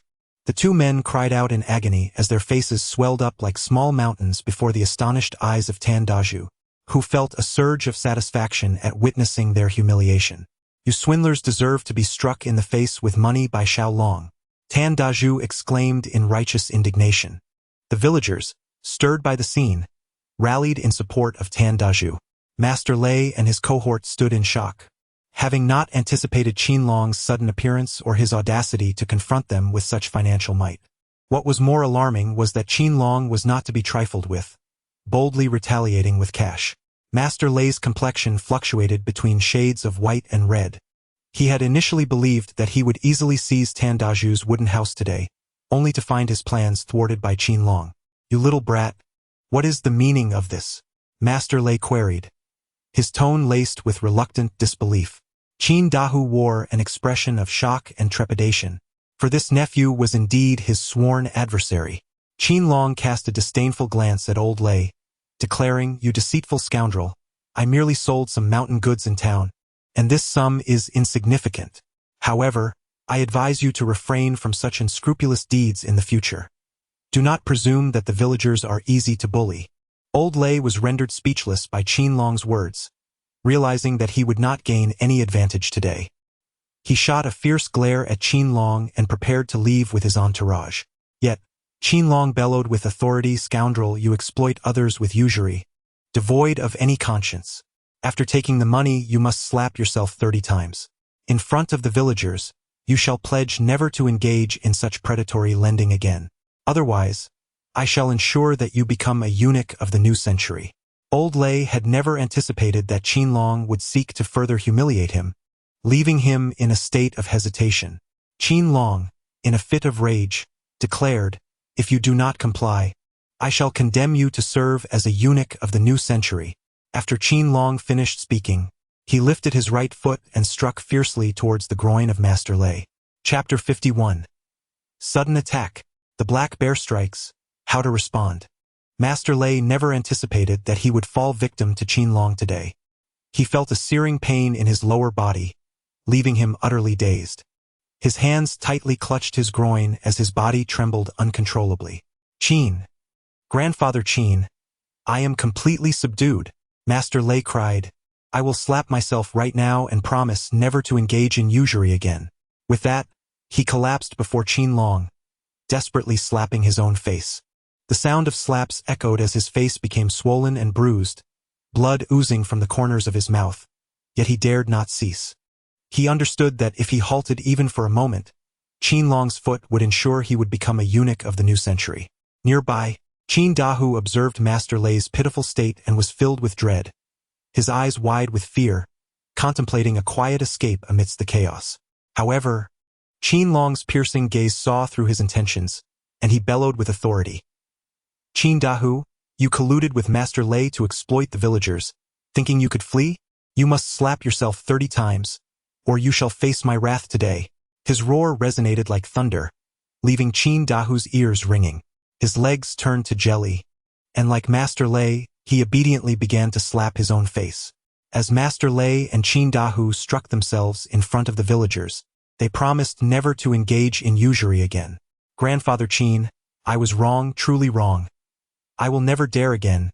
Please spare me," Master Lei pleaded, his dignity shattered, his former authority obliterated.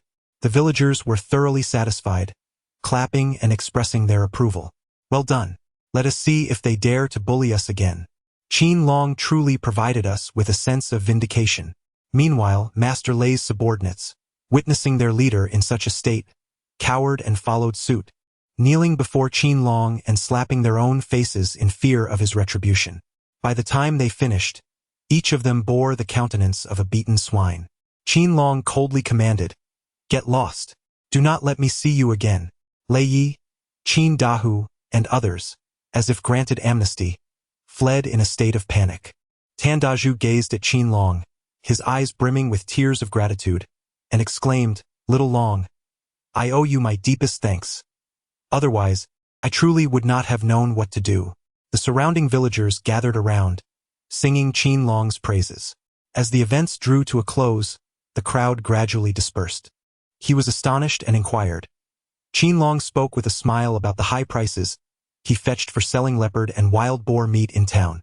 Marvelous, Xiao Long. You truly are the first among our village to earn wealth through hunting, exclaimed Tan Daju, brimming with excitement. You have helped your uncle settle his debts, and now he cannot remain idle. Tomorrow morning, I shall gather the able-bodied men of the village to venture into the mountains and prepare timber for your wooden house. With a surge of spirit, Qin Long cheerfully unloaded a portion of the living supplies from his vehicle and handed them to Tan Daju, saying, Uncle, please accept this as a token of my appreciation. Tan Daju received the supplies, his eyes brimming with tears of joy. Hearing the rumbling sounds outside, his mother, Tang Lame, along with his younger sisters, Qin Yao and Qin Yen, hurried out to investigate. Upon witnessing Qin Long riding a brand-new motorcycle, its cargo filled to the brim with provisions, they stood in astonishment, unable to close their mouths in disbelief. Qin Long recounted in detail his recent trip to the town to sell his game, eliciting great excitement from his family. Ever since Qin Long assumed the role of the mountain guardian, his hunting yields have increased significantly, enabling him to sell them at handsome prices, thereby greatly improving the family's standard of living. After the family enjoyed a delightful lunch together, Qin Yao's holiday came to an end, and she prepared to return to school. Qin Long took the initiative to ride a tricycle to escort her to the town, which filled Qin Yao's heart with warmth. He understood that the guardian of the mountain bore significant responsibilities, not only to protect the mountain but also to safeguard the peace of the entire village. The following day, as dawn barely broke, Qin Long had just awakened when he heard the sound of footsteps outside his door. Upon stepping out, he discovered that Tan Daju had arrived with 6 villagers.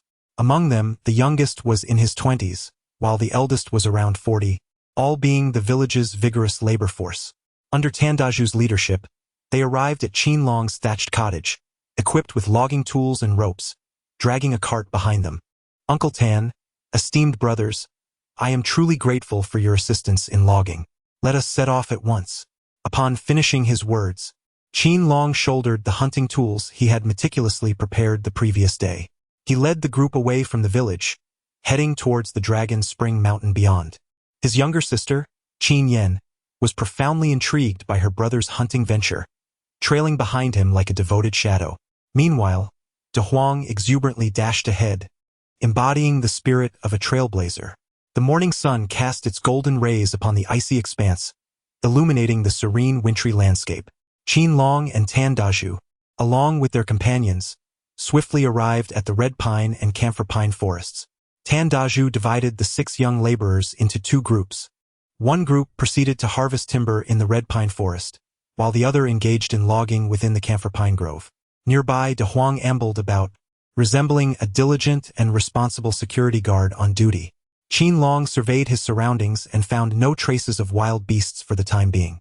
He instructed De Huang to remain vigilant at this location before preparing to venture deeper into the forest. Noticing her brother's departure, his younger sister, Qin Yen, hurriedly followed him. Qin Long, gazing into his sister's resolute eyes, had no choice but to accompany her deeper into the mountains. Along the way, the faint sounds of lumbering occasionally reached the ears of Qin Long and Qin Yen. It was the industrious efforts of Tan Daju and his companions. As Qin Long walked, he remained vigilant, attuned to the movements around him, ever watchful for potential peril. Suddenly, a terrified scream shattered the tranquility of the forest. A gigantic black bear. Even though Qin Long had distanced himself significantly, the sound sent a chill of dread through his heart. He realized that trouble was imminent. What appeared to be a safe haven was, in fact, fraught with hidden dangers. As Qin Long spoke, he hastened to the logging site, pulling Qin Yen along with him. Soon they were met with a terrifying sight. A massive black bear, towering in size, was fiercely waving its enormous paws and charging towards a group of villagers engaged in logging, a scene that instilled dread in their hearts. The villagers, in a state of panic, abandoned their tools and scattered in all directions, seeking refuge. Some fled in such haste that they stumbled and fell, while others were ensnared by branches, crying out in agony. Tan Daju, being considerably older and slow to react, found himself unable to escape as the formidable bear bore down upon him. His legs turned to jelly, and despair washed over him. He realized he was beyond salvation. Brother, Uncle Tan is in grave danger. This is disastrous. Upon witnessing this scene, Qin Yen was so frightened that she hastily covered her eyes, trembling all over, her heart racing with terror. Qin Long felt an overwhelming sense of tension. He understood that if he did not take action, Uncle Tan would undoubtedly fall prey to the black bear. Without a moment's hesitation, he swiftly retrieved his crossbow from his back, aiming it with precision at the formidable creature. His gaze exuded determination and resolve as he took a deep breath and forcefully released the arrow from his grip. With a sharp whoosh, the arrow soared through the air like a silver lightning bolt, hurtling towards the black bear with remarkable speed. Chapter 52. A battle to ascend to divinity. I am the mightiest guardian of the mountain. The arrow struck true, piercing the bear's back. The black bear let out a muffled growl, momentarily ceasing its advance towards Tan Daju. Seizing the opportunity presented by the bear's pain, Qin Long called out loudly, "Uncle Tan, do not be afraid. Quickly, run towards me. And all the villagers, come this way." Qin Long loudly alerted Tan Daju and the villagers hiding nearby. Tan Daju and the lumberjacks hurriedly ran towards Qin Long. At this moment, the black bear, with its coarse fur and thick flesh, though struck by an arrow, suffered only a surface wound and was not gravely injured. Upon seeing the multitude rushing towards Qin Long and realizing it had been shot by him, it became frenzied. It roared and pursued them wildly. In the chaos, one lumberjack stumbled and fell, clearly in danger of being overtaken by the bear. At a critical moment, Qin Long swiftly raised his triple-barreled shotgun and fired at the black bear. The gunshot erupted with a resounding bang, echoing in the icy wilderness. The bullet pierced through the bear's ear, causing blood to flow profusely. Enraged beyond measure, the bear abandoned its pursuit of the others and charged directly at the armed Qin Long. Its colossal form stirred up a fierce wind, creating an awe-inspiring presence. Qin Long stood firmly in place, his gaze imbued with determination and resolve. He raised his hunting rifle once more and fired another shot. This time, the bullet struck the bear's shoulder, causing it to roar in agony and rage, its speed increasing with each passing moment. Before long, the black bear charged directly at Qin Long. Qin Long swiftly discarded his shotgun onto the snowy ground and drew the broad axe from his waist. With lightning speed, he evaded the ferocious lunge of the black bear, and then seized the axe, which glimmered with a chilling light under the sun. Qin Long seized the moment and struck fiercely at the body of the black bear. The sharp blade sliced through the bear's thick fur, causing blood to spurt forth like a fountain. However, the bear's tough hide and robust flesh meant that even the sharpest of axes failed to deliver a fatal blow. The black bear retained its fighting spirit and launched an even more ferocious counterattack, turning to pounce upon Qin Long. "Brother, be careful." Qin Yen watched in trepidation from a nearby vantage point, calling out loudly to warn others. Meanwhile, Tan Daju and the lumberjacks from the village hid in the distant woods, scarcely daring to breathe, all anxiously concerned for Qin Long's safety. Qin Long could not evade. He was acutely aware that any attempt to retreat would allow the black bear to lunge at Tan Daju and the lumberjacks, including his own little sister. To safeguard everyone, Qin Long stood resolute, embodying a guardian spirit, unflinching in the face of the impending threat. Just as he found himself in peril, the large yellow dog, perceiving its master was targeted by the bear, rushed forth without hesitation. Seizing the opportunity while the bear was distracted, the dog launched a surprise assault from behind, sinking its teeth fiercely into the bear's hind leg, thereby diverting the creature's attention away from its master. From a distance, Qin Yen observed the scene behind a large tree, feeling a sense of relief. Fortunately, the large yellow dog was able to restrain the black bear. Otherwise, the bear would have directly attacked her brother, resulting in dire consequences. Tan Daju and the villagers engaged in logging watched from afar, feeling a slight sense of ease. At that moment, seizing the advantageous opportunity while the yellow dog held the bear at bay, Qin Long once again swung his mountain-cutting knife towards the black bear. The bear found itself compelled to engage on two fronts, defending against Qin Long's assault while simultaneously attempting to shake off the yellow dog. Although the bear was formidable, Its strength gradually waned as time passed. Seizing the opportune moment, Qin Long summoned all his strength and thrust the mountain-splitting knife forcefully into the neck of the black bear. This lethal stab created a gaping wound, from which blood gushed forth, staining a vast expanse of the snow-covered ground. The bear struggled momentarily before collapsing to the earth like a statue. The icy mountain forest soon fell into silence, save for the heavy breaths of Qin Long and his companions. Witnessing her brother's valiant act of slaying the formidable bear, Qin Yen was filled with exhilaration. She hurriedly dashed to Qin Long's side and threw herself into his broad, sturdy embrace, her voice trembling with emotion as she exclaimed, "Brother, your fierce battle with the black bear terrified me." Qin Long was aware of his younger sister's constant worry for him, so he promptly patted her on the back and reassured her. "Yen, do not be afraid. Everything is fine now." Tan Daju and the lumberjack villagers hurried over, and upon witnessing the motionless black bear sprawled on the ground, as well as the bloodied yet resolute Qin Long, they were utterly astonished. Their eyes widened in disbelief, leaving them momentarily speechless. Once Tan Daju regained his composure, he approached Qin Long, brimming with excitement, and exclaimed, "Xiao Long, you are truly remarkable. This black bear is colossal, fiercer than wild boars and wolves, yet you have vanquished it. You are indeed the strongest guardian of our village."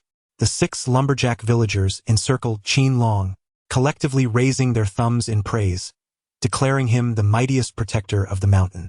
He humbly replied, "Uncle Tan, esteemed uncles and brothers, when the black bear attacked, the situation was perilous. I fought bravely, risking my life. As long as everyone is safe, that is what truly matters."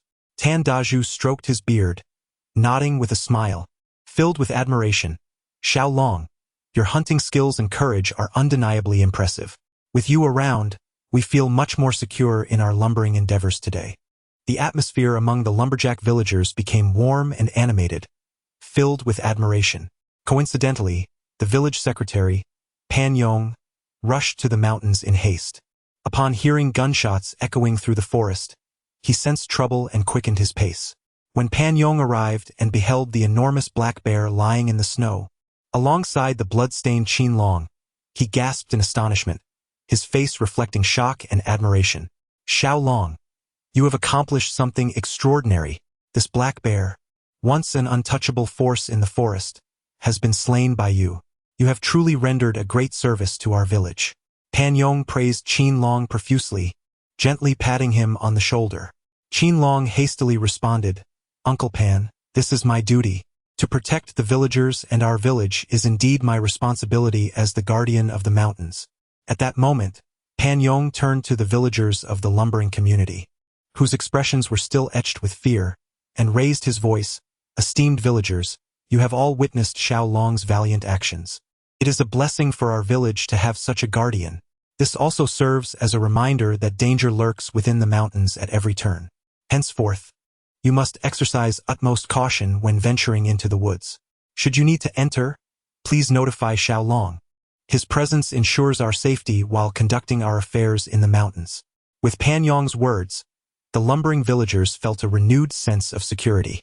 Just as everyone basked in the praise of Qin Long, an eerie sound echoed from the depths of the forest.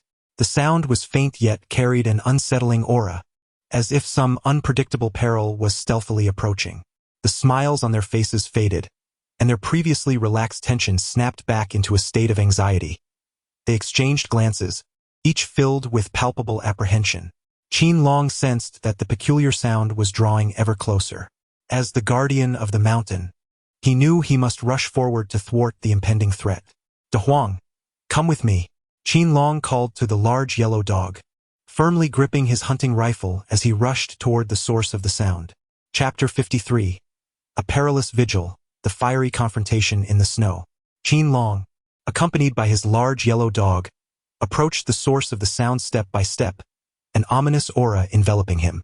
A more colossal figure sprang forth from the shadows. Ahead, a wild mountain goat was sprinting for its life. It was a brown bear, its size exceeding that of the previously encountered black bear by a significant margin.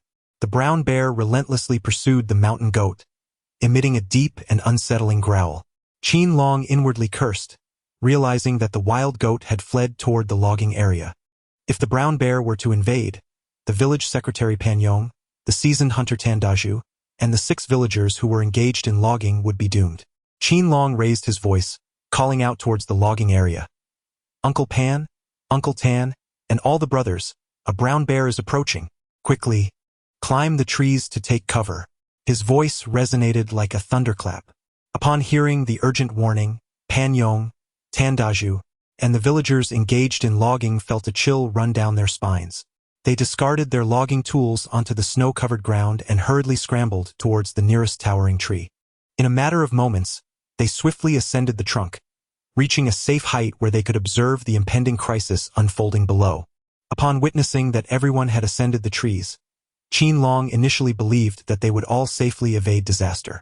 However, at that moment, a familiar wailing sound reached his ears. Qin Long's heart tightened suddenly. Following the sound, he beheld his younger sister, Qin Yen, standing desolately in place, tears brimming in her eyes, her petite frame trembling in the biting cold wind. Qin Long was filled with regret, realizing that he had neglected his younger sister. She had accompanied him, and it was his undeniable duty to protect her. However, she was still quite young and simply could not climb trees. Yen, do not be afraid. With a resounding shout, Qin Long disregarded the lethal threat posed by the brown bear and charged forth like an arrow released from its bow. He swiftly reached his younger sister's side, extending his strong and robust left arm to envelop her tightly in an embrace. Just as Qin Long lifted Qin Yen into his arms, danger surged toward them with alarming speed. The brown bear, which had been pursuing a wild goat, suddenly detected the presence of Qin Long and Qin Yen, letting out a deafening roar of fury. Qin Long raised his gaze and beheld a colossal brown bear, its immense frame cloaked in bristles that stood on end from a frenzied dash. With its gaping maw agape, it revealed razor-sharp fangs that glistened menacingly. The bear had been deprived of sustenance for several days, and this hunger had rendered it all the more ferocious. At this moment, it fixed its sights upon Qin Long and Qin Yen, launching itself forward with a fierce and sudden assault. In an instant, Qin Long's gaze turned icy, and without hesitation, he unsheathed the broadsword from his waist. As the brown bear lunged towards him, Qin Long evaded the lethal strike with a ghostly swiftness. Seizing the opportunity during the bear's missed attack, he deftly thrust the broadsword into the creature's left eye. A piercing cry echoed through the air as the bear, in agony, covered its wounded eye with its massive paw. Blood gushed between its fingers, staining the pristine white snow beneath. The frenzied bear swung its paw wildly, each movement conjuring a fierce gust of wind, as it sought to crush Qin Long beneath its might. Qin Long, once a distinguished Special Forces medic, navigated the treacherous jungles of South Africa, engaging with terrorist organizations and confronting formidable beasts in close combat, thereby amassing a wealth of practical experience. His movements were agile, akin to a nimble monkey, skillfully evading the assaults of a brown bear. However, carrying Qin Yen in his arms rendered his actions cumbersome, exacerbating his already precarious situation. Seizing the moment when the brown bear's movements were hindered by excruciating pain in its eyes, Qin Long embraced his younger sister and sprinted towards the nearest larch tree. After a fierce struggle, Qin Long found his strength waning, and his steps grew heavy. Yet, the desire to survive blazed within him like an unquenchable flame, propelling him ever forward. Taking a deep breath, he summoned all his remaining energy and began to ascend the trunk of the tree. Qin Yen clung tightly to Qin Long's back, her hands gripping his neck with an intensity that left her breathless with fear. It must be said that Qin Long's skill in climbing trees is nothing short of extraordinary. His ascent was swift, each movement marked by a steady grace. In the blink of an eye, he had scaled to a sturdy branch atop the towering camphor pine. Qin Long gently placed Qin Yen down, ensuring she sat securely upon the branch of the tree.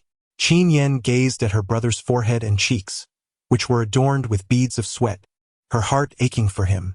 She understood that he had exhausted his strength to save her. In this world, only her brother would unhesitatingly risk his life to protect her. Qin Yen took out a small handkerchief and gently wiped the sweat from her brother's forehead and cheeks. As her younger sister cared for him with such tenderness, a warm current surged within Qin Long, making the bond between them feel increasingly precious at that moment. Yen, do not fear. I have plenty of ways to deal with this grizzly bear. After Qin Long was wiped down by Qin Yen, he felt a surge of vitality. He lowered his gaze to the ground beneath the tree and beheld a brown bear, anxiously pacing in circles and emitting furious roars. Starved and unable to locate its prey, the bear's agitation intensified. De Huang initially contemplated rushing to assist, but upon witnessing the fierce demeanor of the bear, he retreated to a safe distance, observing from afar. Pan Yong, Tan Dazhu, and 6 lumberjack villagers clung to the tree, scarcely daring to breathe. As they watched the frenzied bear below, their foreheads glistened with cold sweat. Fortunately, Qin Long had forewarned them. Otherwise, the consequences would have been dire. After several laps around the base of the tree, the bear's gaze finally settled on an injured wild goat. In its frantic flight, the goat had inadvertently twisted its leg and now lay nearby, gasping in agony. Upon spotting the injured quarry, the bear's mouth watered, and a glimmer of greed sparkled in its eyes. It suddenly opened its massive jaws and lunged towards the wild goat. The goat, terrified, struggled to rise and flee, but its severe injury rendered it pitifully slow. Ultimately, it could not escape the clutches of the brown bear, which easily brought it down. The bear then opened its jaws wide and began to savage the wild goat, blood splattering in all directions. Qin Long gazed at the scene beneath the tree, a spark igniting within him as he recognized the opportune moment to confront the grizzly bear. With utmost caution, he grasped the triple-barreled shotgun and steadily aimed at the bear, which was in the throes of tearing apart a wild goat. Bang! Bang! Bang! 3 resounding shots rang out, the bullets launching forth like bolts of lightning, simultaneously striking the bear. Each projectile found its mark, inflicting pain upon the grizzly, compelling it to relinquish its lifeless prey. In a fit of rage, it lifted its gaze to Qin Long, who stood poised with his weapon, smoke still curling from the barrel. The bear, sensing the formidable threat posed by this human, cast one last malevolent glance at Qin Long before dragging its wounded form into the depths of the forest. Meanwhile, De Huang, witnessing the bear's injury, felt an instinctive urge to pursue and bite at it. Qin Longshan could not allow the large yellow dog to take any risks, and he shouted loudly from the tree to halt it. Upon witnessing the brown bear vanish without a trace, Qin Long finally exhaled a sigh of relief. He called out to the crowd perched in the trees, proclaiming, "The brown bear has been wounded and has fled.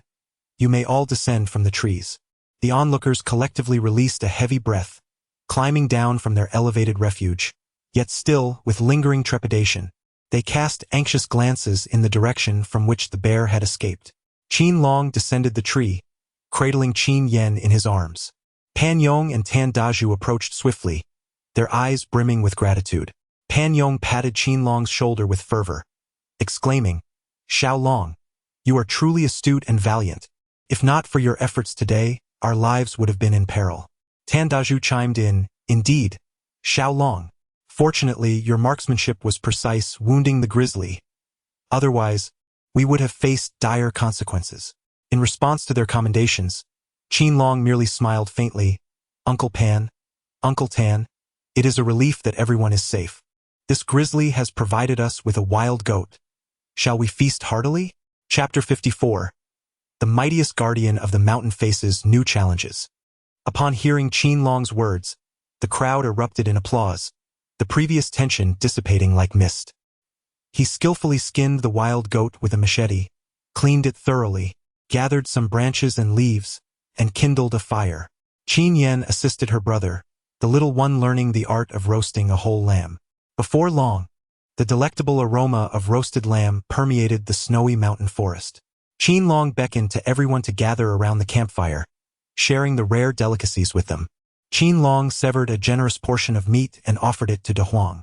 After satiating its hunger, Tan Dazhu, accompanied by 6 villagers from the logging community, grasped their tools and commenced the felling of the Chinese fir and red pine in the woodland. United in their efforts, the group toiled fervently, creating a scene of vibrant enthusiasm. As the sun gradually dipped towards the horizon, they had successfully harvested a sufficient quantity of Chinese fir and red pine. Upon seeing a favorable opportunity, Qin Long decisively declared. Shortly thereafter, Tan Dazhu, accompanied by 6 lumberjacks, each harnessing a cart, proceeded to load an abundance of timber onto the carts. Qin Long felled a red pine and bound a great black bear with vines, dragging the tree as he made his way towards the northern edge of Longquan village. At that moment night fell. Just then, a scathing voice pierced the air.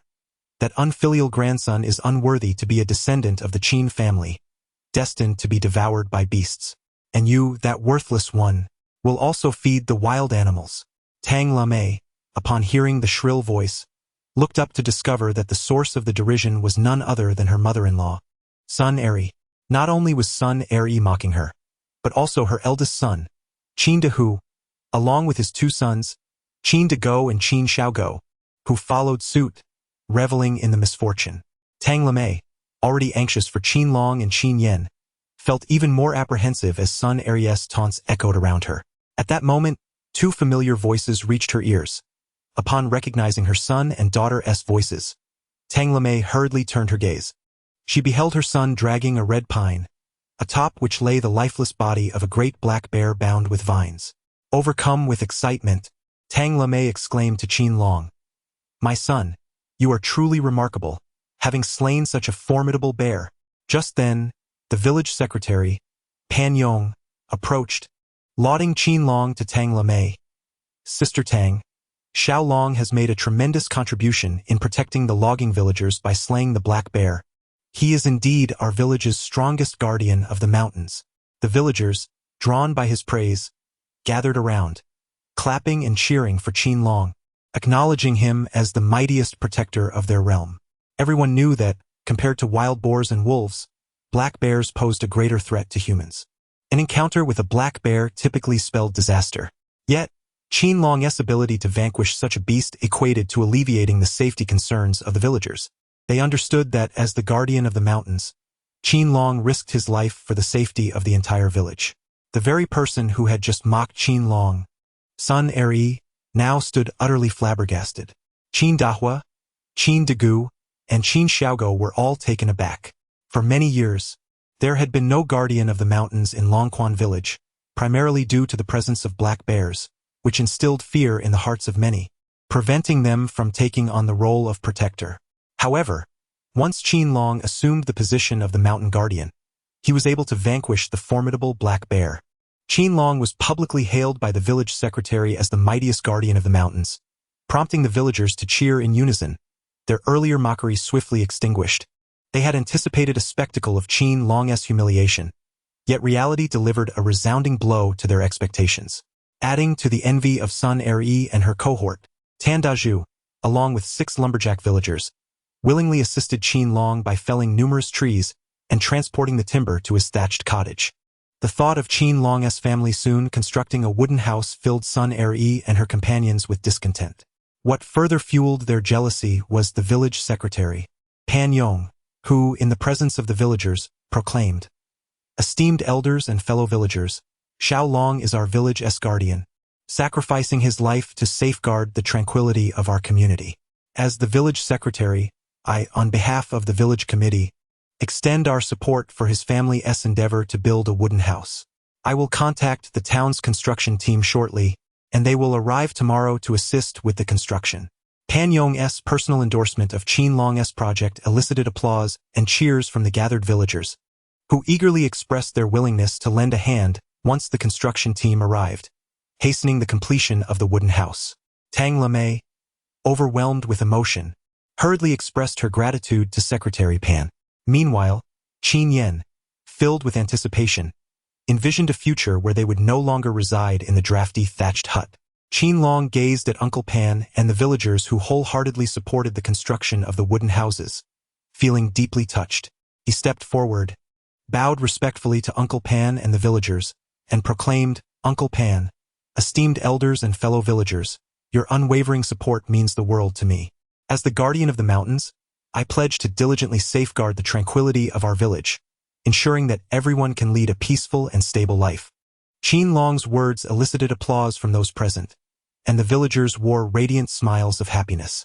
In this frigid winter, Longquan village was suffused with warmth and vitality. After the crowd dispersed, Qin Long descended the black bear from the red pine tree. He meticulously skinned the bear, eviscerated it, and removed the inedible entrails, carefully separating the bear's gallbladder and paws. The bear's meat was deftly sliced into several pieces with a cleaver and hung from the wooden beams of the roof. As the wild boar meat at home was nearly depleted, Qin Long opted to use the bear meat as sustenance. The following morning, the bright sunshine poured into every corner of Longquan village. Qin Long rose early from his slumber, stepping out of the thatched cottage to inhale the crisp morning air. "Little dragon, the construction team will arrive shortly. Let us prepare," said Pan Yong, the village secretary, as he approached Qin Long with a smile. "Certainly, Uncle Pan." Qin Long nodded in agreement as they made their way towards the village entrance. Before long, the vehicles of the town's construction crew rolled into the village, drawing the attention of the villagers who gathered around. The foreman, a down-to-earth middle-aged man named Zheng Haiba, who appeared to be in his 40s, alighted from the vehicle. He shook hands with Qin Long and Pan Yong, assuring them, "Rest assured, I will lead the team to construct the wooden houses both sturdy and aesthetically pleasing." Zheng Haiba and his crew swiftly commenced their work on the wooden houses, while enthusiastic villagers eagerly volunteered to assist in transporting building materials, creating a lively and industrious atmosphere. Qin Long actively participated as well, with Tang Lame and Qin Yen assisting him. A middle-aged villager hurriedly rushed in from outside the village, breathless and anxious, exclaiming, "Secretary Pan, I have spotted a group of unfamiliar individuals heading into the mountains. They are clad in black attire and wearing sunglasses, appearing particularly enigmatic and suspicious." Upon hearing the villager's words, Pan Yong sensed something amiss. As the guardian of the mountain, Qin Long's primary responsibility is to safeguard the tranquility of the entire village. He must never allow wild beasts to descend from the heights, nor permit strangers to wander freely within the forested realms. Qin Long took the initiative to propose to Pan Yong that he would investigate the origins of the group of strangers. Armed with a crossbow on his back, a machete at his waist, and a shotgun in hand, accompanied by his loyal dog, De Huang, he strode purposefully towards the outskirts of the village. Although the strangers were not visible at that moment, Qin Long diligently followed the footprints and traces left behind. The deeper he ventured into the woods, the more intense his unease became. Suddenly he caught faint whispers in the air. "We must find the treasure. I have heard it lies within this forest." At those words, Qin Long was utterly astonished. He had never anticipated that these strangers had come for the treasure hidden in the woods. As the guardian of the mountain, it was his solemn duty to protect the forest and its treasures from being claimed by outsiders. Qin Long realized that, as the guardian of the mountains, he must not only contend with fierce beasts but also confront strangers who seek to unearth hidden treasures. A new challenge looms ahead. Qin Long, with unwavering determination, grasped his hunting rifle tightly, resolutely focusing on the treasure-seeking strangers before him. Chapter 55. The Hunting Rifle and the Sharp Blade. A brave struggle against the treasure hunters in black. Qin Long stealthily approached the unfamiliar figures, concealing himself behind a towering red pine, meticulously observing their every movement. There were 6 individuals in total, clad uniformly in black attire and donning sunglasses, rendering their faces indistinguishable. They scanned the forest, glancing in various directions, seemingly in search of something elusive. Though obscured by their sunglasses, Qin Long discerned a palpable urgency and avarice in their words and actions. "Boss, this forest is vast. With just the 6 of us hunting for treasure, isn't it akin to finding a needle in a haystack?" lamented a slender man, shaking his head in despair. The bald man shot him a fierce glare, retorting, "Stop your incessant chatter. We will follow the markers on the map provided by our superiors and search diligently." With that, the bald man led his subordinates, adhering to the map's indications in their quest for the treasure. Qin Long contemplated deeply, realizing that he must exercise utmost caution. The adversary was numerous and heavily armed, possessing firearms and blades. In contrast, he was solitary and vulnerable, necessitating a decisive retreat. As Qin Long was about to turn and depart, he inadvertently stepped on a withered branch.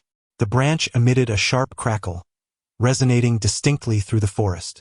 The bald man quickly caught wind of it and became alert. He scanned his surroundings and inquired, "Who goes there?" The remaining 5 subordinates similarly heightened their vigilance. Qin Long was quickly exposed, as the bald man and his 5 henchmen brandished their firearms, surrounding him completely, creating a tense atmosphere.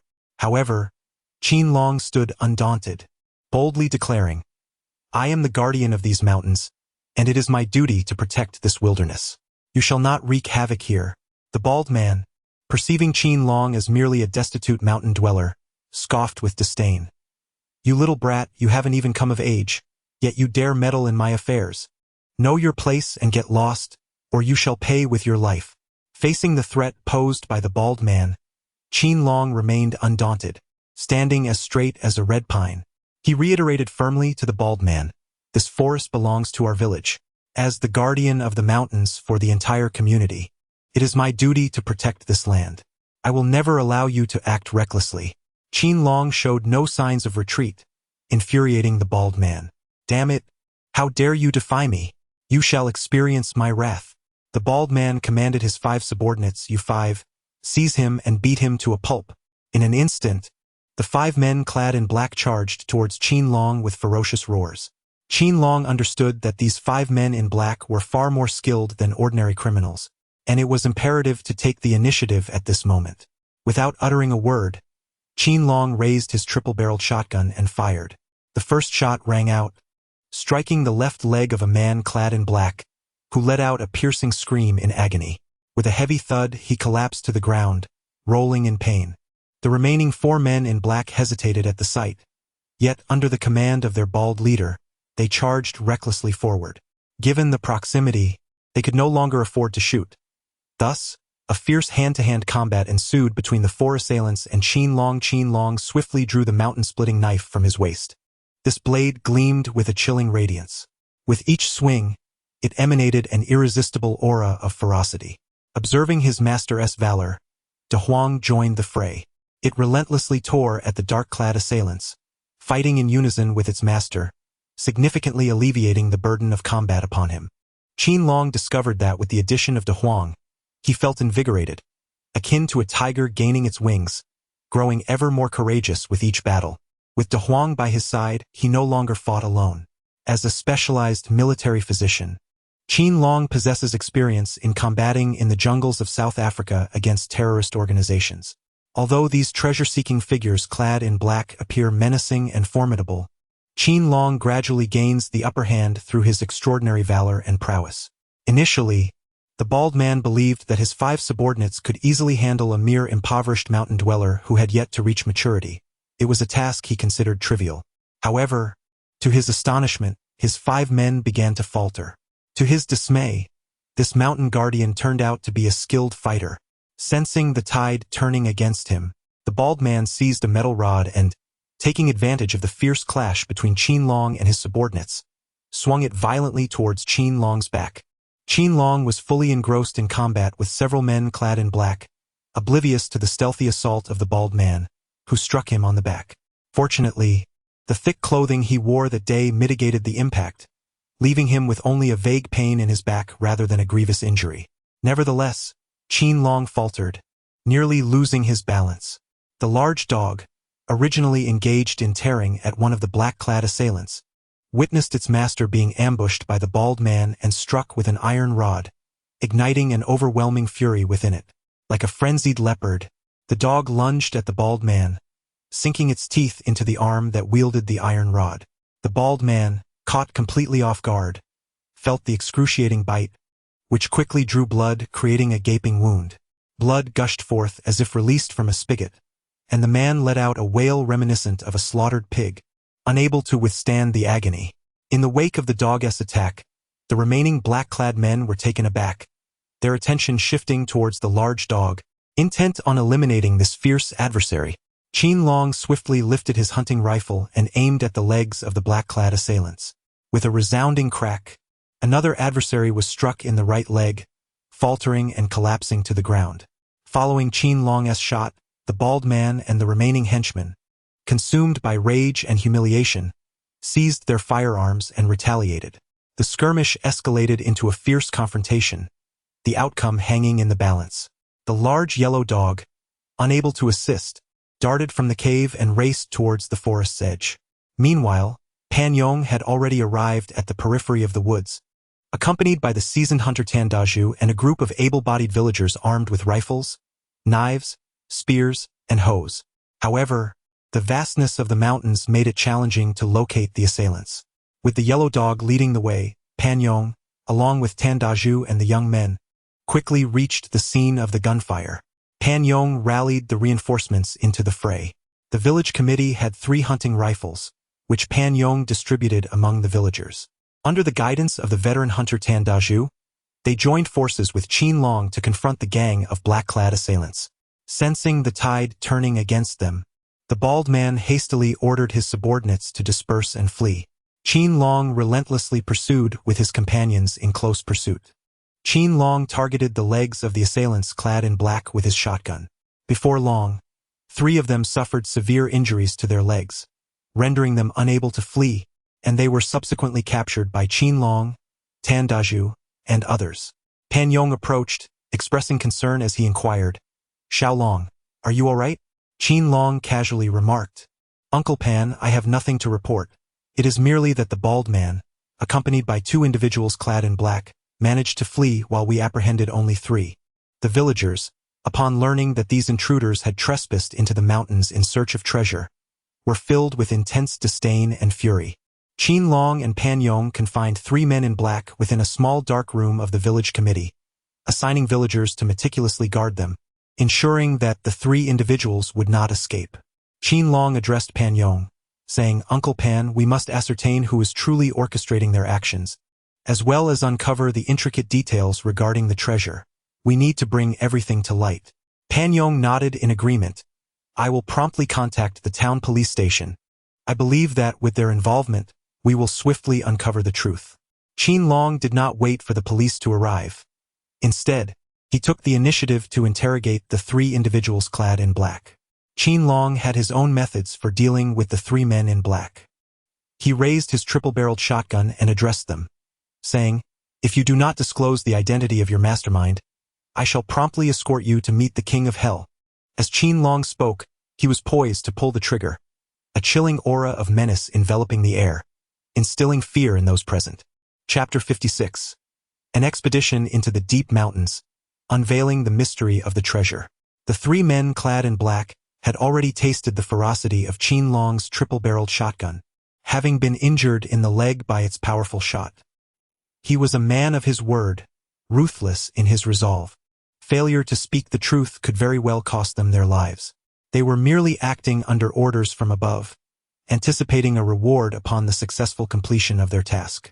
Yet, before they could uncover the treasure, they found themselves ensnared by the mountain guardian, Qin Long. Under the intimidation of Qin Long's shotgun, the 3 black-clad men were compelled to bow their heads, expressing their willingness to reveal the truth, provided their lives were spared. Qin Long spoke candidly. "As long as you 3 confess honestly, I shall petition the police station to advocate for leniency in your treatment." Upon hearing Qin Long's words, the 3 men in black breathed a sigh of relief and divulged the secrets behind their actions.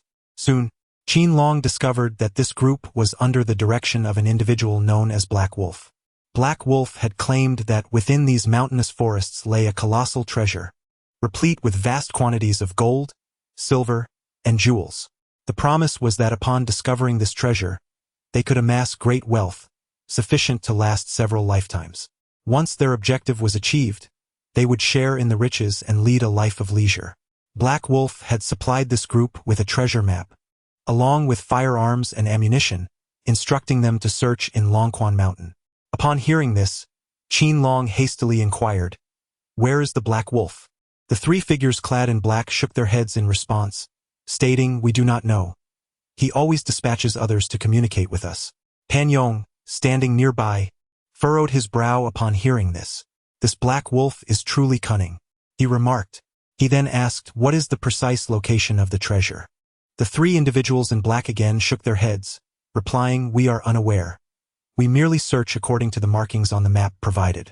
However, that map is in the possession of Bald Brother." Qin Long had just engaged in a fierce battle with the bald man, who ultimately fled with the map and 2 of his subordinates. Qin Long and Pan Yong felt that after an extensive interrogation, they had only scratched the surface. The situation was far more intricate than they had initially anticipated. Just as their questioning seemed to reach an impasse, the deputy chief of the town's police station arrived in a police vehicle, sirens blaring. Upon grasping the circumstances, they proceeded to interrogate a few individuals clad in black further, and then set off into the depths of Longquan Mountain, embarking on a search for the bald man and his 2 accomplices. This time, the police station deployed 6 officers and a police dog in the pursuit of the bald man and the 2 other figures in black. Qin Long, accompanied by De Huang, collaborated with the police to venture deep into the forest in search of clues. Qin Long, fully armed, felt an escalating sense of peril as he ventured deeper into the mountains. The remote wilderness teemed with ferocious beasts and venomous serpents, deterring ordinary individuals from daring to tread there. Yet, driven by the imperative to locate the bald man and the 2 figures in black, and to safeguard the treasure, Qin Long disregarded his own safety, accompanied only by his loyal dog, De Huang, as they scoured the depths of the mountains. The local police were not well acquainted with the terrain of Longquan Mountain. They could only trail Qin Long from a distance, searching as best as they could. De Huang took the lead as a pathfinder, with Qin Long closely following. Upon entering the dense forest, Qin Long exercised utmost caution. He meticulously followed the footprints left by the bald man and the 2 figures in black, delving further into the woodland. Along the way, he keenly observed his surroundings, seeking any clues that might be linked to the treasure. After approximately an hour and a half of walking, Qin Long encountered a formidable python obstructing his path. This serpent measured over 10 meters in length and was as thick as a water barrel, its scales shimmering with an intense brilliance that was particularly blinding. As the guardian of the mountains, Qin Long encountered a colossal python for the first time. In his usual hunting endeavors, such creatures were rarely seen. They were typically found only in the heart of the deep mountains. Upon spotting Qin Long, the enormous serpent opened its gaping maw and lunged towards him with ferocity. Qin Long, aware of the ferocity of the giant python, hastily sought refuge as the serpent lunged, its strike missing its intended target. Qin Long swiftly raised his triple-barreled shotgun and aimed it at the python. Anticipating that the serpent would recoil from the impact of the shot, he was taken aback to discover that the python's scales were remarkably thick, rendering the bullets ineffective against it. Instead, the attack provoked the creature's fury and aggression, prompting it to lunge at him once more. Qin Long realized that the shotgun was ineffective and swiftly drew his machete, engaging in a life-and-death struggle with the massive python. The serpent's body was extraordinarily agile. It continuously twisted and turned, evading Qin Long's slashing strikes while seeking an opportune moment to counterattack. Amidst the fierce combat, Qin Long quickly discerned the python's vulnerability. He feigned retreat, luring the serpent to strike. As the python lunged ferociously, Qin Long deftly sidestepped and ducked, narrowly avoiding the attack. In that instant, he seized the machete and thrust it forcefully towards the python's delicate eyes. The blade found its mark, piercing the python's eye, and blood gushed forth like a torrent, splattering the ground. The python writhed in agony, convulsing as it thrashed about. Qin Long swiftly drew forth his crossbow, nocking an arrow with precision, and unleashed it forcefully into the gaping maw of the serpent. The metallic tip pierced deeply, inflicting excruciating pain upon the creature, which collapsed helplessly to the ground. Qin Long once again brandished his mountain-opening knife, striking fiercely at the serpent's head. With a resounding crack, the serpent's head was severed entirely. The serpent soon lay still, having met its demise. Qin Long wiped the beads of sweat from his forehead and cheeks, gazing at the lifeless python, silently relieved that his encounter with the serpent had been fraught with danger yet ultimately unscathed. However, as the guardian of the mountain, he felt an unwavering duty to capture the bald-headed man's gang and hand them over to the authorities to find solace. Qin Long, showing no sign of lethargy, maintained his focus as he ventured alone into the deep mountains in search of treasure clues. Accompanied by De Huang, they scoured the rugged terrain, enduring numerous hardships, until they finally stumbled upon a cave nestled in a secluded corner of a valley. An unpleasant odor wafted from the cave, prompting Qin Long to cover his mouth and nose before stepping inside, with De Huang closely following in his wake. The cave was shrouded in darkness. Fortunately, as the guardian of the mountains, Qin Long had equipped himself with an array of tools, including a flashlight. Illuminated by the beam of light, he ventured 30 meters into the cave, where he discovered a large stone sarcophagus. The sarcophagus was adorned with an array of strange symbols and figures, which Qin Long could not decipher, yet he found it to be particularly enigmatic. Seizing the opportunity while unobserved, he contemplated quietly opening the sarcophagus to explore its contents. As Qin Long prepared to open the stone coffin, he was suddenly alerted by the sound of approaching footsteps. A heaviness settled in Qin Long's heart as he hurriedly extinguished the beam of his flashlight, seeking refuge behind the stone sarcophagus. The sound of footsteps grew increasingly distinct, and from his concealed position, Qin Long beheld 3 figures stealthily entering the cavern. How fortuitous! These 3 were none other than the bald man and 2 individuals clad in black, whom he and the authorities had been tirelessly pursuing. At that moment, the bald man, clutching a map and disregarding the beads of sweat trickling down his face, fixated on the sarcophagus with unrestrained glee. The location marked on the map pointed directly to this cave, and the sarcophagus undoubtedly harbored treasures within. Once we extract the riches from the sarcophagus, we shall amass a fortune. Qin Long resolved to remain composed, firmly gripping his hunting rifle. He intended to wait until the bald man, accompanied by 2 men in black, had opened the stone coffin before capturing them all at once. The large yellow dog, possessing a keen sense of awareness, lay beside its master, vigilantly observing the group. The bald man and his 2 subordinates pried open the stone coffin with a crowbar, and as it slowly creaked open, a foul yet mysterious odor wafted toward them. Qin Long was on the verge of retching. He cautiously peered through the crevice of the stone coffin, only to discover that it contained no treasures of gold or silver, but rather a desiccated corpse clad in ancient garb. In the lifeless hands of the body lay a weathered tome, its pages tinged with yellow. The bald man and his 2 subordinates, who had anticipated a bounty of riches, were instead met with the shocking sight of a decaying corpse, their expressions filled with astonishment. Qin Long seized the opportune moment, swiftly emerging from behind the stone sarcophagus, his voice resonating with authority. "Lower your weapons and raise your hands." Meanwhile, the large yellow dog, in perfect synchrony with its master's command, barked furiously at the 3 individuals, as if to warn them. Should they disregard his master's admonition, there would be no mercy for any of them. The Qin Long shotgun was held steady, directly aimed at the heads of the 3 individuals. The aura of Qin Long was powerful to the point of explosion. In that moment, the air seemed to grow heavy. A palpable sense of menace emanated from within, sending shivers down the spine. Chapter 57. The shotgun shakes the thieves, ancient texts unveiled, and the crisis of the venomous bee.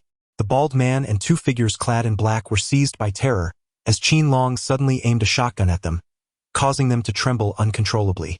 Their hands slackened, and the crowbar clattered to the ground, striking their feet with a painful thud, contorting their faces in agony like that of a centipede. Despite bearing loaded firearms, the sight of Qin Long wielding a triple-barreled shotgun, its ominous barrels directed at them, alongside a large yellow dog barking furiously, rendered them acutely aware of their mortality being entirely in Qin Long's grasp. Overcome with fear, they dared not entertain any thoughts of resistance and were compelled to relinquish their weapons, raising their hands in surrender. Qin Long cast a frigid smile at them, remarking, "You 3 are truly naive, believing that you could effortlessly uncover treasures of gold and silver, thereby amassing great wealth and indulging in a life of leisure." The bald man lamented regretfully, "I never anticipated being deceived by Black Wolf." He claimed that if we discovered the treasure hidden in the mountains, we would be rewarded with a share of the riches, allowing us to live a carefree existence. Qin Long harbored an intense loathing for the Black Wolf, gritting his teeth as he pressed for answers. "Having been deceived by the Black Wolf to such an extent, you must take me to find him." However, the bald man shook his head with a bitter smile, replying, "Although we were indeed manipulated by the Black Wolf, we do not actually know him. Each time, it was he who arranged for mysterious individuals to communicate with us." Qin Long interrogated the 3 individuals clad in black whom he had apprehended. Under the intimidating presence of his shotgun, these individuals candidly revealed that the enigmatic figure known as Black Wolf was exceedingly cunning. Each time they were contacted, it was he who orchestrated the interactions through intermediaries, leaving them oblivious to the true mastermind behind their operations, Black Wolf. Qin Long, filled with righteous indignation, exclaimed, "You foolish individuals, driven by avarice and self-interest, have been deceived and exploited by the Black Wolf. I shall undoubtedly unearth the malevolent figure lurking behind you." Upon finishing his words, Qin Long retrieved the time-worn tome from the hands of the corpse within the stone coffin. He meticulously leafed through its pages. Despite the text being archaic and dating back several centuries, Qin Long, a specially trained military medic with a background in medical studies, could discern its general meaning. He recognized that it contained records pertaining to the surrounding forest, detailing numerous ancient skills. It was abundantly clear that this book did not concern any treasures of gold or silver, but rather it illustrated how Black Wolf had taken the legend of a treasure hidden in Longquan Mountain to heart, sending individuals to create a map and subsequently instructing the bald man and his crew to seek out the treasure. Observing Qin Long perusing the yellowed volume, the bald man shook his head in disbelief. This fated book was worthless, not even fetching a penny as scrap paper. How could it possibly contain any gold or jewels? Seizing the opportunity while Qin Long was engrossed in the ancient text, they planned to make their escape. However, the large dog began barking furiously, prompting Qin Long to hurriedly stow the book away. "Stop right there. Where do you think you're going?" Qin Long could not afford to let the bald man and his accomplices escape easily. However, the bald man, accompanied by two men clad in black, was unwilling to linger and hurriedly made his way towards the cave's entrance. At that moment, a cacophony of footsteps echoed from outside the cave. It was the deputy chief of the local police station, accompanied by 6 diligent detectives, who had arrived to block the bald man and his 2 associates' escape route. Meanwhile, Qin Long, wielding a triple-barreled shotgun, effortlessly subdued them. Upon witnessing Qin Long's firm control over the bald man and his 2 companions, the deputy chief could not help but commend him, exclaiming, "Xiao Long, you are truly remarkable. You have assisted our police force in apprehending this band of treasure thieves." Qin Long smiled modestly and remarked, "Director, the so-called treasure is nothing but a figment of the imagination. If you do not believe me, we can venture into the cave and uncover the truth." The deputy director promptly led a team into the cavern, where they beheld a colossal stone coffin, inside which lay a corpse. A conspiracy was afoot. The Black Wolf had orchestrated a stunning scheme. The deputy director furrowed his brow, realizing, this band of treasure hunters has been duped by the Black Wolf. I dare say there is an even greater plot lurking behind this. We must remain vigilant in the future. The deputy director, accompanied by officers, proceeded to handcuff the bald man and 2 individuals clad in black, confiscating their firearms and knives, which were laden with ammunition. Qin Long and the large yellow dog led the way, followed by the deputy director and his team escorting the bald man and his group. Shortly after emerging from the cave, a buzzing sound filled the air. As the group looked up, they were startled to see a multitude of venomous hornets descending from the sky. It turned out that they had disturbed a nest of these hornets in a nearby grove as they exited the cave. The hornets, fiercely territorial, perceived the intrusion as an attack and swarmed towards the unsuspecting crowd. Qin Long discovered that these venomous bees possessed a fierce aggression. A single sting could trigger the toxicity, leading to potential poisoning and death. "Everyone, be cautious. These are deadly bees. Swiftly take cover." Upon hearing Qin Long's warning, everyone hurriedly sought shelter. Qin Long, accompanied by the deputy director and several officers, took refuge behind a large rock. The venomous bees relentlessly collided with the stone, producing a hissing sound. Initially, they had hoped to remain concealed for a while, believing the bees would disperse. However, after a full 10 minutes of evasion, the bees continued to buzz around in the vicinity. The deputy director, deep in thought, surveyed the surroundings and soon noticed a nearby plant emitting a potent aroma. Strangely, that area seemed untouched by the venomous bees. He contemplated that if they could make a dash to that location, they might evade the relentless pursuit of the bees. Qin Long's mind sparked with inspiration as he exclaimed, "Director, I have found a solution. Let us swiftly make our way to that patch of vegetation. The venomous bees will not be able to follow us there." As Qin Long spoke, he led the charge into the thicket of vegetation. The deputy director, accompanied by the officers, swiftly followed him into the dense foliage. Indeed, as Qin Long had anticipated, the venomous bees did not pursue them. What a remarkable phenomenon! What could possibly be the reason behind it? The deputy director, astonished, pressed Qin Long with his inquiries. Qin Long plucked a handful of mugwort leaves and remarked with a smile, "Director, this is a grove of mugwort. The aroma is potent and contains compounds that are repellent to venomous bees. These bees fear the scent and dare not approach. If we each take a handful of mugwort and bind it to ourselves, we can confidently traverse through the area infested with these bees." After Qin Long spoke, he tore off a considerable amount of mugwort leaves and bound them around himself with grass ropes. The deputy director and the officers promptly followed suit. Subsequently, Qin Long led the team out of the area ravaged by the venomous bees, intending to conduct further interrogations in hopes of uncovering the whereabouts of the mastermind, Black Wolf. The ancient texts were replete with information, not only chronicling the resources of Longquan Mountain, but also detailing numerous hunting techniques and survival methods in the wilderness, even offering insights into constructing fixed abodes. Currently, there was a pressing need to build a wooden house at home, and Qin Long was particularly intrigued by the art of constructing permanent dwellings. He diligently immersed himself in research, meticulously designing the structure of the wooden house to ensure it was robust and durable, capable of withstanding various inclement weather conditions. The selection of the site was of paramount importance, and he was determined to finalize it himself. At this moment, the construction team leader, Zhang Haiba, along with the workers, was preparing to dismantle the thatched cottage and build anew on the same site. As they commenced the demolition, Qin Long raised his voice to caution, "Uncle Zhang, I intend to build my wooden house not on the original site. I need to find a more suitable location." Zhang Haiba momentarily hesitated, his brow furrowing in confusion as he inquired, "Then where do you plan to construct it?" Chapter 58. The building controversy and the fierce battle in the forest. That elevated terrain, with its advantageous height and splendid view, posed no concern during floods. It was indeed an ideal location. Zhang Haibo regarded the spot thoughtfully, nodding in understanding. "Excellent. Your idea is truly commendable."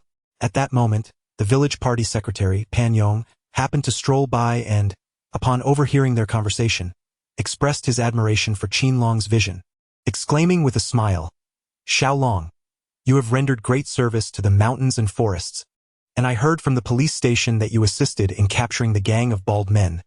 What a relief it is! You are the strongest guardian of our village, ensuring our peace and safety, and your contributions are invaluable.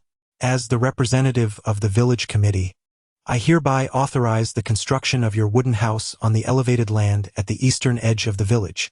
Qin Long was taken aback by the unwavering support from Pan Yong and expressed his heartfelt gratitude, saying, "Uncle Pan, I am immensely grateful for your backing and that of the village committee. I shall diligently safeguard the mountains and forests, ensuring that wild beasts do not descend to harm our community, nor shall I allow strangers to encroach upon our precious woodlands." With the village secretary's endorsement, Zhang Haiba arranged for the construction team to transport building materials to the elevated grounds on the eastern edge of the village. Seizing the opportunity while the construction crew was occupied, Qin Long slipped into a thatched cottage, immersing himself in the study of ancient texts.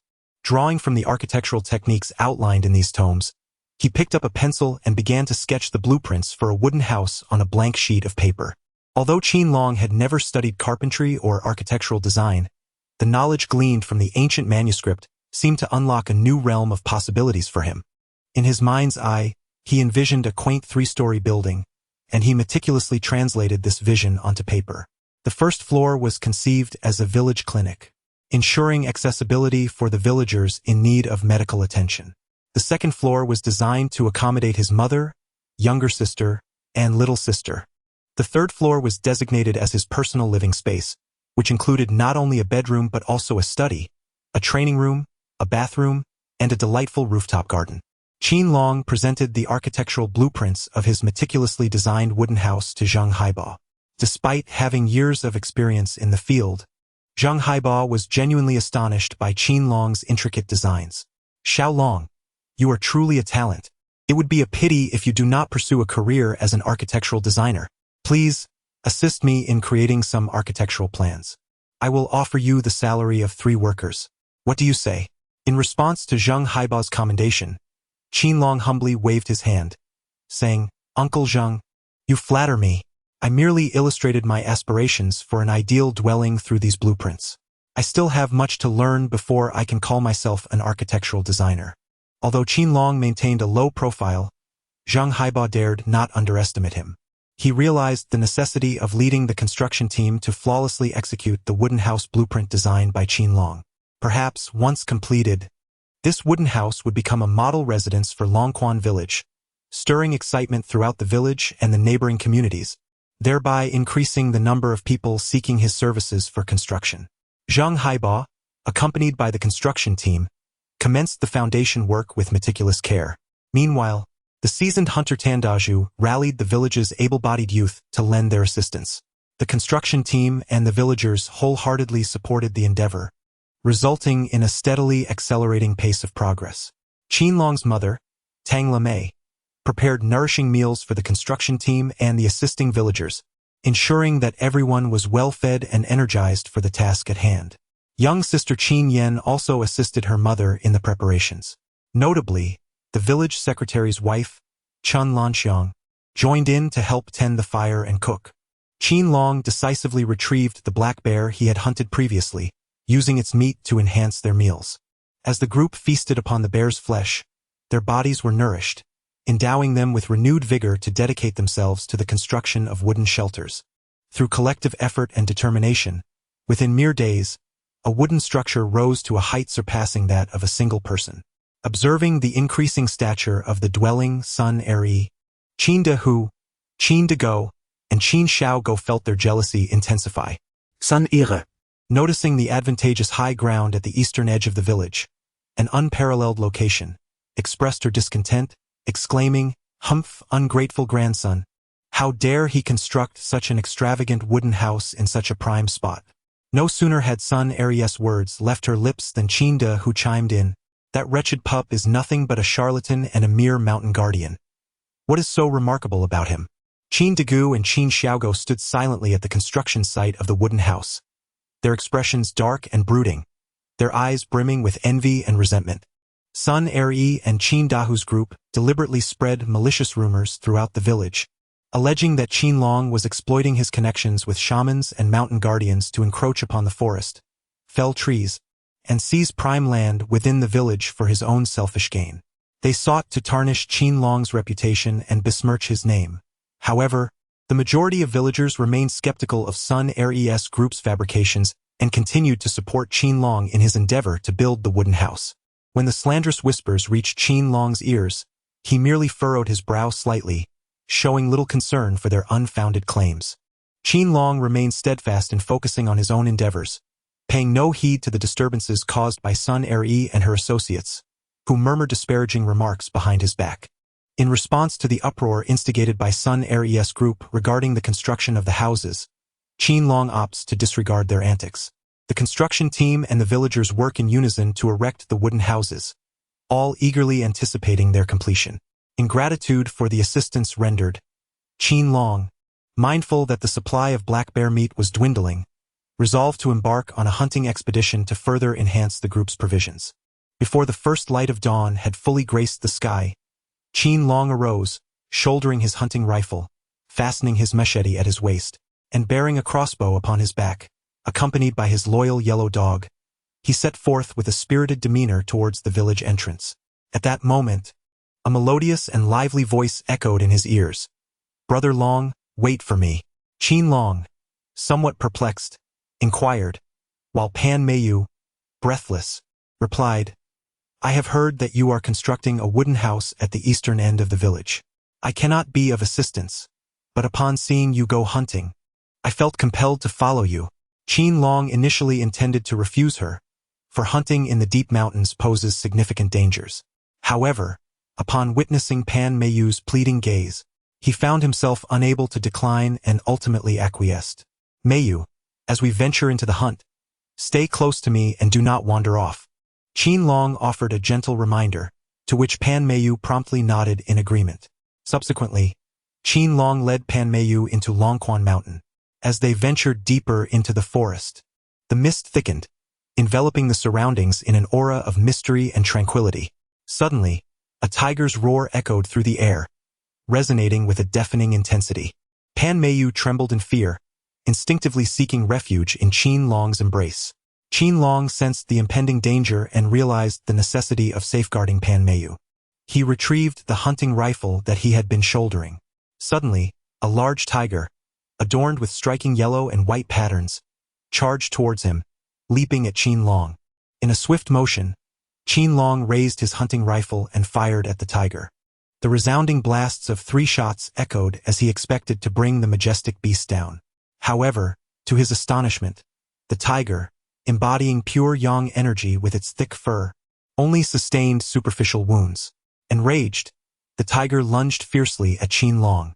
In a moment of desperation, he shoved Pan Meiyu aside and drew his machete, engaging in a fierce battle with the creature amidst the forest.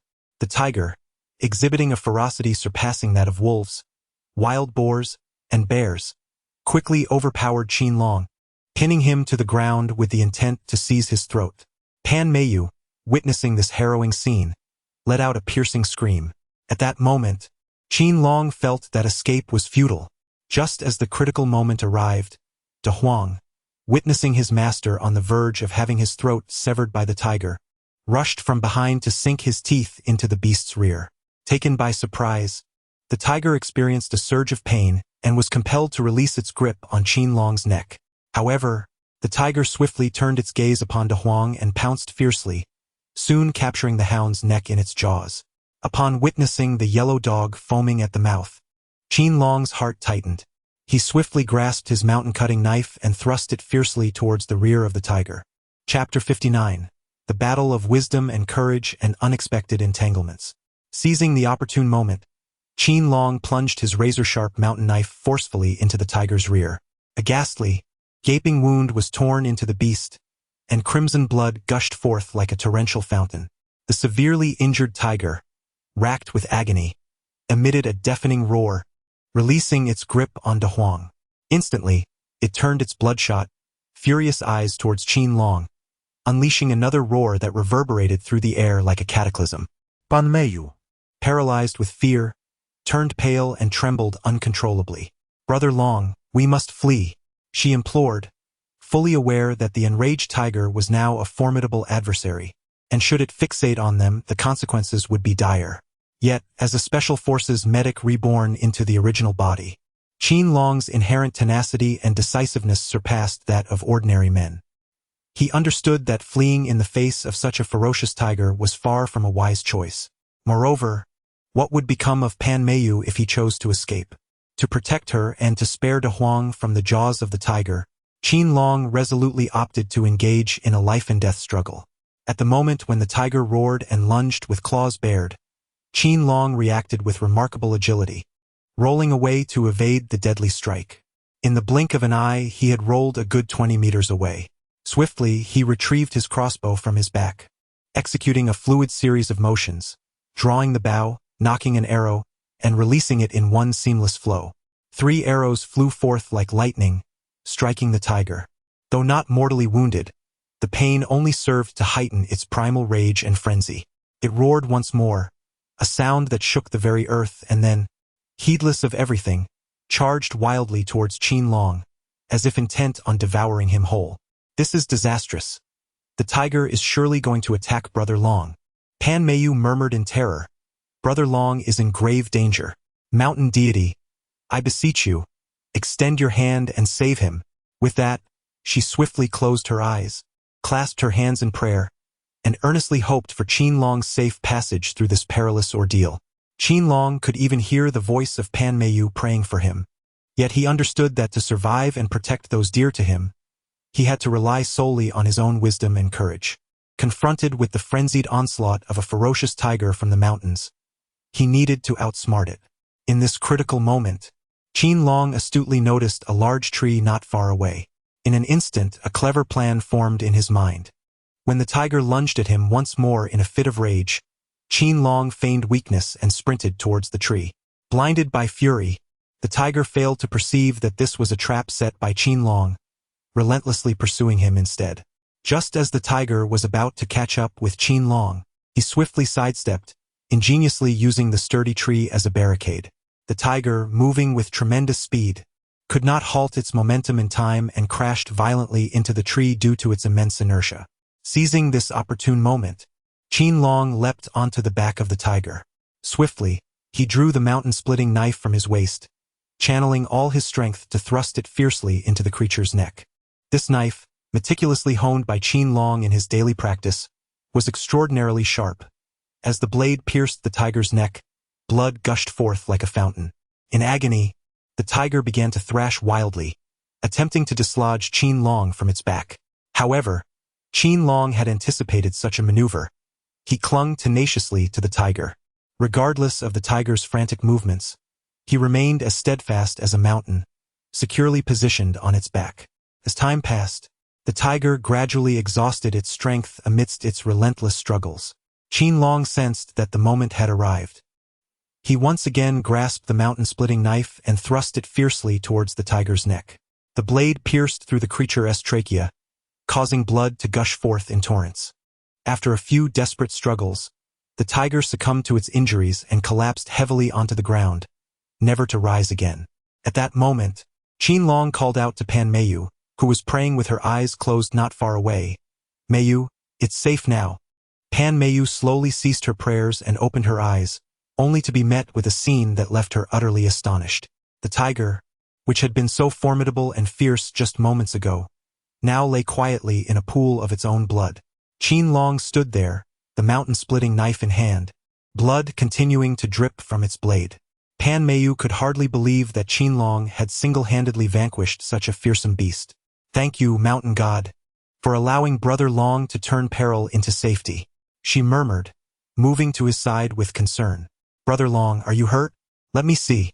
As she spoke, she meticulously examined his body. To her delight, she discovered that Qin Long had only sustained a minor superficial wound during the fierce struggle with the tiger, allowing her to finally breathe a sigh of relief. "Brother Long, your prowess in hunting in the deep mountains has truly grown. Not only have you slain wild boars and wolves, but now you have also taken down a tiger. You are undoubtedly the strongest guardian of our village." Pan Meiyu exclaimed in admiration. "When the tiger lunged at you and I urged you to run, why didn't you flee?" Qin Long earnestly stated, "Meiyu, if you accompany me on this hunting expedition, I must ensure your safety. Should I flee, the tiger would undoubtedly pursue and harm you. I cannot allow you to be placed in peril." Pan Meiyu felt an overwhelming sense of gratitude. "Brother Long, thank you for safeguarding me with your very life. You have saved mine, and I shall forever owe you for this." The profound gratitude reflected in Pan Meiyu's eyes stirred ripples within Qin Long's heart. As he gazed upon her, he noticed the depth of emotion in her sparkling eyes, and an unfamiliar sensation quietly swelled within him. However, Qin Long merely offered a gentle smile and replied, "Meiyu, there is no need for thanks. As a guardian of the mountains, it is my duty to protect both the forest and its villagers. Rescuing you was but a small act, one I was obliged to undertake." His unpretentious nature deepened Pan Meiyu's admiration for him. At that moment, surrounded by the solitude of the deep mountains, Pan Meiyu felt it was the perfect opportunity to profess her feelings. Summoning her courage, she once again declared her affections to Qin Long. "Brother Long, you have protected me on numerous occasions and saved my life. I am willing to be your partner. What do you think?" Qin Long was momentarily taken aback. He gazed at Pan Meiyu, who had lowered her head, her cheeks flushed a deep crimson, her bashful yet enchanting demeanor evoking a sense of tenderness. He spoke slowly, "Meiyu, I find you to be a remarkable person, but as the guardian of the mountain, I constantly face life-threatening dangers." Without hesitation, Pan Meiyu resolutely replied, "Long Gu, I am well aware of that. It is precisely because you are willing to risk your life to protect me and ensure the safety of the entire village that I perceive your actions as profoundly significant. You are the great hero of Longquan village, and I have admired heroes since my childhood. You are no longer the same Long Gu from before. You have become a stalwart man, and I am more than willing to be your partner." Pan Meiyu's heartfelt declaration left Qin Long momentarily speechless. Since becoming the mountain guardian, He had not only supported his family through his own efforts and safeguarded the village, but had also unexpectedly won the affection of the village beauty, Pan Mayu. Noticing Qin Long's silence as he stood there in a daze, she took the initiative. She extended her delicate, jade-like hand and gently wrapped it around Qin Long's neck, pressing herself closely against him. Rising slightly on her tiptoes, she tenderly kissed his lips. Chapter 60. A serendipitous encounter in the deep mountains, winning the heart of a beauty. Qin Long, a robust young man brimming with vitality, found it impossible to withstand the gentle onslaught of the village beauty. The latent fire within him began to ignite, growing ever more fervent and uncontrollable. The two transformed the secluded mountains into their exclusive domain, where, in this undisturbed sanctuary, they indulged in a passionate embrace. Qin Long felled a camphor pine and bound the tiger to the tree with vines, dragging it forward. The large yellow dog continued to lead the way, with Qin Long and Pan Mayu trailing behind. From their vantage point, Qin Long noticed that the yellow dog's neck was incessantly bleeding, which made him realize that the dog had been bitten by the tiger earlier. Pan Mayu also observed the severity of the injury on the yellow dog's neck and grew increasingly concerned. Qin Long recalled his acquisition of an ancient text, which detailed the abundant medicinal resources found within Longquan Mountain. These precious herbs were scattered throughout the dense forests and deep mountains, and with diligent searching, one could certainly uncover them. With this thought in mind, Qin Long turned to Pan Mayu and said.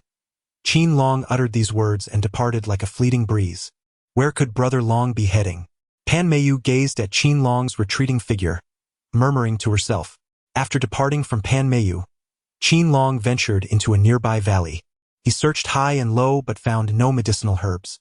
A cold wind swept through, causing Qin Long to shiver involuntarily. Where could the herbs be? Could it be that the ancient texts do not reflect the truth? Qin Long felt somewhat disheartened, and as he lost his footing, he tumbled down a snowy slope. When he reached the bottom, he discovered a large ditch. On either side of the ditch, a variety of wild plants flourished, exuding a delightful fragrance. What intriguing plants are these? As Qin Long gazed intently, he discovered a cluster of peculiar plants thriving amidst the snow. Their leaves were a vibrant green, adorned with delicate pale white blossoms. Could this be the clematis? As a specialized military physician, Qin Long possessed a profound understanding of various traditional Chinese herbs. This was the clematis from the northeastern region, specifically the single-leaf clematis, commonly referred to as snowbloom. The clematis is remarkably resilient to cold, flourishing in the deep mountains and snowy terrains, and is known for its anti-inflammatory and analgesic properties. Qin Long was overjoyed and hurriedly began to gather the clematis. Having collected a sufficient amount of this herb, he inadvertently stumbled upon another medicinal plant known as madder. This madder possesses the remarkable ability to cool the blood and invigorate circulation, effectively treating external bleeding. How splendid! Indeed, the ancient texts were accurate in their assertions. Longquan Mountain is truly a treasure trove of medicinal herbs. The unexpected acquisition of these two herbs would undoubtedly aid in alleviating De Huang's bleeding, pain, and swelling. Qin Long hastily gathered a sufficient amount of madder root, realizing that time was of the essence, and hurriedly made his way to Pan Mayu and De Huang. At that moment, Pan Mayu was crouched beside De Huang, watching helplessly as blood poured from his neck, leaving him on the brink of death, and tears streamed down her face. De Huang, hold on. You cannot leave us. Just then, Qin Long arrived and his heart tightened at the sight. He had wasted a considerable amount of time searching for the two herbs in the frigid wilderness. Now, with the bitter cold and De Huang losing so much blood, the risk of shock was imminent. If immediate aid was not rendered, De Huang would surely perish. Qin Long took 2 steps forward in 3 strides and comforted Pan Mayu. Upon hearing Qin Long's voice, Pan Mayu quickly lifted her head and discovered that he had brought 2 bundles of wild grass. Shaking her head in confusion. Brother Long, you were out for half a day just to gather these 2 types of wild grass? What purpose do they serve? It seems that De Huang is beyond help now. Noticing that Pan Mayu was unfamiliar with the 2 herbs, Qin Long promptly corrected her, saying, Mayu, these are not wild grasses. They are medicinal herbs. After Qin Long finished speaking, he quickly mixed the clematis and madder, mashing them into a paste to apply to the wound on the neck of the great yellow. To ensure the full potency of the herbs penetrated effectively, Qin Long discreetly channeled his inner energy to massage the area. Before long, the medicinal properties of the two herbs began to take effect. In less than 5 minutes, an astonishing transformation occurred, leaving Pan Mayu in awe. The bleeding from the great yellow ceased, and the previously swollen and bruised wound began to heal rapidly. Even more delightful for Pan Mayu was the sight of the great yellow slowly regaining consciousness under Qin Long's care. As it awoke, the great yellow gradually regained its strength and rose from the snow. It wagged its tail and nuzzled its onerous hand repeatedly, as if expressing heartfelt gratitude for the gift of life bestowed by its master. Qin Long issued a command to De Huang, a majestic and intelligent divine beast capable of comprehending his master's intentions, who dutifully led the way ahead. Following closely behind him was Qin Long, pulling along a fir tree bound with a tiger. Pan Mayu trailed Qin Long like a devoted shadow, never straying from his side. As they journeyed, they encountered a multitude of wild rabbits along the path, prompting Pan Mayu to exclaim with delight, "Rabbits! Rabbits!" Meanwhile, De Huang dashed after the flock of rabbits with fervor. The rabbits, clever and elusive, swiftly darted into the nearby thicket, disappearing from sight, leaving De Huang to bark frantically at the dense underbrush. "Brother Long, these rabbits are quite cunning and difficult to catch. It seems we shall have no opportunity to feast on rabbit meat," remarked Pan Mayu, who secretly longed for the taste of rabbit, lamenting the rabbit's cleverness that thwarted even De Huang's efforts to capture them. Upon observing the rabbit that had burrowed into the dense thicket without re-emerging, Qin Long promptly exclaimed, "Mayu, what is there to worry about? I possess a method for capturing the rabbit." Pan Mayu inquired urgently what method. Qin Long patted the 6 animal traps he carried, declaring, "We shall make use of these." Pan Mayu, somewhat skeptical, replied, "Do you truly believe a mere handful of traps can be effective? I refuse to be swayed by your superstitions." Qin Long smiled with confidence. "Whether it works or not, we shall soon find out. I will set the traps, and you go into the woods to gather tender leaves to cover them. Let us wait for the rabbits to take the bait." After Qin Long finished speaking, he scattered the animal traps around the periphery of the dense forest. Pan Mayu, with a mindset of tentative curiosity, gathered tender leaves and placed them atop the traps, covering them carefully. "Mayu, let us retreat 100 meters away and await the unfolding of the spectacle." Qin Long signaled to Pan Mayu, and they retreated behind a large tree, 100 meters away, to observe the surroundings. De Huang, ever cooperative with its master, followed suit and took shelter behind the tree. At a mere command from its owner, it would spring forth into action. After 6 minutes, the rabbits in the dense forest, sensing no movement outside, presumed it was safe and ventured out to forage. They discovered tender leaves scattered across the snowy ground and eagerly approached to feast. However, an unexpected turn of events unfolded. While nibbling on the leaves, the rabbits inadvertently triggered a trap, which ensnared the leg of one of them. In a desperate bid to escape, the rabbit struggled, but the trap tightened its grip. 6 wild rabbits fell victim to Qin Long's cunning snare, though 2 managed to free themselves with minor injuries, hastily retreating into the forest. Qin Long would not allow these 2 wild hares to escape. "De Huang, it is your turn to take the stage." Qin Long pointed towards the 2 fleeing hares, and De Huang charged forth. The hares, having sustained superficial injuries to their legs, were unable to escape swiftly and were soon apprehended by De Huang. "Mayu, our endeavor to capture the rabbits has been triumphantly accomplished." Qin Long beamed with pride at Pan Mayu. It was only then that Pan Mayu truly recognized Qin Long's ingenuity in trapping rabbits with a snare. Her eyes filled with admiration and reverence. "Brother Long, you are truly a genius in the art of hunting. You helped me catch a rabbit, and I am determined to repay you." Upon finishing her words, Pan Mayu, seizing a moment of Qin Long's distraction, swiftly rose onto her toes and planted a quick kiss on his left cheek. Qin Long never imagined that a mere hunting excursion would lead to winning Pan Mayu's heart once more. This time, taking her deep into the mountains for a hunt, he not only brought home game but also captured the affection of a beauty. What a remarkable reward. Chapter 61. The hero's triumphant return, kisses and slander in harmony. Pan Mayu bestowed a fragrant kiss, her delicate face radiating an irresistible allure, evoking deep admiration. Qin Long is a sight to behold. Pan Mayu resembles a blooming red peony, exuding a beauty that is both national and fragrant. Her breathtaking beauty captivates the onlooker, rendering them unable to divert their gaze. Qin Long was enraptured by this exquisite moment. After a brief pause, he lifted his gaze to the sky and spoke.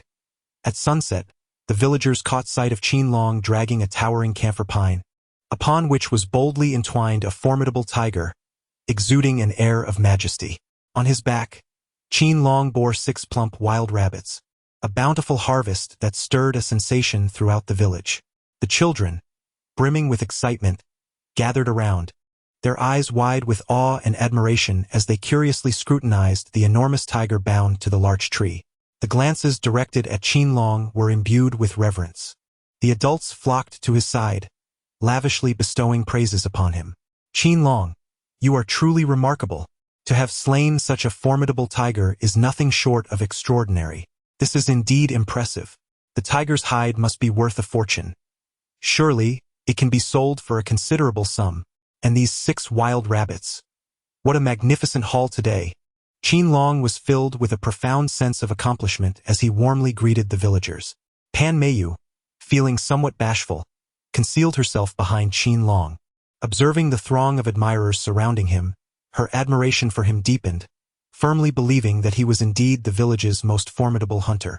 Tang Daju, who was assisting in the construction of a wooden house at the eastern edge of the village, hurriedly approached, exuberantly praising him. Zhang Haibo, the construction team leader, was also drawn to the lively crowd. Xiao Long, I never anticipated that at such a tender age, you would possess such audacity, daring even to confront a tiger. This beast has been a significant menace in the mountains. By eliminating it, you have undoubtedly enhanced the safety of our village. Receiving accolades from both Tang Daju and Zhang Haibo, Qin Long humbly responded, Uncle Tang, Uncle Zhang, this is merely my duty. You have tirelessly assisted in constructing the wooden house while I ventured into the mountains to hunt. My intentions are twofold, to rid the village of threats and to enhance our meals. Qin Long's sincere words warmed the hearts of everyone present. The crowd erupted in applause, cheers resonating in waves. Amidst the throng, Sun Eri and Qin Da, who felt a deep sense of discomfort as they observed the accolades showered upon Qin Long. Qin Dahua deliberately raised his voice, speaking in a sarcastic tone. Look, this little rascal has taken the secretary's daughter into the deep mountains to hunt. I dare say, they must be up to something unspeakable. As he uttered these words, a trace of smugness adorned Qin Dahua's face, as he believed he had seized upon a vulnerability in Qin Long that would allow him to torment him thoroughly. Qin Long was well aware of Qin Dahua's propensity for troublemaking and intentional provocation. He furrowed his brow, dismissing the rabid dog entirely, and resolutely tightened his grip on the larch tethering the tiger, proceeding towards the northern edge of the village. Pan Meiyu, being a virtuous young lady, could hardly tolerate such slander from Qin Dahu. She swiftly stepped forward, raising her voice in indignation. Qin Dahu, cease your nonsensical babble. Qin Long and I ventured into the mountains to hunt and gather herbs, aiming to enhance the meals for those building the wooden houses, while also providing Qin Long with medicinal supplies to treat our fellow villagers. Do not presume everyone to be as base as you. At that moment, Qin Dahu found himself at a loss for words. However, it was then that Sun Eri, with an acerbic tone, addressed Pan Meiyu, saying, Oh, Miss Pan, your eagerness to defend yourself and my unfilial grandson is rather curious. Could it be that the rumors are true, suggesting that you two have been? Sun Eri's words were utterly unbearable, leaving Pan Meiyu trembling with rage. The fury within Qin Long surged suddenly. His gaze turned frigid as he sternly commanded, Silence. This thunderous rebuke caused Sun Eri to tremble. Qin Long coldly rebuked Sun Eri, stating, I have respected you as an elder and have tolerated your behavior for long enough. However, do not utter nonsensical words here. My relationship with Meiyu is completely innocent, and I act with a clear conscience. Should you dare to speak recklessly again, do not blame me for being impolite. Upon his arrival, he overheard Qin Dahu and Sun Eri's group maliciously mocking Qin Long and his daughter, causing his expression to darken with fury. He cast a stern glance at Sun Eri and the others, declaring, You spend your days spreading rumors and fabricating tales. Cannot you see the numerous good deeds Xiao Long has done for the village? If this continues, I shall, in the name of the village committee, Contact the town police station to properly address your misconduct. As the village committee secretary, Pan Yong held significant influence in the village, and his words resonated powerfully. Sun Eri and Qin Dahu dared not speak further and could only leave in disgrace. Qin Long looked gratefully at Pan Yong and said, "Uncle Pan, I am truly grateful to you." Pan Yong patted Qin Long's shoulder and replied with a smile, "Little Long, there is no need for such formalities with me. Do not pay attention to those individuals. As long as we conduct ourselves with integrity and propriety, we need not fear their idle chatter." With the support of the village head, Qin Long cast aside the mockery and decisively turned to Tan Dazhu and Zheng Haiba, saying, "Uncle Tan, Uncle Zheng, please rally everyone to assist me in constructing the wooden house. I appreciate your hard work. Having captured such a bounty of game, I shall prepare a feast of tiger meat and rabbit stew for everyone to enjoy." Upon hearing this, Tan Dazhu and Zheng Haiba were filled with excitement, their faces flushed with enthusiasm. Tan Dazhu exclaimed, "Little Long, your consideration for us inspires us to work even harder, ensuring that the wooden house is built swiftly and splendidly." Zheng Haiba chimed in, "Indeed, Little Long, you can rest assured." Qin Long's heart brimmed with exhilaration. He strode confidently to the tiger and proclaimed, "All villagers who support my endeavor to build the wooden house shall partake in this. I shall slay the tiger at once, and tonight we shall feast upon its flesh together. Moreover, to all the villagers who have consistently backed my construction of the wooden house, I intend to share this tiger with you today." The villagers present erupted in cheers of joy. Qin Long dragged the camphor pine, bound with a tiger, to the front of the thatched cottage at the northern edge of the village. Tang Lame and Chun Lanxiang were preparing dinner for the construction team and the assisting villagers, but the black bear meat from before had already been consumed, and it appeared that this meal would lack meat. "Son, your hunting skills are truly becoming more impressive." Chun Lanxiang learned from her daughter Pan Meiyu that Qin Long had exerted himself to protect her during the tiger hunt, which further enhanced her admiration for him. After praising Qin Long, she leaned closer to her daughter and whispered, "Meiyu, if you encounter a man who would protect you with his life, you must cherish him dearly. I believe you two are exceptionally well-matched. You should take the initiative and not let other girls get ahead." Pan Meiyu's face instantly flushed with embarrassment as she lowered her head, her small hands nervously rubbing the hem of her clothes. Upon witnessing Pan Meiyu's bashful demeanor, Qin Long couldn't help but silently marvel. This enchanting beauty, when shy, is truly delightful. He reflected on his fortune, not only providing for his family through hunting in the deep mountains but also having the opportunity to wed the village's captivating flower as his wife. In Qin Long's heart, it felt as though a small rabbit was nestled within, its rapid heartbeat echoing with every pulse, while the blood coursing through his veins seemed to quicken in flow. Chapter 62. The aftertaste of culinary delights and the warmth of acupuncture. Just as Qin Long was lost in a reverie of beautiful prospects for the future, Pan Meiyu playfully chided, "Dragon brother, you are not being honest." It was only upon hearing Pan Meiyu's words that Qin Long became aware of an unusual change within himself. Emboldened, he replied, "Meiyu, do not blame me. It is your allure that captivates." Upon receiving such a compliment, Pan Meiyu blushed and retorted, "Oh your words are like flowers blooming. Let us not linger on this. We must quickly prepare the tiger meat and rabbit meat to treat our helpers." With this reminder from Pan Meiyu, Qin Long regained his focus and began to skin the tiger, eviscerate it, and process the rabbit meat. Tang Lame, Zheng Lanxiang, And Pan Meiyu all lent a hand, while his younger sister, Qin Yen, also came to assist. United in their efforts, they swiftly crafted delicious dishes of tiger and rabbit meat, which emitted an enticing aroma. Qin Long invited those who supported the construction of the wooden house to a feast, presenting a vintage wine left by his father from his lifetime, pouring it generously for everyone. The guests indulged in sumptuous meat and fine wine, reveling in a state of blissful merriment. Qin Long and Pan Meiyu sat amidst the crowd, relishing a moment of warmth and romance. With a smile, Pan Meiyu turned to Qin Long and said, "Brother Long, today has been truly delightful. I have feasted to my heart's content, and the villagers have savored the delicacies as well." At that moment, the village secretary, Pan Yong, observed his daughter enjoying her time with Qin Long, and his heart swelled with joy. His daughter and Qin Long were indeed a perfect match. It was no small feat for Qin Long to become the guardian of the mountains, bringing prosperity to the entire village. He rose, raised his wine bowl, and addressed Qin Long, saying, "Little Long, you have recently accomplished many deeds that benefit our villagers. You are the pride of our village, and I toast this drink to you." Qin Long was so engrossed in conversation with Pan Meiyu that he completely forgot to offer a toast to the village head.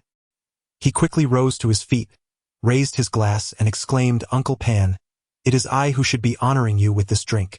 Without your support in my role as the guardian of the mountain, I would never have been able to accomplish so much for the benefit of our villagers." The words of Qin Long brought immense joy to all present, elevating the atmosphere to new heights. Supporters raised their glasses in a toast to Qin Long, who graciously reciprocated each toast.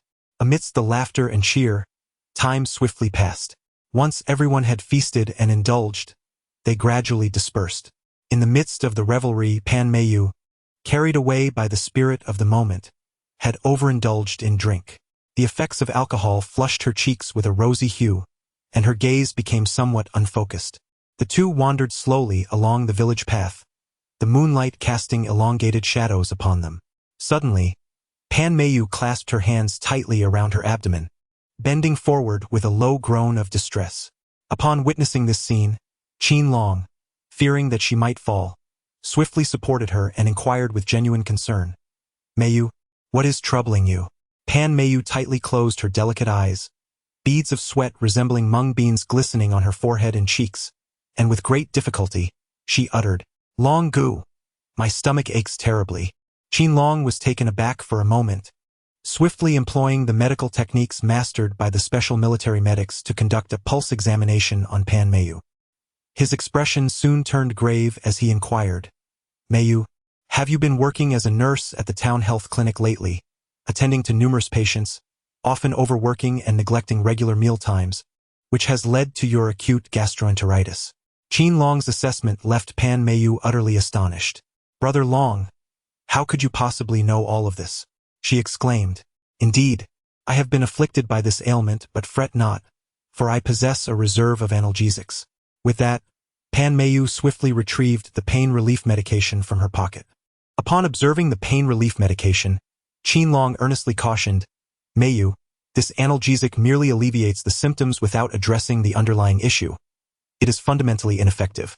However, Pan Meiyu remained unconvinced, asserting, "Brother Long, I frequently take this medication, and it helps me manage the pain."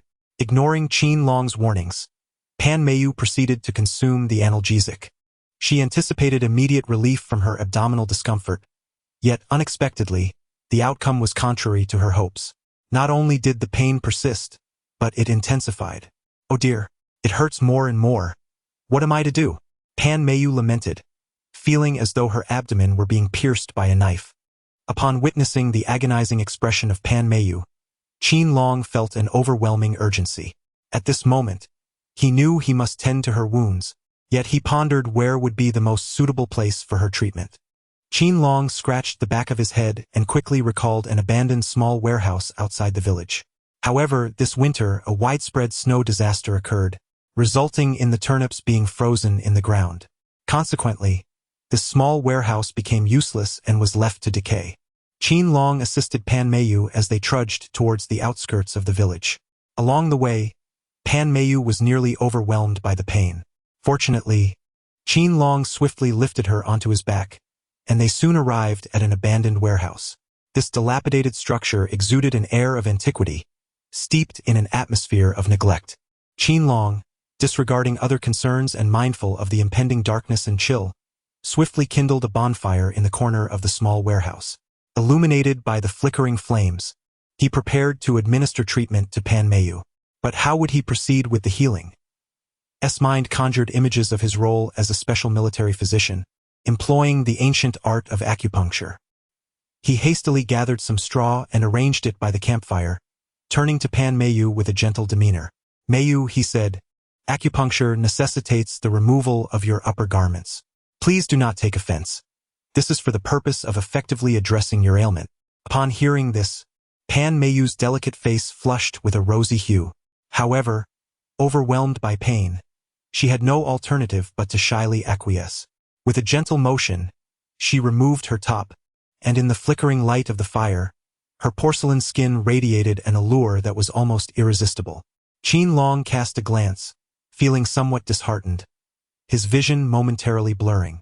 Sensing Qin Long's gaze upon her figure, Pan Meiyu's delicate face flushed once more, radiating an enchanting shyness. Qin Long dared not gaze too long. He understood the urgency of saving a life. Thus, he focused intently, grasping the silver needles, precisely locating the acupoints, and skillfully inserting the needles. With each needle that descended, he meticulously observed Pan Meiyu's reactions, simultaneously employing massage techniques to alleviate her pain. Throughout the process, Pan Meiyu's consciousness fluctuated between clarity and haze. In her moments of lucidity, she beheld Qin Long, deeply engrossed in her treatment, and an unusual sensation surged within her heart. Qin Long's dedication to healing and his exquisite medical skills evoked a deeper admiration in Pan Meiyu. However, the silver needles, slender and elongated, caused a more intense discomfort than those used in the clinic, leaving Pan Meiyu trembling involuntarily. Qin Long sensed Pan Meiyu's fear of the silver needle. As he administered treatment, he softly reassured her, "Meiyu, do not be afraid. I will be gentle with the needle, and it will soon be over. Your condition stems from neglecting your diet. Please be more attentive in the future." "Grateful," Pan Meiyu replied. "Brother Long, thank you for the reminder." As time gradually passed, Qin Long focused intently on his task, and the pain in Pan Meiyu's abdomen significantly diminished. She began to feel more at ease, her gaze intertwining with Qin Long's, and in that moment time seemed to stand still. Outside the village, in an abandoned warehouse, only the crackling of the campfire and their faint breaths broke the silence. The unique atmosphere thickened, and Pan Meiyu's heartbeat unconsciously quickened, a blush spreading from her cheeks to the nape of her neck. Qin Long seemed to sense the peculiar atmosphere surrounding him. His hands trembled slightly, and beads of sweat the size of mung beans trickled down his forehead and cheeks. This was not merely the exhaustion from treating Pan Meiyu, but rather the immense composure required to maintain his focus while attending to such an enchanting beauty. Chapter 63. The Marvelous Needle and Skillful Hands. Can he win the heart of the fair lady? Each insertion of the needle and every application of technique was pivotal to the success or failure of the treatment. Qin Long was acutely aware of the weight of his responsibility and silently recited the calming mantra he had learned from ancient texts. This incantation gradually brought him a sense of tranquility, allowing him to focus entirely on the treatment at hand. As a specialized military physician, Qin Long possessed profound expertise in acupuncture and massage techniques. His movements were deft, with the needles dancing like flowing clouds, each one landing precisely upon the acupoints. His massage applied just the right amount of pressure, executed with effortless grace. With each passing moment of his treatment, Pan Meiyu's brow, once furrowed in pain, began to relax. After a meticulous session, her acute gastroenteritis showed significant improvement. The pallor that had drained her face of color was now replaced by a healthy flush, and the abdominal pain quickly dissipated. This acute gastroenteritis had long been a source of distress for Pan Meiyu. Initially approaching the treatment with a sense of skepticism, she never anticipated that Qin Long would miraculously heal her with his acupuncture and massage. As she observed Qin Long, his forehead and cheeks glistening with beads of sweat after tending to her, her heart swelled with gratitude. She hastily retrieved a delicate handkerchief from her belongings and gently wiped the perspiration from his brow. Her fingers, as slender as green onions, inadvertently brushed against Qin Long's forehead and cheeks, imparting a delicate sensation that filled him with profound comfort and satisfaction. Qin Long instinctively raised his gaze towards Pan Meiyu, who possessed a figure as graceful as a willow and skin fairer than snow, exuding an alluring aura of youthfulness. In that instant, Qin Long felt his heart race and his breath quicken, his mind momentarily blank. When he looked at Pan Meiyu again, he noticed her cheeks had flushed a delicate shade of red. It turned out that after wiping away her sweat, she had sensed Qin Long's gaze upon her. "Brother Long, where are your eyes wandering?" Pan Meiyu teased, her cheeks still blooming with color. "Meiyu, it is simply because your beauty is so captivating. I dare say that even if the peony fairy were to descend from the heavens, she would pale in comparison to your allure." Feigning anger, Pan Mayu shot him a playful glare before attempting to rise and leave the small storage room. Just then, a cacophony of barks erupted from outside, startling both Pan Mayu and Qin Long, leaving them exchanging puzzled glances, uncertain of what was transpiring beyond the confines of the storage room. Qin Long suddenly became alert. He approached the dilapidated wooden door of the small warehouse with utmost caution, peering through the crevice to gaze outside. In an instant, a surge of anger coursed through him from his feet to his head. There stood a figure, none other than his grandmother, Sun Eri. Earlier that evening, Sun Eri had ridiculed Qin Long and Pan Mayu, only to be sternly reprimanded by Party Secretary Pan. Frustrated and unable to sleep as night fell, she wandered aimlessly around the village. By chance, she found herself near the small warehouse outside the village and, upon hearing noises from within, her curiosity was piqued, prompting her to draw closer to investigate. Qin Long accompanied Pan Mayu to a small warehouse outside the village for treatment, while the diligent De Huang followed closely, standing guard outside. Upon sensing the approach of Sun Eri, it became alert and barked incessantly at her. The sudden outburst startled Sun Eri, causing her to shiver in fear as darkness enveloped the surroundings. She yearned to approach the small warehouse to uncover the truth, yet De Huang's relentless barking deterred her. Stretching her neck and perking her ears, she faintly discerned the voices of Pan Mayu and Qin Long, igniting her curiosity further. As night fell, the notion of a solitary man and woman in the small warehouse outside the village led her to ponder the implications of the situation. The more she contemplated, the more she felt that matters were far from simple, prompting her to muster her courage and inch closer to the small warehouse once again. Da Huang, sensing her ill intentions, intensified its fierce barking and even adopted a stance as if ready to pounce. At her age, Sun Eri could hardly withstand such intimidation. Fearing the possibility of being bitten, she hesitated outside the warehouse for a considerable time, ultimately departing in disappointment. Inside the small warehouse, Qin Long and Pan Mayu, having noticed Sun Eri's attempt to spy on them, were startled by De Huang's fierce defense. This unforeseen interruption abruptly shattered the previously intimate atmosphere shared between the two. Qin Long peered through the crevice of the dilapidated wooden door, confirming that Sun Eri had departed. He turned to Pan Mayu and said, "Mayu, you have arrived home. Please, do go inside." As she gently nodded and adjusted her attire, she followed Qin Long out of the small storage room. Unbeknownst to them, Qin Long had already escorted Pan Mayu to the entrance of her home. "Tomorrow you will be working at the town's health clinic, so remember to dress warmly and take care not to catch a chill." Qin Long expressed his concern with earnestness. Upon hearing his words, Pan Mayu felt a warmth enveloping her heart. She lifted her gaze, her eyes brimming with gratitude and shyness as she looked at Qin Long. Qin Long's visage appeared increasingly handsome, and Pan Mayu felt her heart racing uncontrollably. She recalled her mother's admonition that Qin Long was a rare and exceptional man, and she must take the initiative to prevent other girls from seizing the opportunity. Gathering her courage, Pan Mayu rose on her tiptoes and, while Qin Long was momentarily distracted, gently pressed her lips against his cheek. This unexpected kiss left Qin Long momentarily stunned. He widened his eyes, seemingly unable to believe the reality unfolding before him. After the kiss, Pan Mayu's face flushed a deep crimson. She lowered her head and softly murmured, "Long go, thank you for healing my ailment tonight." Qin Long was ecstatic, feeling as though fortune had unexpectedly smiled upon him. He gazed at Pan Mayu's breathtaking beauty, stammering with excitement, "Mayu, you." Pan Mayu. With eyes brimming with tenderness, looked deeply into Qin Long's eyes and said, "Come now, there's no one around. If you desire, you may take the initiative to kiss me." Qin Long could no longer suppress the emotions within his heart. He embraced Pan Mayu fervently, kissing her passionately. Their feelings, under the witness of the moonlight, swiftly intensified. As Qin Long reveled in the gentle affection of Pan Mayu, his heart brimmed with solace. The two shared a lingering kiss, reluctant to part from one another. However, the flames of passion within Qin Long blazed ever more fervently, spiraling beyond control.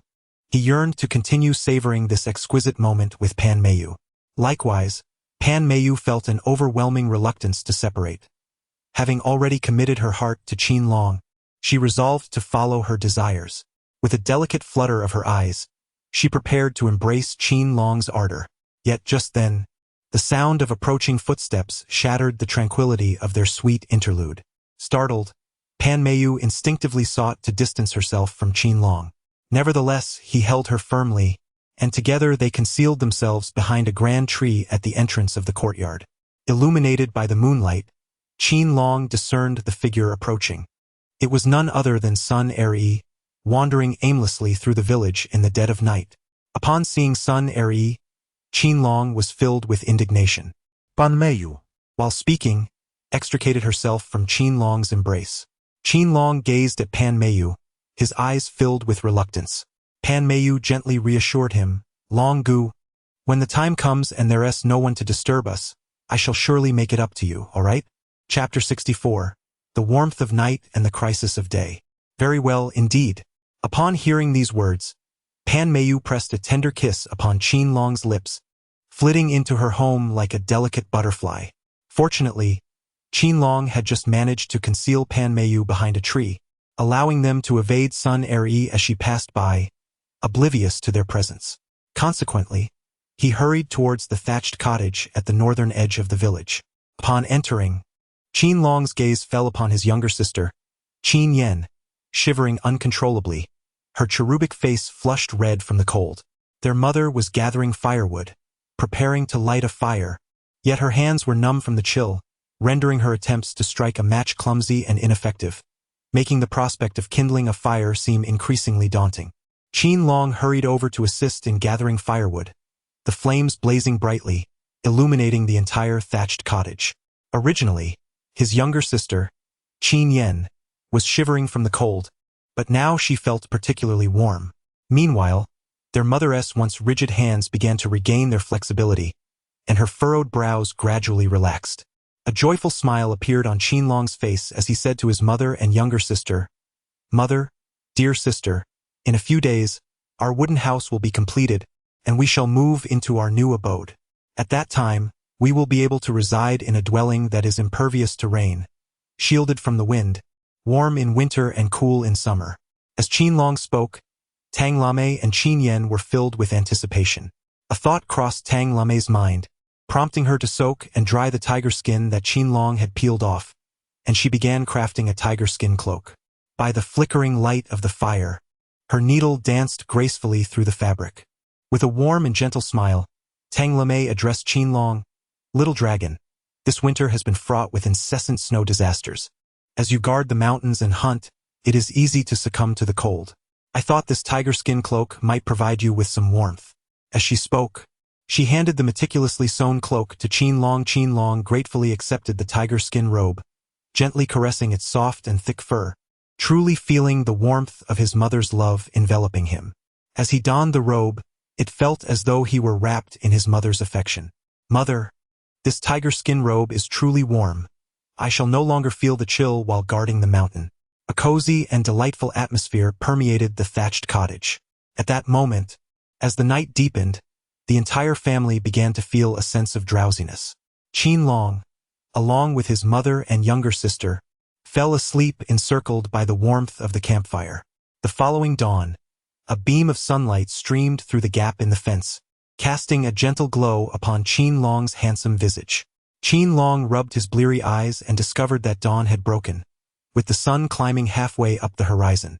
Reflecting on his role as the guardian of the mountains, he recognized that it was his solemn duty to protect the forests and prevent wild beasts from descending into the village to disturb the villagers. Qin Long meticulously prepared an array of weapons for his mountain patrol: a triple-barreled shotgun, a mountain-cutting knife, and a bow with arrows. In addition to these, he also equipped himself with animal traps. These instruments served as his reliable allies in the wilderness, capable of both warding off ferocious beasts and aiding in the pursuit of game. Qin Long set off towards Longquan Mountain, accompanied by the loyal De Huang, who served as the vanguard. Upon reaching the village entrance, his younger sister, Qin Yen, rushed over, clutching a jug of water and 2 scallion pancakes. As she ran, she called out, "Brother, wait for me. I wish to join you in the hunt." Qin Long shook his head in resignation, yet could not resist his younger sister's tenacity. Thus he led her towards Longquan Mountain. De Huang took the lead, while Qin Yen flitted alongside her brother like a joyful little bird. She chattered incessantly, infusing the tranquil wilderness with a touch of vivacity. Qin Long feigned earnestness as he listened, yet his thoughts were occupied with how to safeguard the mountains and secure a greater catch of prey. Unbeknownst to him, he followed the footsteps of De Huang, arriving at Longquan Mountain. At the foot of the mountain lay the villagers' fields of radishes and various crops. Qin Long knew he must deter wild beasts from descending and ravaging the harvest.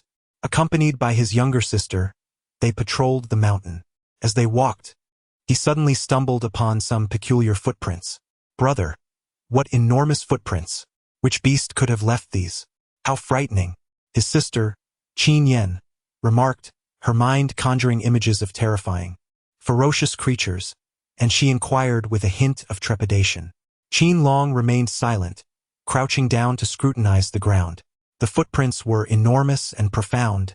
Unlike those of ordinary animals, they resembled the tracks of some large, seldom-seen beast. What manner of colossal print is this?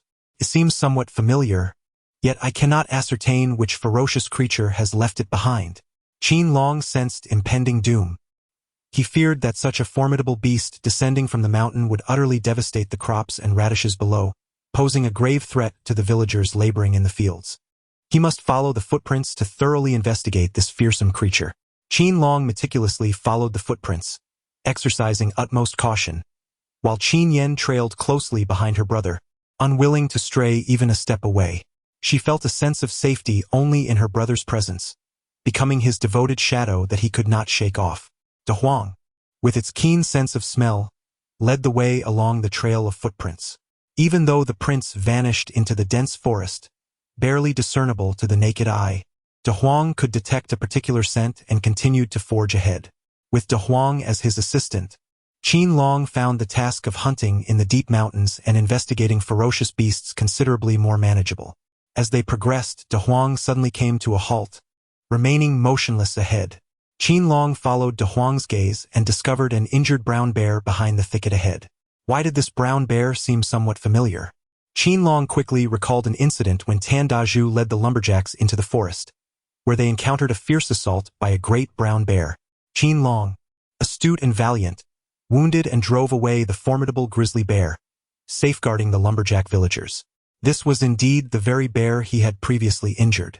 Brother, I am so frightened. Qin Yen followed closely behind Qin Long, frightened, and clung to his leg, hoping he would retreat at once. Qin Long gently caressed the little one's head, softly reassuring her. Yen, the brown bear is injured. Brother has knives and guns. There is no need to fear.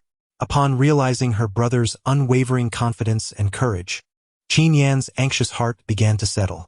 Qin Long observed that even when the brown bear was injured and appeared weakened, it still retained its aggressive nature. Qin Long understood that if he did not drive the brown bear deep into the forest, once its wounds healed, it could potentially launch an attack on the villagers below the mountain, even descending at night to wreak havoc in the village. As the guardian of the mountain, it was imperative to take precautions against any impending threat. Accompanied by his younger sister, engaging in direct combat with the bear was exceedingly perilous. Thus, he needed to devise traps to outsmart the creature. Qin Long had just discerned the habitual path frequented by the brown bears through the footprints, a route situated near the edge of the forest where the ground was blanketed in a thick layer of fallen leaves. Qin Long grasped the mountain-opening knife and excavated a deep, wide, and lengthy pit along the path. At the bottom of the trap, he positioned several sharp wooden stakes, their points directed upwards. He then gathered an abundance of branches from the vicinity and arranged them over the pit, covering them with a thick layer of fallen leaves and underbrush. Following this, Qin Long took a piece of the scallion pancake that his younger sister had brought and placed it near the trap. The scallion pancake emitted a tantalizing aroma into the air, capturing the attention of the brown bear. In order to evade detection by the grizzly bear, Qin Long swiftly took his younger sister and concealed themselves behind a nearby grand tree, vigilantly observing the bear's movements. The grizzly bear, with its acute sense of smell, detected the tantalizing aroma of scallion pancakes and ambled confidently towards the direction of the trap. However, sensing something amiss, the bear halted, alertly scanning its surroundings. Qin Long's heart raced to his throat as he tightly gripped the triple-barreled shotgun in his hands, while his younger sister, Qin Yen, dared not even breathe. De Huang lay motionless in the grass nearby. Time seemed to freeze in that moment, the air thick with tension. Chapter 65. The Brown Bear in the Trap.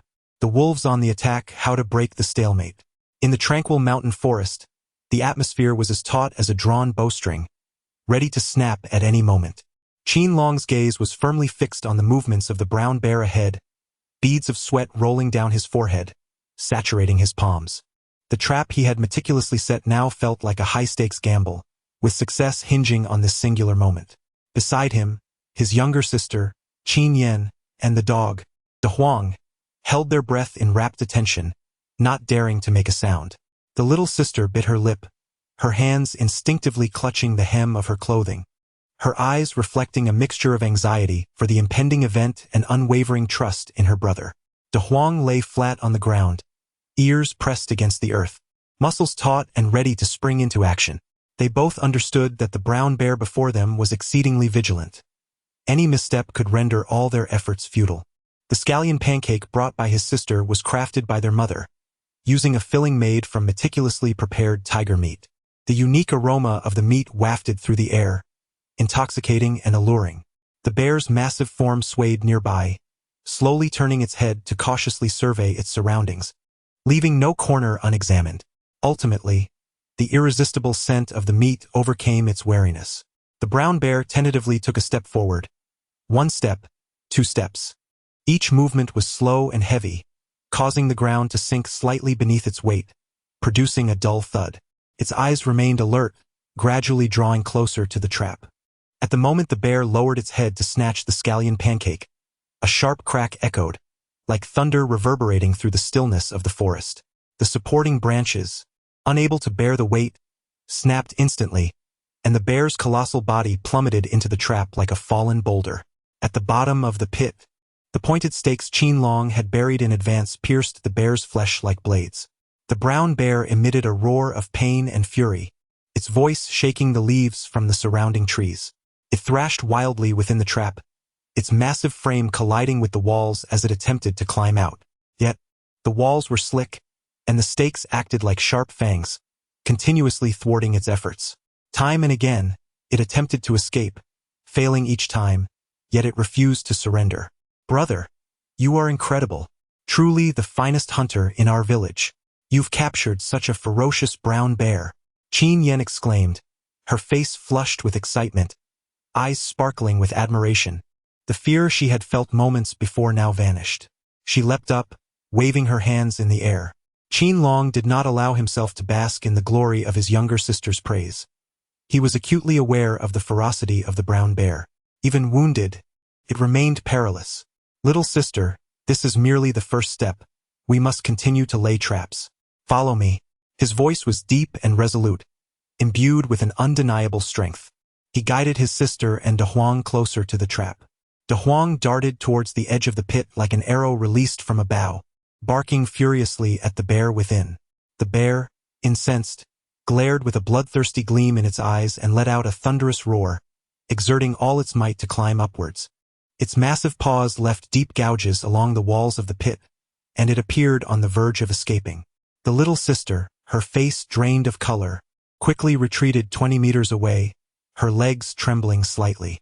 De Huang, sensing the imminent danger, ceased his barking and retreated 6 meters with his tail tucked between his legs. "Little sister, do not fear. I shall now establish the second line of defense." Qin Long swiftly unraveled the hemp rope from his body, the rope in his hands akin to a sinuous serpent. He circled the perimeter of the trap, firmly securing wooden stakes, each one driven forcefully into the earth. Subsequently, he positioned 6 animal traps around the trap's vicinity, meticulously inspecting the mechanisms of each, ensuring absolute precision. With that accomplished, let us proceed over there and observe how it falls prey. Qin Long led his younger sister to hide behind a tree 100 meters away, his gaze unwaveringly fixed on the trap. Indeed, the brown bear, demonstrating remarkable tenacity, clawed its way out of the trap, only to be ensnared by a thick rope that brought it crashing down. Its massive form hit the ground with a resounding thud, sending dust swirling into the air.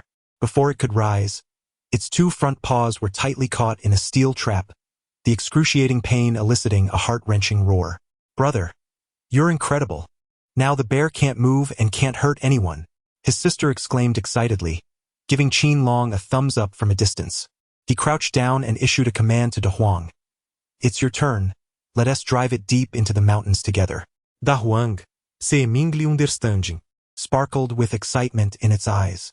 The brave dog charged forward, seizing the opportunity while the bear was injured and hindered, sinking its teeth into the bear's rear. The bear, stung by the pain, turned to retaliate against De Huang, swinging its enormous paw with a whoosh that sliced through the air. Seizing the opportunity, Qin Long raised his triple-barreled shotgun and fired 3 resounding shots, the bullets striking the brown bear with the swiftness of lightning. Though the bear's thick hide and robust flesh rendered it unharmed fatally, the pain ignited a realization within it that the human before it was formidable. With a swift turn, it bolted into the depths of the dense forest. "De Huang, pursue!" At the command of Qin Long, the great hound barked fiercely as it pursued from behind.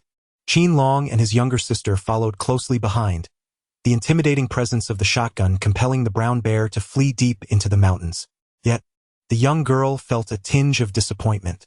"Brother, we haven't managed to hunt any other game on this outing," she said, her head bowed, her eyes betraying a hint of melancholy.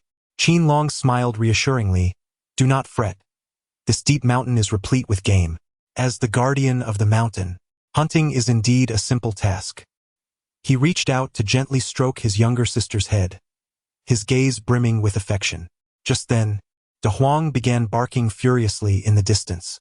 Qin Long turned his gaze towards the sound and discovered a flock of wild chickens foraging in the dense forest. They merrily flitted through the grass, occasionally pecking at the insects on the ground.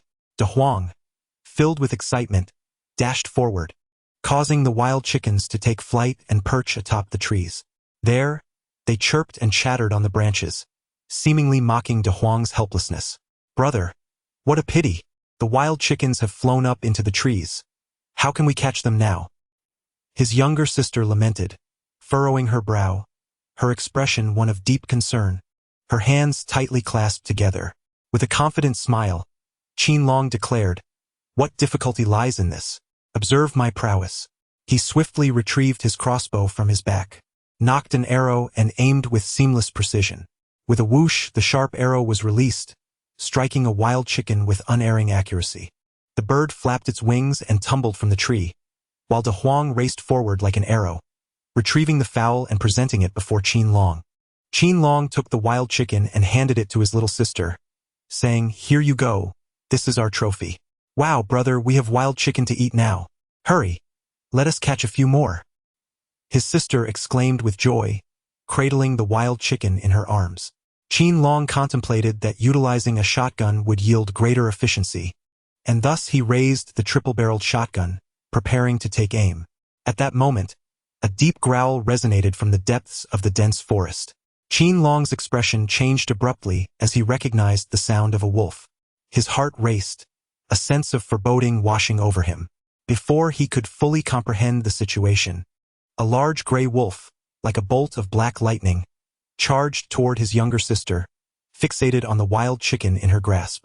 Its eyes glinted with avarice, revealing sharp fangs. "Ah, brother, save me!" His sister cried out in terror, collapsing to the ground in fright, her eyes rolling back as she fainted. The wild chicken slipped from her hands, flapping helplessly on the ground beside her. A profound heaviness enveloped Qin Long's heart. The proximity was perilous, and the use of a shotgun could very likely harm his younger sister. In that moment of utmost urgency, he drew the machete from his waist and charged toward the wolf with fervor. A singular thought consumed him. He must not allow his sister to come to harm. His gaze radiated unwavering resolve, and his steps echoed like the relentless beat of a drum, each stride infused with the courage of one who has burned his boats behind him. Chapter 66. In the face of provocation, the shotgun awaits. With a resounding thud, Qin Long's machete struck true, cleaving the wolf's left ear. The ear was severed, blood cascading down like a torrent. Injured, the wolf became frenzied, unleashing a furious roar as it leapt toward Qin Long with ferocity. Qin Long was knocked to the ground by a wild wolf, which was poised to sink its teeth into his neck. Nearby, De Huang witnessed the imminent threat to his master and swiftly launched a surprise attack from behind. De Huang clamped his jaws onto the wolf's tail, causing it to abandon its attempt to bite Qin Long. In retaliation, the wolf turned and seized De Huang's ear, eliciting a pained whimper from him. Seizing the opportunity amidst the fierce battle between the giant yellow creature and the wild wolf, Qin Long once more brandished his mountain-splitting blade and thrust it forcefully into the rear of the wolf.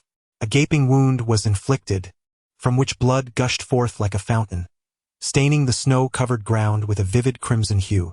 The wolf, gravely injured and realizing the formidable nature of the two-legged beast before it, hastily retreated into the dense forest, no longer daring to emerge. At this moment, Qin Long turned his attention to his younger sister, Qin Yen, and discovered that she had fainted in terror. Just moments ago, the wolf had lunged directly at her. Had he not intervened in time, she might have met a grim fate. Yen, awaken! Qin Long gently shook Qin Yan's shoulder, and after a while, she slowly awoke. Brother, where is the wolf? I am so frightened.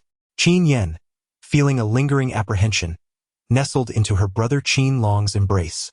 Qin Long hurriedly reassured Yen. The wild wolf has been wounded by my brother and has fled. We are safe now. Upon seeing the crimson stains of the wolf's blood in the snow, Qin Yen realized that the beast had been injured and had escaped. Brother, what a narrow escape. If it weren't for your timely rescue, I would have been devoured by that wolf. Qin Yen expressed her profound gratitude. Qin Long hurriedly reassured, this wild wolf is exceedingly cunning. It has likely been eyeing the wild chicken we have captured for quite some time. However, fear not, for we shall station De Huang nearby. The moment the wolf approaches, De Huang will alert us. Upon concluding his remarks, Qin Long instructed De Huang to patrol the dense forest, ensuring that no wolves approached. Sister, let us continue our hunt. This time, I shall wield the shotgun. Watch as I bring down the pheasant perched in the trees. Upon concluding his statement, Qin Long aimed his firearm at the wild chickens perched upon the tree. The sharp crack of 3 gunshots resonated through the air, mingling with the scent of gunpowder. The wild chickens, struck by the bullets, plummeted to the ground, and Qin Yen hurriedly dashed over to gather them. Unbeknownst to him, Qin Long had successfully hunted 10 wild chickens. Brother, you look utterly magnificent wielding that hunting rifle. The sight of the plump chickens nearly made the little one drool. He intended to offer these 10 wild chickens as a feast for those who supported the construction of the wooden cabin. Qin Long and his sister were pleasantly surprised to find that the wooden cabin had risen to a full story. The construction foreman, Zhang Haibao, led his team with great enthusiasm, while the seasoned hunter, Tan Dazhu, worked alongside the local villagers. Meanwhile, their mothers, Tang Lame and Chun Lanxiang, the village beauty, set up a large pot on site, from which steam rose as they prepared lunch. Upon witnessing this vibrant scene, Qin Long exclaimed, Mother, Aunt Chun, your hard work is truly commendable. Just in time, I ventured into the mountains and caught 10 wild chickens. I can prepare a delightful chicken soup to enhance our meal. As Qin Long spoke with exuberance, he proudly displayed the 10 wild chickens he had hunted. Everyone feasted heartily, invigorated by the meal, and the construction of the wooden house progressed smoothly. Meanwhile, Sun Eri and Qin Dahu observed from a distance, their eyes smoldering with envy as they watched Qin Long's wooden house rise to a full story. Their jealousy deepened, for Qin Long had recently captured an array of game and shared none with them, instead offering it all to those laboring on the house. Sun Eri, unable to contain her disdain for Qin Long, publicly mocked him. Oh, look at you, ungrateful grandson. What a pitiful hunt this time, only a few wild chickens. Usually, you boast of hunting large beasts, yet now you return with just these chickens. It seems your skills are waning. No sooner had Sun Eri finished her scorn than Qin Dahu interjected, adding fuel to the fire. A mere pup claiming to be a mountain guardian. Your hunting prowess is truly pathetic. Who can't catch wild chickens? What a disgrace. The public ridicule from Sun Eri and Qin Dahu incited Qin Long's fury. Observing this injustice, Qin Yen could no longer remain silent. She boldly defended her brother. Today, I accompanied my brother into the deep mountains for hunting. We encountered a brown bear near the mountainside, and in an effort to protect the forest, he bravely confronted the bear. Ultimately, he set a trap, injuring the bear and driving it back into the dense woods. My brother is the mightiest of hunters. If he can fend off a brown bear, who dares to claim he can only catch wild chickens? Qin Yen publicly defended her brother, attracting the attention of the construction team Zhang Haiba and the seasoned hunter Tan Daju, who gathered to observe the unfolding scene. Meanwhile, Sun Eri and Qin Dahua, along with their entourage, directed scornful remarks at Qin Long, while Qin Yen stood by, ardently advocating for her brother. Upon discovering that Qin Long had managed to drive away a grizzly bear in the depths of the mountains, Sun Eri and Qin Dahua were utterly astonished. It is well known that grizzly bears are far more fearsome than tigers, wild boars, or wolves, posing a significant threat. Most hunters are filled with trepidation at the mere thought of encountering a grizzly bear, often retreating in fear. Yet, the fact that Qin Long could repel such a formidable creature was indeed remarkable. However, Sun Eri was not one to offer a single word of praise for Qin Long. Instead, her mind raced with calculations as she loudly mocked. Qin Dahu echoed from the side, "This wretched creature is clearly a menace to the villagers.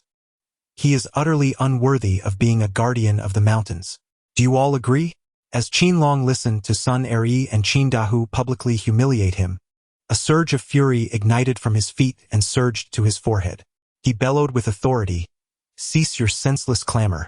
My decision to release the grizzly bear back to the mountains was driven by unavoidable circumstances, not out of malice. Should you continue to speak recklessly, do not blame my hunting rifle for its indiscriminate nature." Confronted with the provocations of Sun Eri and Qin Dahu, Qin Long, as the guardian of the mountain, felt his blood boil, and he brandished his shotgun with intent. He raised the triple-barreled gun, aiming it directly at Sun Eri and Qin Dahu. In that instant, the atmosphere became palpably tense, akin to a powder keg poised to explode. The villagers held their breath, fear gripping them tightly. Sun Eri and Qin Dahu turned pale as sheets at Qin Long's threatening gesture. Even with the ominous muzzle of the shotgun pointed at them, Sun Eri persisted in testing Qin Long's limits. "Do you dare to shoot me? You unfilial wretch! How dare you treat your grandmother with such disrespect?" Qin Long, filled with indignation, bellowed, "Should you too dare to utter another word of nonsense, do not blame me for being ungracious. I have released the brown bear into the depths of the mountains for the long-term peace of the village, yet you choose to assail me maliciously." As tensions mounted between the parties, the village secretary, Pan Yong, having concluded his official duties at the village committee, arrived at the construction site of the wooden house on the eastern edge of the village. He swiftly navigated through the crowd, and after a brief inquiry, quickly grasped the situation, realizing that it was Sun Eri and Qin Dahu's faction deliberately provoking Qin Long. As the village secretary, it was his duty to uphold justice. Clearing his throat, he spoke out clearly for all to hear. "Sun Eri Qin Dahu, you should cease your baseless accusations. Xiao Long is an exemplary guardian of our mountains, who has exerted considerable effort to protect our forests and village. This endeavor to drive away the brown bear is a commendable act. You too should refrain from causing a disturbance." Pan Yong's words instilled a sense of assurance among the villagers present. At that moment, the seasoned hunter, Tan Daju, also stepped forward to defend Qin Long. "Indeed, we are well aware of Xiao Long's character. He is a responsible guardian of the mountains who would never act against the village's interests." Tan Daju, a figure of great respect in the village, lent further credibility to the villagers' convictions. The villagers nodded in agreement, having witnessed Qin Long's contributions to the village and holding a profound appreciation for his character and abilities. However, Sun Eri, seeing the crowd rallying behind Qin Long, felt her fury intensify. With a sharp retort, she turned to Qin Dahu, who joined in the derision. "Your blind trust in him only enables his mistakes. He must provide a guarantee to the entire village, for he must bear the consequences should anything go awry." The two, in their concerted effort, sought to incite discontent among the villagers towards Qin Long. Qin Long displayed no signs of retreat, boldly declaring, "If you are dissatisfied, I shall publicly share the circumstances allowing everyone to comprehend the rationale behind my decision to release the brown bear back to the mountains. Pan Yong, witnessing Qin Long's candor, felt a deep sense of gratification and earnestly supported him, saying, "Xiao Long, let us convene a village assembly where you can elucidate your conservation efforts," thereby reassuring the villagers. In no time, the square in front of the village committee's courtyard was filled to capacity with villagers of all ages. Standing atop a high platform in the square, Qin Long addressed the gathered villagers, meticulously elucidating the reasons behind his decision to release the brown bear. To reassure the entire community, he recounted the adventure he and his younger sister undertook into the deep mountains for a hunting expedition, where they stumbled upon the enormous paw prints of the ferocious beast and ultimately located the brown bear. He described in vivid detail the process of setting traps and the ensuing confrontation that led to the bear being injured and driven away. After listening to his account, Pan Yong and the villagers felt a significant sense of relief. What further assuaged their concerns was Qin Long's solemn promise to the entire assembly. Qin Long's assurance garnered a round of applause from the villagers. However, Sun Er-yi and Qin De, who stood by, mocking him with scornful remarks, dismissing Qin Long's words with derision. Just as the gathering was about to conclude, Uncle Zhang rushed in from outside the village, his face etched with terror, exclaiming loudly, "Oh no! The radishes by my mountain have been ravaged by some wild beast. Although the area is not extensive, with a ferocious creature descending from the mountain, I can no longer dare to pull the radishes." Uncle Zhang's words sent ripples of alarm through the crowd. The villagers, now filled with concern, turned their gazes once more towards Qin Long, seizing the opportunity. Sun Er-yi loudly ridiculed, "Everyone, witness the consequences of my ungrateful grandson freeing the grizzly bear. His promises are nothing but empty gas." Qin Dahu, ever eager to incite chaos, loudly mocked Qin Long once more. "Look, villagers are soon to arrive to report their grievances. Everyone must not believe a word from this wretched scoundrel. He is unworthy of the title of guardian of the mountains." Qin Degu and Qin Xiaogo were also present, following Qin Dahu's sardonic remarks as they criticized Qin Long, their faces adorned with expressions of schadenfreude. Qin Long calmly addressed the crowd, stating, "Please remain composed. I shall accompany Uncle Zhang to inspect the damaged crops by the mountain. I am determined to identify the beast responsible for the destruction." Upon concluding his words, Qin Long brandished a hunting rifle, secured a machete at his waist, and bore a crossbow upon his back, striding briskly alongside Uncle Zhang towards the outskirts of the village, while the large yellow dog closely trailed behind him. The village secretary, Pan Yong, and the seasoned hunter, Tan Daju, were acutely aware that this matter was pivotal to the safety of the village, hence they followed closely behind. Sun Er-yi and Qin Dahu, filled with anticipation for Qin Long's impending misfortune, lingered at a distance, shadowing their movements. Qin Long and Uncle Zhang arrived at the carrot field at the foot of Longquan Mountain, only to find a 2-square-meter patch utterly ravaged, with carrots uprooted and leaves strewn about. Amidst this chaos, the footprints of a 4-hoofed creature stood out conspicuously. What beast could have left such prints? Pan Yong arrived shortly after, his brow furrowed, murmuring to himself. The old hunter, Tan Daju, observed the scene intently for some time but could not identify the tracks. At that moment, a simultaneous taunt echoed from 2 individuals. "Comrade Pan, do you see? These are the footprints left by a brown bear." Upon glancing, Qin Long discovered that Sun Er-yi and Qin De, who had inexplicably trailed behind him. Their sarcastic jibes were akin to the repugnant buzzing of 2 insufferable flies. Qin Long, filled with indignation, stared at the footprints for 5 seconds. Drawing upon his extensive experience in the wilderness, he confidently refuted the doubts, proclaiming loudly, "Do not speak recklessly. These are not the tracks of a brown bear, but rather those of another wild beast." Qin Dahua, however, firmly asserted, "I have hunted before, and this is undoubtedly the work of a brown bear." Sun Er chimed in, Indeed, my eldest son was once a hunter and his judgment is infallible. Unfilial grandson, you should humbly admit that releasing the brown bear back into the wild has brought calamity upon the villagers." Yet, Qin Long vehemently countered, "Do not make such a ruckus.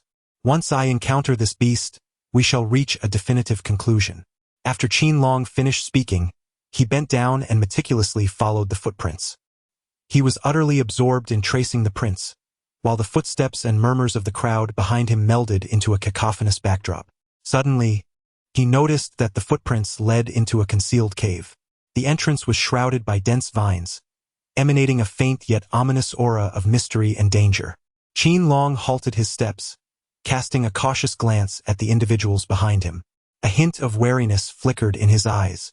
Pan Yong stepped forward, murmuring a low admonition. "Xiao Long, tread carefully."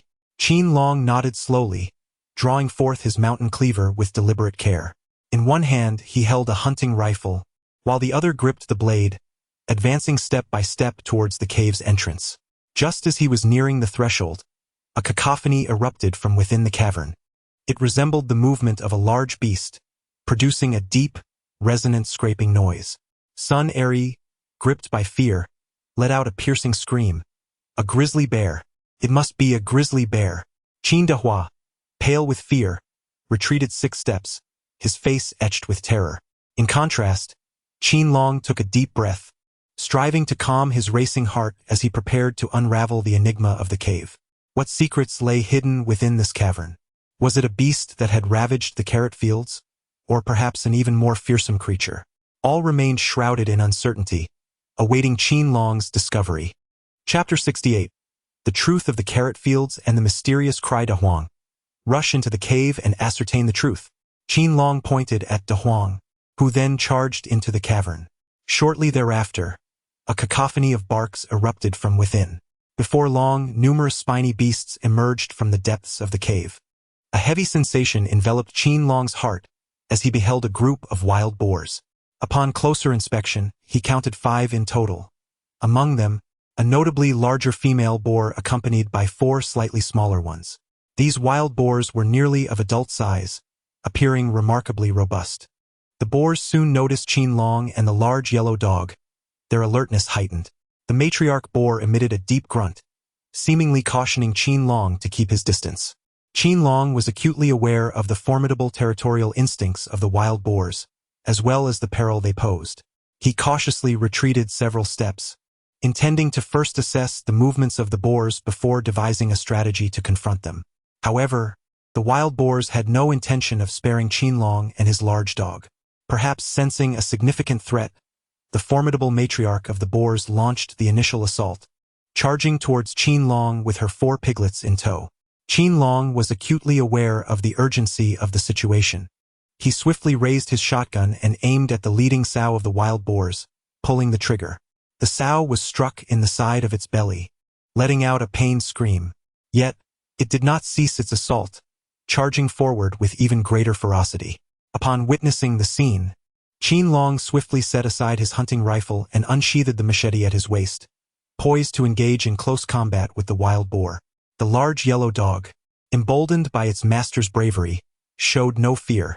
It circled around to the side of the wild boar, barking incessantly in an attempt to divert the creature's attention. Just as the formidable sow was about to charge at Qin Long, he seized the moment and thrust the machete forcefully towards the boar's neck. The boar's hide was exceedingly thick, causing the blade to penetrate only partially.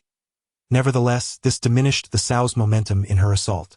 While Qin Long and the sow found themselves locked in a stalemate, the seasoned hunter, Tan Dazhu, heard the gunfire and hurried to the scene. Armed with a crossbow, he quickly grasped the situation before him. Without a moment's hesitation, Tan Dazhu aimed at a piglet and released his arrow. The projectile struck the piglet's leg, eliciting a pained cry as it collapsed onto the ground. The other piglets, startled by the sudden onslaught, momentarily diverted their attention. Seizing the opportunity, Qin Long pushed the large sow aside, picked up his hunting rifle, and aimed at the beast, firing a shot. The bullet struck the sow squarely in the head. It shuddered a few times before collapsing to the ground, motionless. The remaining 4 piglets, witnessing the demise of their mother, descended into a frenzy. They split into 2 groups, charging towards Qin Long and Tan Dazhu. Unperturbed, Tan Dazhu expertly loosed arrows, continuing his assault. Yet another piglet was struck in the eye, writhing in agony upon the ground. Qin Long engaged in a spirited contest with 3 piglets. He adeptly maneuvered among the surrounding trees and terrain, skillfully evading the piglets' assaults while seeking opportunities to counterattack. Meanwhile, the large yellow dog relentlessly charged at the piglets, seizing the chance to sink its teeth into one piglet's left hind leg with ferocity. The piglet, racked with pain, turned to retaliate against the dog, but Qin Long seized the moment, plunging his machete into its back, creating a significant wound. The piglet, now grievously injured, had its attacking prowess considerably diminished, allowing Qin Long and the dog to subdue it. At this juncture, only 2 piglets remained, exerting their utmost to resist. Tandafu approached, joining forces with Qin Long to confront the remaining piglets. Their teamwork was remarkably harmonious, with Qin Long unleashing a barrage from his shotgun, while Tandaju fired his crossbow. United in their efforts, they ultimately captured and dispatched the last 2 piglets. After an intense battle, Qin Long and Tandaju were left panting for breath. The large yellow dog lay exhausted on the ground, yet its eyes sparkled with the triumph of victory. Qin Long gazed upon the 5 wild boars lying on the ground, letting out a sigh of relief. He understood that the truth regarding Uncle Zhang's ruined carrot field could now be revealed to the public. Qin Long and Tandaju collaborated to construct a sled, upon which they placed 5 wild boars. After Qin Long spoke to Tandaju, he began to pull the sled and made his way out of the forest. Pan Yong and Uncle Zhang, upon witnessing the multitude of wild boars Qin Long and Tandaju had hunted, were utterly astonished and praised Qin Long as a master of the chase. Sun Eryi and Qin Dehua, who had initially come to mock Qin Long, were left in a state of disbelief as they beheld the sled brimming with wild boars. They had not anticipated Qin Long's exceptional hunting prowess, managing to capture so many boars in such a short time. However, Sun Eryi remained skeptical, doubting that these wild boars were the culprits ravaging the carrot fields. With a sarcastic tone, she remarked, "Humph, who knows if you simply killed a few wild boars to deceive us? Perhaps these boars are not responsible at all." Qin Dehua chimed in, "Indeed, perhaps the little rascal killed these wild boars just to show off, claiming they destroyed the carrots." In response to Sun Er's skepticism, Qin Long remained unperturbed, calmly stating, "You may choose not to believe, but I possess ample evidence. Observe the footprints of the wild boars. They correspond perfectly in size to those found in the carrot field. Furthermore, examine the remnants in their mouths. Traces of carrots are evident, which sufficiently substantiates their role as the culprits ruining Uncle Zhang's carrots." Upon hearing Qin Long's words, Pan Yong, Tandaju, and Uncle Zhang gathered around, and many villagers, having learned of Qin Long's quest to identify the beasts damaging the carrot field, rushed over to witness the unfolding drama. The crowd meticulously scrutinized the boar tracks and their contents. Pan Yong, Tandaju, and Uncle Zhang wholeheartedly endorsed Qin Long's assertions, admiring his bravery and intellect not only with their words but also with their hearts. Village Secretary Pan Yong gently patted Qin Long on the shoulder, exclaiming, "Xiaolong, your successful hunt of the wild boars and discovery of the true culprits behind the carrot destruction is truly exhilarating, bringing relief to the villagers and earning you commendation." The gathered villagers nodded in agreement, expressing their recognition of Qin Long's achievements. Qin Long then spoke loudly to the villagers. "These wild boars may have descended from the mountains in search of sustenance due to a lack of adequate food in their natural habitat. As the guardian of the mountains, I shall strengthen our defenses to prevent the wild boars from encroaching upon our lands, ensuring the protection of your crops and vegetable fields." Qin Long's analysis of the situation and his expression of determination to guard the mountain evoked thunderous applause and cheers from the villagers. "Xiao Long is safeguarding our mountain, alleviating the peril of wild beasts descending upon us, and we applaud him." Tandaju was the first to lead the applause, and the villagers present followed suit in admiration. Qin Long has become a revered and admired guardian of the mountains in the hearts of all villagers, further amplifying his influence. Meanwhile, Sun Eryi and Qin Dahu, witnessing the villagers' unwavering belief in Qin Long's words, realized that their nefarious schemes had been completely exposed. Their expressions darkened considerably, and their reputations in the village plummeted to abysmal depths. The villagers, filled with indignation over their previous mockery of Qin Long, harbored a profound aversion to their actions, no longer inclined to trust their words. Just as the villagers were cheering for Qin Long, a peculiar sound echoed from the distant woods, a cry unlike any animal sounds they had heard before, imbued with an air of mystery. The villagers fell silent, holding their breath, exchanging glances, uncertain of what this might herald. Qin Long and Tan Dazhu exchanged glances, each perceiving the other's confusion and wariness. They resolved to investigate, unaware of the astonishing secrets that awaited them. Chapter 69. A strange encounter in the mountains, unveiling the mystery of the beastly shadows.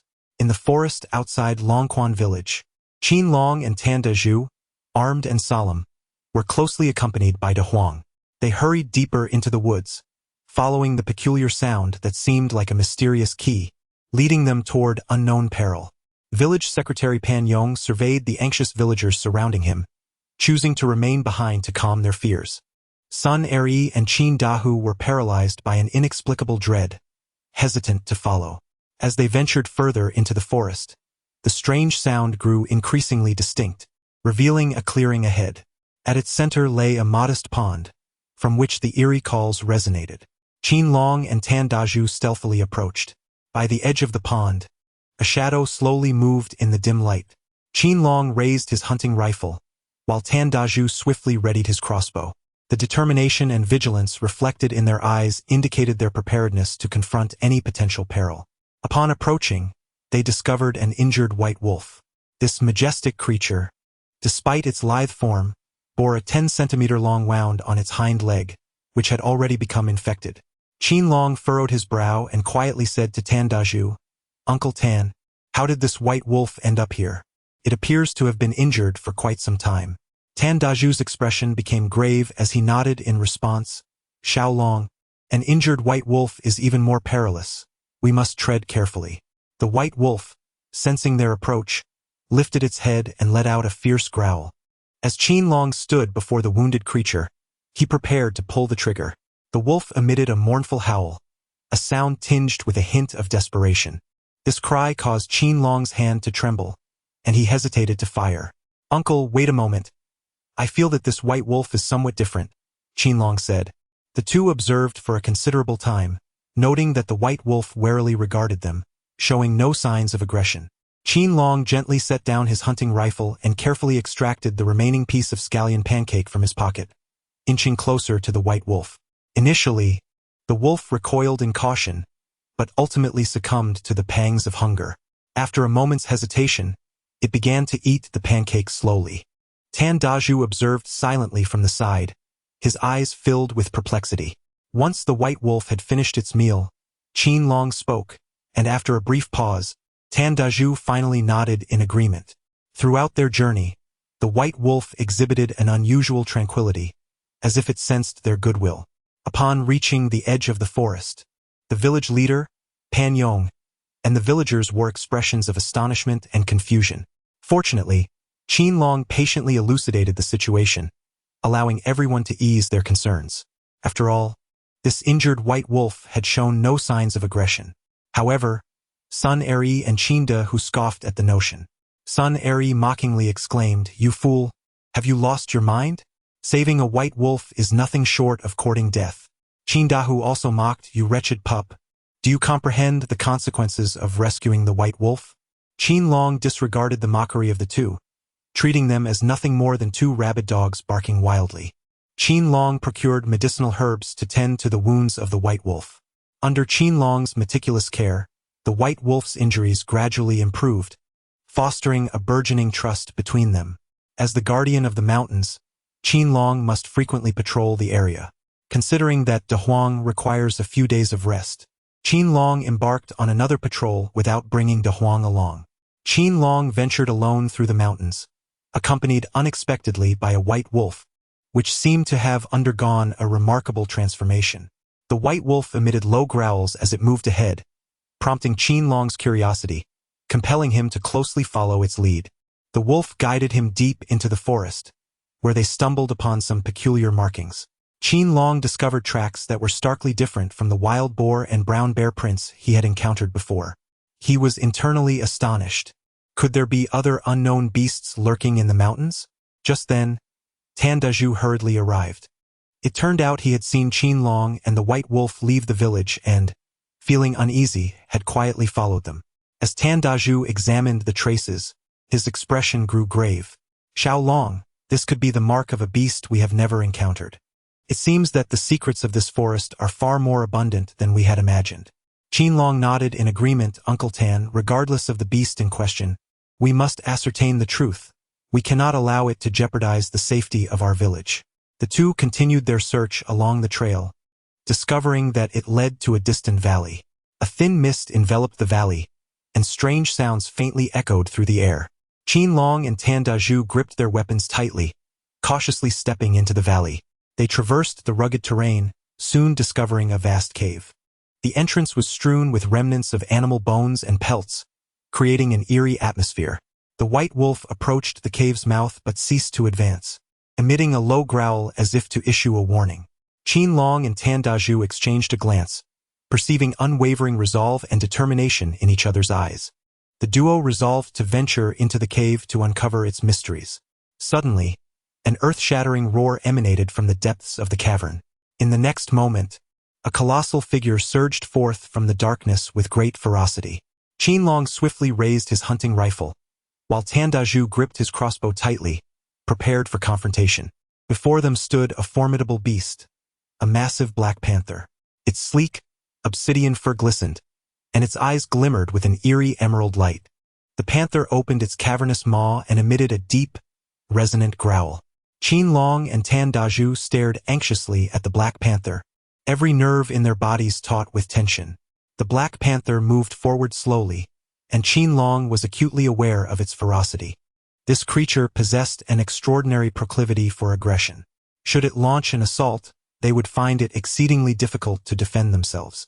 He and Tan Dazhu cautiously retreated, seeking an opportunity to escape the cave. However, the black panther did not strike. Instead, it halted a short distance away, maintaining a relentless gaze upon them. A flicker of realization crossed Qin Long's mind as he gradually lowered his hunting rifle, extending a gesture devoid of hostility. Tan Dazhu gazed at Qin Long in astonishment, refraining from voicing any objections. The black panther, seemingly taken aback by Qin Long's actions, tilted its head and scrutinized him intently. Qin Long spoke softly, "Black Panther, we bear no ill will. We merely seek to understand the circumstances of this forest and have no intention of causing you harm." Remarkably, the black panther seemed to comprehend his words, ceasing its threatening growls, yet it remained on high alert. Qin Long and Tan Dazhu seized the opportunity to gradually retreat from the cave, their eyes fixed intently on the black panther, wary of any sign of complacency. The black panther did not pursue them. It merely stood at the entrance of the cave, watching them depart. Upon exiting the valley, the two men let out a long sigh of relief. Qin Long remarked to Tan Dazhu, "Uncle Tan, this black panther is quite peculiar. It seems disinterested in attacking us." Tan Dazhu nodded in agreement, saying, "Perhaps it possesses a sense of territoriality. As long as we do not encroach upon its domain, it shall not engage us unprovoked." Upon returning to the village, Qin Long and Tan Dazhu recounted their encounter with the black panther to the village leader, Pan Yong, and the other villagers. The assembly was taken aback, simultaneously expressing admiration for their bravery. Pan Yong promptly resolved to organize the villagers to bolster the village's defenses, preparing against potential incursions by the black panther or other wild beasts. However, Sun Eri and Qin Dahu stood nearby, scoffing and suggesting that they were deliberately exaggerating to instill fear among the villagers. Qin Long regarded this with disdain, for he understood that only through concrete actions to safeguard the village could he earn the trust of all. In the ensuing days, Qin Long and Tan Dazhu intensified their patrols of the mountains, keenly observing every movement within the forest. Despite their thorough preparations, danger still crept upon them unexpectedly. At dusk, a cacophony of fierce barking and the growls of wild beasts shattered the tranquility of the village. In the thatched cottage, Qin Long was preparing dinner with his mother and younger sister when an ominous sound reached his ears. Instinctively, he seized his hunting rifle and dashed towards the source of the noise. Chapter 70. The Wolf of Gratitude and the Village Guardian. Qin Long observed a few wild wolves prowling on the outskirts of the village, while De Huang barked furiously at them. The wild wolves appeared to have no immediate intention of launching an attack. They were merely probing the surroundings. Qin Long realized that the appearance of the black panther might have stirred the wild beasts in the mountains and forests. Other villagers also awoke, gathering at the village entrance with their shoulder poles, shovels, and other tools. Qin Long exclaimed, "Everyone, remain calm and stay vigilant." At that moment, a wild wolf suddenly charged forward. Without a moment's hesitation, Qin Long fired his weapon, striking the leg of the wild wolf. However, the other wolves were not deterred. Instead, they became even more frenzied in their assault on the villagers. United in their efforts, the villagers wielded stones, wooden clubs, carrying poles, and shovels to fend off the wolves. Nevertheless, the number of wolves continued to swell, and their ferocity grew increasingly formidable. Qin Long was in a state of anxious urgency, his mind racing with the dire consequences that could ensue if the wolves surged into the village. Just as the situation grew increasingly tense, a familiar roar echoed from a distance. Upon hearing the commotion, Qin Long discerned that it was the Black Panther. The Black Panther surged into the pack of wolves like a streak of black lightning. Its arrival incited a flurry of confusion among the wolves, who braced themselves to confront this formidable adversary. Undaunted, the Black Panther unleashed its immense strength and agility, swiftly launching attacks on the wolf pack. In a matter of moments, several wolves fell victim to its powerful jaws. One might have expected the wolves to flee in disarray. However, these cunning creatures exploited vulnerabilities and infiltrated the village. "The wolves are coming. Everyone, run!" cried a villager who spotted several wolves breaking into the settlement, causing widespread panic. Meanwhile, within a thatched cottage, Tang Lame and her younger sister, Qin Yen, were busy cooking meat. The enticing aroma wafted through the air, luring the wolves into the cottage. "Brother, please come save me," Qin Yen cried out for help, her voice resonating in distress. Her mother, Tang Lame, was equally flustered and alarmed. As Qin Long dealt with the remaining wolves on the outskirts of the village, he heard his sister's desperate cries for help, instantly realizing that she was threatened by other wild wolves.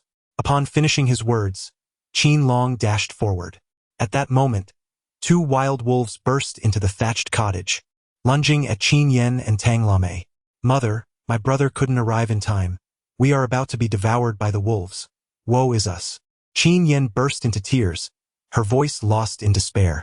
Tang Lame, equally helpless, wept, "Xiao Long's father, I have come to accompany you." Just as the mother and daughter despaired, with Qin Long unable to arrive in time, a shocking event unfolded. The white wolf that Qin Long had rescued rushed forward, intent on attacking the two menacing wild wolves. The presence of the white wolf disrupted the assault on the mother and daughter, causing the wild wolves to momentarily lose their focus. However, the two wild wolves quickly redirected their attention towards the white wolf that had launched the surprise attack. The atmosphere grew tense as the two wild wolves surrounded the lone white wolf. This white wolf had been nurtured by Qin Long, having been saved from the mountains and kept in a makeshift wolf den beside the thatched cottage. In a bid to protect the humans from harm, the white wolf broke through the encirclement of the two wild wolves and fled from the cottage. The two wild wolves, ferocious and relentless, pursued closely behind. They launched a frenzied assault on the grateful white wolf, which soon found itself struggling against the overwhelming odds. Just then, Qin Long arrived, armed with a hunting rifle. Qin Long never anticipated that, having rescued the white wolf would in turn save his mother and younger sister. The white wolf found it increasingly difficult to withstand the assault of the two ravenous wolves. Qin Long yearned to fire his weapon, yet he discerned the impropriety of such an action. The three wolves were entwined in a fierce struggle, and discharging a gun could very well result in injuring the white wolf. In a moment of desperation, Qin Long seized his machete and charged forward. With a decisive swing, he struck the rear of one of the wild wolves. The creature writhed in agony, howling mournfully. However, another wolf lunged toward Qin Long, snapping its jaws perilously close, causing him to nearly drop the machete from the pain coursing through his hand. Gritting his teeth against the excruciating sensation, he lifted his right foot and delivered a powerful kick to the wolf's midsection. The impact caused the wolf to relent, releasing its grip on Qin Long. Seizing the opportunity amidst the creature's torment, he again raised the machete and plunged it mercilessly into the wolf's neck. A gaping wound opened, blood gushed forth like a torrent, splattering the ground. The wolf struggled in its death throes for but a moment before falling still. Meanwhile, the previously wounded wolf, sensing the dire turn of events, prepared to flee. Brother, your prowess is truly formidable. Alas, this wolf shall soon escape. What a pity! At this moment, Qin Yen emerged from the thatched cottage and beheld her brother heroically slay a wild wolf. Another wolf, wounded, was attempting to flee, prompting her to exclaim hastily. Meanwhile, their mother, Tang Lame, let out a sigh of her own. Qin Long glared at the ever-receding wolf, raised his hunting rifle, and assured his mother and Qin Yen, "Mother, younger sister, you need not worry. This wolf shall not escape the reach of my aim." After Qin Long spoke, he accurately locked onto the wild wolf and decisively pulled the trigger. Bang! The fleeing wolf fell to the ground with a thud, convulsing a few times before falling silent. Qin Long exhaled deeply, the tension in his nerves finally easing. He slowly lowered the hunting rifle and turned to gaze at his mother and younger sister inside the room. Tang Lame and Qin Yen, with tear-stained faces, could hardly conceal the joy of having survived the ordeal. Qin Yen rushed to Qin Long's side and embraced him tightly, exclaiming, "Brother, I knew you would come to our rescue."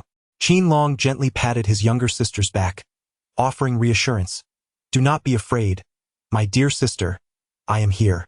I shall ensure that you will never suffer harm again." Tang Lame approached as well, her eyes brimming with compassion. Gazing at the injuries adorning Qin Long's body, her voice quivered as she asked, "Xiaolong, are you hurt? Does it pain you?"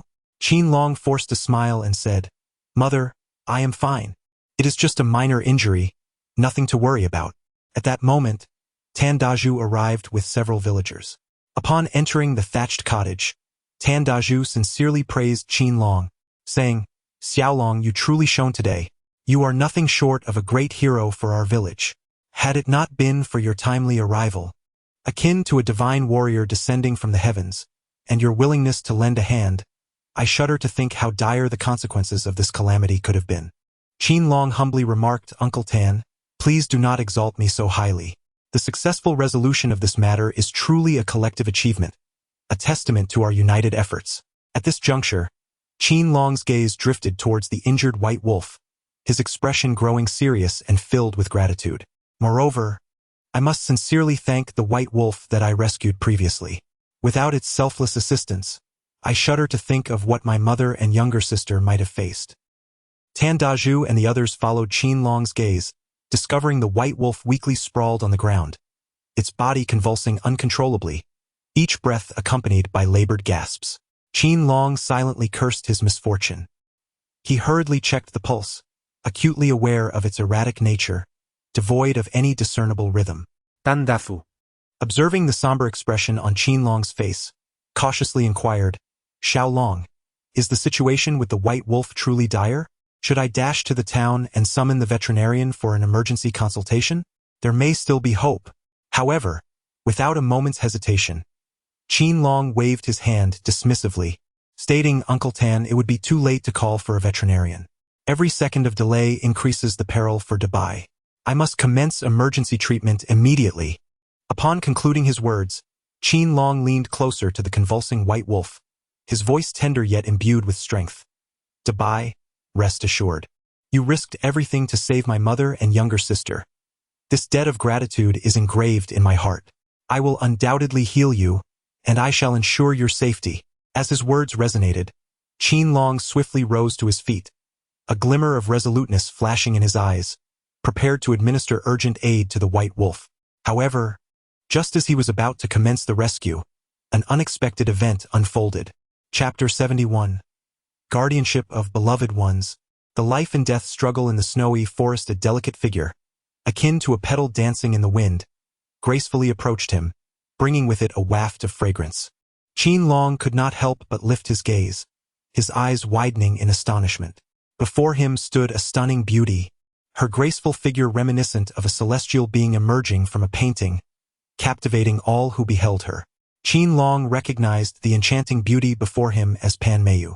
Just as he acknowledged her presence, she rushed to his side, noticing his solemn expression and the pristine white wolf lying beside him. The wolf was marred with bloodstains, a sight both shocking and distressing. Pan Mayu's heart tightened in an instant, her eyes brimming with confusion and disbelief as she exclaimed, Brother Long, what has happened? Why did you save a wolf? Qin Long raised his head, his gaze imbued with unwavering determination, his tone steady yet tinged with an undeniable conviction. Meiyu, this white wolf has saved the lives of my mother and younger sister. I must rescue it. Tan Daju cleared his throat and slowly recounted the events that had transpired.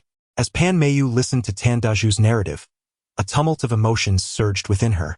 Upon realizing that this white wolf was deeply loyal and possessed a profound sense of gratitude, she found herself more understanding and supportive of Qin Long's urgent endeavor to save the creature. She sighed softly and remarked, Long Gu, I finished my shift at the town clinic today, and for the first time in a while I had a day off. I thought to bring you a scarf I knitted by hand to keep you warm. Yet, I never anticipated arriving to find you in the midst of rescuing a white wolf. With that, she produced the scarf from her bag. Its intricate stitching revealed the care and effort she had invested. After a brief pause, Pan Meiyu continued, How about we head to the town veterinary station?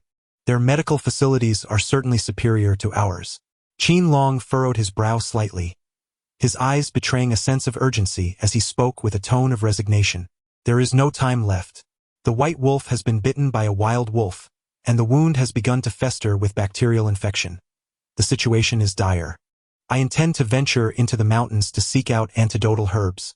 Perhaps I can still save its life. With that, he swiftly rose to his feet, tidied up briefly, and prepared to make his way toward the mountains. Without hesitation, Pan Meiyu stepped forward, declaring, I will accompany you. Qin Long was momentarily taken aback, a flicker of emotion crossing his eyes, before he nodded in agreement. He instructed his mother and younger sister to take good care of the white wolf, then grasped his hunting rifle, secured the mountain knife at his side, and slung the crossbow over his shoulder, stepping into the biting, howling wilderness alongside Pan Meiyu. The frigid wind sliced against their cheeks like a blade, causing Qin Long to shiver involuntarily. Pan Meiyu's gaze was filled with tenderness. She gently wrapped her scarf around Qin Long's neck, her movements careful and deliberate. The scarf still held a trace of her warmth, bringing comfort to Qin Long's heart. The two quickened their pace, weaving through the snowy forest, their eyes eagerly searching for signs of medicinal herbs. As time ticked away, their figures appeared diminutive amidst the vast expanse of trees, yet their efforts yielded nothing. Suddenly, a deep growl shattered the silence. Before them stood the brown bear that had once been released back into the wild. Qin Long unexpectedly discovered that the brown bear, which had previously been trapped by a snare, had now freed its two captured paws. Moreover, the grievous wounds inflicted by his machete and hunting rifle had miraculously healed. How astonishing it is that this brown bear possesses such remarkable vitality. Why is it capable of self-healing? Could it be that this bear is an indomitable mythical creature? Qin Long was engulfed in a sea of uncertainty, his grip on his weapon tightening with trepidation. At that moment, the brown bear's eyes widened, fixated upon Qin Long, an inferno of unbridled rage seemingly igniting within them. Suddenly, it unleashed a fearsome roar and charged towards Qin Long. Pan Meiyu, trailing behind him, was seized by terror at the sight of the charging bear, letting out a piercing scream. In a split second, Qin Long reacted with remarkable swiftness, shoving Pan Meiyu 3 meters away from imminent peril. While she escaped the immediate danger, she soon realized that the bear had not ceased its assault and was still barreling towards Qin Long. Brother Long, quickly evade. But Qin Long understood all too well that retreat was not an option. To safeguard Pan Meiyu, he had to confront the bear in a battle to the death. Come on, let the storm rage even fiercer. Qin Long gripped the triple-barreled shotgun tightly, his gaze unwavering and devoid of fear. That resolute look seemed to proclaim to the grizzly bear that he would never falter. As the bear charged wildly towards him, Qin Long decisively pulled the trigger. Bang, bang, bang, the 3 bullets struck the bear simultaneously. The grizzly was suddenly hit, its body jolting in pain before it collapsed onto the ground, rolling in the snow. Standing nearby, Pan Meiyu felt a surge of exhilaration as she witnessed Qin Long's swift action in taking down the bear. Brother Long, you are truly a formidable marksman. 3 shots in unison, and the grizzly is surely doomed, she exclaimed, her heart brimming with admiration as she approached the massive bear to ascertain its fate. However, a chilling turn of events unfolded. The grizzly, with its thick hide and robust physique, had only sustained superficial wounds from the 3 bullets, which did not inflict any fatal damage. This, in fact, incited the bear to become even more frenzied and ferocious. As Pan Mayu curiously drew closer, it displayed a heightened aggression, lunging directly at her with the intent to bite. Caught off guard, Pan Mayu was forcefully knocked to the ground. The ravenous bear opened its gaping maw, poised to deliver a fatal bite to her neck. Seeing this, Qin Long was consumed by anxiety. In a moment of desperation, he rushed forward, seizing the mountain axe and striking fiercely at the bear's head. With a resounding thud, the axe connected, leaving a gaping wound over 10 centimeters long, from which blood gushed forth like a fountain. In agony, the bear released Pan Mayu and shifted its focus towards Qin Long. With a thunderous roar, the bear erupted into a frenzy, charging once more at Qin Long. Qin Long had no time to swing his mountain-splitting knife once more before being knocked to the ground by the brown bear. No, Pan Mayu, having narrowly escaped the bear's jaws, intended to catch her breath but was taken aback when Qin Long, having saved her, was toppled by the bear. If Qin Long were to be devoured by the creature, she too would inevitably fall victim to its ferocity. Just as the brown bear was about to sever Qin Long's neck, an unexpected turn of events unfolded. Qin Long wore a necklace made of mountain lion teeth around his neck. When the grizzly bear viciously bit his neck, it inadvertently clamped down on one of the mountain lion's teeth. These teeth, sharp as blades, inflicted painful wounds within the bear's mouth, causing it to bleed profusely and grow increasingly frenzied. In this moment, the grizzly bear raised its paw, poised to strike Qin Long with great force. As Qin Long sensed the imminent danger, he swiftly rolled to the side. The paw of the grizzly bear struck the snowy ground, creating a deep crater. Fortunately, the situation was not as dire as it could have been. Had Qin Long not evaded in time, he would likely have been fatally struck. However, the grizzly bear continued its relentless assault, lunging at Qin Long. He hastily retreated, only to discover that he was backed against a rocky surface, with no escape route available. In that critical moment, Qin Long knew he could not remain passive. Targeting the bear's vital weakness, its eyes, he summoned all his strength and delivered a powerful punch to the bear's right eye. With a resounding thud, the bear's eye was crushed inward. The excruciating pain coursed through the grizzly, causing it to tremble violently and grow even more frenzied. It opened its gaping maw, intent on severing Qin Long's head in one bite. Things looked grim for Long Gu. Pan Mayu, pale with fear, felt dizzy and weak, collapsing into the snow and losing consciousness. Just as the grizzly was about to strike at Qin Long's head, an unexpected turn of events occurred. A shadow darted in like lightning from the side, launching itself at the bear from behind. Chapter 72. Mysterious Forces. The spirit beast's aid and the divine herb's breakthrough. The grizzly bear's rear was severely bitten by this shadow, causing it to release Qin Long in pain. Qin Long transformed danger into safety, and upon gazing at the shadowy figure, he could not help but feel overwhelming joy. Was this not the Black Panther? This very Black Panther had aided him in driving away the pack of wolves that besieged Longquan village.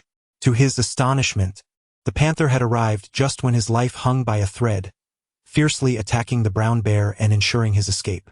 Bravo, noble Black Panther! Qin Long loudly praised the Black Panther. However, at that moment, the brown bear, filled with rage, lunged fiercely at the Black Panther, who soon found it increasingly difficult to withstand the assault.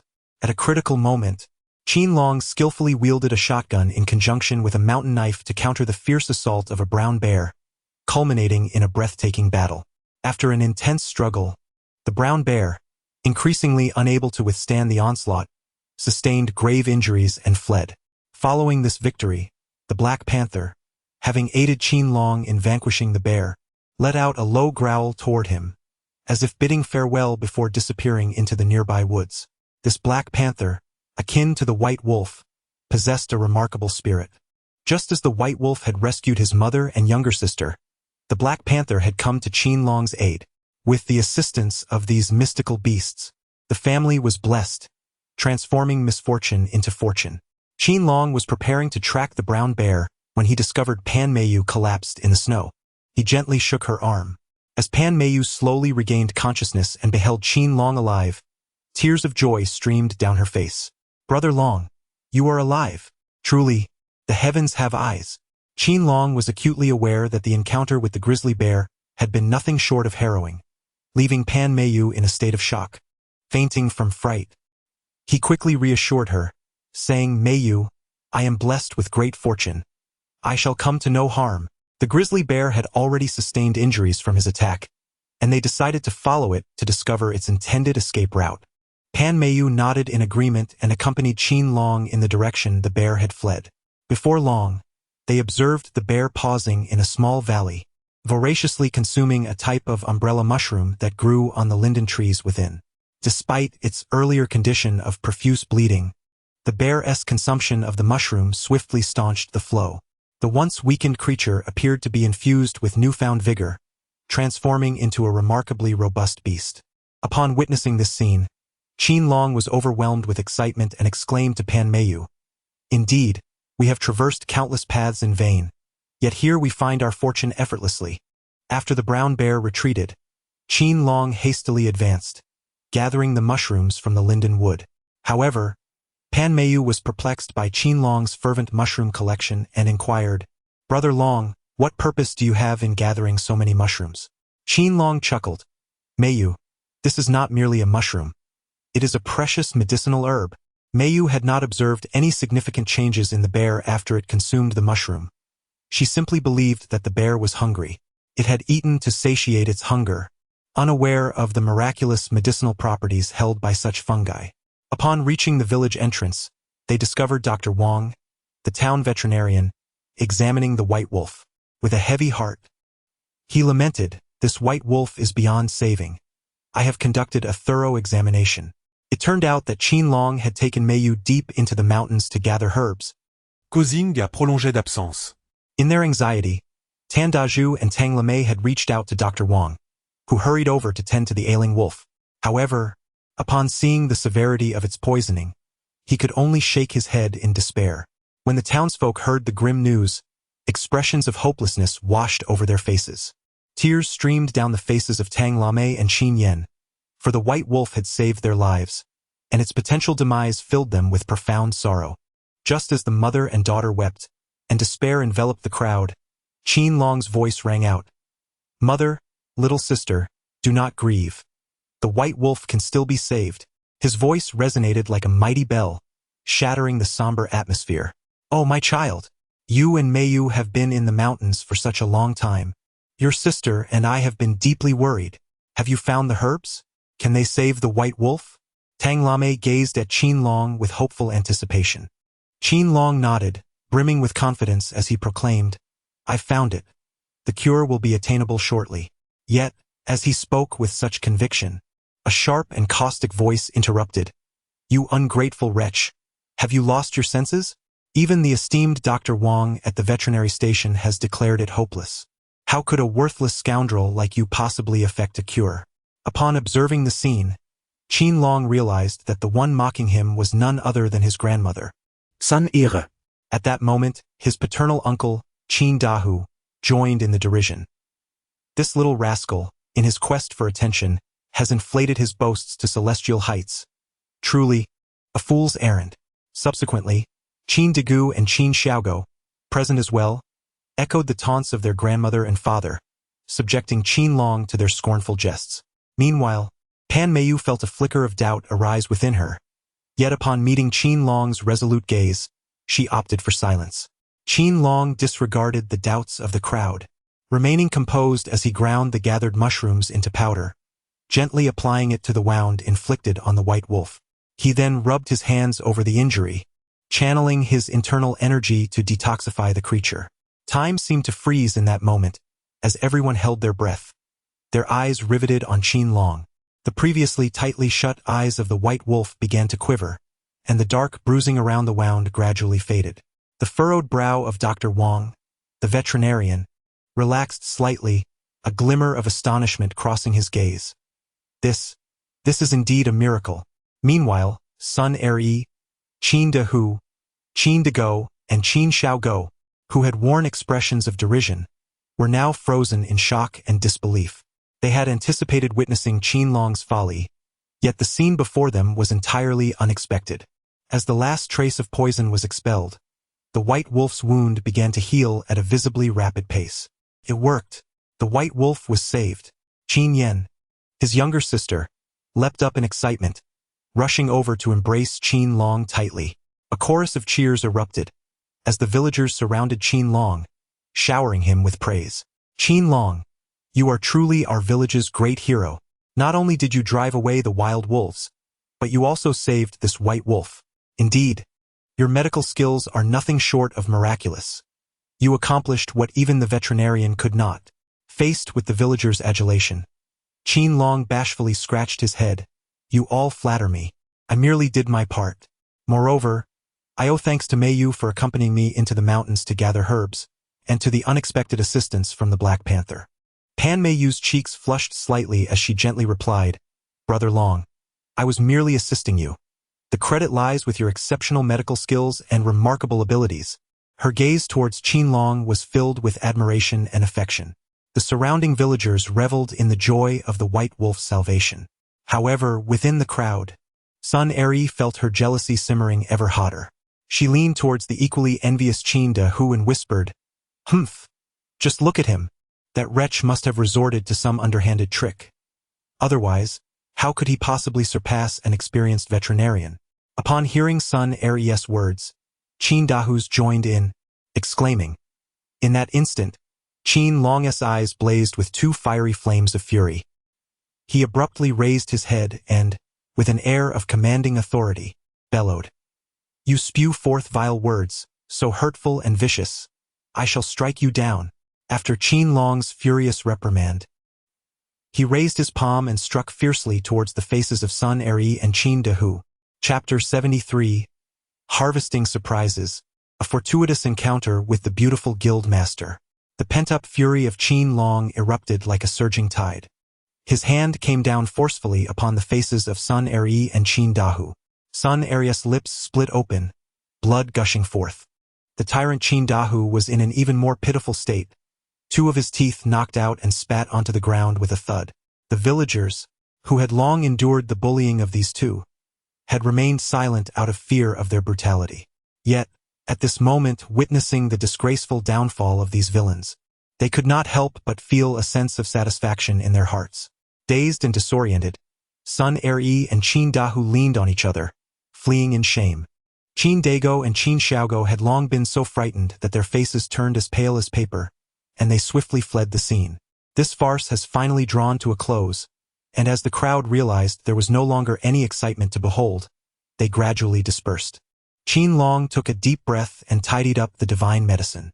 At that moment, Dr. Wang, who had been quietly observing from the side, fixed his gaze intently on the divine medicine in Qin Long's hand and inquired, Little Long, could you possibly take out that divine medicine for me to examine closely?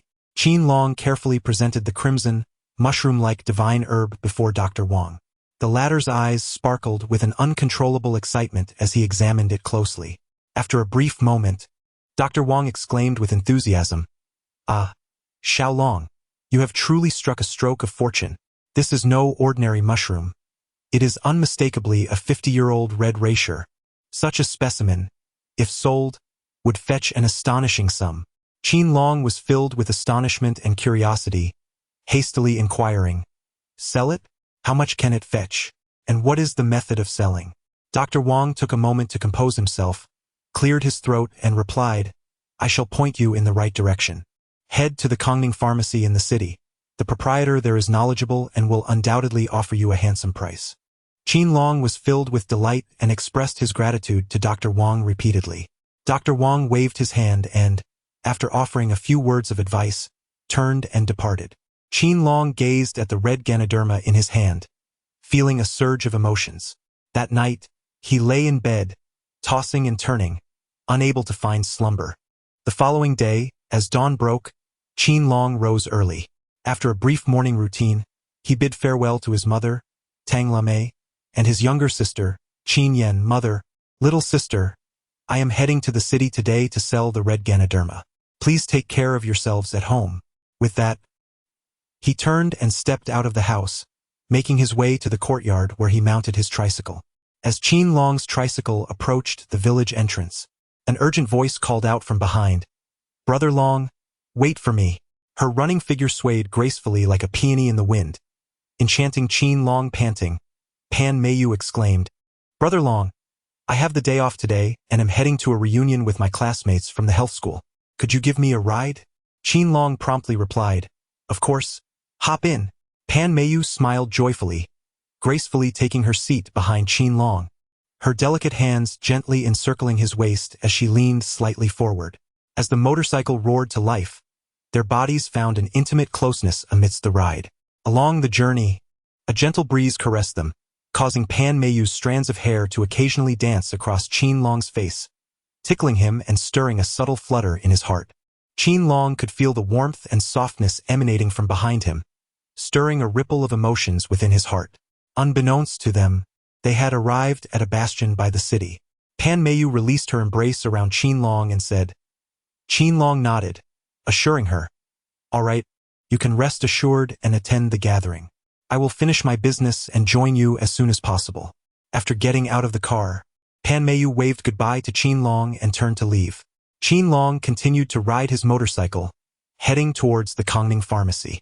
Before long, he arrived at the Kongning Pharmacy, a place of remarkable grandeur, adorned with intricately carved beams and painted pillars, exuding an air of antiquity, renowned as one of the finest traditional Chinese medicine establishments in the entire city. Qin Long stepped into the apothecary, raising his leg with purpose. He noticed a young attendant at the counter and hurriedly approached, cautiously presenting a piece of reishi mushroom. "Young sir, take a look at this," he said. "I painstakingly found this red reishi deep in the mountains. Its quality is exceptional. Could you kindly assess its value?" The young attendant merely cast a fleeting glance at the reishi, his expression filled with disdain, as he declared, "This has been artificially cultivated. It holds no worth here." Qin Long's face flushed with indignation as he exclaimed, "Young man, if you lack understanding, refrain from making baseless claims. This is something I painstakingly discovered deep within the mountains. How could it possibly be artificially fattened?" Yet, the young shop assistant merely scoffed, rolling his eyes, and chose to disregard Qin Long, instead tending to the herbs on the counter with indifference. Qin Long was engulfed in a profound sense of dejection, clutching the crimson spiritual mushroom, his heart brimming with resentment. He turned and made his way towards the grand entrance of the apothecary hall. Just as he was about to step out of the Kongning apothecary, he collided with a stunning young woman, approximately 26 years of age, causing her to stagger backward a few paces. Qin Long, with quick reflexes, swiftly grasped her arm, preventing her from falling to the ground. "I sincerely apologize. I was in too much of a hurry." Qin Long, his face awash with remorse, spoke with a tinge of crimson illuminating his cheeks. Shen Xiuyan steadied herself, gazing up at Qin Long, noticing the sincerity in his eyes, which did not suggest any malice. She softly replied, "It's all right." At that moment, the young shop assistant addressed Shen Xiuyan, saying, "Mistress, this individual has brought a so-called red Ganoderma to sell. In my opinion, it appears to be artificially cultivated and holds little value." Qin Long, seething with anger, retorted loudly, "Do not speak recklessly. This red reishi mushroom was discovered by me after much toil in the forest behind the village. It is undoubtedly of natural origin, and I can swear to the heavens." Shen Xiuyan raised her hand to signal the attendant to step back, her gaze softening as she turned to Qin Long. "Dear sir, may I have the privilege of examining your mushroom?" Qin Long, with a mix of skepticism and curiosity, handed the red reishi mushroom to her. Shen Xiuyan examined it closely, her delicate brows furrowed slightly as she occasionally traced the mushroom's intricate patterns with her fingers, brought it to her nose for a gentle sniff, and lifted it before her eyes for meticulous scrutiny. After a brief moment, a glimmer of surprise flickered in her gaze. "Young sir, this is indeed a rare specimen of 50-year-old red reishi, a genuine article." Upon hearing this, the young store clerk was taken aback, stammering, "Shopkeeper, how can this be? From its color and shape, it appears almost identical to cultivated varieties." Shen Xiuyan smiled gently, offering a patient explanation. "You are only perceiving the surface. The growth environment of this mushroom is extraordinarily unique. Deep within the mountains, nourished by the essence of heaven and earth, its texture is both delicate and natural, emanating a distinctive and rich aroma. No matter how one attempts to replicate it, cultivated reishi cannot attain such an ethereal quality. Moreover, true wild red reishi grows at an exceedingly slow pace. I ascertain that this mushroom bears the marks of 50 years, making it exceedingly precious. Then, Qinshuyan inquired of Qin Long, "Young sir, how much do you intend to sell this mushroom for?" Qin Long couldn't help but feel a sense of unease. He had no inkling of how much the red spiritual mushroom could fetch. His mind raced as he contemplated the dilemma. If he set the price too low, he feared incurring a loss. Yet, if he priced it too high, he worried he might frighten away the discerning shopkeeper. Chapter 74. A profitable venture, intertwined with crisis and affection. Qin Long, quick-witted as ever, realized that since he could not casually disclose the price, it would be prudent to subtly inquire about how Qinshuyan determined her pricing. With a smile, he remarked, "Master, I have heard that this red reishi mushroom can be quite valuable. Perhaps you could suggest a fair price?" After pondering for a moment, Qinshuyan replied, "Such high-quality red reishi is indeed rare in the market. I can offer you 6,000. How does that sound?" Qin Long felt a surge of joy, astonished by the extraordinary value of the lingji mushroom. Yet, he endeavored to maintain his composure as he replied, "Very well, I shall proceed as you suggest." After the transaction was completed, he exited the pharmacy, clutching a substantial bundle of cash, eager to share this delight with Pan Mayu at the Bridgehead Fortress. Pan Mayu had arrived at the Sunshine Hotel for a reunion with her classmates from the hygiene school. Upon entering, she was immediately greeted by the sounds of laughter and cheerful conversation. After years apart, everyone exchanged pleasantries and shared snippets of their lives. "Mayu, it's been ages. You still look as beautiful as ever," a female classmate exclaimed with a smile. At that moment, a fashionably dressed classmate, Zhang Yuding, interjected, "Mayu, I heard you're still working as a nurse at the town clinic? How much can that pay? You should come to the city with me. With your qualifications, you could easily get a position at a major hospital." Pan Mayu gently shook her head, responding, "I find contentment in serving the community here in the town. It fulfills me." Zhang Yuding scoffed, "You simply lack ambition. What future can you have in a town? Look at me, I'm working at a prestigious hospital now, earning a handsome salary, and I frequently interact with successful individuals of high standing." Suddenly, the door to the private room burst open, and several burly men clad in black entered. The leader, a bald man, coldly inquired, "Which of you is Zhang Yuding?" Zhang Yuding's face drained of color as she trembled. I am. What do you want?" The bald man smirked. "You've crossed paths with the wrong people. There's a high price on your arm." The classmates screamed in terror, frantically seeking refuge. Though fear gripped her heart, Pan Mayu mustered her courage, declaring, "Please, don't do anything reckless. This is a public place. If you continue, I will call the police." The bald man cast a dismissive glance at her, retorting, "Call the police? By the time they arrive, her arm will be gone." With a wave of his hand, the men advanced toward Zhang Yuding. At that critical moment, Qin Long arrived at the Sunshine Hotel.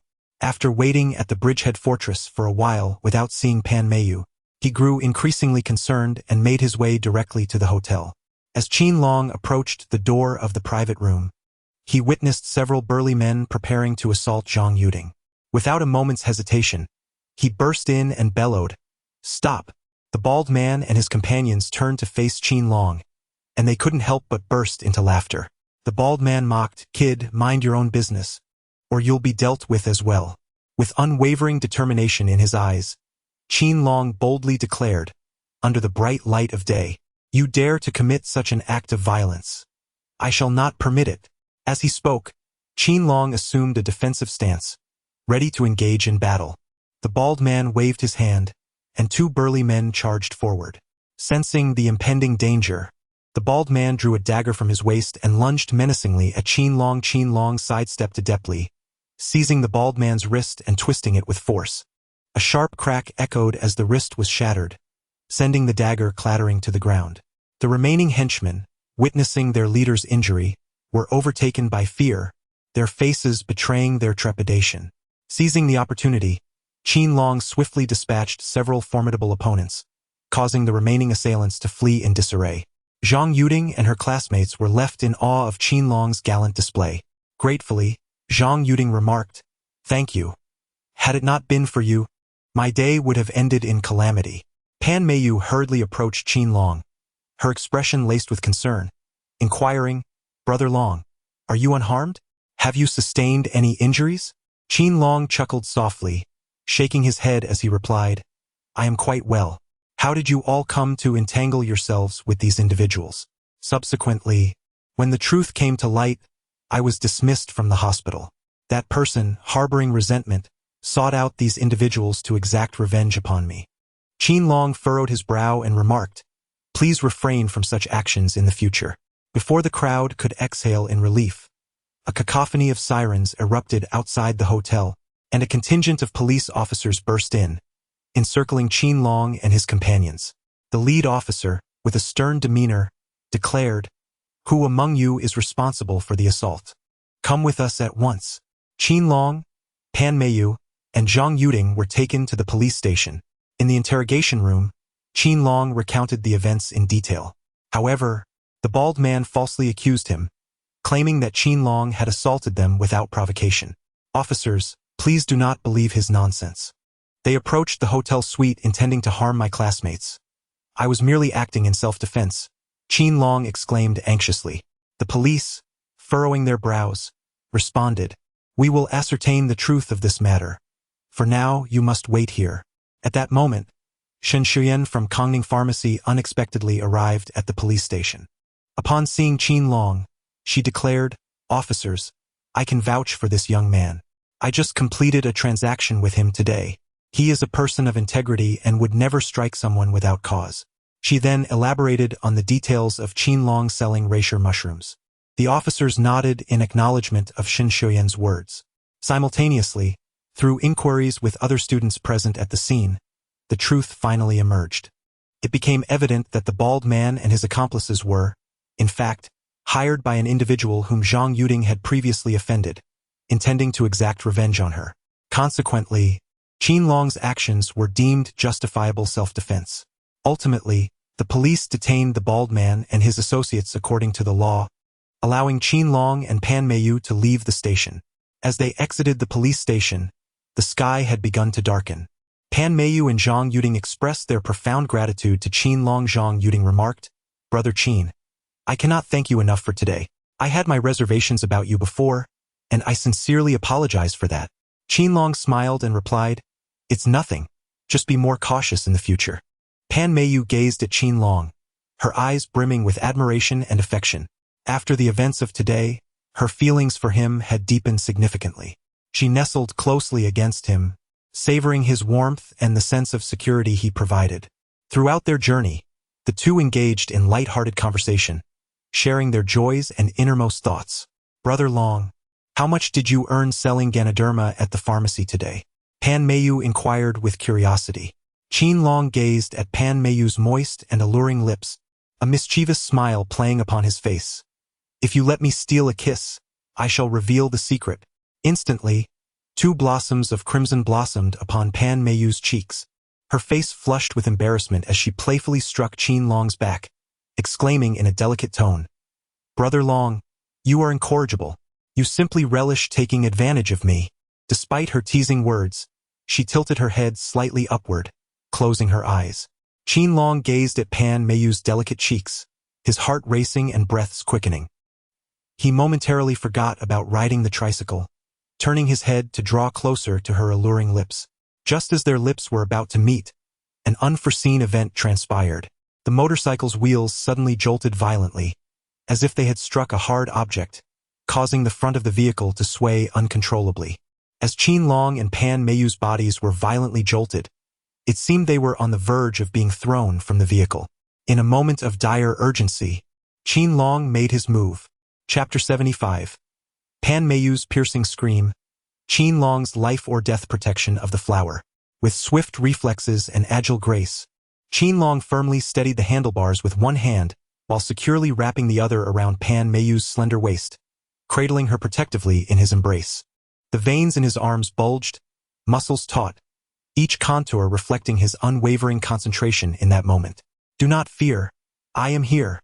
Pan Meiyu, her face drained of color from fright, clutched Qin Long's arm tightly, her nails nearly embedding themselves into his flesh. Her body trembled slightly, her eyes filled with terror and helplessness. Yet, upon hearing Qin Long's words, a warm surge enveloped her heart, and her fear began to dissipate. She chose to place her trust in Qin Long, believing that he would undoubtedly transform peril into safety. Qin Long gritted his teeth, his gaze fixed resolutely ahead, beads of sweat cascading down his forehead.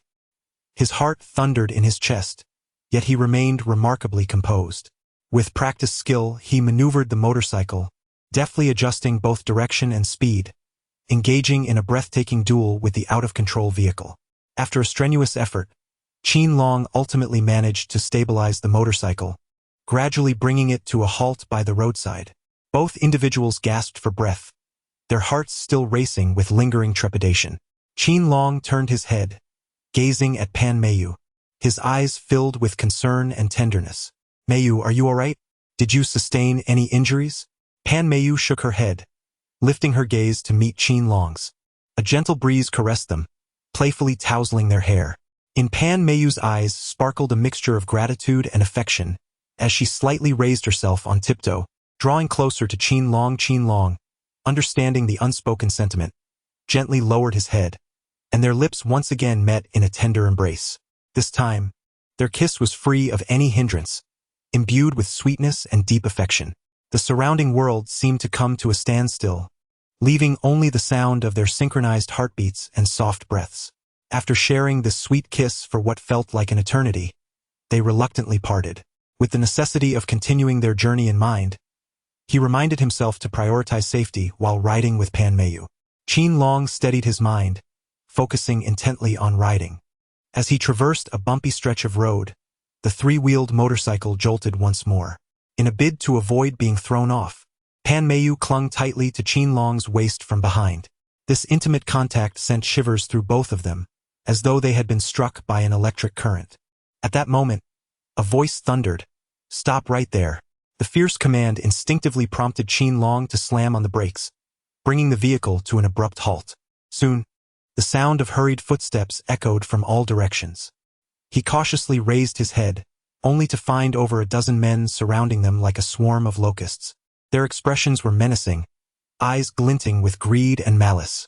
At the forefront stood a burly man with a pockmarked face, towering in stature, his features particularly grotesque.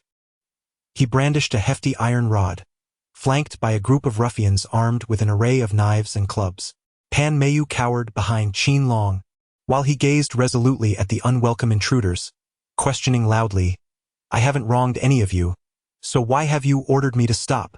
The pockmarked-faced thug sneered coldly, "Listen here, kid, you have two choices. Either leave your money and scram, or leave this beautiful lady behind for my amusement, and I will let you go." As soon as the words left his lips, the ruffians behind him erupted into crude laughter. Upon hearing these words, Qin Long felt a surge of fury ignite within him. His gaze turned even colder, akin to a sharp blade, wishing to rend those before him into 1,000 pieces. He recognized that he had encountered a band of highwaymen. In the year 1979, during the nascent period of reform and opening up, society was rife with idle vagrants who engaged in nefarious deeds, robbing both wealth and virtue. He was resolute in his determination not to allow these miscreants to succeed. Qin Long spoke fearlessly, declaring, "Do not harbor delusions. I shall choose neither." The scarred-faced brute was thoroughly incensed by Qin Long's words, and with a fierce roar, he commanded, "Brothers, seize him and break his arms and legs. Let him be maimed so that he cannot wed. As for this woman, bind her up. We shall have our fun together later."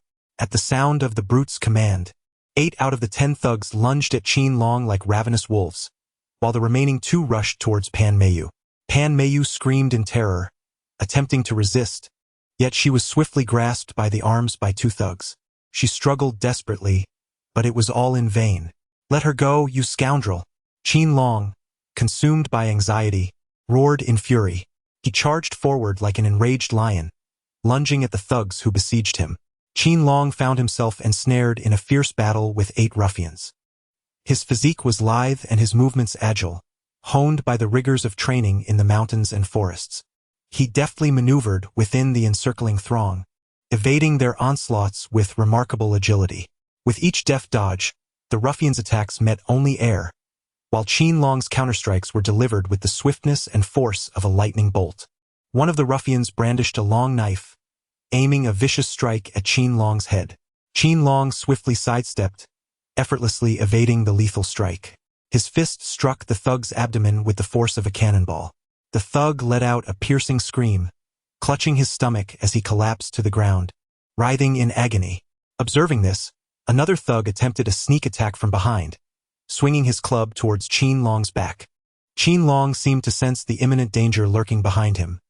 He swiftly turned and raised his arm to block the incoming strike. Though the blow caused excruciating pain, he endured it, retaliating with a powerful kick to the thug's chest.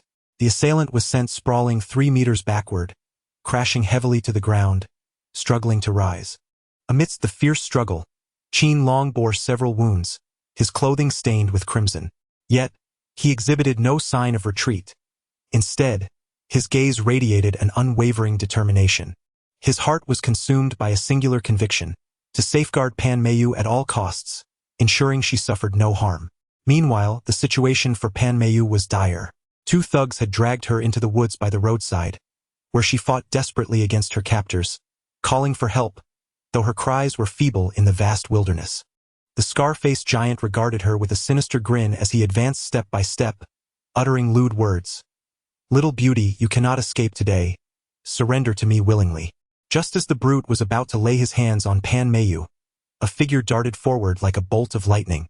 It was Qin Long who, after a fierce struggle, had finally subdued all 8 thugs.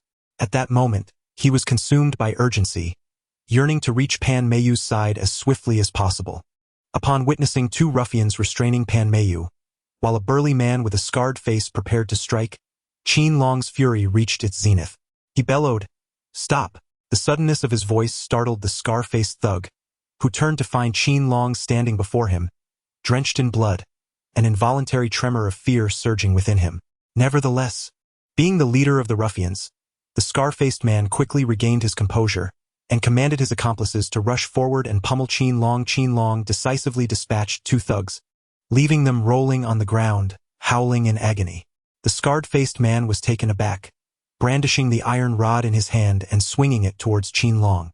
Qin Long swiftly sidestepped, then with a sudden burst of speed, he lunged forward and seized the wrist of the pockmarked-faced brute, twisting it forcefully. In an instant, a sharp crack echoed as the brute's wrist fractured, and the iron rod clattered to the ground. Qin Long did not relent. He unleashed a furious assault upon the pockmarked-faced brute. Each blow was infused with his wrath and an instinctual desire to shield Pan Meiyu. The man, battered and bruised, lay on the ground pleading for mercy.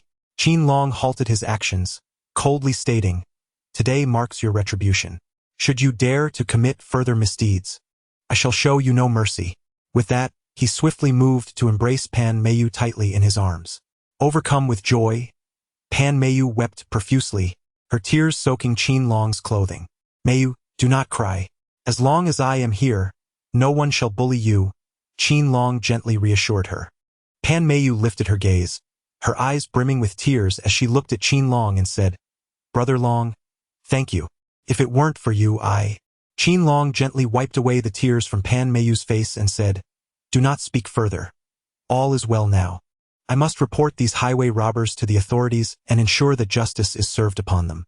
Qin Long held Pan Meiyu's hand tightly, fearing the loss of her once more. They arrived at the nearby police station, and although Qin Long was weary, his eyes radiated determination and justice.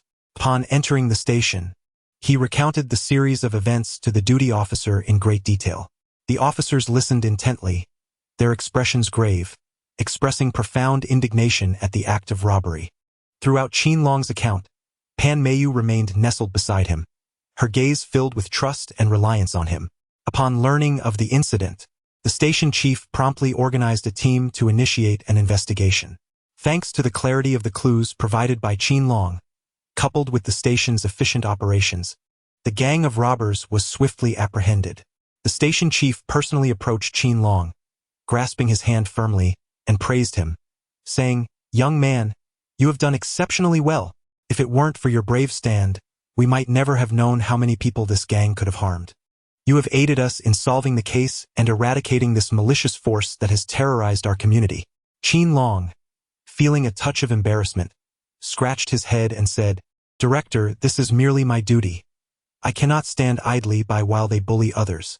However, an idea suddenly struck him, and he turned the three-wheeled motorcycle around, heading towards the city. Qin Long gently remarked, "Your clothes have been torn by those robbers. I must purchase new ones for you." Pan Meiyu lowered her gaze to her damaged attire, a warm current surging within her heart. She nodded and softly replied, "Brother Long, you are truly kind." The duo arrived at the bustling department store in the city, where a throng of people moved about, creating a lively atmosphere. Upon entering the expansive clothing section, Pan Meiyu was greeted by a dazzling array of women's garments. As she sifted through the multitude of options, a glimmer of excitement and anticipation sparkled in her eyes. Her gaze settled upon a chic cotton jacket, distinguished by its innovative design and vibrant hue. She picked up the jacket and stepped into the fitting room, shortly emerging adorned in her new attire. The moment Qin Long beheld Pan Meiyu, his gaze became fixated. Clad in her cotton coat, she radiated beauty, and her overall demeanor was significantly elevated. "Do I look good?" Pan Meiyu inquired shyly. "You are breathtaking, akin to a celestial being descending to the mortal realm." Qin Long generously extolled her beauty. A joyful smile blossomed on Pan Meiyu's face. However, when she inquired about the price, her smile abruptly froze. "It's too expensive. Is there anything more affordable?" she asked, a hint of embarrassment in her voice. The sales assistant replied, "The cheaper options are those left behind by others, and their styles may not be quite appealing." Without a moment's hesitation, Qin Long declared, "Wrap it up for me." His gaze was imbued with unwavering determination. To him, the joy of Pan Meiyu was worth any expense. In addition to the cotton-padded jacket, Qin Long selected a pair of women's shoes that complemented the jacket perfectly, enhancing Pan Meiyu's graceful stature. Beyond the clothing and shoes, he also purchased intimate apparel for her, ensuring that she had every necessary garment to withstand the winter chill. The total expenditure amounted to 300 yuan, a significant sum in 1979. The saleswoman, enviously remarking to Pan Meiyu, said, "My dear, your partner is truly generous. How I wish I had someone like him." Feeling the warmth of such admiration, Pan Meiyu basked in the happiness and satisfaction of being Qin Long's beloved. She was acutely aware that this 300 yuan came from the proceeds of his sale of Ganoderma. "Thank you, Long Gu, for buying me such beautiful clothing and shoes, a complete set for winter. By the way, how much did you earn from selling Ganoderma this time?" Qin Long hurriedly led Pan Meiyu to a secluded corner and proudly declared, "Meiyu, my red reishi has caught the attention of a discerning herbalist, who offered me 6,000 cash." Seizing the opportunity in the absence of others, Qin Long retrieved a black plastic bag brimming with money. Pan Meiyu, upon witnessing the vibrant array of banknotes within, was utterly astonished. Her gaze towards Qin Long filled with admiration and reverence. "Brother Long, I never anticipated that our foray into the mountains for medicinal herbs would serendipitously lead us to the invaluable red reishi. Indeed, we have struck a fortunate windfall." Qin Long glanced at the time and realized it was getting late. He decided to escort Pan Meiyu to the town's health clinic, as she had work the next day. Upon their arrival, the colleagues at the clinic cast envious glances at Pan Meiyu's new look. At that moment, a male doctor approached, his gaze revealing a hint of infatuation. Summoning his courage, he said, "Nurse Pan, would you be my girlfriend?" Pan Meiyu furrowed her brow and, without hesitation, stepped closer to Qin Long, linking her arm with his. She addressed the male doctor, declaring, "This is my boyfriend." The doctor was taken aback, unable to fathom that Pan Meiyu would choose an ordinary mountain dweller as her partner. Meanwhile, Qin Long's heart swelled with pride and joy. He clasped Pan Meiyu's hand tightly, proudly showcasing their happiness to those around them. Envious gazes were directed at Qin Long from all corners. The sparkle in Pan Meiyu's eyes glimmered brilliantly as she leaned closer to him. Rising on her toes, she gently wrapped her arms around Qin Long's neck. When her fingertips brushed against his skin, both felt a jolt, as if struck by an electric current, causing them to shudder ever so slightly. Qin Long felt as if his heart were about to leap from his chest, beating with fervor. Overwhelmed with emotion, he embraced Pan Meiyu, filled with bliss. In that moment, Pan Meiyu tilted her head slightly upward, her eyes gently closed. Her lips, slightly pouted, descended upon Qin Long's, bestowing a passionate kiss. In that fleeting moment, Qin Long felt as though the entire world had fallen into a hushed tranquility, with only the thunderous beat of his own heart resonating in his ears. His hands instinctively tightened around Pan Meiyu's waist, as if he yearned to merge her essence with his own. Nestled in his embrace, Pan Meiyu softly murmured, "Long Gu, I owe you so much today. Without you, I truly would not know what to do. My dear, I shall not tolerate anyone inflicting harm upon you. Whoever dares to provoke you shall face my wrath." Just then, a discordant voice shattered this sweetness. "You impoverished wretch! How dare you take away the woman that rightfully belongs to me? Mark my words, you will pay dearly for this. You have offended me, and I possess countless means to ensure your demise. We shall see. Who is this audacious individual making such threats?" Chapter 77. The son of the wealthiest provokes, Qin Long fiercely protects his love. Qin Long and Pan Meiyu were startled, turning their heads to behold a young man clad in an opulent mink coat, his eyes brimming with malice. Upon encountering the malicious youth, Qin Long recognized him as Song-De-Peo, the son of the town's wealthiest magnate. Rage ignited in his eyes, and his fists clenched with a resounding crack. "Song-De-Peo," he exclaimed, "how dare you spew such vile words? When did Meiyu become your possession?" With a cold smirk, Song-De-Peo retorted, "Humph! I am the rightful fiancé of Pan Meiyu. You, a mere pauper and a spineless wretch, dare to compete with me for a woman?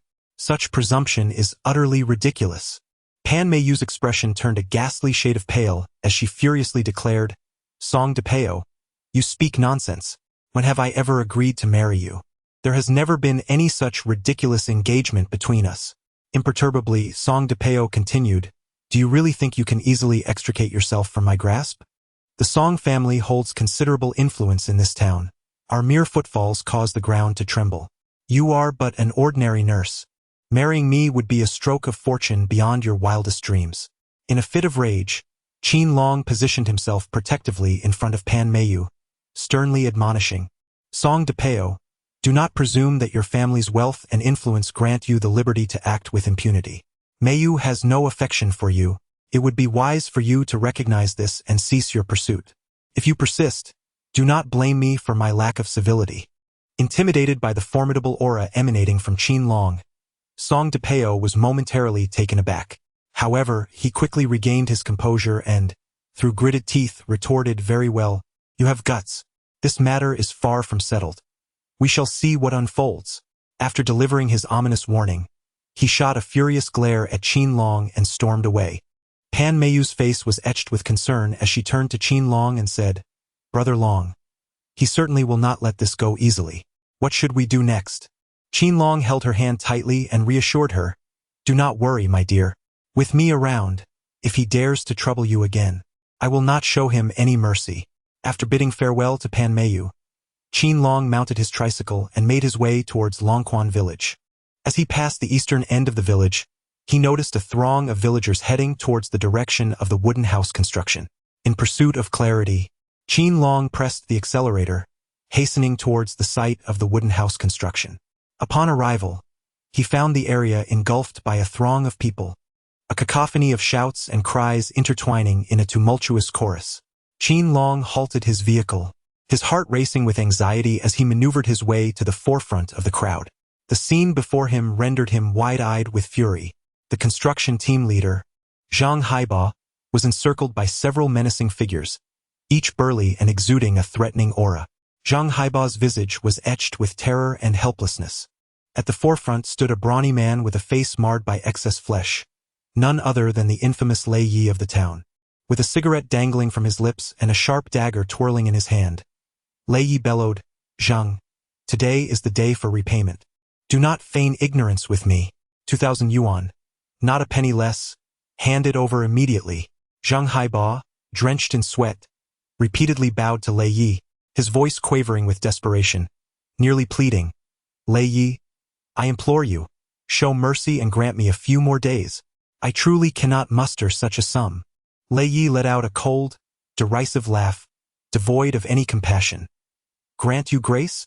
Do you take me for a charitable organization? If you fail to repay today, do not blame me for my ruthlessness. With that, he pointed his dagger menacingly at Zhang Haiba's fingers, declaring, either repay the debt, or I shall sever a few of your fingers as payment.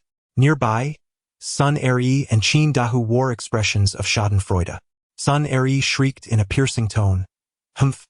Zhang truly lacks ambition. As a construction team leader, borrowing money yet failing to repay, this will surely be entertaining. Qin Dahu nodded in agreement, a malevolent glimmer flickering in his eyes. The fury within Qin Long blazed intensely as he shouted, All of you, cease at once. Do not trouble Uncle Zhang. As he spoke, he resembled an enraged bull, forcefully parting the crowd and resolutely positioning himself before Zhang Haiba, shielding him protectively behind his own form. Master Lei scrutinized Qin Long with a discerning gaze and snorted, Qin Long, this matter does not concern you. Refrain from meddling and quickly step aside. Qin Long, undaunted, met old Lei's gaze with unwavering resolve. Old rascal, Uncle Zhang is constructing a wooden house for me, and now you come to demand repayment? How can this project possibly proceed? If you dare lay a finger on Uncle Zhang, I assure you, you will regret it. Old Lei scoffed, Qin Long, I recognize your prowess, but today's affair is not one in which you may involve yourself. Qin Long took a deep breath, suppressing the anger that simmered within him, and spoke in a low voice, I have come to repay the debt that Uncle Zhang owes you. Upon hearing this, the men under Lord Lei were momentarily stunned, only to erupt into a chorus of laughter. Lord Lei doubled over with mirth, exclaiming, You, a destitute mountain keeper, seeking to repay his debt? Do not boast here. Step aside and do not waste my time. Qin Long paid no heed to the mockery of Lei Yi and his entourage. Calmly, he retrieved a thick bundle of cash from his pocket. This sum was the fruit of his arduous labor, acquired through the painstaking search for the precious red reishi mushroom deep within the mountains and forests. Initially, he had intended to use this money to significantly improve his family's living conditions. However, at this moment, he unhesitatingly brought it forth to assist Zhang Haiba in his time of need. With the cash in hand, he strode confidently before Lei Yi, suddenly swinging his arm to deliver a resounding slap to Lei Ye's face with the bills. The sharp crack echoed like a heavy blow, leaving Lei Ye's visage bruised and swollen, resembling a small mountain. Lei Yi and his gang were momentarily stunned, their gazes towards Qin Long filled with trepidation. The onlookers were equally silenced, overwhelmed by the formidable presence Qin Long exuded. After a prolonged silence, Lei Yi slowly turned his head, a fierce rage igniting in his eyes. Yet, upon glimpsing the substantial bundle of cash in Qin Long's hand, a flicker of astonishment and greed crossed his expression. How is this possible? Lei Yi murmured, Where did you acquire such wealth? The crowd began to murmur amongst themselves, speculating in hushed tones. Wasn't Qin Long perpetually in dire straits? How could he suddenly produce such a considerable sum? Even Zhang Haiba wore a face of disbelief, unable to trust his own eyes. Qin Long cast a cold glance at Lord Lei and declared with unwavering conviction, My money is acquired through legitimate means. It is none of your concern. Now, take your money and your subordinates, and depart at once. Should you dare to trouble Uncle Zhang again or create disturbances in this village, I shall confront you each time we meet, teaching you the consequences of your actions. Lord Lei fixated on the money in Qin Long's hands, hesitating for a moment as his inner greed ultimately prevailed. He reached out, snatching the money away, and meticulously counted it, ensuring its accuracy. After confirming the sum, he glared fiercely at Qin Long, exclaiming, You are indeed formidable. We shall see what unfolds. I shall remember this debt. With that, Lord Lei and his lackeys retreated in defeat, resembling a flock of vanquished roosters. As the crowd observed their departure, they gradually dispersed as well. Sun Eri and Qin Dahu, witnessing the lack of further excitement, murmured discontentedly before turning to leave. He grasped Qin Long's hand, tears of exhilaration brimming in his eyes, Xiao Long, where did you acquire such a sum?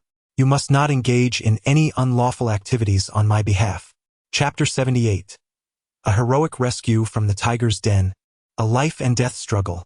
At that moment, Tang Lame and Qin Yen also squeezed through the crowd to approach Qin Long. Tang Lame regarded him with deep concern, her expression betraying her anxiety. Qin Long gazed upon the concerned expressions of his mother and younger sister, and then glanced at the anxious demeanor of Zhang Haiba. A warm feeling surged within him. With a smile, he reassured mother, little sister, Uncle Zhang, please do not worry.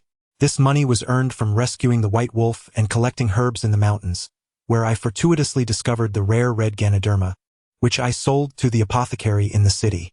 Really? Zhang Haiba inquired with astonishment. Can the red Ganoderma fetch such a substantial sum? Qin Long nodded in affirmation. Indeed. Uncle Zhang, you have consistently devoted yourself to assisting me in constructing the wooden house. Consider this money as an advance for your contract fee and material costs. As he spoke, Qin Long retrieved an additional 2,000 yuan from his pocket and handed it to Zhang Haiba. Take this, Uncle Zhang. Please utilize the finest materials available to ensure that the wooden house is both comfortable and safe. As long as my family and I can dwell in peace, money is of no concern. Zhang Haiba accepted the money, his hands trembling slightly, his eyes brimming with emotion and gratitude. Xiao Long, you are incredibly generous. Not only have you helped me settle my debts, but you have also entrusted me with such a substantial sum. Rest assured, I will lead the construction team, working day and night to transform your wooden house into the most beautiful and sturdy abode in Longquan village. Qin Long patted Zhang Haiba on the shoulder, saying, Then it will be hard work for Uncle Zhang. I have faith in your architectural talent. Tang Lame gazed at Qin Long, her eyes brimming with pride and satisfaction. Qin Yen gazed at Qin Long with a look of admiration. Following this incident, the villagers extolled Qin Long's bravery and righteousness. In the days that followed, Qin Long continued his daily patrols in the mountains with the white wolf, safeguarding the tranquility of the forest. He eagerly anticipated the day the wooden house would be completed, longing for the moments he could share with his mother, younger sister, and Pan Meiyu, living a blissful and harmonious life in their warm home. However, unbeknownst to Qin Long, after leaving Longquan village, Master Lei promptly handed over the 2,000 pieces to Song Depeo, the son of the town's wealthiest man. It turned out that Master Lei was engaged in a lending business, backed by Song Depeo, the son of Song Fugue. What? This poor lad is repaying Zhang Haiba's debts? How could a destitute peasant possibly come up with such a sum? Go investigate. Find out how this impoverished youth acquired this money. Song Depeo's expression darkened with malice. Upon hearing Master Lei's report, Song Depeo scoffed, Damn it, Pan Meiyu was originally mine, yet he snatched her away. I will exact my revenge. A cold smirk played on Song Depeo's lips as he plotted. In that case, I shall target Pan Meiyu, the one he cherishes most. Master Lei, seize an opportunity to abduct Pan Meiyu.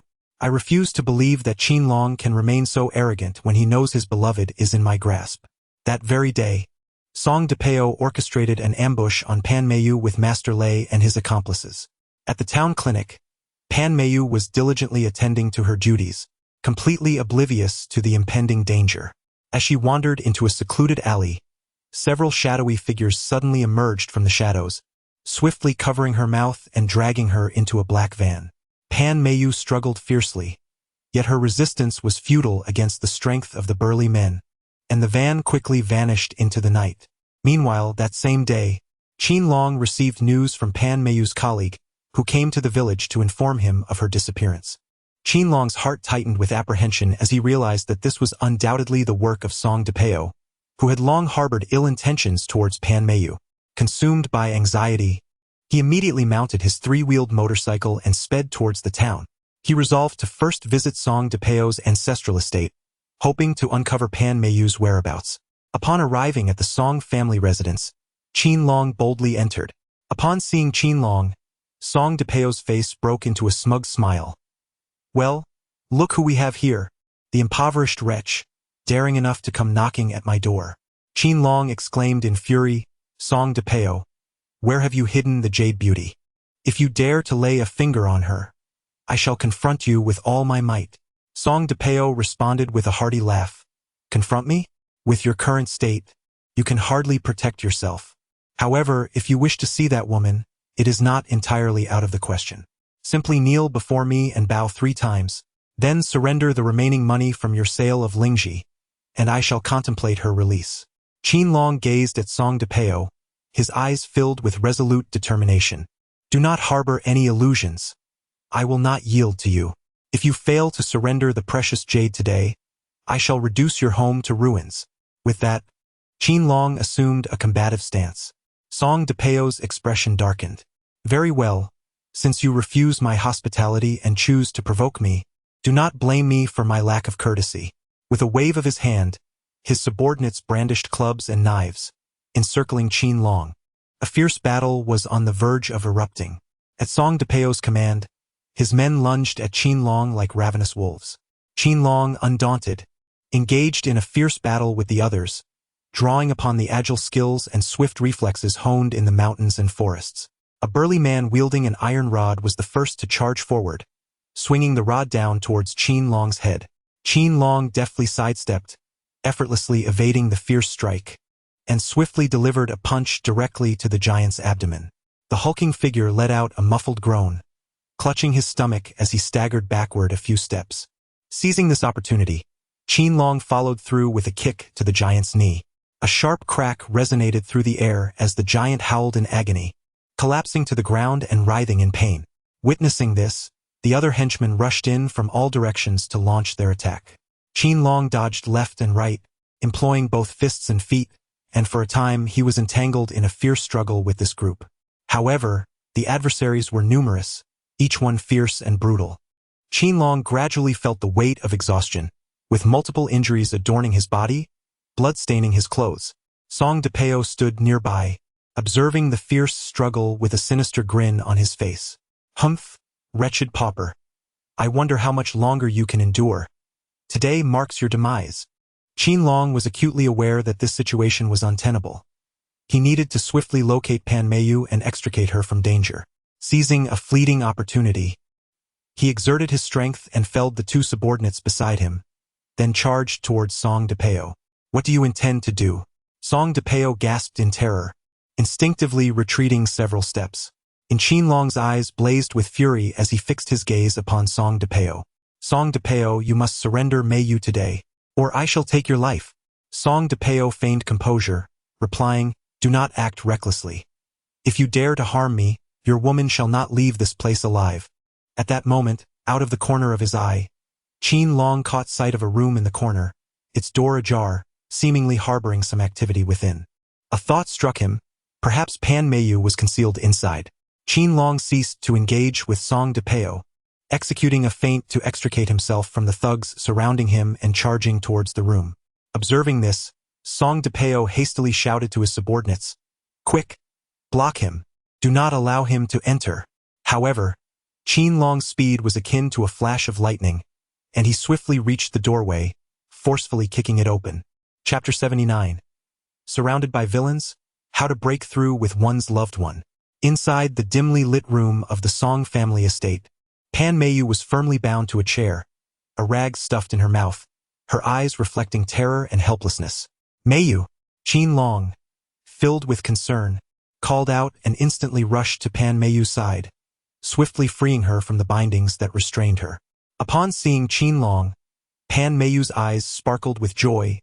Brother Long, you have finally arrived. Before the 2 could revel in their reunion, Song-De-Peo's henchmen burst in like a pack of ravenous wolves. Qin Long resolutely positioned Pan Meiyu behind him, articulating each word with conviction. Whoever dares to step forward shall face my wrath. His subordinates were momentarily daunted by the fierce determination in his gaze, hesitating to advance recklessly. From the rear of the crowd, Song-De-Peo bellowed, all of you, charge forward.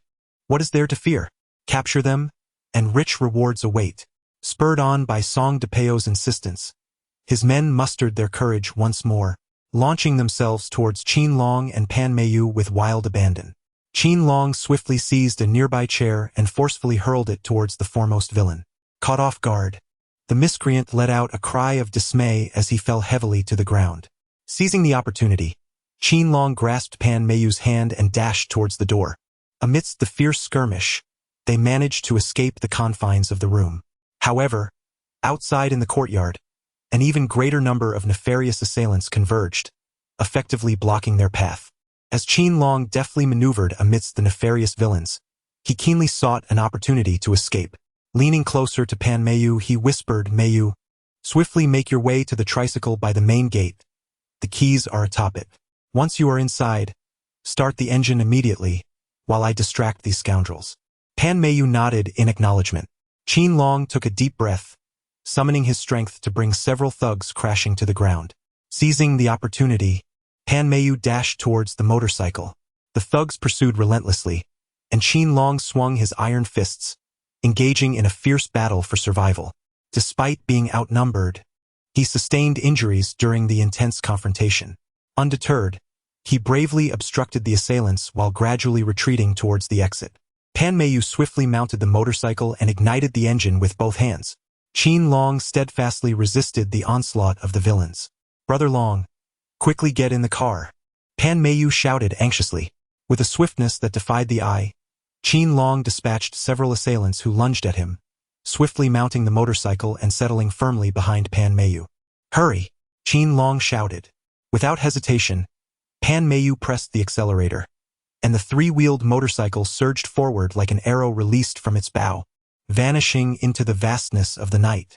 "Damn it, you incompetent fools! Right under my nose, you allowed that wretched brat to escape with my woman."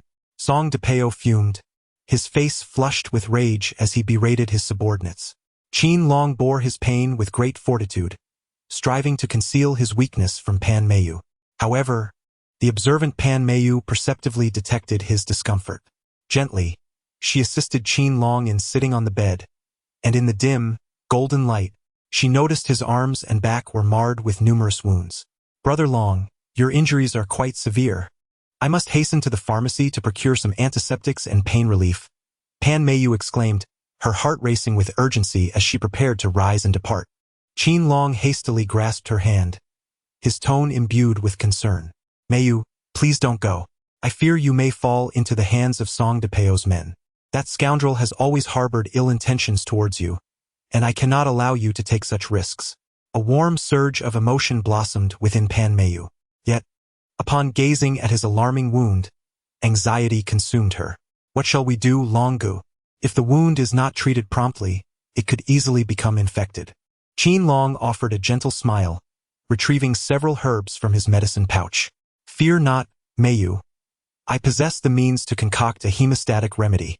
Furthermore, I shall crush the previously gathered reishi and apply it. You shall be well soon." Pan Meiyu gazed at Qin Long with astonishment, her eyes brimming with admiration. "Brother Long, you can prepare medicine yourself? How remarkable. A few years back, I learned some techniques from an elderly village doctor. I never imagined they would prove useful today." With urgency, Pan Meiyu fetched a basin of warm water and a clean towel, delicately wiping away the blood surrounding Qin Long's wound. Her movements were gentle and meticulous, her gaze filled with concern and compassion. "Brother Long, this may sting a bit. Please bear with me," she murmured softly. Carefully, she grasped a cotton ball with tweezers, dipped it in disinfectant, and tenderly cleaned the wound. Once the disinfection was complete, Pan Meiyu took the herbal paste prepared by Qin Long and gently applied it to the injury. Her fingers glided over Qin Long's skin, sending tingling sensations through him, causing his heart to race involuntarily. "Brother Long, you should rest well. I will prepare some porridge for you," Pan Meiyu said, covering him with a blanket before gracefully making her way to the kitchen. Before long, she returned with a steaming bowl of porridge, scooping a spoonful and softly encouraging, "Brother Long, have some porridge to restore your strength." Qin Long was overwhelmed with emotion as he opened his mouth and slowly savored a spoonful of porridge. "Meiyu, this porridge is exquisite." "Thank you." Pan Meiyu smiled gently. "It's my pleasure, Long-gu. Your recovery is of utmost importance." Under Pan Meiyu's attentive care, Qin Long's injuries gradually improved. "Long-gu, the medicinal herbs you prepared are remarkable. Their effects are truly exceptional," Pan Meiyu remarked softly. Qin Long gazed at Pan Meiyu, unable to restrain himself from clasping her hand, his eyes brimming with affection. "Meiyu, I am immensely grateful for your assistance in tending to my wounds. I scarcely know how to express my gratitude. Pan Meiyu's face flushed suddenly. She lowered her gaze, unable to meet Qin Long's eyes, and softly replied, Long Gu, what are you saying? This is merely my duty. Qin Long gently tugged at Pan Meiyu's hand, drawing her closer, his gaze intense as he spoke with deep affection. Meiyu, do you know that among all those I have met, you are utterly unique, truly special? Pan Meiyu lifted her head, her eyes shimmering with tears. Long Gu, I believe you are a good person, different from those who pursue me. You are courageous, kind-hearted, and possess a remarkable sense of responsibility. Qin Long gently caressed Pan Meiyu's hair, summoning his courage to confess, Meiyu, I have feelings for you. From the very first moment I laid eyes on you, my heart has been in a state of unrest. Pan Meiyu's cheeks flushed even deeper as she softly leaned into Qin Long's embrace, her voice barely above a whisper, akin to the hum of a mosquito. Long Gu, I feel the same way. In that moment, as Qin Long and Pan Meiyu basked in the sweetness of their mutual confession, the air around them seemed to shimmer with the warmth of their fervent emotions. Qin Long's hand instinctively tightened around Pan Meiyu's waist. Pan Meiyu buried her face in Qin Long's chest, enveloped by an overwhelming sense of happiness. In that moment, time seemed to stand still for them. Suddenly, a rapid knocking at the door resonated like a heavy hammer, abruptly shattering the enchanting atmosphere. Both of them froze, their eyes filled with panic and reluctance. Pan Meiyu instinctively extricated herself from Qin Long's embrace, a lingering blush adorning her cheeks, as she hurriedly tidied her somewhat disheveled hair. Qin Long furrowed his brow, his eyes betraying a hint of displeasure and vigilance. He pondered inwardly. Who could possibly be interrupting at this moment? Could it be that Song de Peo has come knocking again? Chapter 80. The Rent Turmoil and the Forest Fire Rescue. With a sense of perplexity, Qin Long approached the door. Upon opening it, he was met by the sight of the landlady standing at the threshold. She was petite, slightly plump, and wore a stern and serious expression upon her face. Her gaze bypassed Qin Long, fixating directly on Pan Meiyu within the room, devoid of any warmth. Pan Meiyu, it is time for the rent to be paid 3 months' worth, not a penny less. Pan Meiyu's complexion shifted slightly, her eyes betraying a flicker of embarrassment and distress. Madam, could you possibly grant me a few more days? My salary hasn't been disbursed yet, and I am truly in a tight spot. However, the landlady remained unmoved, her demeanor emanating an aggressive intensity. No, I do not have the luxury of time to waste on you. You must pay today, or else pack your belongings and vacate this place without delay. At that moment, as despair and helplessness engulfed Pan Meiyu, Qin Long quietly withdrew a wad of cash from his pocket. This was a portion of his earnings from selling Ganoderma, and without a moment's hesitation, he resolved to protect Pan Meiyu. A flicker of anger and disdain flashed in Qin Long's eyes as he tightly gripped the stack of money. With a sudden motion, he swung his arm forcefully, striking the landlord's elderly face with the bills. The sharp crack echoed, causing her countenance to swell instantly. I pay the rent for my partner. Henceforth, treat me with more respect and refrain from such aggressive demeanor. The voice of Qin Long was deep and frigid, instilling an unsettling chill within those who heard it. The landlady, taken aback by this sudden display, turned pale, utterly intimidated by Qin Long's formidable presence. Silently, she bent down to retrieve the money that had fallen to the ground, keeping her head bowed, not daring to utter a word, and hastily departed. Pan Meiyu gazed at Qin Long, her eyes brimming with astonishment and emotion. Qin Long's unwavering protection and profound affection enveloped her heart with warmth and bliss. Brother Long, why do you go to such lengths? Qin Long gently enveloped Pan Meiyu in his embrace, his voice tender yet resolute. I cannot bear to see you suffer any grievances. I vow to protect you and shield you from harm. Pan Meiyu instinctively extended her arms, tightly wrapping them around Qin Long's neck, her lips softly brushing against his. Her kiss was imbued with fervor and gratitude. Long Gu, I love you. Qin Long felt the warmth and affection emanating from Pan Meiyu, and a powerful impulse surged within him. However, just as his emotions reached a fever pitch and he yearned to advance further, Pan Meiyu gently pushed him away. Her cheeks retained a rosy hue, and her eyes were imbued with shyness and tenderness. "Brother Long, could you bear with me for a moment? On the day I become your bride, I will wholeheartedly surrender myself to you." Her voice was soft yet resolute, as if making a beautiful promise to Qin Long. Qin Long gazed at Pan Meiyu, a fleeting shadow of disappointment flickering in his eyes, yet it was overshadowed by a profound sense of understanding and respect. He gently nodded and said, "Very well. I understand, Meiyu. I shall honor your wishes and am willing to wait." Pan Meiyu, touched by the sincerity reflected in Qin Long's gaze, felt her heart swell with emotion. She softly leaned into his embrace and said, "Brother Long, I am aware of your needs. How about this? As long as it does not go that far, you may do as you wish. Feel free to kiss me."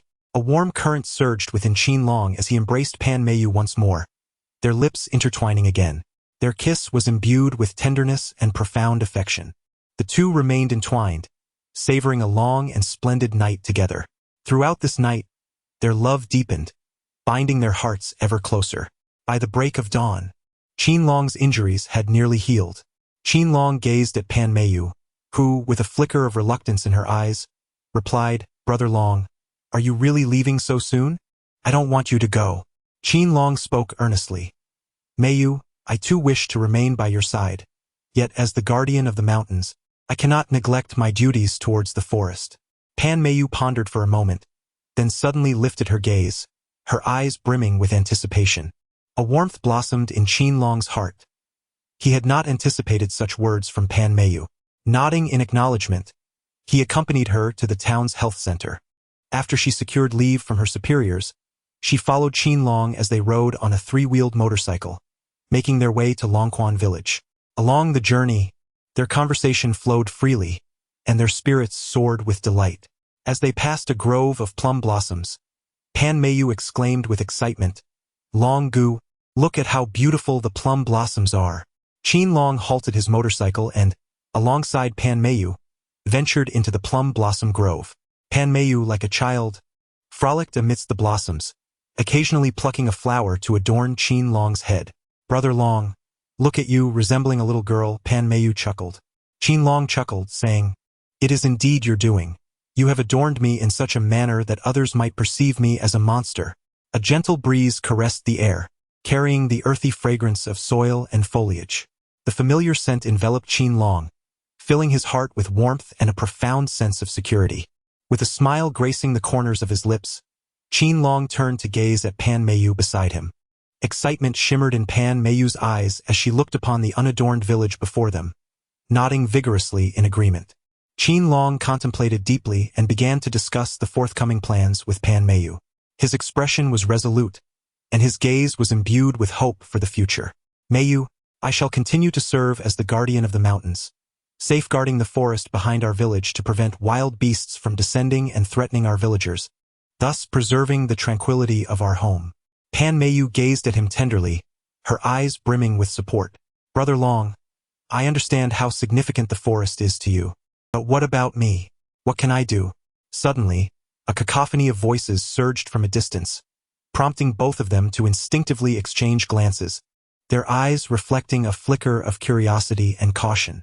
Qin Long furrowed his brow slightly, the light-hearted smile on his face vanishing in an instant, replaced by a grave sense of unease. Pan Meiyu's gaze also intensified with apprehension as she clasped Qin Long's hand tightly.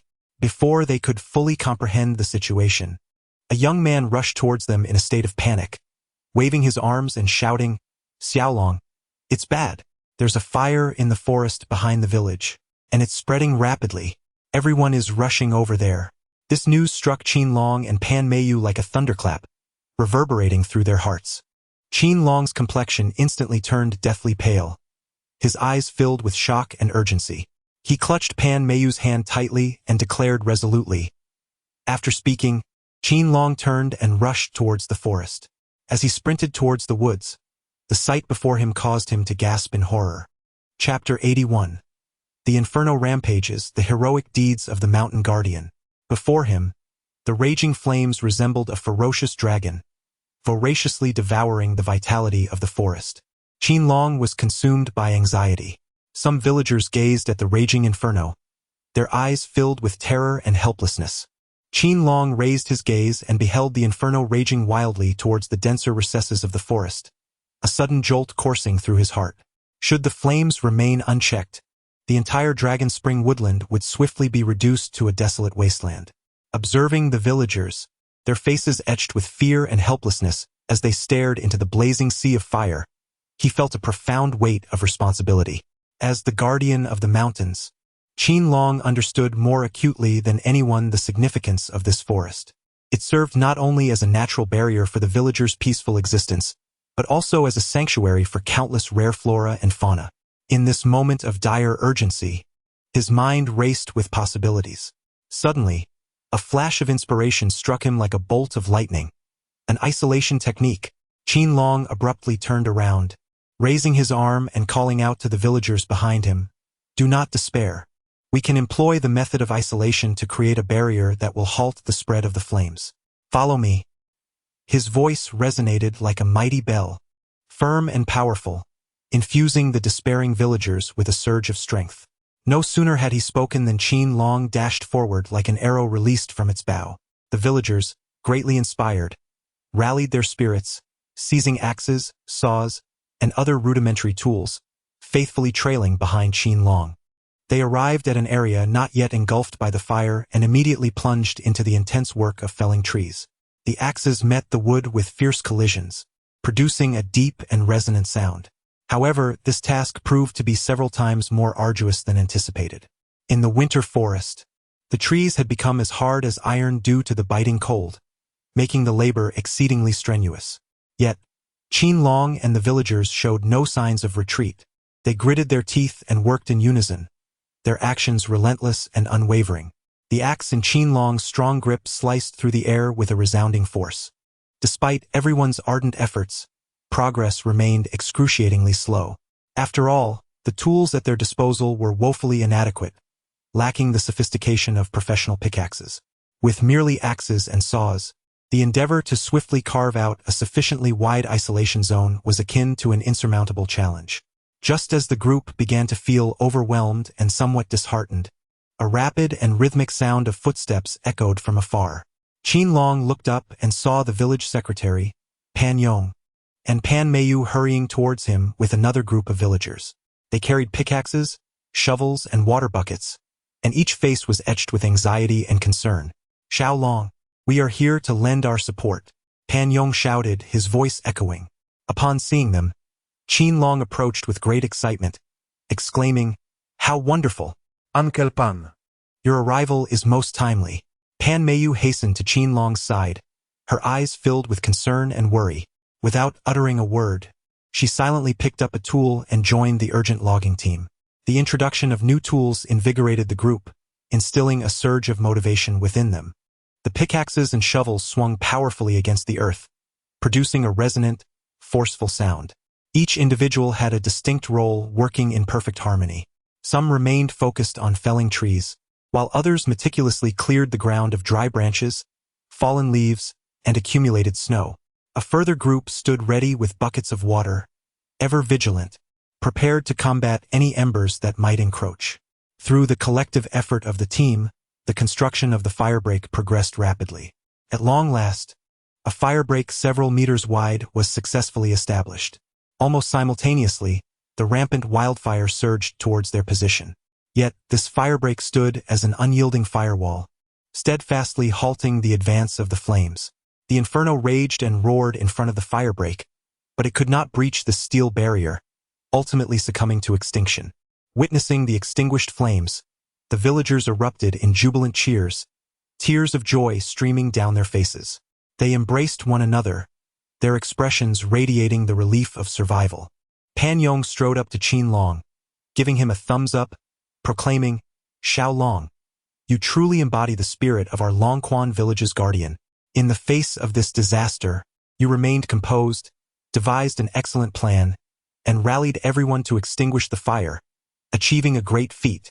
Pan Meiyu approached Qin Long, her eyes brimming with admiration and affection. Her voice as gentle as a spring breeze. "Brother Long, you are simply remarkable. You are our hero, safeguarding the entire forest and our home with your extraordinary deeds. I must reward you." With that, She seized a moment when others were distracted and, like a delicate butterfly, planted a soft kiss on Qin Long's left cheek. Qin Long felt a surge of electricity coursing through his entire being, his heart brimming with sweetness and satisfaction, while a blush involuntarily crept across his face. However, he was not blinded by the euphoria of victory. He was acutely aware that this conflagration concealed unspeakable secrets, suppressing the sweetness and joy within. His expression turned exceptionally grave as he turned to a villager beside him and inquired, "Sir, do you know how this fire started?" The villager scratched his head. A look of bewilderment etched on his face, and replied. Qin Long furrowed his brows, increasingly convinced that this was a case of arson. He began to examine the surroundings meticulously and soon discovered several suspicious traces. Beside a charred tree, he noticed irregular dark liquid stains on the ground. Upon closer inspection, a pungent scent of gasoline assailed his nostrils. A sense of dread enveloped Qin Long as he pondered.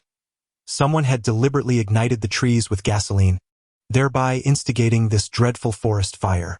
It was imperative to unearth the true culprit. Otherwise, greater perils loomed ahead. Following the footprints imprinted on the ground, he ventured deeper into the dense woods. These tracks appeared particularly distinct against the snowy landscape. Qin Long cautiously advanced along the trail of footprints, each step taken with utmost care. As he delved deeper into the forest, the atmosphere around him grew increasingly sinister and eerie. Charred trees stood solemnly, their darkened forms silhouetted against the wind that howled through the branches, creating a haunting rustle. Just as Qin Long was fully engrossed in tracking the prints, a low and menacing roar suddenly echoed from ahead. Startled, he instinctively halted, his senses heightened as he scanned his surroundings. Out of the thicket charged a massive wild boar, its eyes bloodshot, tusks glinting ominously, and bristles on its back standing erect in furious agitation. Clearly, this wild boar had been profoundly traumatized by the fire, now caught in a state of extreme frenzy. In Qin Long's heart, an ominous thought arose. Should the wild boar charge down towards the unsuspecting village, the villagers would undoubtedly face grave peril. Without a moment to spare, he swiftly bent down to seize a sturdy branch, grasping it firmly in his hand as he assumed a defensive stance. The wild boar, upon spotting Qin Long, seemed to regard him as its target for wrath. It roared in fury, lowered its head, and charged at him with a speed akin to a bolt of black lightning. "Brother Long, be careful," Pan Meiyu cried out from behind a large tree, her voice trembling with anxiety and fear. Chapter 82. A tender embrace in crisis. Upon hearing Pan Meiyu's warning, Qin Long displayed no trepidation towards the wild boar. Just as the beast was about to reach him, he deftly sidestepped, skillfully evading its assault. The wild boar pivoted and launched another furious charge. As Qin Long adeptly evaded the wild boar's assaults, he meticulously sought out its vulnerabilities. He discerned that with each strike, the boar exposed the side of its neck. As the wild boar charged once more, Qin Long struck fiercely at the side of its neck with the branch in his hand, expending every ounce of his strength in that blow. The wild boar let out a pained scream, yet it did not falter. Instead, it became even more frenzied, lunging towards Qin Long with renewed vigor.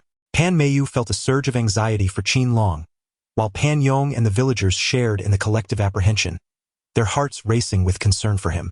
Taking a deep breath, Qin Long raised the branch high as the wild boar charged once more. With every ounce of strength, he brought it crashing down upon the creature's head. A sharp crack echoed as the branch splintered. At last, the wild boar staggered and fell to the ground, prompting Pan Yong and the villagers to exhale in relief.